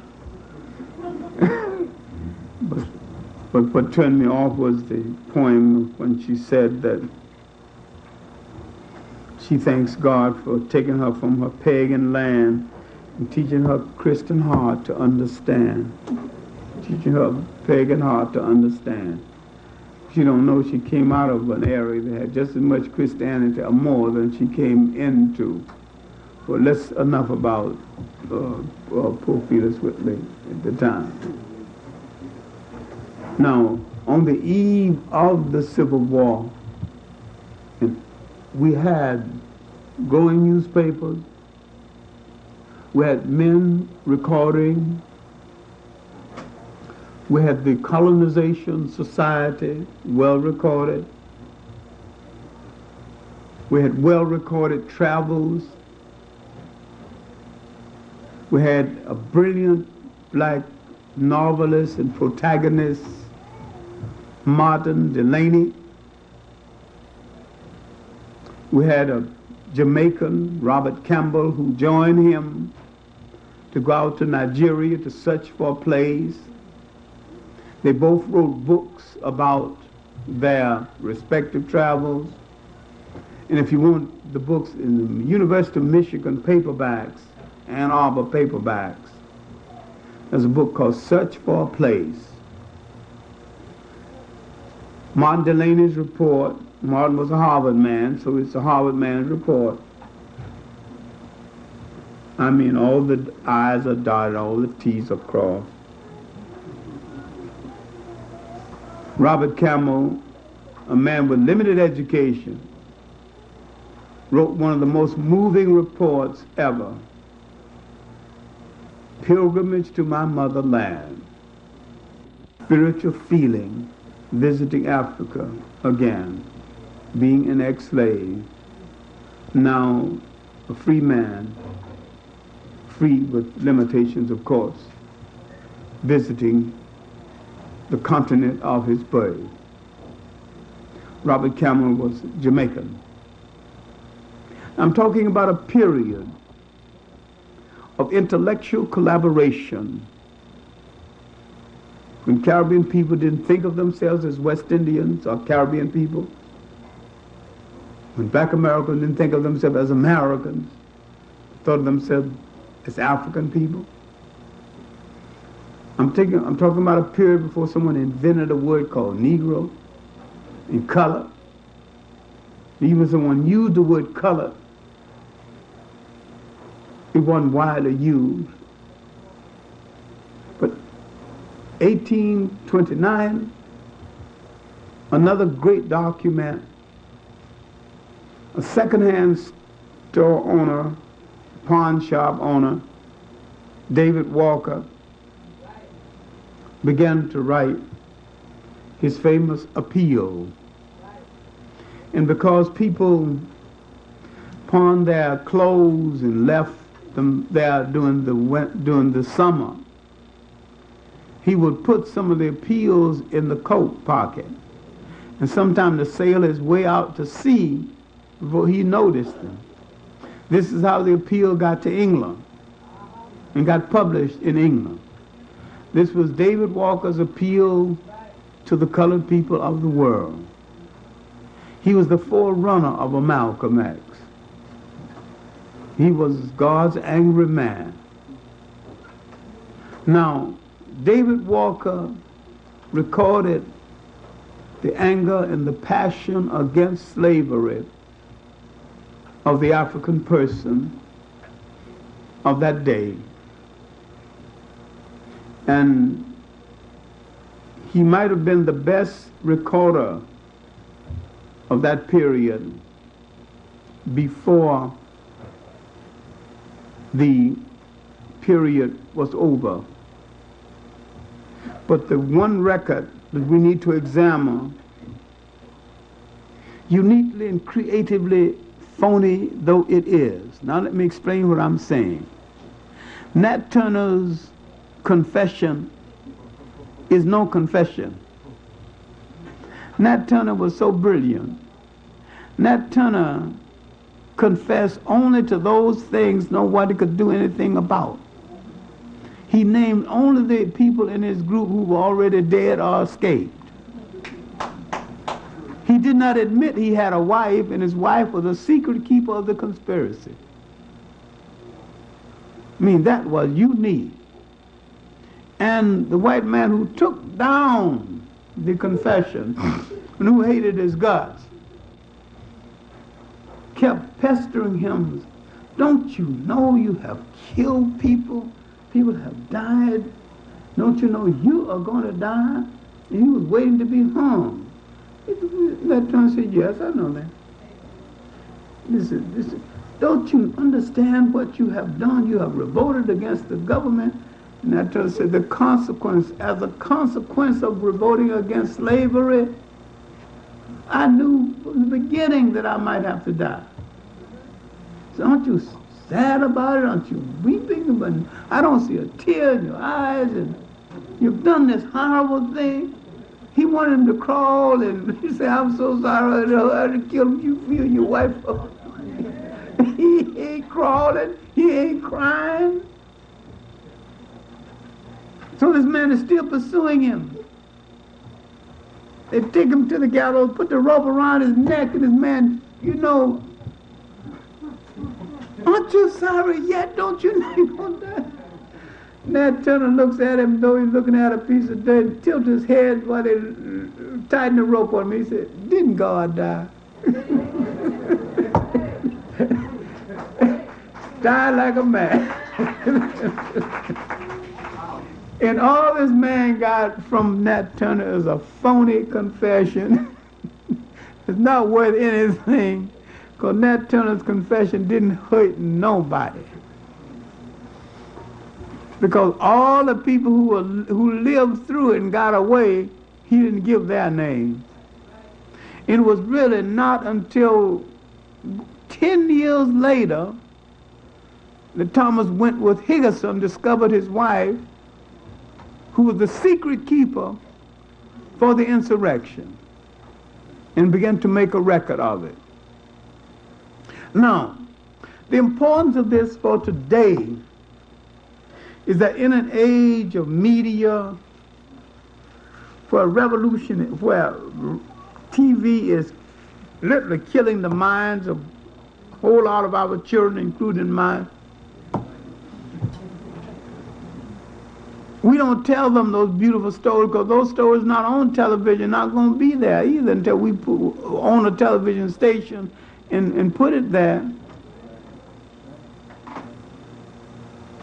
And if you know what some of these stations, networks sell for, do you know we can dig up that kind of money?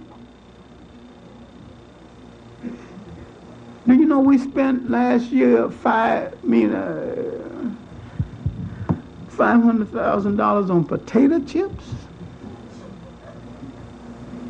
You know, any housewife with a stove can make potato chips? An idiot can make potato chips. You don't have to be wise.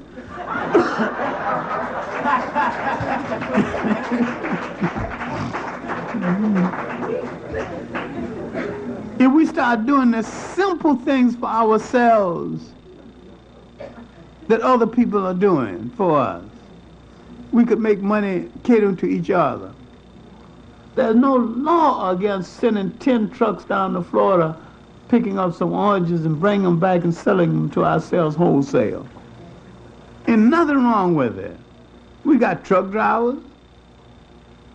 We got the money for the trucks. We're not doing it. All right, now, back to this history, because I'm only going halfway and I've got a lot to do. After the Civil War, after a period called Reconstruction, the beginning of the land grant colleges, the beginning of higher education, we began to put down in our own way, the history of our churches, the history of our societies, most of these things privately written, and some well written, some not so well written, some endorsed by a group of men, literary women who underwrote the expense of having it done. But we were coming back into history. Finally, after some rough starts and some pretty good basic layman's history, a non-profession, but a politician, would write a formal history of African people in the United States, and he would call it A History of the Negro Race in the United States. His name was George Washington Williams from Ohio. This is the first formal history. There have been other histories, informal, written by people who were not historians and had no history training. He had good history reading and a good discipline about himself. He would argue as to whether to use the word Negro. Then he would lose the argument with himself and go ahead and use it. And I'm sorry he lost the argument. But he himself proved there was no such thing. But he thought if he used something else, people would know what he was talking about. So he used it. Now we have a formal history appearing in the 1880s. Now, with the period underway, a lot of tracts, a lot of material written by late ministers.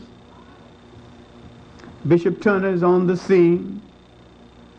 Henry Highland Garnett, whose motto was resistance, resistance, has written a lot of his, not only his speeches, but has written his famous appeal, modeled after David Walker's appeal.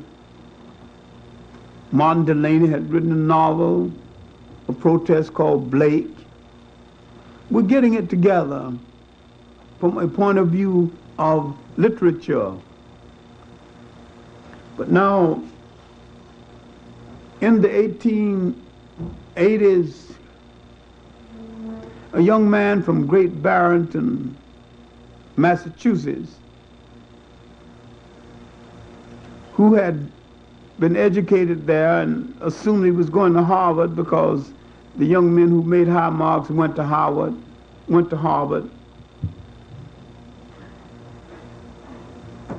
They sent the white kids to Harvard and sent him to Fisk. He began to feel color prejudice for the first time in his life.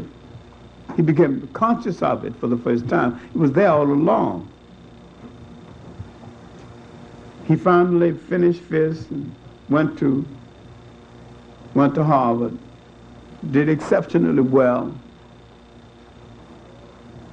And there he wrote the first formal scholarly treatment of the slave trade, still a masterwork worth reading. The Suppression of the Slave Trade to the United States by W.E.B. Du Bois. The first book in the Harvard series, books by the former students of Harvard. Now we're beginning to have our history recorded by competent people. He would continue, and his essays would be published. 1903, his famous book, Souls of Black Folks, followed by his book, Gift of Black Folks. Booker T. Washington has recorded his experience under the title Up from Slavery. Now we have a lot of history at a time a new kind of history writer comes on the scene, the radical black journalist, T. Thomas Fortune, William Monroe Trotter, journalist teachers like Kelly Miller, then teaching at Howard University, and others. The foundation for the recording of our history is underway.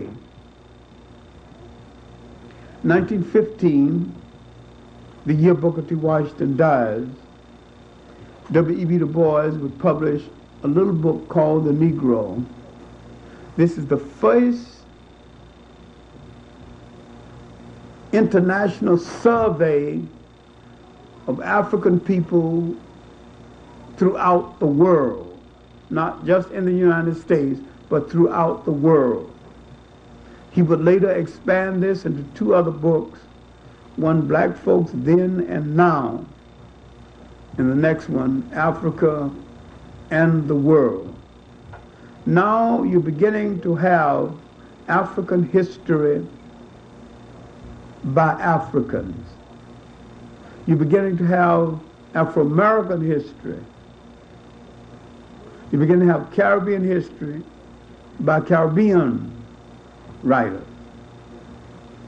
Now, the migration from the Caribbeans, and a lot of people need to note this, would start early in the 20th century, except for individual migrations. There was no mass migration of consequence until early in the 20th century. This migration would change the cultural structure of the community. It would also change the intellectual structure of the community. From the Caribbeans would come Arthur Schomburg. Arthur Schomburg would contribute to a book called The New Negro, a famous essay, The Negro Digs Up His Past. More important, long range, a Jamaican who had formerly been a soldier in the old West Indian Regiment, J.A. Rogers, lived in America so long and visited Jamaica so seldom, most Jamaicans don't know he was a Jamaican. J.A. Rogers was a Jamaican. I heard from his last wife today. A lot of people don't even know he had a last wife, or a first one either. Be that as it may, I keep in touch with some people. J.A. Rogers began to write polemics disputing the concept of white supremacy. He began because he was light complected and from Jamaica, still the most color stratified of all the islands, color and culture stratified, still. Because he was light complected, he had the hypothesis that the lighter complected person had more brains because we were closer to whites. And so while doing research to prove his point, he disproved his point. And so he began to write about all of the great blacks in history. In his first book, Nature as Nature Leads, 1919, then another book, Debate, still worth reading, From Superman to Man. In his books, Lives of Eminent Africans, this is the forerunner to the book, World's Great Men of Color. He wrote a pamphlet on As Nature Leads, was the preface to the 3-volume work, Sex and Race. He was interested in race mixing through the years. As Nature Leads also was a forerunner of a more refined book, Nature Knows No Color Line. But Rogers was a prolific writer and a columnist. But more than any other of the Caribbean writers, Rogers spent 50 years of research looking at the role of the African personality in human history. And he laid the foundation for that inquiry into history to let us know that we too have played a major role in history. 1915, Carter Woodson established the National Association for the Advancement of the National Negro History Group. The Association for the Study of Negro Life and History. That was his words. The Negro History Bulletin and the Journal of Negro History. Now you had a formal organization devoted to searching out in a scholarly way, to the extent that he could find scholars, the history of our people in good work. In the Caribbean, there's several Caribbean historical societies. There's one centered principally in Jamaica. Then there's one that embraces the whole of the Caribbean, including the Spanish-speaking and the Dutch-speaking and the French-speaking. In the West Indian Historical Society is centered principally in Jamaica. My main point is that all of us realized that we had played a role in history, and no one was going to write that history except ourselves. All right. Around 1960, 1962, African people, Africanists, people specializing in African history, began to challenge the white interpreters of Africa. They began to discover that most of the white experts on Africa were digging up information to give to the government on how to control Africa. Finally, the challenge came at Montreal, an organization that had been threatening to come into being for a long time. And it just so happens I was head of the dissident organization at the time. But at Montreal, the blacks challenged the whites and formed a new organization, the African Heritage Studies Association.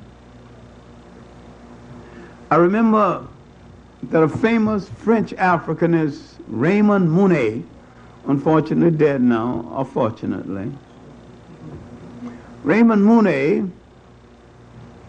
always began his lectures on Africa by saying, until the 16th century, the African did not know the wheel. Now what is all the chariots Africans produced? There was African gladiators in the Roman arena, in chariots with wheels. And he keeps saying that until the 16th century, the African didn't know the wheel. Well, the main thing at Montreal, some young Turks went into a lecture being given by Raymond Monet and broke it up He said, this lecture is off, this conference is off. And he kept saying, young men, do you understand who I am? I am Raymond Monet. And they said, you are irrelevant, get the hell out of here. They didn't know who he was, or nor did they care. Misconceptions were over who built Egypt in ancient times. And the Europeans insisted that they built Egypt, though they did not exist when Egypt existed. And we kept asking, and we're still asking, how would you build all those great temples in Egypt that was built 2,000 years before you built a shoe for a European, a house with a window? Why would you leave barbarous Europe and build something that fine thousands of miles away from Europe before you build anything of this consequence in Europe? And why is there nothing in Europe of this consequence now? They ran out of excuses claiming Egypt.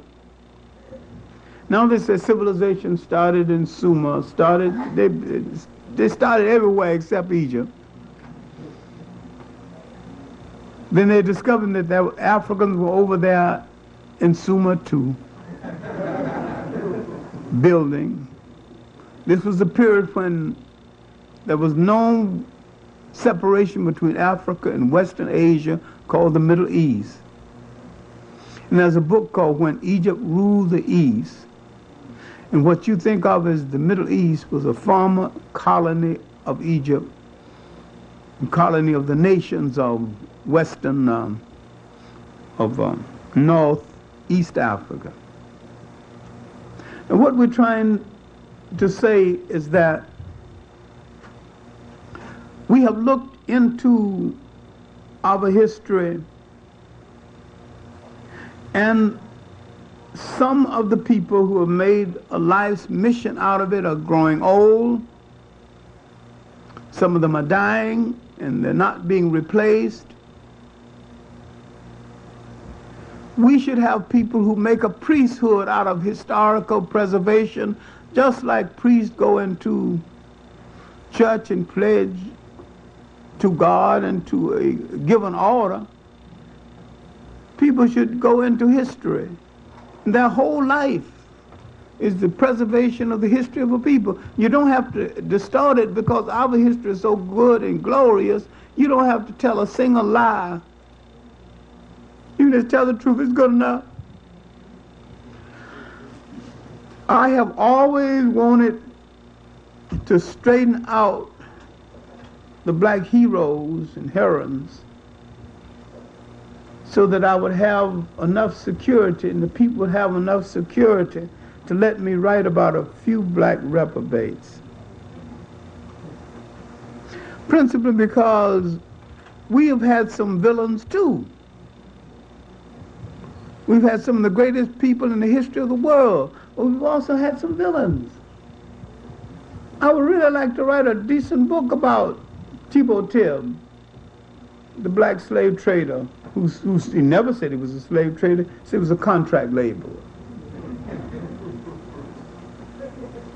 But his contract laborers never came back. So. Or Deborah Pasha, who was also in the same business. Or the Congo Arabs, mostly black, born from the cohabitation of the Arab and the African woman. There's some closed doors in our history, but there were some glorious doors.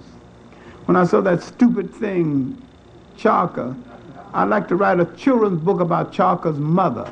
If you write a book about Chaka's mother, you'll get a good picture of Chaka. You get a good book of African culture. On the mother in African history, the female in African history, you know a lot about African culture. Because you might be insecure in the presence of strong women in this country, but you were never insecure in the presence of strong women in Africa. In Africa, you never debated whether a woman is superior or inferior, because that's almost like saying your mother is inferior to you. And what fool would do that? Can you be pregnant? What are you talking about? She got you here. And you're going to debate about whether she's good enough to walk beside you? The Africans had too much logic to do anything as stupid as this. So what we need to do, in addition to recording our history, we need to study what has already been recorded. We need to really study the judicial system of African people. I mean, customary systems, their system. I remember, and I think I've told you this before, but it's worth retelling. When I was in Ghana, I witnessed a trial because I was staying at the home of the superintendent of prisons in Kumasi. And there was a trial, and it seemed like such a minor thing, and I kept wondering why it lasted 3 nights. 3 men had a job. One man faked an illness. The other 2 men finished his work and collected the money and gave him his share, gave his proper share. But on the way, they saw him in a drinking bar, setting up the ladies and dancing up a breeze. So this made them angry. So they took it to their chief. And the chief was actually trying to satisfy the thing. There was nothing involved now. What was involved was, the total sum was $9. So it was the man who wouldn't give the money back. All right, he did wrong. So no, they wouldn't take it. So it went on, and finally it was called character witnesses after another. Then his wife came in, he's his last character witness, and she said that he was a good man, he took care of the children well, took care of her well, but sometimes he's too generous, and he likes to think he's a dreamer, he likes to think of himself as a rich man with enough money to set up people and, buy drinks for everybody, and he hadn't learned how to control himself in that regard, and she would appeal to the men not only to forgive him, they said, well, we have forgiven him. Well, now what is at issue? The men have forgiven him. The trial still goes on. Then she appealed to them to work with him again. Because if they don't work with him again, he is in dishonor. They not only must forgive him, but they must agree to work with him again. So that the dishonor is off until they not only trust him again, they'll work with him again, he'll be a friend again. So he's fully restored then. I went back to Kumasi and I asked Dr. Donkwa, Nkrumah's schoolmaster, who was now on the odds with Nkrumah, but that's another story. Dr. Donkwa, what was that trial about? He says, John, his arrogant way. This is affection for him. He's acting like a stupid American. And the child would know what the trial is about. My wife is preparing dinner. Go down in my library and read certain books. You'll find out what the trial was about. Well, in the library, I'm reading an hour. Finally found a little pamphlet by Dr. Donkwa. 26 pages. Obligation in a canned society. I come upstairs. I said, Dr. Donkwa, the trial is about what governs African society. honor and obligation. Well, John, you seem to see the light. We'll have dinner now.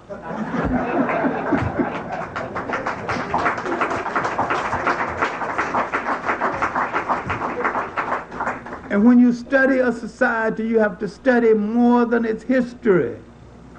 You must study the moral rules that govern it. This is why in African societies, when the European came, there was no word for jail. These are societies held together by honor and obligation. And when we get that concept back again, move among each other again, and we understand that nobody would snatch a woman's purse. It's a dishonorable thing to do, and you have an obligation to protect her, not to snatch her purse. Once this is understood, once this is ingrained, once we understand that we came out of a society governed by honor and obligation, we can become a people again. Now, all of this talk about unity is also about history. Because if you don't know the history of what you was, you are confused about what you are and what you still have to be and where you still have to go. And I think we have to pay more and more attention to history from our point of view. Get out of the trap of assuming that our oppressor has written any history about us. He hasn't even written a true history about himself. If he did, he wouldn't dare read it if he did.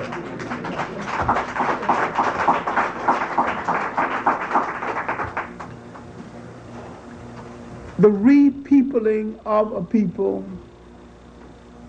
the giving back a people their spirit, the unification of a people is giving them back values that make them appreciate themselves and respect themselves and walk the earth as kings without reducing anyone else to anything else, commanding respect and giving respect. This is what we have to do, because this is tomorrow's work, and this is the essence of the remaking of a people. We are not Western people. We have to stop acting as though we are Western people. We know we live here, and we know we have to make certain adjustments. We know we live in a capitalist system and have to make certain adjustments. But we came out of a sharing society. We have to rescue the spirit of the society we came out of.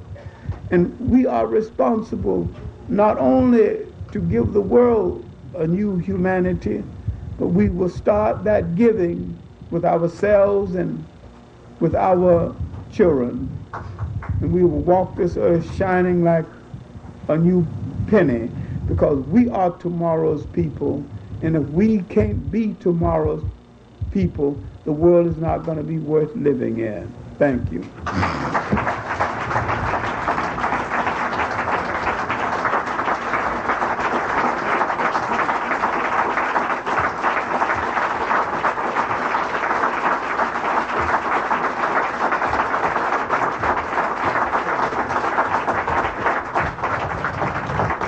Prepare you for the learning experience of yourself as an African descendant that can be used as a key to unlock your mental door of who you are and from what you come.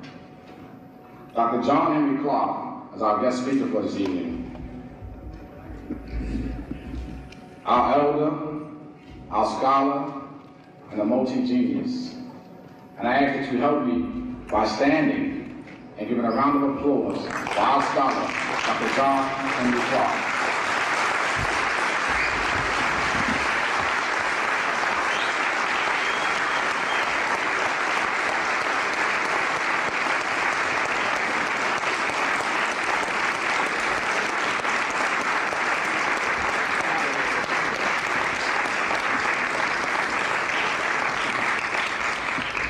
Thank you very much.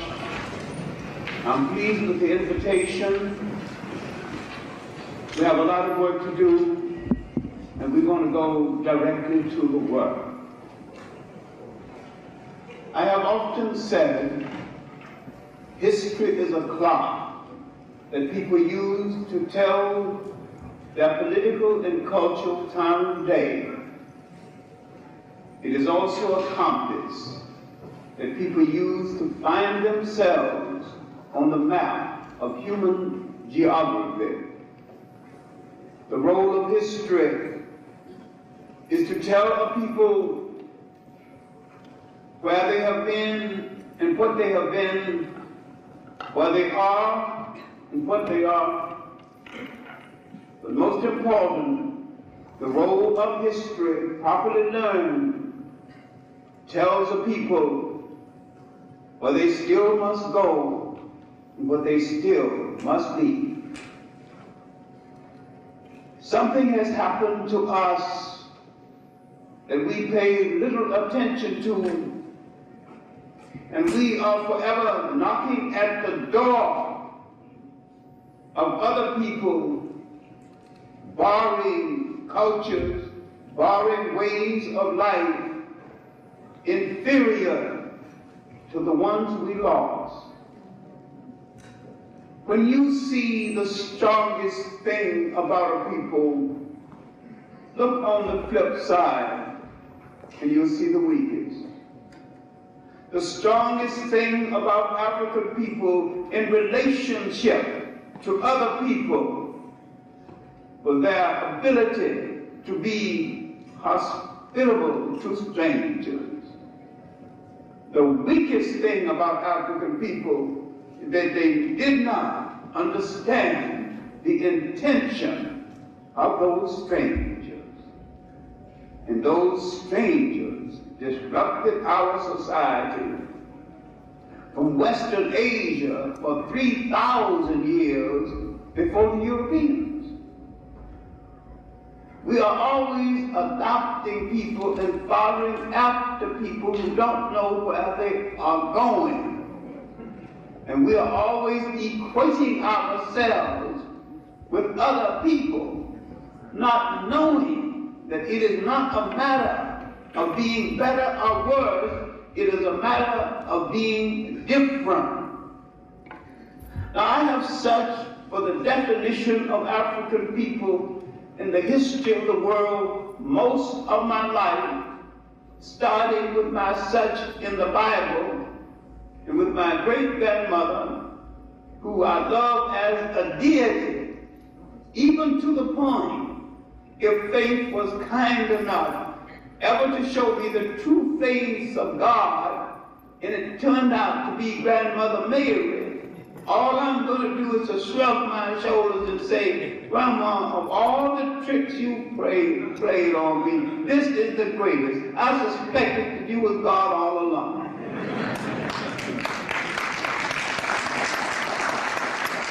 What we fail to do is to see greatness and godliness in ourselves, because we have been programmed into someone else's incubator. When you are born into one cultural incubator with a special kind of cultural chemistry that goes with your makeup, your personality, and your surroundings, and when you are taken out of that and placed into another culture incubator, alien to your culture, you take on traits you never had before. Some time ago, some meat-clad women, all perfumed down and jewelry down, middle class and up, whatever that is, asked me to speak on the historical origins of black teenage pregnancy. They expected me to come and hang the black man out to dry, condemn him down through the ages, and I didn't even mention him, because there was no black teenage pregnancy in Africa. There was no white fetus in Africa. There was no men referring to women by the B word in Africa. Then where then did we pick up these traits? If it didn't come out of our original incubator, we picked it up in the second incubator, because the condition in the second incubator influenced our makeup. We became beings most unlike ourselves. Now, my mental notes for this lecture is called Law and Order in African Societies Before and After Invasion and Slavery. And I'm pulling on the fact that I have traveled in nearly every country in Africa except South Africa. And I have lived among people, so-called primitives, who were the most civilized people I have ever met, because at first they recognized my humanity. When you live among people you've never seen before, when they make you welcome, fix special foods for you because they think you came from an alien land, they have to fix something American for you. When they fix oatmeal for you, one of the few foods I didn't eat growing up, and I grew up poor, and you eat every bit of it out of courtesy. You know that here is a people of warmth and kindness. And the interesting thing about this encounter is that I was in the hinterlands between Ghana and Togo, and I was with a man of the Ewe culture group. I don't use the word tribe because everybody in the world came out of a tribe. French is a tribe, English is a tribe. But when you use the word tribe toward us, you use it derogatory. So I just don't use it at all. When you use it for everybody, I use it for us. Now, the interesting thing is that they had put me up in their home, and the wife was kidding the husband because he was a clerk in one of the local Barclay banks. And she said that every time when you married me, you promised to teach me to read. She spoke better English than he, and she did not know how to read. And she said, every time you promise me you're going to teach me how to read, you get me pregnant again. No more babies until you keep your promise. She wrote me back a year later and said that she had given birth to a child. She had learned how to read, and she had actually written the letter she had sent to me.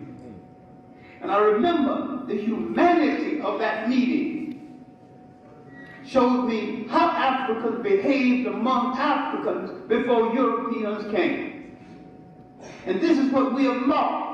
How did we behave among each other before this interference, and we began to imitate other people's manners, other people's clothes, other people's food, and sometimes, tragically, other people's women.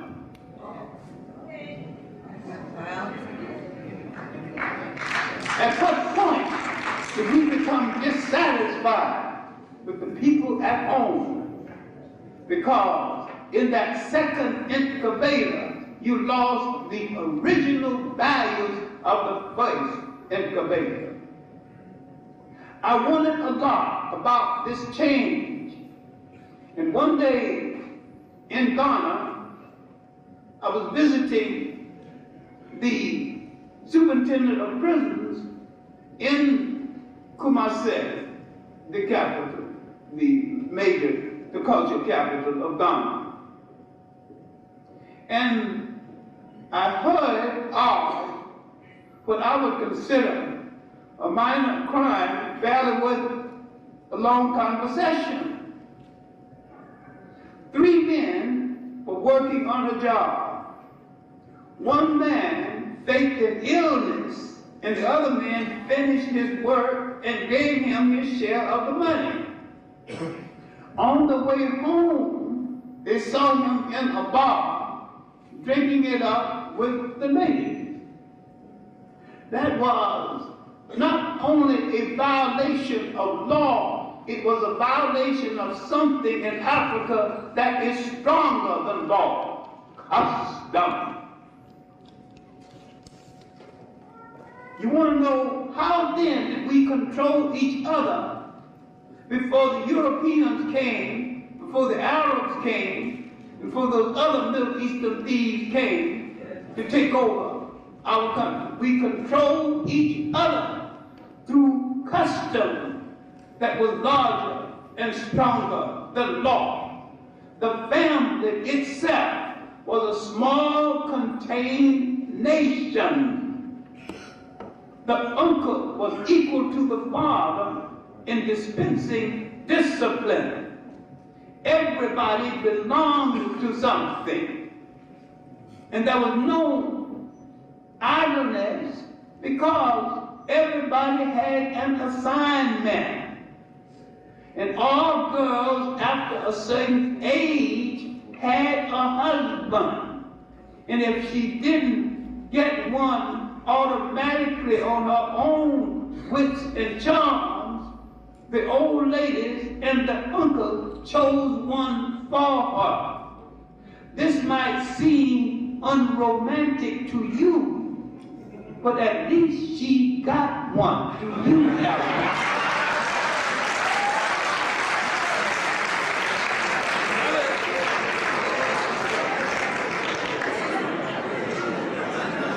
Society furnished everything that you needed. The society was a mini state in itself. And then some foreign fool and faker had to come along and create the I love you marriage.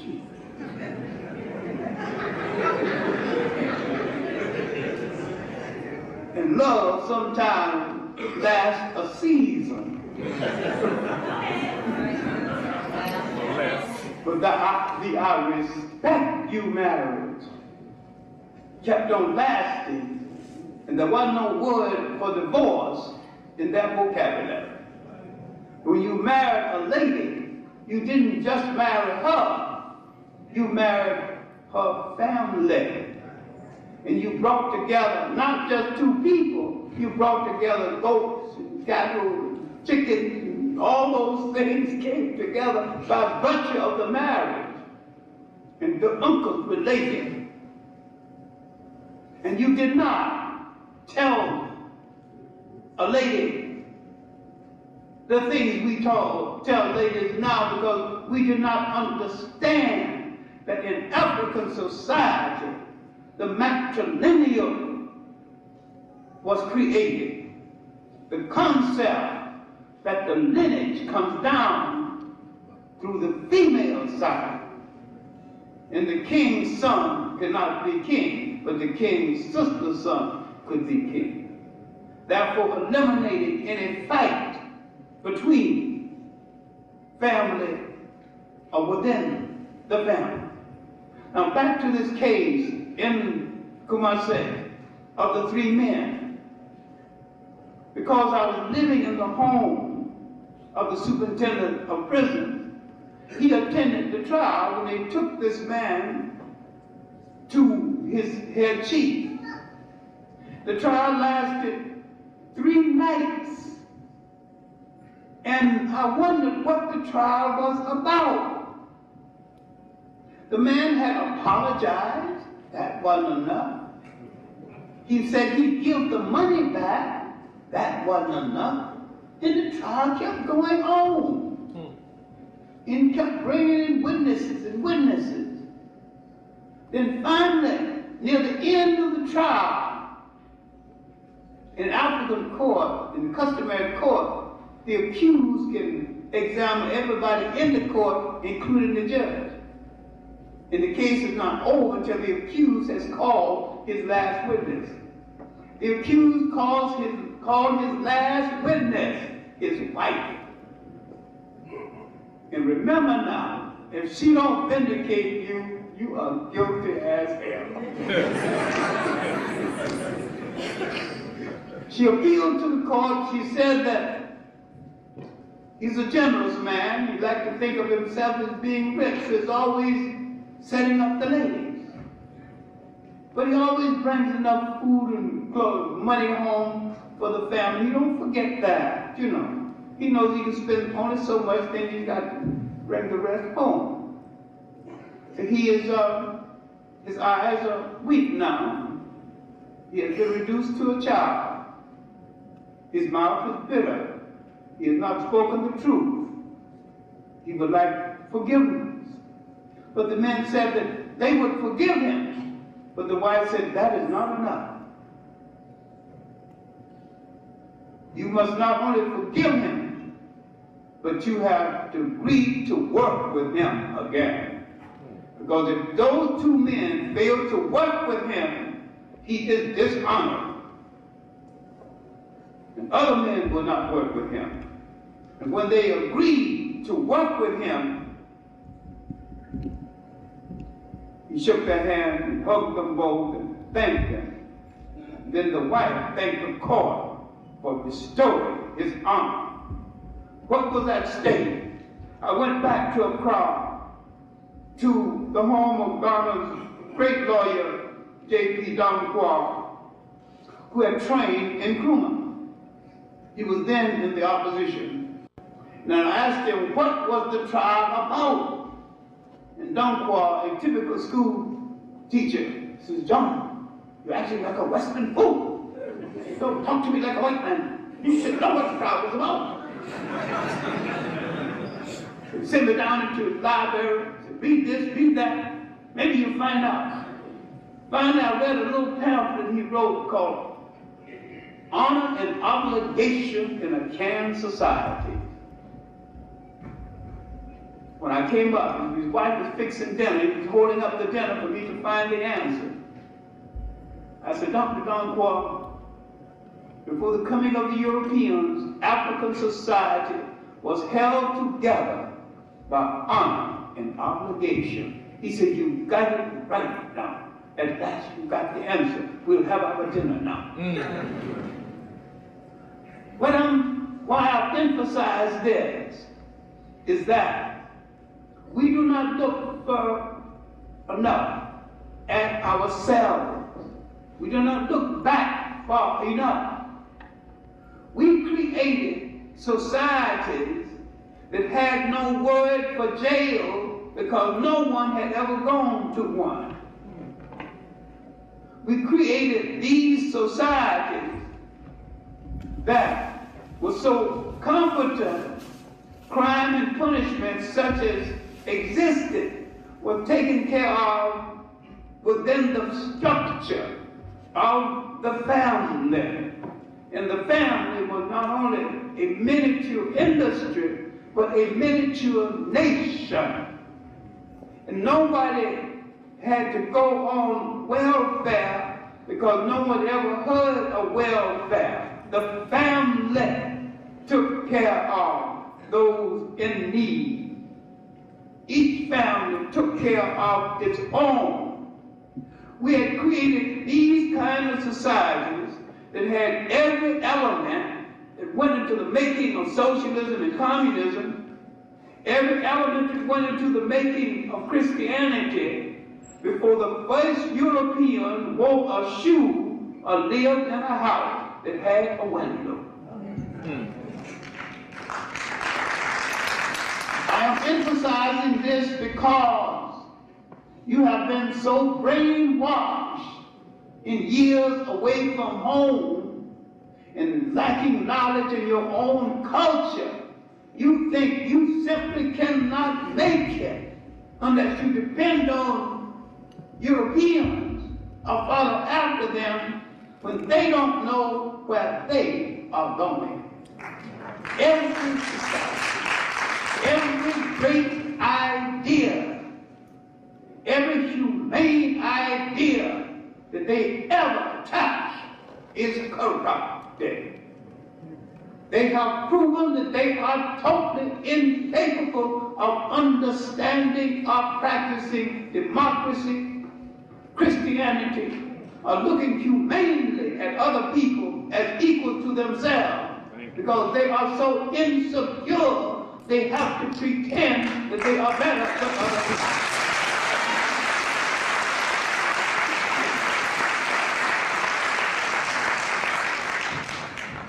When we look back into our historical memory far enough, we will understand that over half of human history was over before anyone knew that a European was in the world.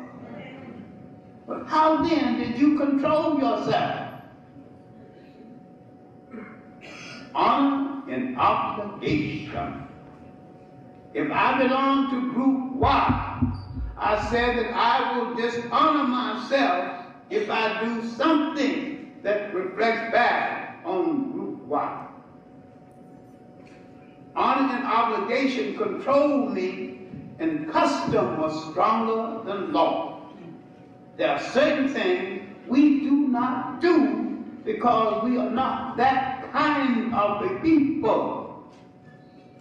No prostitution, no word for prostitution. Now you let people where rule over you and influence you, where prostitution is a major industry in every one of their countries, unknown to us before we came in contact with them. You act as though you cannot make it into the world unless you follow their Christianity, which is synthetic, their democracy, which is a fraud, their philosophy, which is a lie.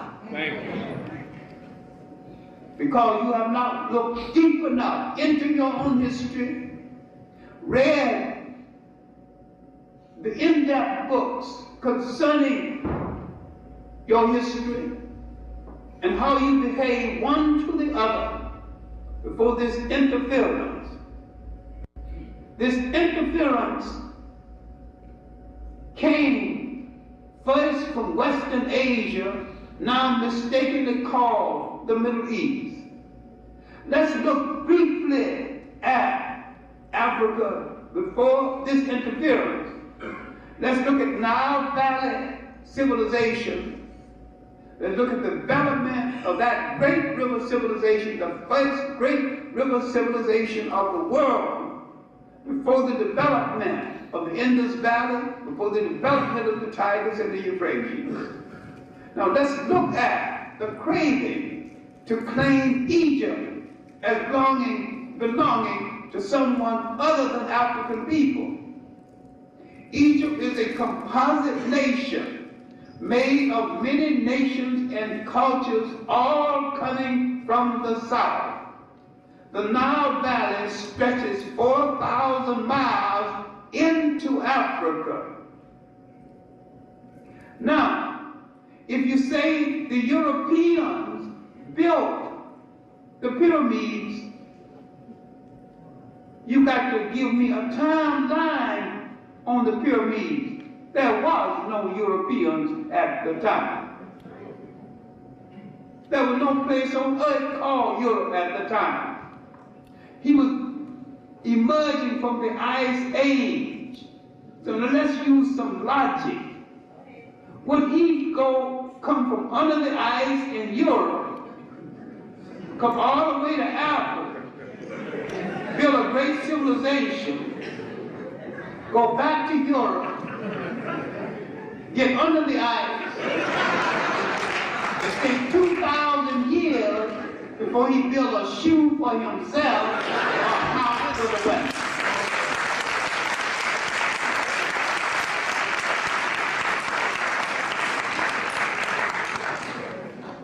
The Asians didn't do it because African civilization had spread into Asia to awaken them. You find it difficult to look at yourself as the mother and father of what people call civilization. The first social order, the first organized religion, the first stone temple. You let your children come home and say, mathematics is hard. Look, boy, I'll spank your behind if I hear you say it again. We invented mathematics. If it's hard for you, it must have been harder for the Africans who put up the pyramids, and the pyramids are still standing. They must have done a good job. They worked it out. It's hard for you to look at yourself alone in the world, uninfluenced by foreigners, working out the first laws that would govern man, working out the philosophy and the social thought that would ultimately go into the making of an anthology called the Bible. They would take your teachings and they would call it their own. They would take African animal stories and personify it using human beings. And you think they've got something original. These are African stories retold. The story of the Exodus was an African story 3,000 years before the Jews touched foot in Africa. Now, I've used the wrong word. There was no such thing as the Jews in that time in history. The word Jew is not a Western Asian origin. It is not an ancient word. It is a word of European origin. And the people of the Hebrew faith during that period of time were just Western Asians converted to the Hebrew faith. And there's one thing you have to consider and think about. When they came into Africa as visitors, escaping famines, they had no clear religion, they had no clear language, they had no clear culture. When they left, they had all three. So what is the origin of the people you now refer to as Jews? What is their cultural origin? What is their religious origin? And do these Western Asian people relate to the Europeans who adopted the faith belatedly and was eventually referred to as Jews? Now, I'm dealing with the interference with Africa's golden age. I said that Africa has had 3 golden ages, and they could have a 4th one if we got ourselves together and believe in ourselves, because all the ingredients out of which it can be made is either in our hands or could be in our hands if we just believe in ourselves well enough to know we were the first people to build a state, the first people to build an institution, the first people to lay out laws that will not only govern us, but eventually govern all mankind. Now, let's go back to the copying that went into the making of the Bible. I know the Bible is sacred to you. It's supposed to be all true. You believe in the Adam and Eve story, all the story about the ark. These things are precious to your mind, but these are stories taken from us and retold. Now I'll tell you just one, the origin of the Exodus story. There was a pharaoh. One day he got a little despondent, and during those days, all pharaohs had magicians. There's a 2-volume work on the role of magic in the creation of religions. The real story of religions is beautiful. These stories are beautiful, very educational, but you ain't going to read it because it's going to debunk all the nonsense you think you know about religion. But this pharaoh and his magician got together, and the magician said, oh, he would take him for a ride down the Nile in a rowboat. And to make things more pleasant, all the rowers were good-looking girls. So the lead girl stopped the boat and started crying. And the pharaoh asked, what is wrong? And so the magician went up to see what was wrong. She said she lost her bracelet. She leaned over too far, she dropped her bracelet. And the pharaoh said, now you take care of this. So the magician went and parted the water, reached out on dry land, picked up the bracelet, gave it to her, the necklace, and she now smiling, the water coming back, and it rolled down the Nile. That's the origin of the Exodus story. Somebody else tells you about 600,000 people crossing, running from a pharaoh. Now, the fact that the pharaoh they were running from has a mummy in Cradle Museum right now, who they did. If they drowned him, they rescued him. Another thing about the story, escaping the Pharaoh's army, you couldn't have escaped the Pharaoh's army because he controlled both sides of the river. He had armies on both sides. All right, you drain a river of water. You got a deep gorge, deep, muddy gorge. 600,000 people without the loss of a chicken or a cow. You gonna believe this? Come on, give me a break.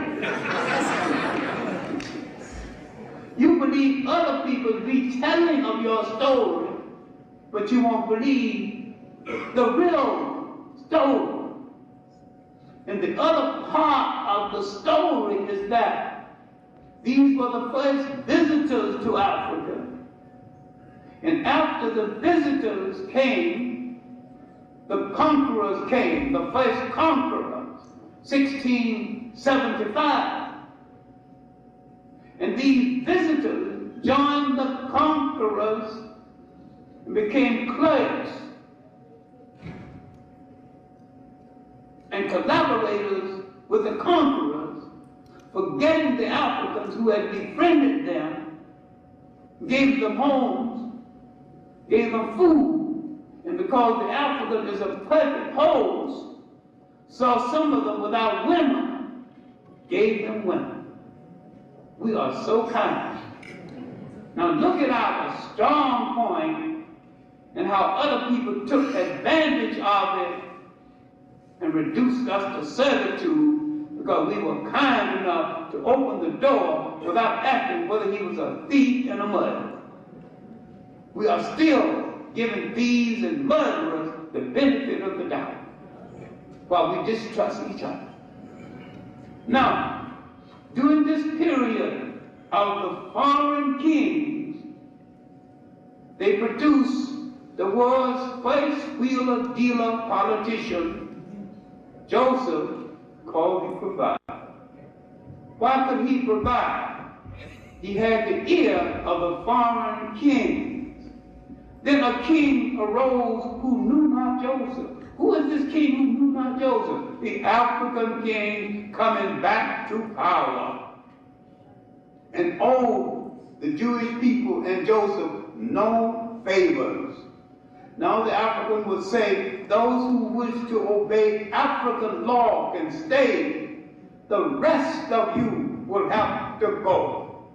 Those in the so-called Exodus were those who decided to go. They had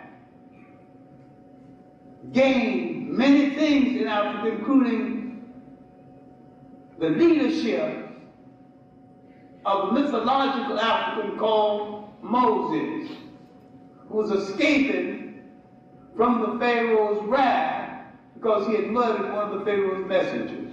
He had to put some space between him and the Pharaoh. So he agreed to lead them out. Now if you look at the story of Moses coming to the promised land, why did he get to the edge of the promised land and was turned back? Because he wasn't one of them. Now you see an early show of Hebrew nationalism. You don't know where to leave people out. You let they're human just like us, let them in. Yeah, they'll let you in to do you in. When the sons and daughters of Ireland call a meeting, they don't want no non-Irish. When the Hebrews call a meeting, special meeting, they don't want no non-Hebrews. And if you do it, you call a racist, a separatist. But do it anyway.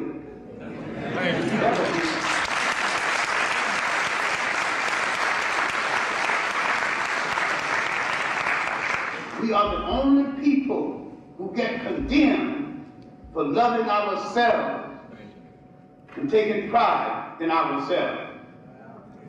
Now after this period, this first interference, you have to look at what had happened. These foreigners had interfered with African customs. They had bastardized African women. They began to produce a generation of people who wasn't African and wasn't Asian, didn't know who they wanted to be loyal to. We have not dealt with bastardization as a factor in history, and a dangerous factor in history, because when you're in between, you don't know who to be loyal to. And in a real revolution, who kills you depends on who sees you first, because neither side trusts you. That's a cold fact of history. Now, Africa's recovered from this period, the end of the first golden age, to go on to have another golden age lasting 1,000 years. Now the conquerors came back, the Assyrians, now called Syrians.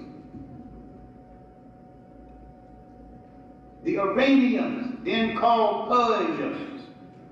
They were so bad, they opened the door for a young Greek with a gender problem called Alexander the so-called Great. This was the first European occupation of any part of Africa, followed by the Romans, another bunch of well-dressed thugs. They killed people for being Christians, and Christianity got so influential, they started killing Christians and became Christians politically. Became Christians because it was to their convenience. And the person who proclaimed it, Constantine, was a degenerate. A bunch of religious people called the Essens propositioned him and told him, if you're going to follow this new religion, you got to give up some of your degenerate ways. Women hanging around in the palace, naked, fornicating all over the place. He said he'd give that up. You can do that in private, so. Then they told me he had to give up eating red meat. Then he lost his temper. So keep your religion there. Then finally he said, well, we are vegetarians. we'll let you have your meeting. And so compromise was made. He proclaimed Christianity to be the official religion of the Holy Roman Empire. By 600, the Romans had disgraced themselves in the mismanagement of the faith and had destroyed the many Africans in the faith and declared war on the early African Christians, to the point where a camel boy began to grumble and ask for reform. Failing to get reform, he asked for a new religion. Now this might hurt a whole lot of people's feelings, but Islam came into being so fast, it is the least original and the least imaginative of all of the world's religions. They stole a little bit from Zoroastrianism, a little bit from Judaism, a little bit from old Christianity. They put it together so fast that there is no truly great Islamic literature. And the Quran is a composite that a whole lot of people talk about and don't read. But the Africans, thinking that the Arabs would help to get the Romans off of their back, were right. The Arabs helped to get the Romans off their back and replace the Romans on their back. And the Arabs are still on their back. Thank you. Remember, everybody in Africa who cannot be called an African is either an invader or a descendant of an invader.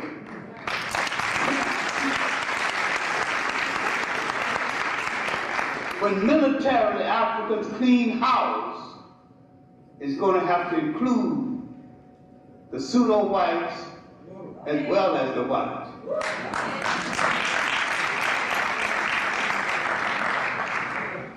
And you don't have to have the Arab in order to have Islam, because the Arab is the most corrupt element within Islam. 2 Africans helped to make the faith.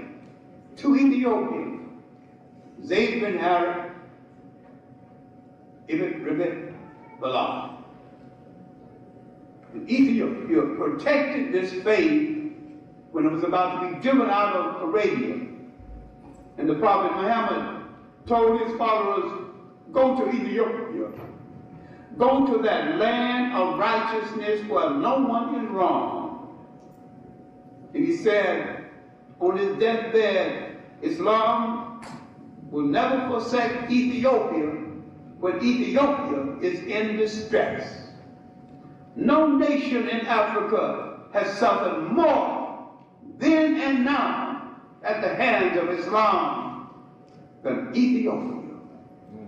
Only a few years ago, the Muslims coming down from the north to destroy the previous Ethiopian government, African Muslims, blacks, were capturing pretty Ethiopian women and turning them over to Arab dogs.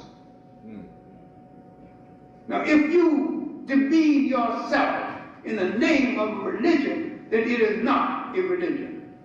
All religions are good when they are used for good purposes. All of them are bad when they are used to spread hate and to enslave people.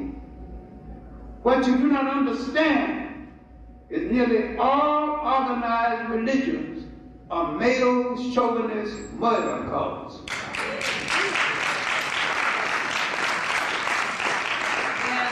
They not only took the woman out of the center of religion, where religion started.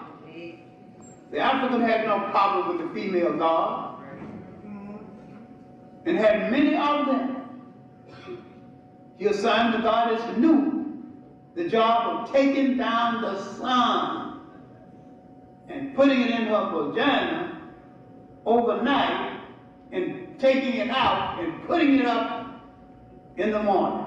Now, if you give a woman that assignment to make day and night, that means you are not afraid of her, and you must trust her, because she can fail and the whole world will be in darkness.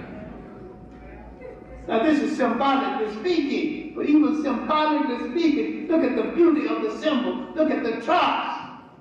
And at what point did we begin to put women in the background? Who said, women, you too ballsy. We grew up in a society where women had a central place, and they could go as far as their mind could take them without making any man feel insecure. The European man is insecure with women. He made us feel insecure. In every one of our churches, in every one of our lodges, in every one of our organizations, there is one woman we call Big Mama. Even if she only weighs 100 pounds.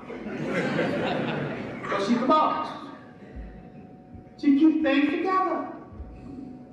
In the Baptist church, if the woman leaves, they have to close their doors. The pastor won't get his annual suit. Money for his vacation, money for his car, all this is maneuvered by women. And while the deacons vote for a new minister or not, he dare not vote without consulting his wife. So the women are ruling behind the scenes because you've been hanging out with too many white people who are afraid of women. You think she's taking away our manhood. She is buying us the time to be back again. Look at it.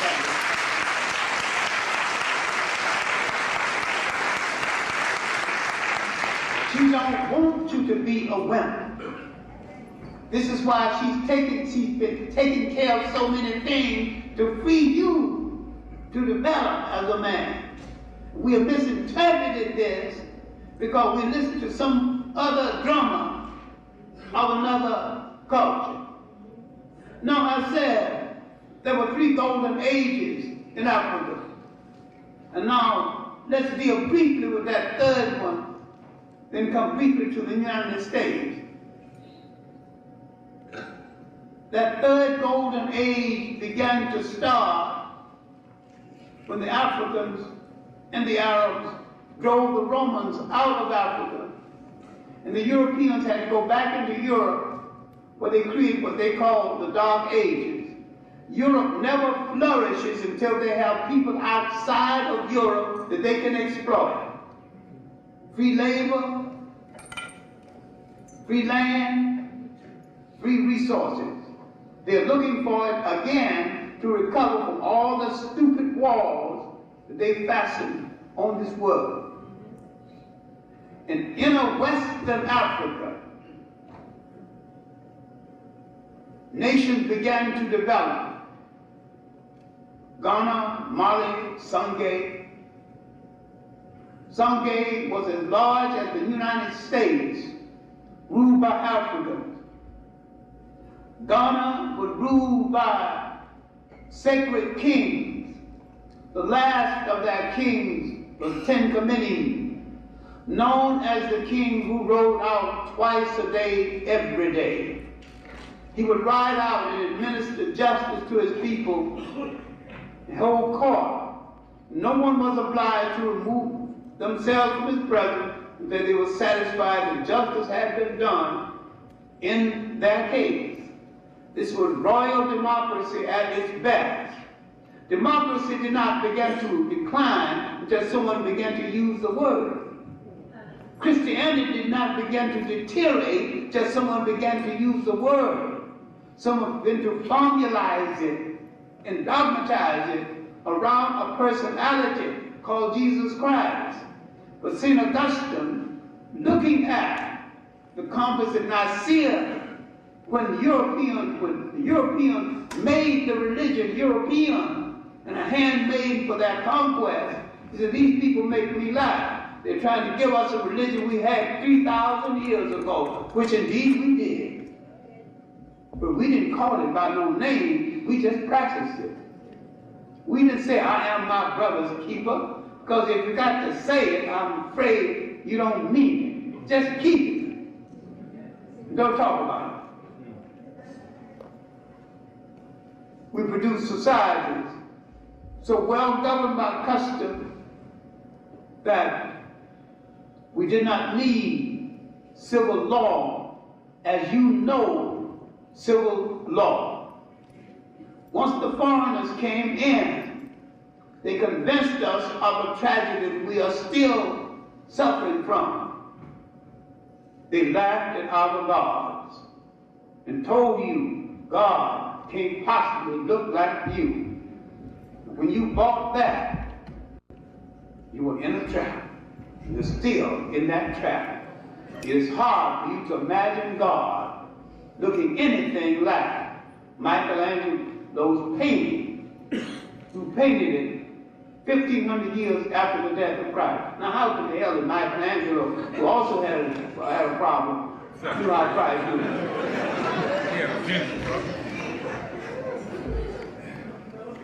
One of his relatives was the model for Christ. Another relative, the model for Moses. How do you know that Moses had a beard? And yet you don't ask him a question. He painted the Last Supper. He got one artist, one model. Then he needed 12 more models. He was a little short of money. So where did he get the models from? Some men who weren't doing anything from the local jail. So he dressed them up and painted them. And you so dewy-eyed, look, that's Peter, that's Paul.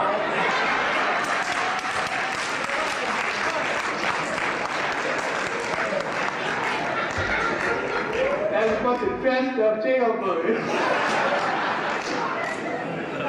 And you bind the fish without asking any questions. Now you need to read Dr. Ben's work, The African Origins of the Three Major Western Religions. John Jackson is still alive. One of his last big books was Christianity Before Christ. He also did a book, Pagan Origins of the Christ Myth, dealing with the pictures of Christ in all kinds of society. Now let's go with this third golden age, which began to end concurrent with the rise of the slave trade. This great nation, Sangay, existed inland. It had great universities, University City, Geneva. It had a great university at Timbuktu, so well organized the Arabs did not or could not teach at Timbuktu at the University of St. Colby. They wasn't brilliant enough. The great teachers had to teach 10 subjects well. The last of the great chancellors was Papri Baba, an African who had written 47 books, each on a separate subject, and he had never gone to any place for education outside of inner West Africa. Now, people tell you the slave trade happened, but they don't tell you what else was happening. The great independent states in West Africa was flourishing, and they would not fall until 150 years after the slave trade had started. The great city-states of East Africa were flourishing until the Arabs forced the slave trade on that part of Africa, using their mulatto offspring in relationship, cooperation with the Portuguese.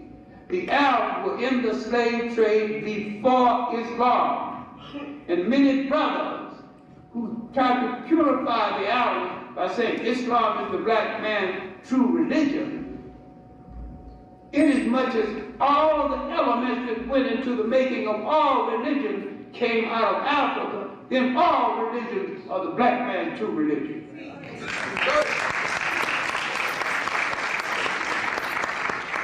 And any time you use one religion to put one people against another people, you're making the wrong use of religion. You're making God ungodly.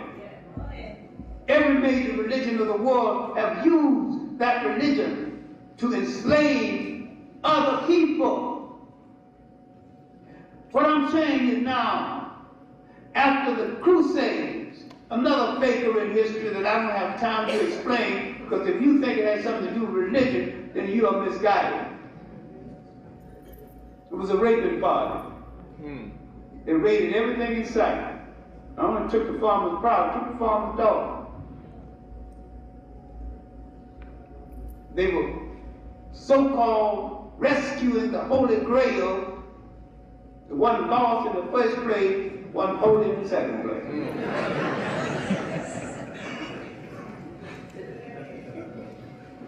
But they had drained Europe of so much energy that Europe went into a period of famine and plagues. And one of the main reasons for the famines and plagues was the lack of sanitation. The Europeans had not used a simple substance commonly known as soap.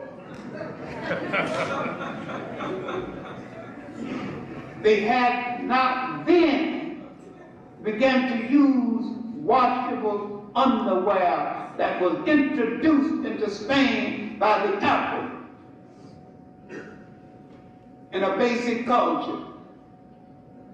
They had lost the concept of longitude and latitude. And once they regained this maritime skill, mostly from the Chinese, the leading maritime nation of that day, who had a 1,000 years relationship with Africans, they built the ships that launched the slave trade.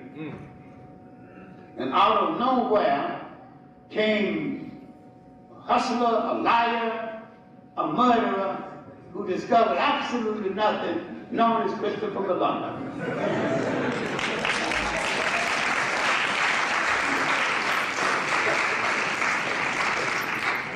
If you want further explanation, and if you forgive the modesty, my last book is Christopher Columbus in the African Holocaust. Any black bookstore will get it. It's small, so it's cheap. Can't get hurt. I'm always stopping in the middle of big books to do little books. I was doing 3 books dealing with the liberation movement outside of Africa. The big book, Notes for an African World Revolution, is one. The one that I'm finishing now, Condition Reflex, the Dilemma of the Africans Away from Home, is the second.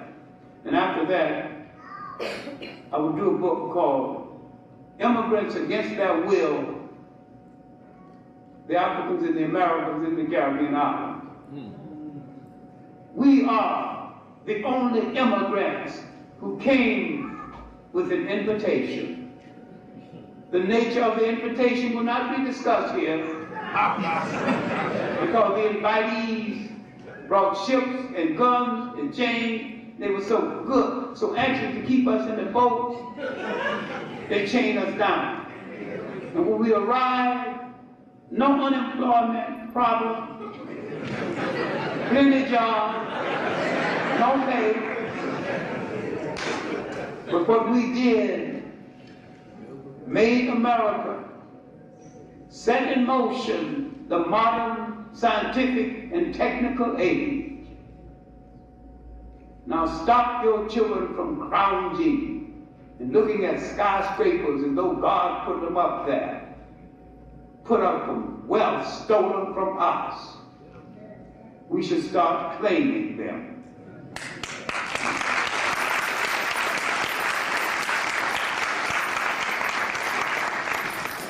And those talking about reformation,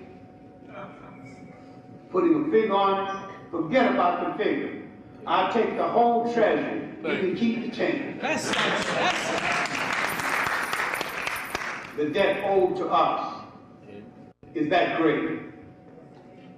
The impact of the Africans on what is called the New World not only transformed 2 hemispheres in the island of the Pacific, created an economic system that permitted Europe to recover from the Middle Ages, from the money and the wealth spent and wasted in the Crusades, from the loss of population during famines. African labor had rescued Europe. What I'm saying is that without your labor, there's been no new world. That Africa's all over those hemispheres, in the Caribbean islands, where you have the clearest revolutionary heritage in revolts, because in the Caribbean islands, they did not break up the slaves quite so often. The slave master bought in large lots and kept the lots together, therefore maintaining some form of African culture continuity. In the United States, they acted as though it was a brokerage house. They bought in small lots and broke those up. Mama goes one way, Papa goes another way, Uncle goes another way.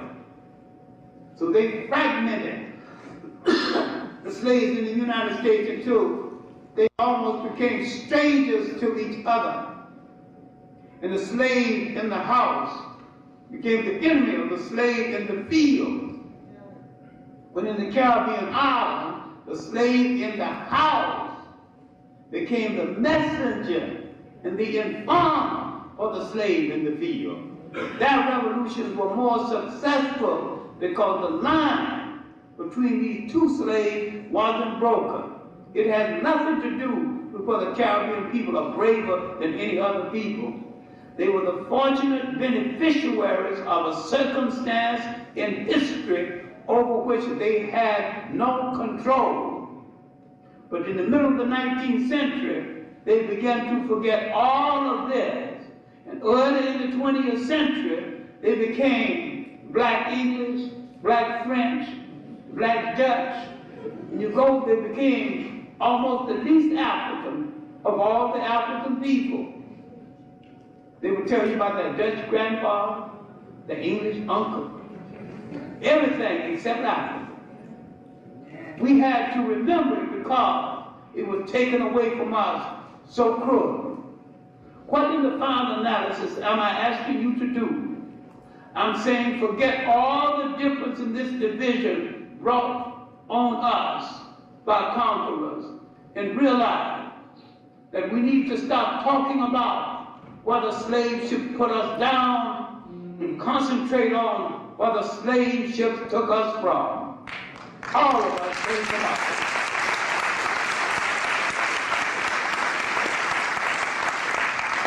Some were put down on an island called Barbados, they became Barbadians. On an island called Jamaica, they become Jamaicans.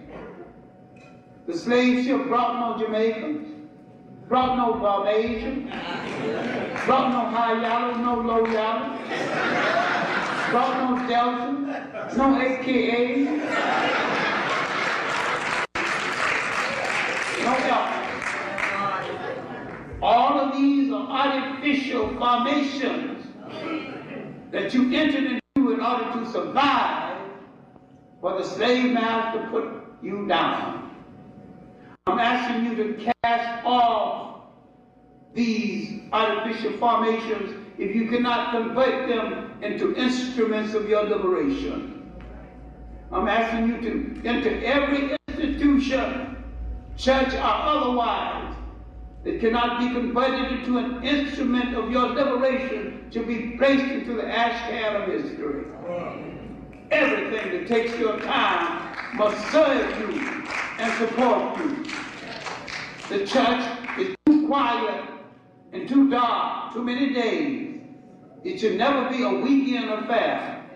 There'll be days when you do nothing but just tutor the children. There should not be a sick person on the block unattended to. There shouldn't be an old person on the block that's not safe. Because if you go back to a society that produced you, everybody protected everybody. The least of all, old people that were considered deities, because we were into, in part, ancestral worship.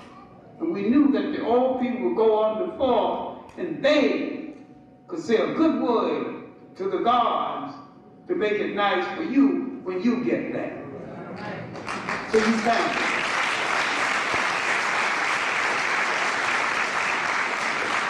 We cannot reconstitute all old societies.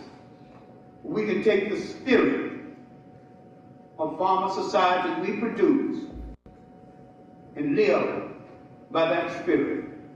That means we must build the family again as a unit. Relate the family to the total community. Trust each other again. Feel safe among each other again. Love each other again. Stop ever referring to each other with derogatory words. Stop accepting the word minority. Amen. Realize that within Africa, in the millions of Africans in Asia, in the South Sea Islands, we number 1 billion people on the face of this earth. We are consumers of so much and producers of so little. Now, if we began to produce the clothes we wear, the food we eat, build the houses we live in, and if you live in a brick house, you should own a brick yard. And you should start with your underwear.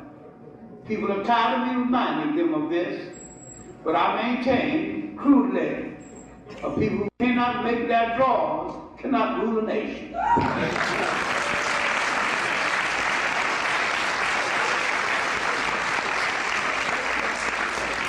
Let's start this.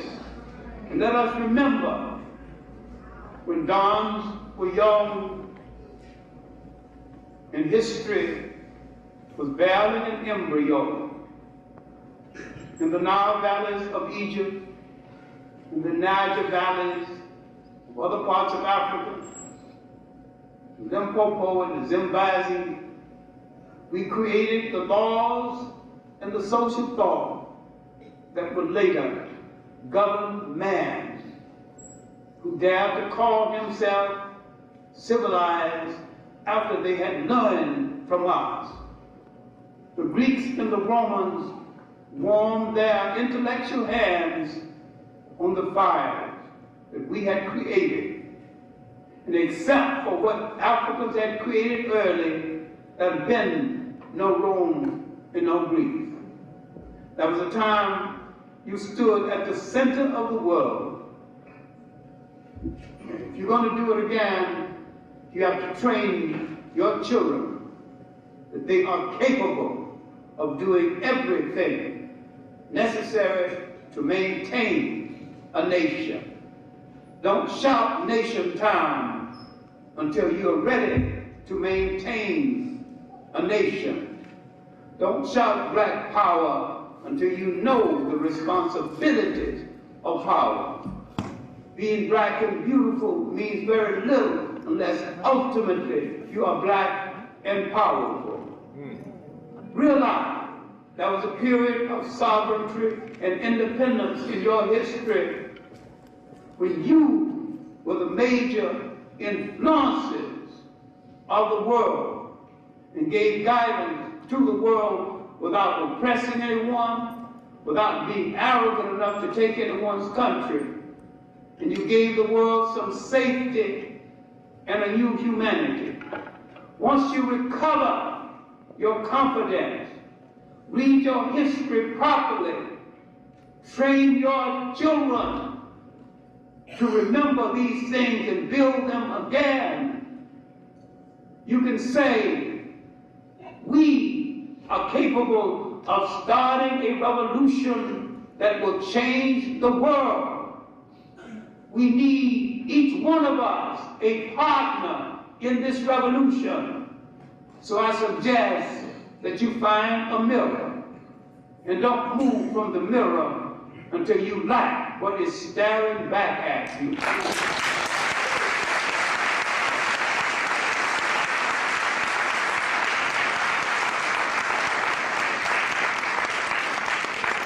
If you don't love yourself, the love you have for other people is worthless.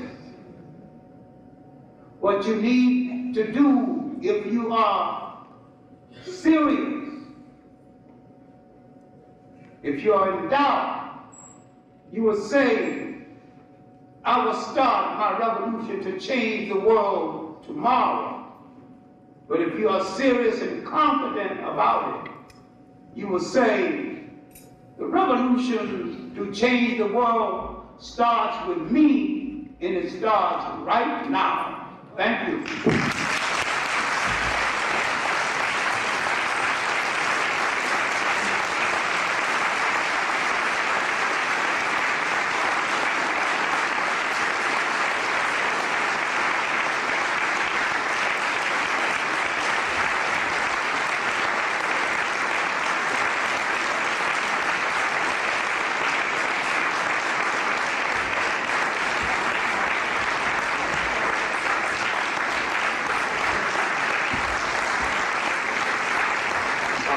Henrik Clarke.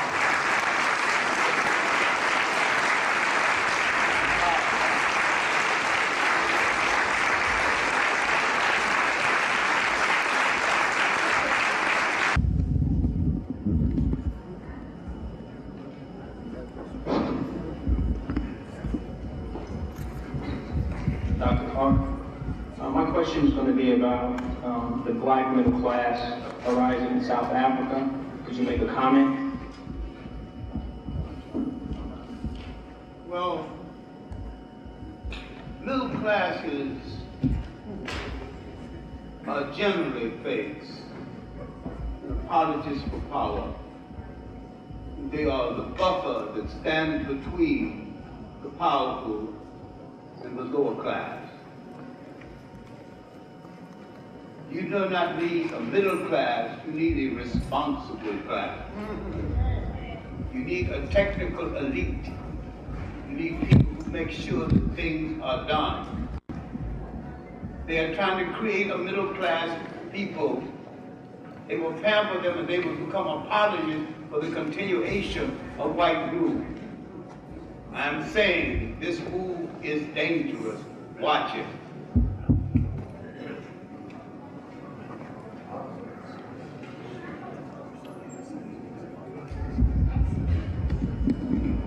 Dr. Clarke. Yes, sir. Why did you decide to be a historian? I decided to be a historian because I learned to read very early because I wanted to teach Sunday school in a Baptist church. They told me the Bible was God's book. And I couldn't find anybody in God's book and in Sunday school lesson that looked like me. They told me God was kind, God was merciful. Then I looked at all those white angels. Then I was faced with a contradiction. If God is kind and God is merciful, He didn't let one little brown or black angel sneak in there. And when I began to look at the images, look at Moses, born in Africa. He became white. He goes down to marry his first of the 3 different Ethiopian women. Zipporah gets white. I see people going to the land of Kush, present-day Sudan, where you got some blue black people today. They must have been even blacker men. Go to the land of Punt, now Somalia. They got white. I began to suspect that someone had tampered with the Bible, had tampered with history itself. I began to search for the true history of my own people and the true history of the world. And I made a commitment after reading Arthur Schomburg's work, The Negro Digs Up His Past. I knew that I came from a people who were older than Europe, older than oppression, older than slavery. I was well on my way to a profession of teaching. I had to do a whole lot of things before I got there. Shine a whole lot of shoes, mop a whole lot of clothes, clean a whole lot of dishes. But I finally got there. And for the last 40 years of my life, give or take, I've been teaching.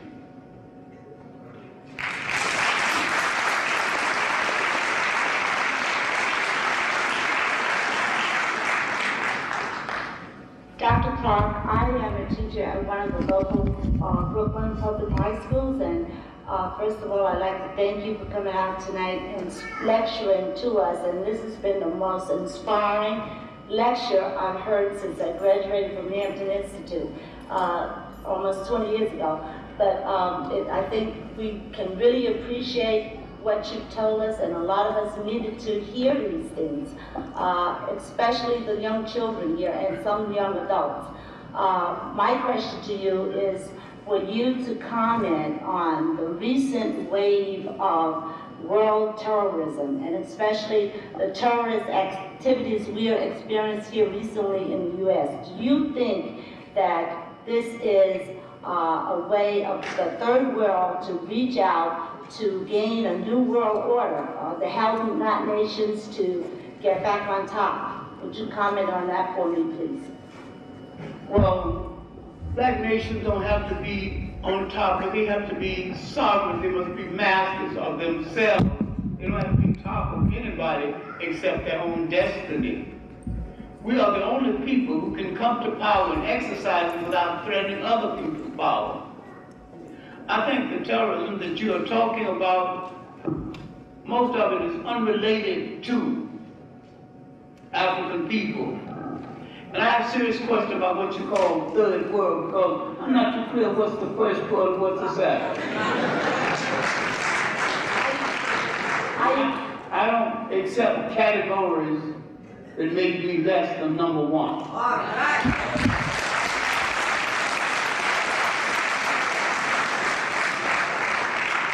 I agree with you there, but that is a term that's being commonly used by media today. Quote unquote third world for countries such as Iran, Syria. Called third world. Some of them are pseudo-white people, and some of them, once come to power, will be just as ruthless to us as white people, and have already proven that. All right. Okay. One other. Let us hope that we can find an alliance with them, and some of them will come to their senses. But don't bet on it. Always have enough strength to maintain yourself in case they turn on you. Thank you. You'll finish your question. Well, one thing I think a lot of us might be concerned with here now is the fear of what might happen in this country if there are more attacks on places of employment where a lot of people are gathered. I think that's a concern that needs to be. Well, so far, I'd like to hear your feelings on it. So far, we're not involved in that. There's nothing to prove our involvement in the tower bombing. We're not involved in this kind of action because this is not exactly the way we pursue our liberation. And the people involved assume or thought they were part of the same people they are bombing. But a different division. Thank you. Now, what is at hand really is a repercussion of something we don't mention because we get called anti-something. But once a group of Europeans carved out a country that never belonged to them and began to evacuate people, they created some schisms in the world that a lot of people are glossing over without dealing with. And this angered a whole lot of people who began to lose their cool. Now, bombing homes and offices just not have to be our style of fighting. It's the way some people are expressing themselves who wasn't good otherwise. I'm not dealing with the rightness and the wrongness of it. I think if you're fighting for one cause, I don't see why you need to endanger a whole lot of people who wasn't the cause of your trouble. I'm against riots because most of them are unstrategic, most of them are sloppy, and most of them are a waste of time. Most of them destroy our communities instead of the communities of the people who oppress us.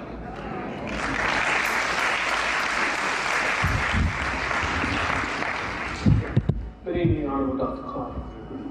I'd like you to please expound on the role of the media in this country and how it exploits African Americans, and what ways in which African Americans what things they can do to not buy into this and educate themselves, whereby they are not exploited and not caught up with even supporting newspapers that exploit them. The media is an aspect of power and mind control. If you forgive the modesty, I have a chapter in my big book, Notes for an African War Revolution, called Media and Mind Control. I look on the Bible, I look on magazines, all is a form of media and mind control. The movies, another form of mind control in the media. When you see so many white heroes, you assume you have never had a hero. When you see the white man always getting the girl, you assume that you can't get the girl. You may not be old enough to remember a series that Bill Cosby appeared in called I Spy. Remember, the white man was always knocking over blondes, and when Bill got a black girl, he lost. Now you know damn well we invented a kind of approach that is sometimes irresistible.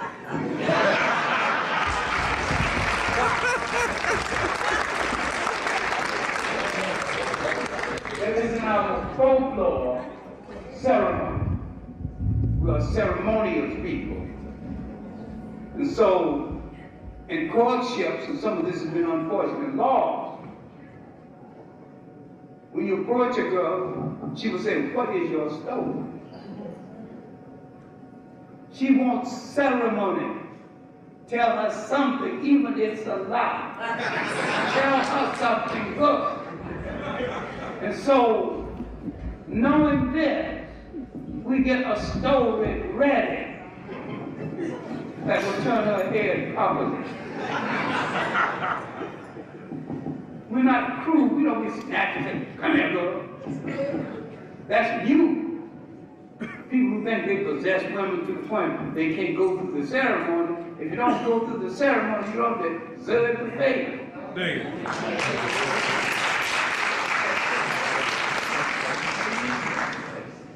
We have to go back to some of the nice things that existed in our life, including the father interviewing the suitor, and on the third visit saying to him, "What's your intention?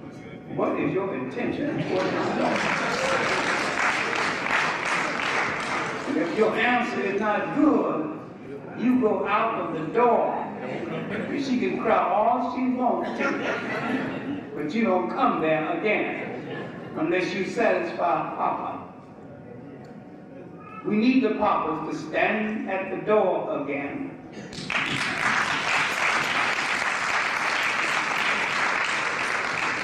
To look the suitors over again and see if he's suitable to face our Supreme Court. I had a great grandmother, and one of the girls in our family fell so in love. Some slick-haired dude called Willie. And she brought him home. She knew if Grandmama Mary don't turn him down, he's out. She said, Grandma, I'm gonna die if I can't marry Willie. Grandma looked him up and down, pulled her away and closed the door. And she said, "Girl, get rid of that girl." Get rid of that crazy thing. And keep your dress tail down. That's the end. That was the end of the situation. She didn't die. Really disappeared. Later on, she married a decent guy, had 3 children, lived happily ever after. Young people don't know what they're doing half of the time. remember, we came out of society where all people appraised the respective husband, and the uncles looked over the respective husband and interviewed him in depth. Then he had to petition this family, tell what an honor it would be to join such an illustrious family. Then if his petition was accepted, they approved, and both sides got together and put the dowry together. It wasn't no bride price. It was a form of security for both of them. The cow-raising people, they get 30 cows from each side of the family. So they start their herd with 60 cows. Might sound cruel to you, but do you have one cow?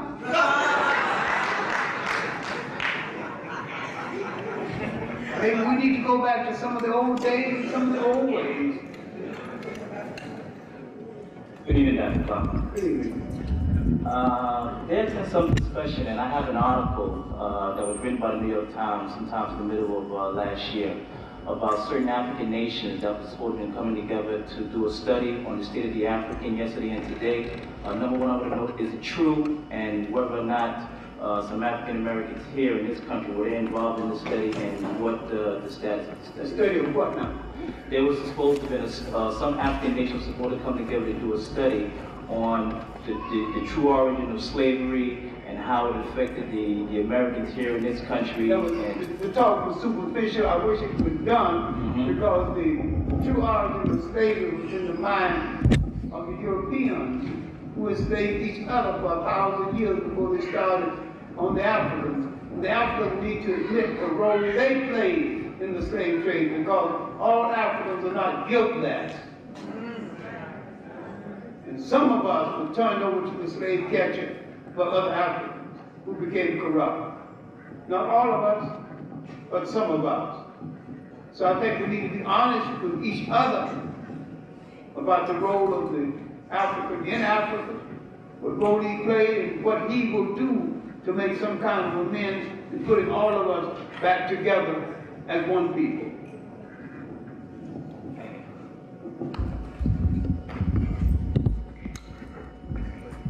Good evening, Dr. Clarke.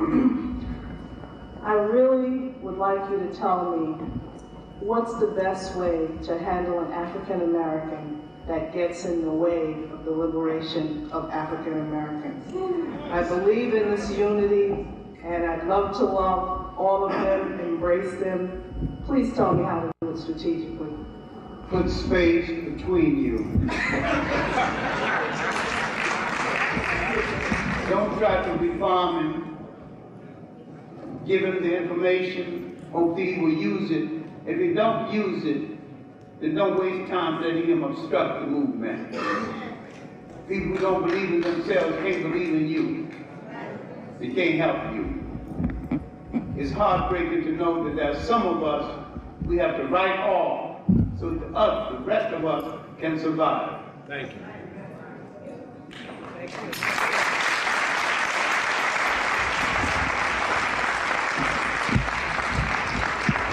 Good evening, Dr. Clarke. I wanted to ask you, what comments do you have to make on the exploitation of Black women in the music business and in Hollywood? What information? What comments do you have to make on the exploitation of Black women in the music business and in Hollywood? The Black woman is horribly exploited in the music business and in Hollywood. And in the music business, she's mainly exploited by whites, but partly exploited by Black men. This is no excuse. I think the rappers, many of them are terrible exploiters of women.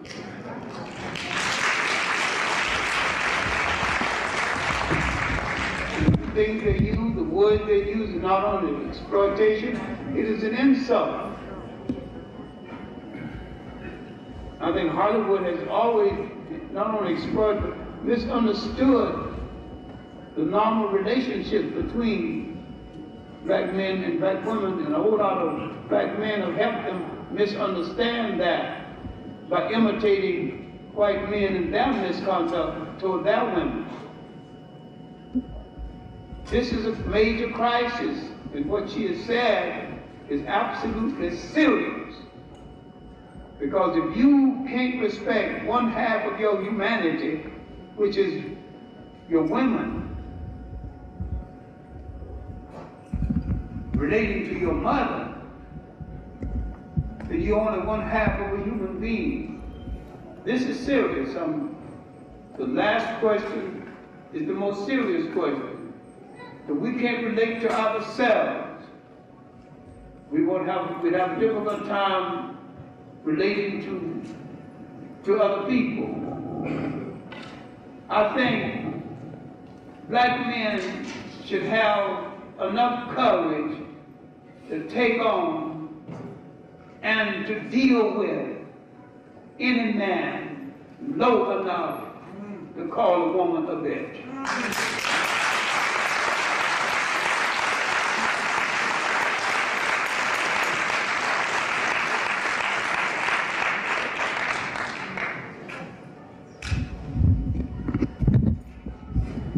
Hotep, Honorable Dr. Clarke. Indeed, tonight it is a pleasure for me to be here to listen to you. Briefly, I've heard you on several occasions speaking in what I have known that we call them, identify them as sound bites in different discussions, shows that I've caught you on the television, on radio, or what have you. And I've always been impressed with what you had to say, and I admire you very much, sir. My question tonight to you is, in the hope that you would give some clarification to something that you mentioned earlier tonight about the religion of Islam. Now, if I might say, before you begin to speak, sir, that for me personally, and I cannot speak for anybody else, but for me personally, and considering myself, all the time of my life that I can remember, and I think that has a lot to do with the fact that my mother was that type of person. One person being very spiritual. However, Islam, after making several mistakes in my life, Islam for me was the thing, the way of life that has made the most impact for me in my life. And I think one of the major reasons why Islam has made the most impact for me in my life is because of the consciousness level that the religion, as I have grown to understand it, develops in the individual by him being or her being so regular in their communication with what they perceive as being God. And if you can clarify that, because I think what you said specifically was something to the fact that Islam was the religion, Islam is the religion that has the least or something originality. Yeah, and if you can kind of clarify that for me, and not to say that,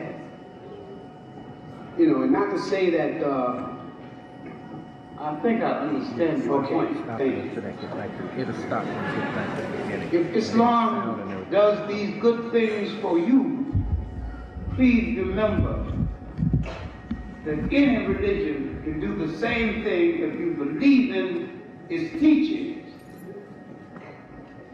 Where I differ with a lot of Muslims, they think that now that they are Muslims, other people are little less than dogs. There is an arrogance in it. And religion is not supposed to make you arrogant. It's supposed to make you brotherly. Not supposed to pit you against your people, but give you a greater understanding of your people. Islam was the handmaiden of the Arab slave trade that existed 1,000 years before the European slave trade.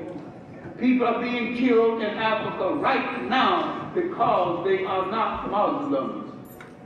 If you are a Muslim, then you must, why have you not confronted this fact? If we must deal with Christianity and its crimes against African people, the crimes of Islam against African people are equally as bad. Why can't you confront that? Have it if you want this as your spiritual leadership.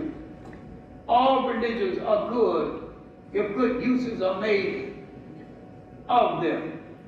Personally, I hold all organized religions in suspicion because all of them have been used to justify the enslavement of a people, including Islam.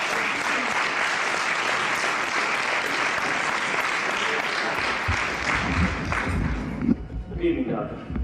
I would like you to respond to the situation, the failure, as I see it, of the public school systems as far as aiding our youth, and what do you have to say about maybe an approach to that particular problem? The public school system is not an educational institution. You must distinguish between education and training. You can train a dog, you can train a seal, but once the dog learns how to think, he will bite you and get away. Thank you.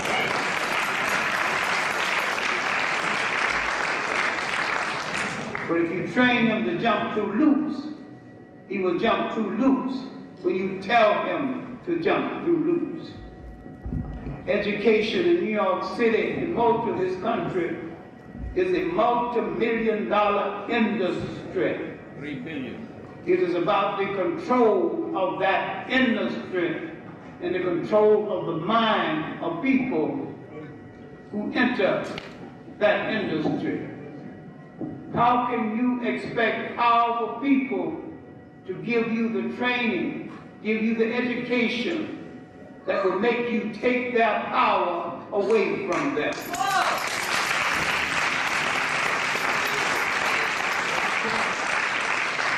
Therefore, education for you in the public school is a contradiction in terms, because if you were educated, you'd be the masters of yourself instead of following behind someone else to lead you. You would lead yourself. That's it.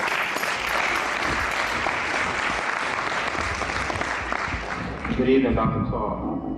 I have a question in regard to the book African World Revolution, and concerning the chapter, Can the Africans Save Themselves? Yes. Can you please expound on that? Well, that chapter was written before others in the book. And when I said, can Africans save themselves, when I raised the question, I mean, can we stop being dependent on other people for our bread, our house, our jobs? If we are a billion people on the face of the earth, we can employ at least 2/3 of the African people in the world furnishing goods and services for each other. We should master the gold and the diamonds, the resources of Africa. Put this together with the resources of the Caribbean Sea. Put this together with the technical knowledge of the Black American, who's the best technically trained African in the world. Put all of this together, and we must save ourselves from domination and dependence on other people and become the masters of ourselves. I raise the question, can we do it? And if we fail to do it, we might as well be contented to be dependent, because a dependent people are slaves, no matter what name you call it. If you depend on another people for your bread, your house, your resource, your salary, you created nothing that gives you some form of independence, and you have programmed yourself into slavery. And slavery is a form of dependency on other people.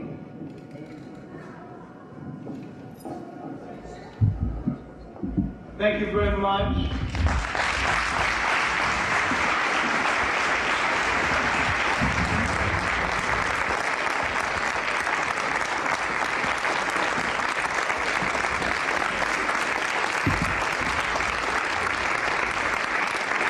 Ladies and gentlemen, I'd like to come out and lecture John Henrik Clarke.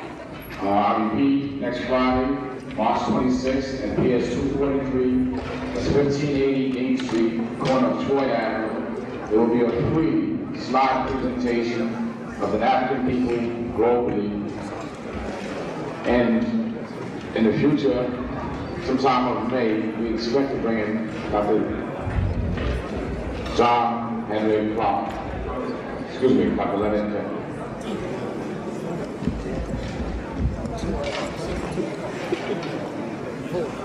Ladies and gentlemen, for those of you who are interested in purchasing a video of this evening's event, or our first cultural lectures series, which was pertaining to Dr. You can come up front and purchase it from Transatlantic Productions, or if you're interested in purchasing an audio video, and excuse me, in the back of the auditorium, if you're interested in purchasing an audio tape, come up front and purchase that now, if you're interested. And also, we have this House video production, will also videotape this event for future